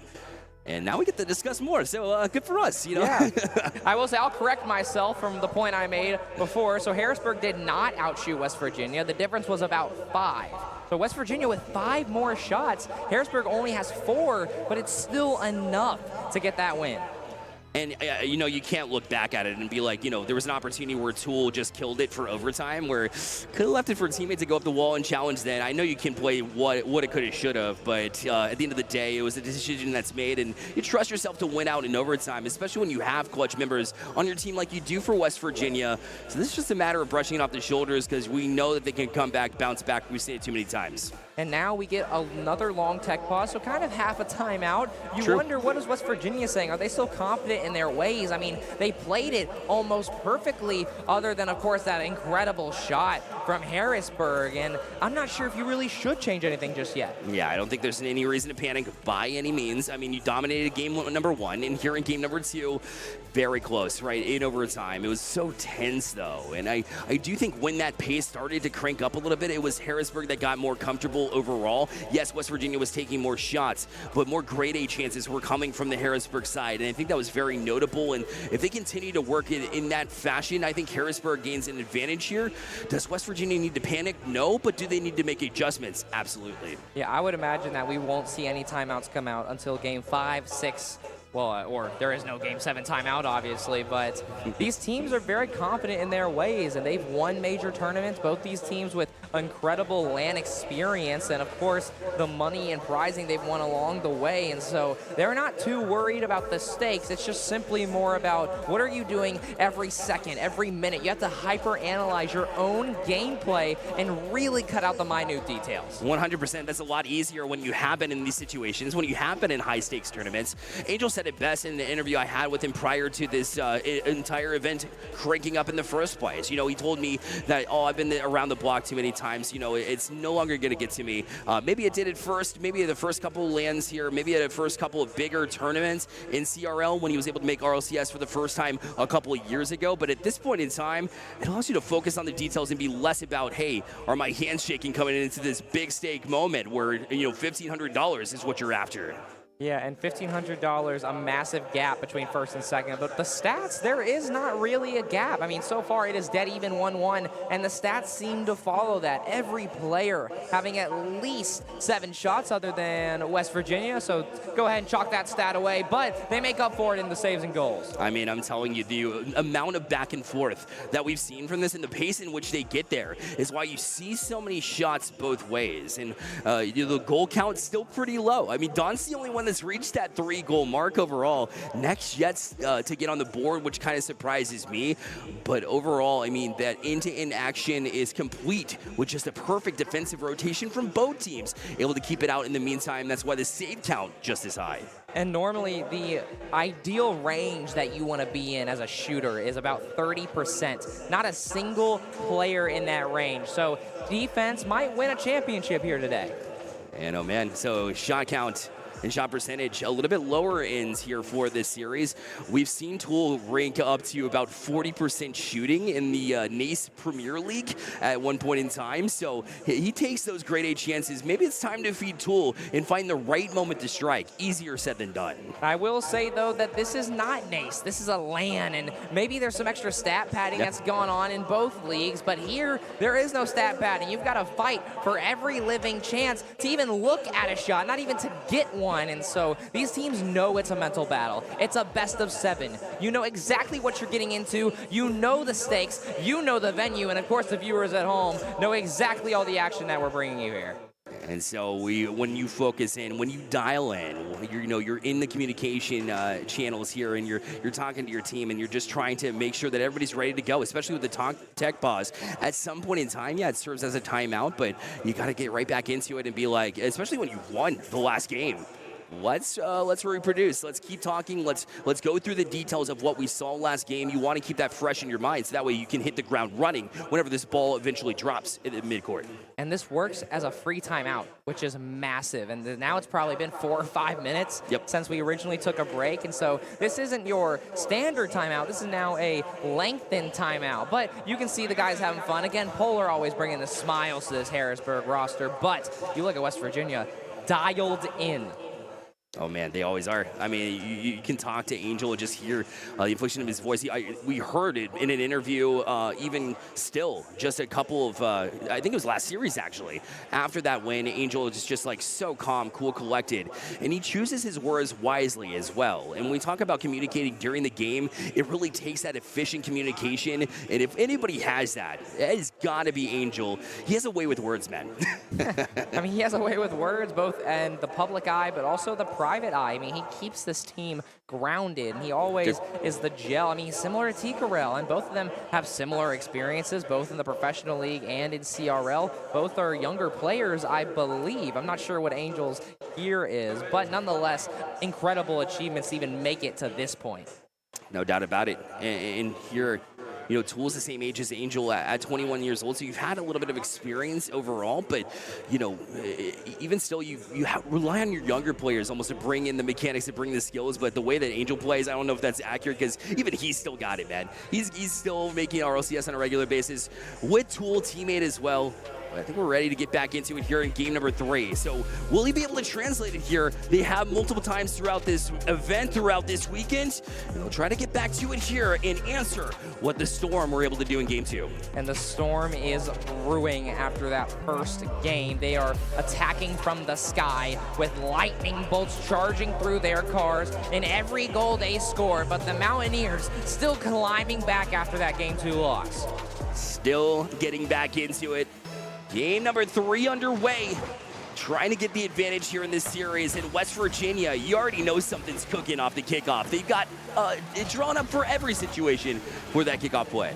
And though Rocket League really has no plays, every West Virginia attack has looked coordinated so far. Every fake, every second, first, third shot, fourth shot even for some of these goals. They simply are so coordinated. Their experience as a team, even though they have Daunt, who's a freshman, is so incredible to see. But Harrisburg in a very similar boat as now Tool is going to try and maybe put an end to the Harrisburg confidence after game 2. They were trying to attack this backboard, but the issue is Harrisburg's got it locked down. And now they take a shot. Freebie, shot taken. Somehow Don was able to make that read and get across. It was an attempted pinch from, I believe, Polar and Tinkerell, but it doesn't land. It goes off the wrong side, as that shot definitely wasn't wrongly put, as that's a massive clanger towards net, but an even massive, or a bigger save, as now the third shot comes through, but it's pushed wide. And now Tinkerell on into the 50-50. They shield it nicely there defensively, and Harrisburg tries to march out, but West Virginia stays on it completely. Another chance to play right back in the zone from Don. As Tinkerell went ceiling side, trying to get some height. As they see some boost running out from West Virginia. I mean, they had to use all this boost at some point to keep the midfield presence there, but I guess not, because they still continue to have these mid packs that they pick up on a regular basis. And now Tool just trying to get some time, and maybe that 100 boost, but he doesn't find it. His teammate, though, will find a Harrisburg vehicle, as now that demo comes through. Daunt looking for a bump as well, but Next does a good job at getting that touch that he's required to make. Now Harrisburg looking for a counter, but West Virginia very quickly putting it back. That's another unfortunate clear from Harrisburg, as now the ball just sits in the middle. Corner read is in store, and that is found, but the net is not a part of it. West Virginia wants to stick to their guns as far as trying to challenge this back wall, and it doesn't matter how they get it done. I just saw Don jump up to the back wall to try to bump Next off of it. I haven't seen that since maybe Arsenal of Space Station Gaming when he was back with them, but now West Virginia finding ways to break through, and although they get a couple touches, it will be fended off by Harrisburg. Harrisburg, 2 major saves, and now we finally have a game where we don't see a goal in the first minute. And for Harrisburg, maybe they don't like that, especially since they were the benefactors of that second game goal. Don finding a couple of teammates. It was Tool and Angel that both double committed. A lot of space could be given up, and numbers back the other way. Harrisburg, Tinkerell. Oh, another save from Angel. It is a defensive masterclass. We already talked about it during the tech pause, and right now it is living up to the hype. Ball goes middle once again, and then Tinkerell will rip it to the other backboard. It's going to be an awkward touch, but it's a great catch from who I believe is Daunt. Now wall dashing his way into position. Angel looking for a pass, will find the ceiling instead. Maybe going solo. Yes, he does, but it's not in the back of the net. Follow-up shot going backboard, but that will also be denied. West Virginia just trying to get a goal through brute force alone, and listen, I'm for it because it seems to be inches away from working. Here's Angel back down, the dunk. It's out in the box, but Tinkerell able to fight off that member of the offensive side from West Virginia yet again, and they'll be able to clear the zone, or are they? Finally, Tinkerell on it, and a chance to breathe. He'll flick it high. Chance there from Polar will be denied by Angel. You never, ever should see a ball just roll in front of the opposing team's half. You've got to capitalize, but West Virginia not thinking of that too much, as now Angel looks for a double, does find it, but makes his next teammate in an awkward spot, has to use a flip, but will get a bump regardless. Now Angel, double touch part 2, but the sequel isn't as good. Don gonna be patient for this, let it come to him, because you're gonna have space here too. Tried the flip reset to get it under the member of defense, and it worked temporarily, but not all the way. Here's Harrisburg able to jump on it now. All the way back to the West Virginia zone. Touch that by Next. Now in transition. Don, back wall. It's going to fall down. Waterfall, and they knew it. What a read from Harrisburg. And Polar makes a huge defensive play. And with a minute left, you can feel the urgency of these teams. That's a double commit from Harrisburg, and a demo on Polar means that there's nobody left back. Tinkerell, the only man up. Next, the only man back, needs to get to this ball, but Polar's respawn is in time. And Polar right on it, but so is Tool. He was keen to it. And Next beats 2 members of the defense, but of course, Don, cool, calm, collected. Defensive side, Tinkerell directs it back in. Now a pass, Polar, shot taken. Oh, it's Harrisburg on top with just 29 seconds left. I don't know if you can feel it, Bear, but it is ice cold here at the Hangout in Myrtle Beach. That's Polar finding the shot when his team calls on him most. 1-0 with 30 seconds left. Name a better duo. You can't. Tinkerell to Polar has been working all weekend long and continues to be exactly as effective in such a big moment. And the opportunity to put themselves up 2-1 in the series. But West Virginia's got this 19 seconds left. They need to push forward. They've been doing it all game long. Why not one more or two more opportunities here? And that's Polar coming from the opposite side to bump the first man of West Virginia. But now Next misses. Now it's an awkward counter. 1v1. It's not going to be an instant shot. It's a pass, but it's going to be blocked by Polar. Last few seconds left. It's an awkward 50. Now Next needs to ground it. Yes, he will. Harrisburg gets 2 in a row. Oh, man. The way that Harrisburg was able to play just as patiently as West Virginia and then be able to kill that ball, just as impressive as their defense was that entire game. West Virginia continued to just pester this defensive Harrisburg with shots, and they handled every single one of them. They had the back wall locked down. They had the crossing the box locked down as well. It just seemed like there was no way past that defense. I mean, and it's very hard to find the holes, and so far we've only seen one perfectly placed shot, and it came from Harrisburg in game 2 to give them the lead. And so far, if they're the only ones who can find it, you start to worry if you're West Virginia. I still don't think we're in timeout territory, but something needs to change quick. Again, yeah, we said it about Harrisburg after that game number 1, and they were able to adjust nicely, get a couple of wins on the board here, and now they'll march towards their 3rd win if they can get it done against West Virginia in game number 4. But right now, West Virginia, you can't be nervous. It's been close match after close match. Yeah, you wish the overtime went the other way, but that doesn't necessarily mean that you need to worry about it here. Just a 2-1 difference. And now we go to DFH Stadium, and we find ourselves in Game 4. West Virginia, you do not want to fall 3-1. $1,500 on the line, and it starts with Game 4. Look for the crafty touches from West Virginia off the bat. They were able to not only gain possession, but the 100 boost there in the corner to amp things up. And of course, when you try the back wall, it's going to be locked down. Harrisburg has it just about every time. But Don here working the corner. He will work it past one, strong-armed it, but Next was wise to and able to get it out to the other side here. And now we'll try to cause chaos here on the back line of defense of West Virginia. And once again, teams finally starting to settle in. We haven't seen another early first-minute goal, but I might eat my words as Angel looks for a bump, but Next does a good job of defending. But now, Tool very quickly up, gets a flip. I believe he might not have actually gotten in, and he can't convert because of it. Next left back, he's got plenty of boost in the tank, but he's got Angel to deal with, and that one almost worked his way in just by the bounce alone. Follow up there, the shot wide, another follow up, but that one's handled by Polar, and it goes back out to midfield. Tool directly back in, with the 50-50 all the way back out to midfield, and T. Carell, well, I thought he had the challenge, but able to work around it is Angel. Now T. Carell in support. He'll start pushing out as an opportunity to work it in on this defense of West Virginia, but now they're on the breakaway, but Next with the recovery speed to get it done. West Virginia not seeing the open net soon enough, maybe taking a little too long on that counterattack where they could have had a golden opportunity here in the first couple minutes, as now we have already gone through the first minute 30 of this game and we are still dead even. Don's trying to pull them out of position. It's not a bad move here, especially when they're camping back wall. Okay, come to me then, right? Then it's going to open things up for West Virginia. I do like that approach here. It's just, is Harrisburg going to fall for it? They're not known to do so.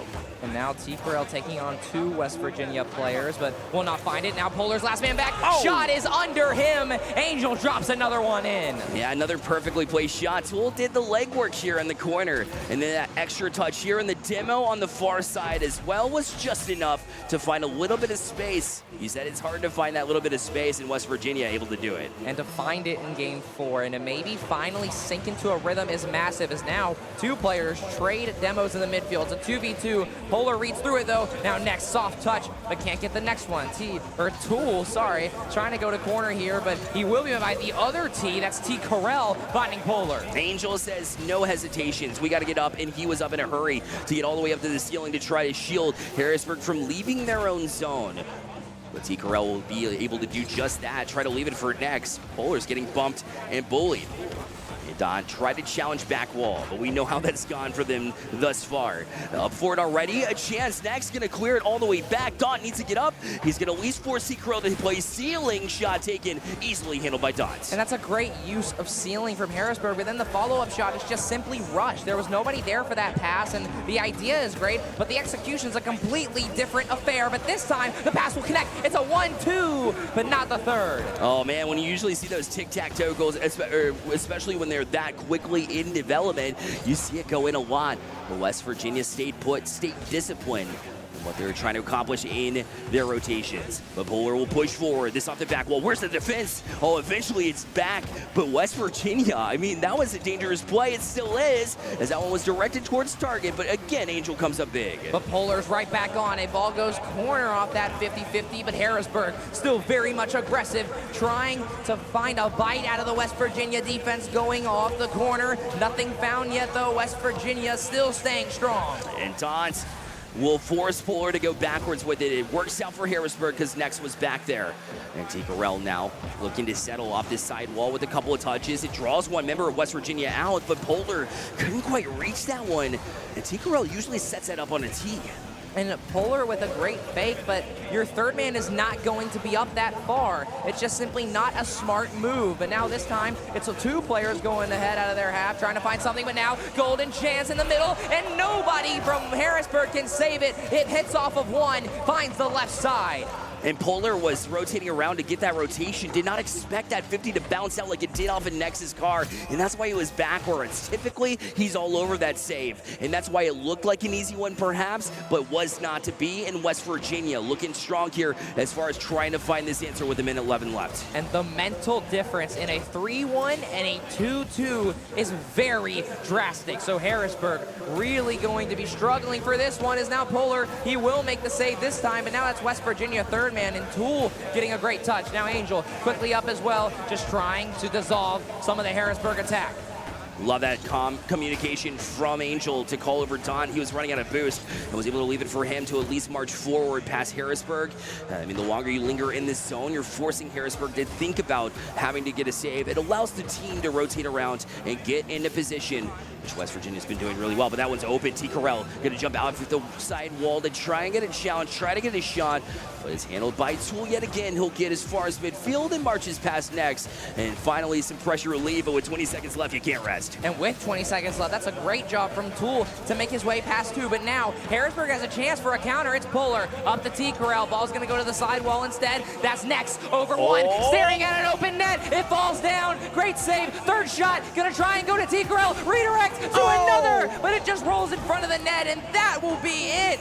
No matter if this ball finds the net or not, West Virginia will tie it up at 2 games apiece. Absolute heart and an answer from either side in the biggest of moments. And West Virginia dug deep for that one. Harrisburg were on a mission there late. In West Virginia, I get it. It's a long shot even if Harrisburg scores there. But if you allow them to do that, they get a little bit of confidence back, and that's not something they wanted to allow. And guess what? Mission accomplished. Yeah, 2-0 and a 2-1 may not sound too different, but not finding that goal can matter, as now we're at the point of the series where teams are tested mentally. You're in the dead center of a $3,000 game, and it cannot get bigger than this. Oh man, since the get-go, we saw these two teams in the first match of this event, if you're just joining us, and guess what happened? It was one team wins, one team answers. And we've seen the same thing in this series, and there is no other option, at least in my mind, than to play to the very end of the series. Right now, it's a tough ask to say that either of these teams can get 2 wins in a row, but West Virginia's gonna be after that because they want to march to match point just as much as Harrisburg does. And trying to find the path to march through has been the challenge in each game, going back and forth, and so far it has seemed to lean towards the team that gets that first goal. But now we are dead even. Only 4 more possible games remaining. It's still 2-2. Bowler off the kickoff, off the rip. Usually it's West Virginia that gets started early. This time Harrisburg said, we'll take a trick out of your handbook, and they'll have the early 1-0 lead. And, you know, we've been going at this for 2 days, but that might be our quickest goal of any streamed match, and maybe of the tournament. 4 seconds in for Harrisburg. West Virginia, again, off these kickoffs, but it'll be Ticarel that gets to it first. He'll be challenged by West Virginia out. Harrisburg needed that quick answer, able to gather it.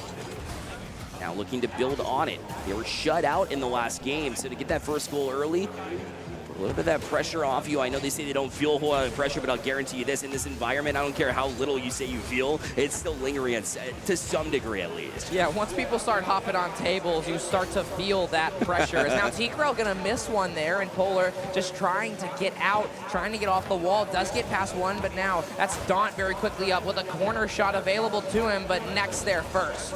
And Polar able to challenge that one too. Angel, perfect pop-up and setup, but he got a little bit above it now. Will be forced to just fall down and try to play that 50-50. Even though it fell into the hands of Daunt, he'll have to retreat after next with a good challenge as well.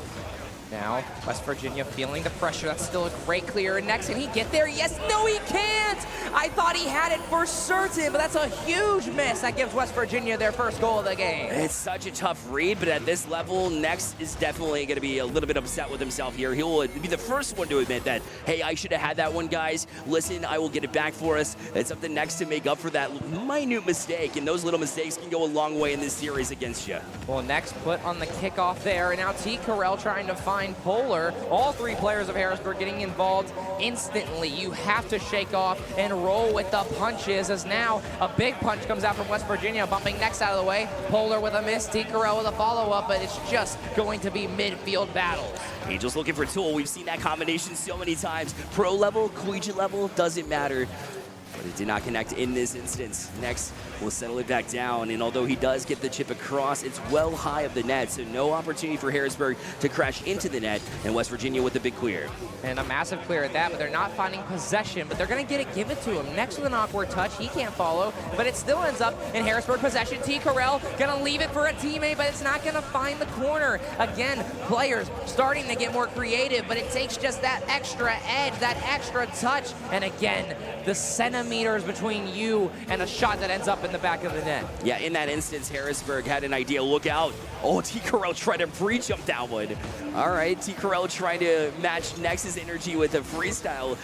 At least it felt that way with how early he was up in that process, but they weren't able to connect, in Harrisburg now having to dig out from their own end. And T-Corral gets a great play, taking it across his own half. That leads to a dunk, and there's only one player left for West Virginia after Daunt found a demo, but still, with that disadvantage, Harrisburg will not capitalize, but maybe they'll get a chance right here. That's a great touch. T-Corral almost dunks one, but it's just going to be another possession for him. Yeah, Next getting real creative, diving deep into his playbook in order to try to chip that one to T-Corral, but now he's back up again. That'll draw two defenders of West Virginia.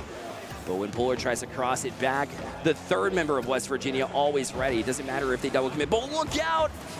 Waterfall out in front. Next, another shot, but they couldn't take care of Angel back in net, so he's just able to dribble it out. And Polar looks for a bump, but he had two players to choose from, and now he gets neither. Now Polar's last man back. That's a close redirect from West Virginia, and it's almost that last goal they were looking for, but now we still have 2 minutes left of Rocket League, and it's getting close. The margin's getting smaller, and West Virginia finally getting possession, and that bump on Polar won't do much. They're still on. Backboard, it's a dunk as well, but nobody's middle. Quick turn, a demo. Now once again, it is going to be off the backboard, wide open. Angel gets the second one for West Virginia. That's sticking to a play here. Daunt jumped out with the demo, and Angel, instead of falling back for boost, had just enough in the tank to say, I'm carrying that all the way back into your ends, and a clean air dribble is all it takes. That's not a difficult play to make, but when you have some support, maybe that's all you have to do as Angel, and that's why West Virginia retakes this lead. In a best of 7, a storybook that is so long. Normally, if you're trading games in the first 3, it's okay. But once you start to get to games 4 and 5, especially if you win 4 and 5 in a row like West Virginia might, then the momentum changes drastically. But Harrisburg not out just yet. That's Polar over 2, but then he bumps his own teammate. Yeah, that last little bit does not discredit what Polar was able to do there. He's realizing that West Virginia is trying to take these risks, and with good reason too, they've been after it, and they've been able to fight them off. But that extra touch that we saw from Polar almost opened up the floodgates for Harrisburg, and I'd like to see more of that. And there's absolutely no boost on the Harrisburg end, and it's why these shots keep happening for West Virginia, and now only 45 seconds left. If Harrisburg can't get out of their half, they have no hope, but West Virginia, they have an open net. It's relentless, but it won't won't go in. The dagger still not gonna land. They won't find it once again. Now next, it's an awkward 50. Dawn gets it middle, bumps one. Left side, 3-1 West Virginia. All starts with the boost control here. You see Polar having to go for 100 boost instead of the ball in that moment. I get you're a little bit past it, but then T-Corral bumped off of it at the last moment. Draw them out of position. West Virginia's been doing that since the last game. It has been effective, and they've got this demanding lead here with 30 seconds left. We have watched Daunt be the aggressor almost all series, almost all weekend, and how about that? Maybe his biggest aggressive play, bumping T-Corral out of the way. Now, flip reset for him, trying to find a little more magic, but Harrisburg trying to find some of their own. 10 seconds left, they need to find something, but next, that's a soft touch that won't lead to much. Now Angel looking for a fourth, it goes to the bottom corner, it's a good save, but now the clock will hit 0, and West Virginia move to match point. Just an all-around great performance from this team. The recognition, the quick speed and pace in which they get in the face of Harrisburg. They know the mechanics that are across the pitch. They've seen them before, and the best teams take notes whenever you go up against a team and you actually drop that series. You got to come back stronger. So far, so good, but you also have to close out if you're West Virginia here. And West Virginia, they are still locked in, but now look, their coach is trying to get them to relax. Love it. Let's go. They've done such a good job, and now after winning Game 5, they have 2 games to spare, but obviously you want to go ahead and take it here in this 6-1. No doubt about it. I mean, look at the vibes going around this West Virginia team. You can't lose focus, but you want to keep those positive vibes. Meanwhile, on the other side, you know, Harrisburg is talking about this. There's no chance that they're out of this one. They know how easily they're able to flip games, and from my perspective, I see them jumping right back out here and giving them at least a run for their money. There's no way this is a blowout from West Virginia. We're about to see a close game here for this match point for West Virginia. I mean, every game this series has been insanely close, has come down to the wire. We've seen goals in the last back half of the game almost every single time, and this game is absolutely no difference. But Harrisburg, a team that in Rocket League at least has had to recently try to write their own journey. West Virginia having a little bit of a head start, especially with the roster they've had for so long, but so far it's still fairly even, really. It honestly is. It honestly is. I mean, when we talk about Harrisburg coming in and acquiring this new roster, going international, and there's something they're not afraid of. Harrisburg has always been an esports program that has just pushed the boundaries. How can we go farther as a program? They were one of the first programs around that really took it to the next level as a varsity program. But now West Virginia, a new varsity program themselves, and really making waves. The shot count from Angel, unreal. 21 shots. Yeah, 5 for 21, but also tying the lead in saves in this entire series. So he's really doing it on both ends. He actually leads in every category other than assists. That's absolutely unreal. One thing notable as well, the fact that Nex still 0 goals. I don't know if you remember this, but in that series that we saw yesterday against the same West Virginia team, Nex had 3 goals in the first game and then established even more. I believe he had 2 before that series was over after 5 games. To see him at 0 right now, very interesting to me. It seems like they're targeting him, and the more space you take away, as suffocating as you can play defensively, the better against a superstar with mechanics like that. And now you find yourself no goals for Nex, and with his back against the wall, and maybe his back against being thrown out into the boardwalk water here at the Hangout here in Myrtle Beach. But I mean, an incredible venue, an incredible game, and I hope it delivers to 7, but as of right now, it's hard not to lean West Virginia. I get it, yeah. You know, you go to match point and you say, you know, you have 2 chances to close out. You are going to eventually get there. But let's take a look at what we got here in the first place here before, you know, we saw a West Virginia hot start. It was so effective. They got out to a 3-0 lead, and you're like, okay, West Virginia might just run away with this finals. Surely that's not the case, but it definitely felt that way in the moment. And this entire series, though, has been a highlight reel. You could summarize Boost on the Beach with this game alone for West Virginia. I mean, massive goal after massive goal. I mean, 5, obviously, extremely impressive. But then Harrisburg started to get their momentum back. They started to find their own opportunities, took some big games, and now they still find themselves down after all that. And so, you know, Harrisburg did a good job to dig out, but West Virginia had an answer every time Harrisburg got back. So now it's up to Harrisburg. Their hand has been forced, and they will look to get back to it in this game number 6. It's do or die here for Harrisburg. This is not a situation that they've been in this event at all, and it comes down to this moment right now. Do or die, can they get it done? Also, not a whole lot of Game 7s in this Harrisburg team's history. I mean, they did just go to 7 against Maryville in a show match, but that's not a $3,000 show match. A lot more on the line here. Game number 6, 5 minutes on the clock. We begin, and yet again, Harrisburg, although they marched forward, it was a West Virginia extent off the kickoff. Another play works for West Virginia. They're off to a 1-0 lead. Well, it's not a 4-second goal, but one more will have to do here for West Virginia. A massive kickoff goal to keep the momentum going. Harrisburg will already have to fight off the back foot. And how many times we've seen Harrisburg come back with an answer on the offensive side. They've been so keen to being able to do so. But yes, a great start from West Virginia as they tried to find T. Correll there, but it's shut down from Tool. That took a little bit of a higher bounce than maybe he was anticipating. And although T. Correll was able to launch a shot, it wasn't very much of a hassle for the defense of West Virginia, and they march it all the way down the pitch. Next, trying to kill some more time to get T. Crow to come around. He'll clear the zone, and Dont will just have to circle around this one to play to the corner. And again, plenty of Rocket League left to play. Harrisburg knows that. You don't have to rush anything, but now you kind of might have to as Tool finds a quick second goal. Just catching him by surprise. It didn't look like anything crazy, but when you have room, you have the luxury to fake it. And then I guess T. Correll just lost track of where he was on the pitch. He was a little bit more centralized than maybe he thought, and that's how they were able to sneak around him to get the second goal.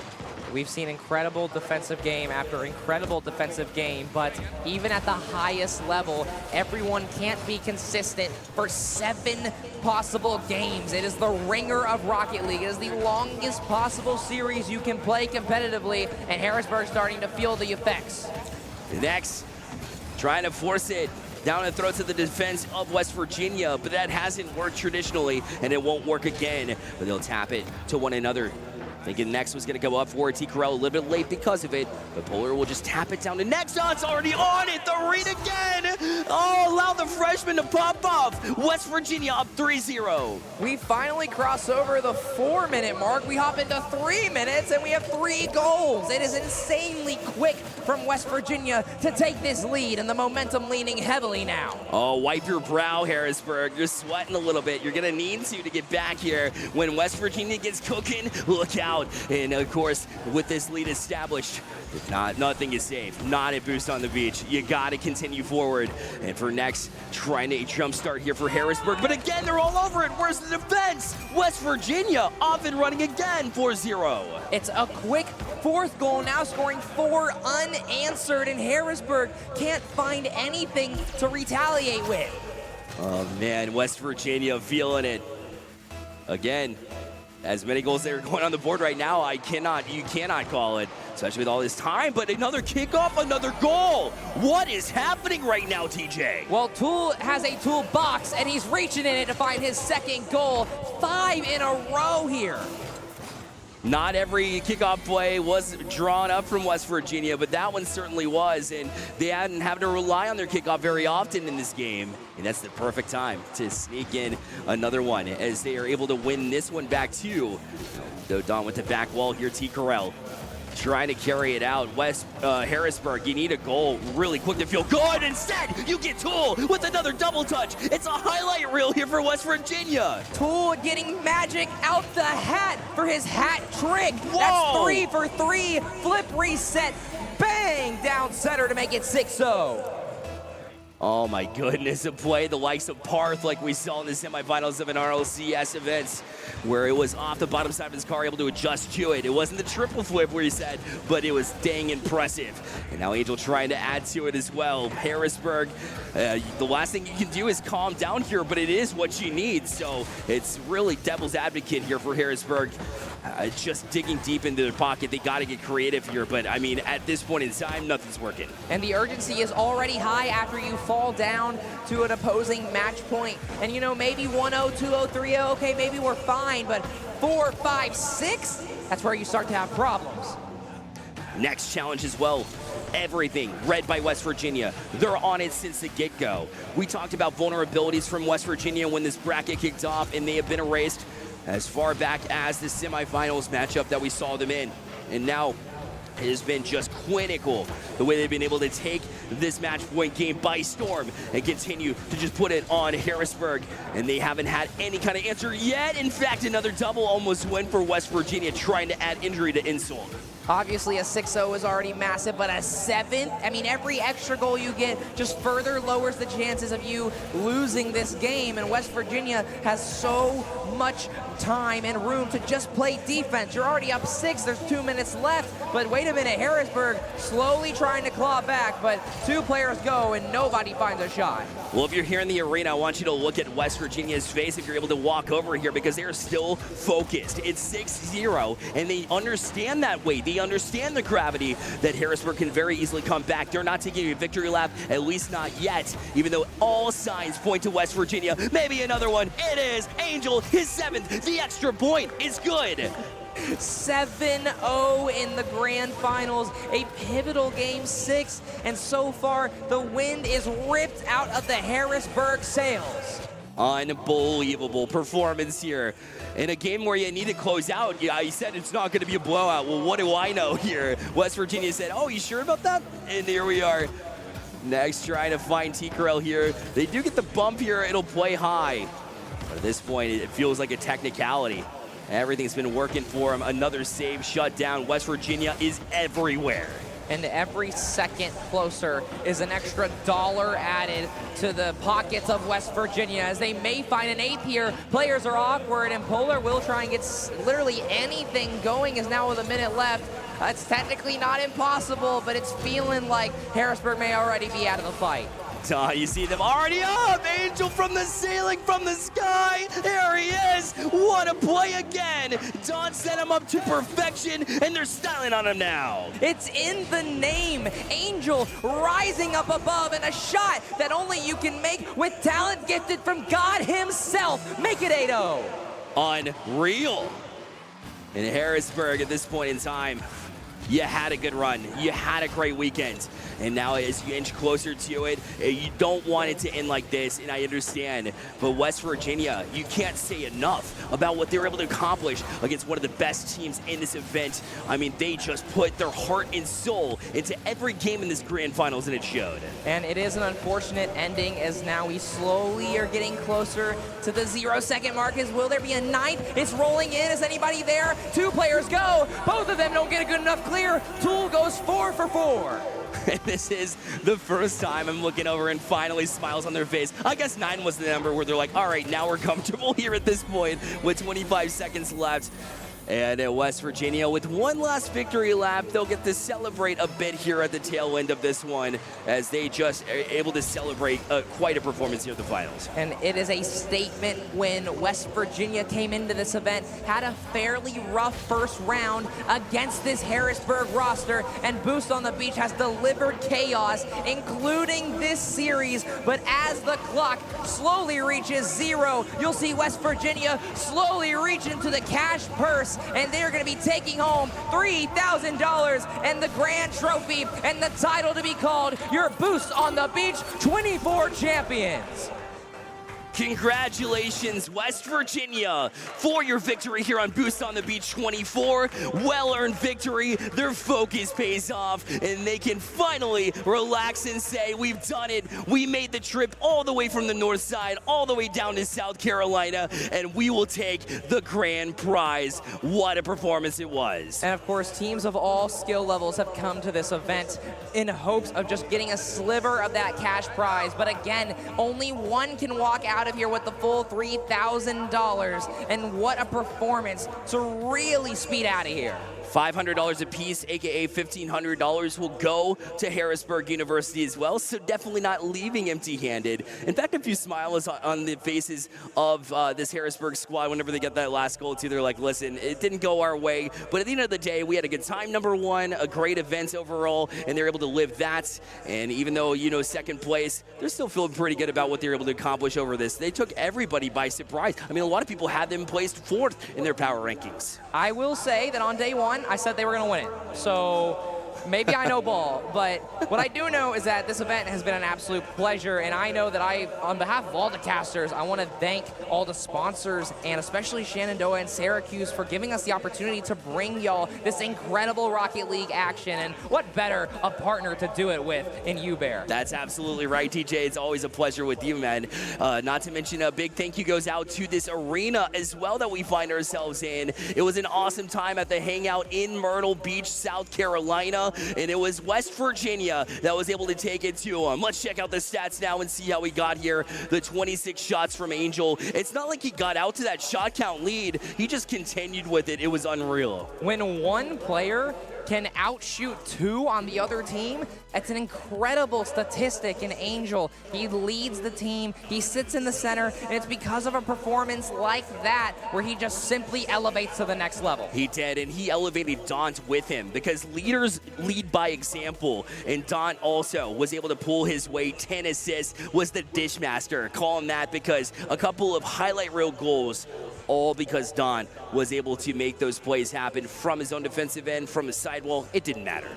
It's just incredible play, and I hate that Game 6 had to be such a blowout, but every other game was incredibly close, and Harrisburg did such a good job. And even looking at the paths that both teams had to go through to make it to these grand finals, it's an incredible mountain that both teams had to climb. It sure was. I mean, what a journey it was for West Virginia. It wasn't easy. Listen, that Ole Miss match that went to 5 games was one of the most tense matches that I think we've seen all weekend long. They were able to fight through it and stick with it, and they got the job done at the end of the day after Harrisburg. I mean, they were perfect for the most part leading into this finals. Yeah, I mean, didn't drop a game at all, and then they finally get pushed to the test, and maybe that Game 5 against Ole Miss prepped West Virginia for this match, but nonetheless, it is all said and done. The book has been closed, and it's an incredible achievement for the West Virginia Mountaineers. Again, the thank you goes out to everybody, the production team behind the scenes, Shenandoah, Syracuse, and the Hangout at Myrtle Beach, South Carolina. Also the help from the Coastal Carolina as well. We want to say thank you to everybody who tuned in as well. Much appreciated. We do have the ceremony coming up with a trophy with West Virginia. It's not something you want to miss, so go ahead and stay put, and we'll be right back.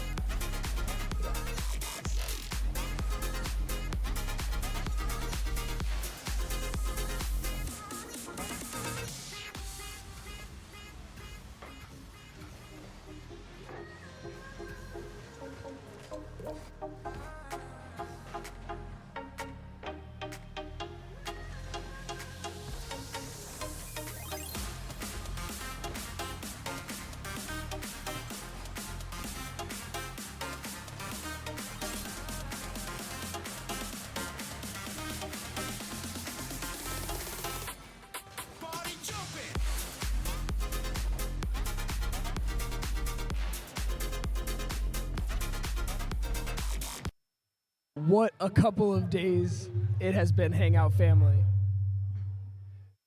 The venue's just turning us up, man. We're all just excited. All right.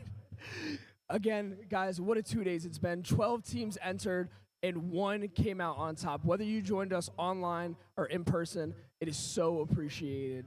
This has been a fantastic day. Thank you so much to the wonderful folks over here at the Hangout, as well as our sponsors, Rally Cry, Alienware, Shenandoah University, Syracuse, and Coastal. Without further ado, though, I don't want to take any more away from these guys' moments. West Virginia, let me get you guys up here, man. Congratulations.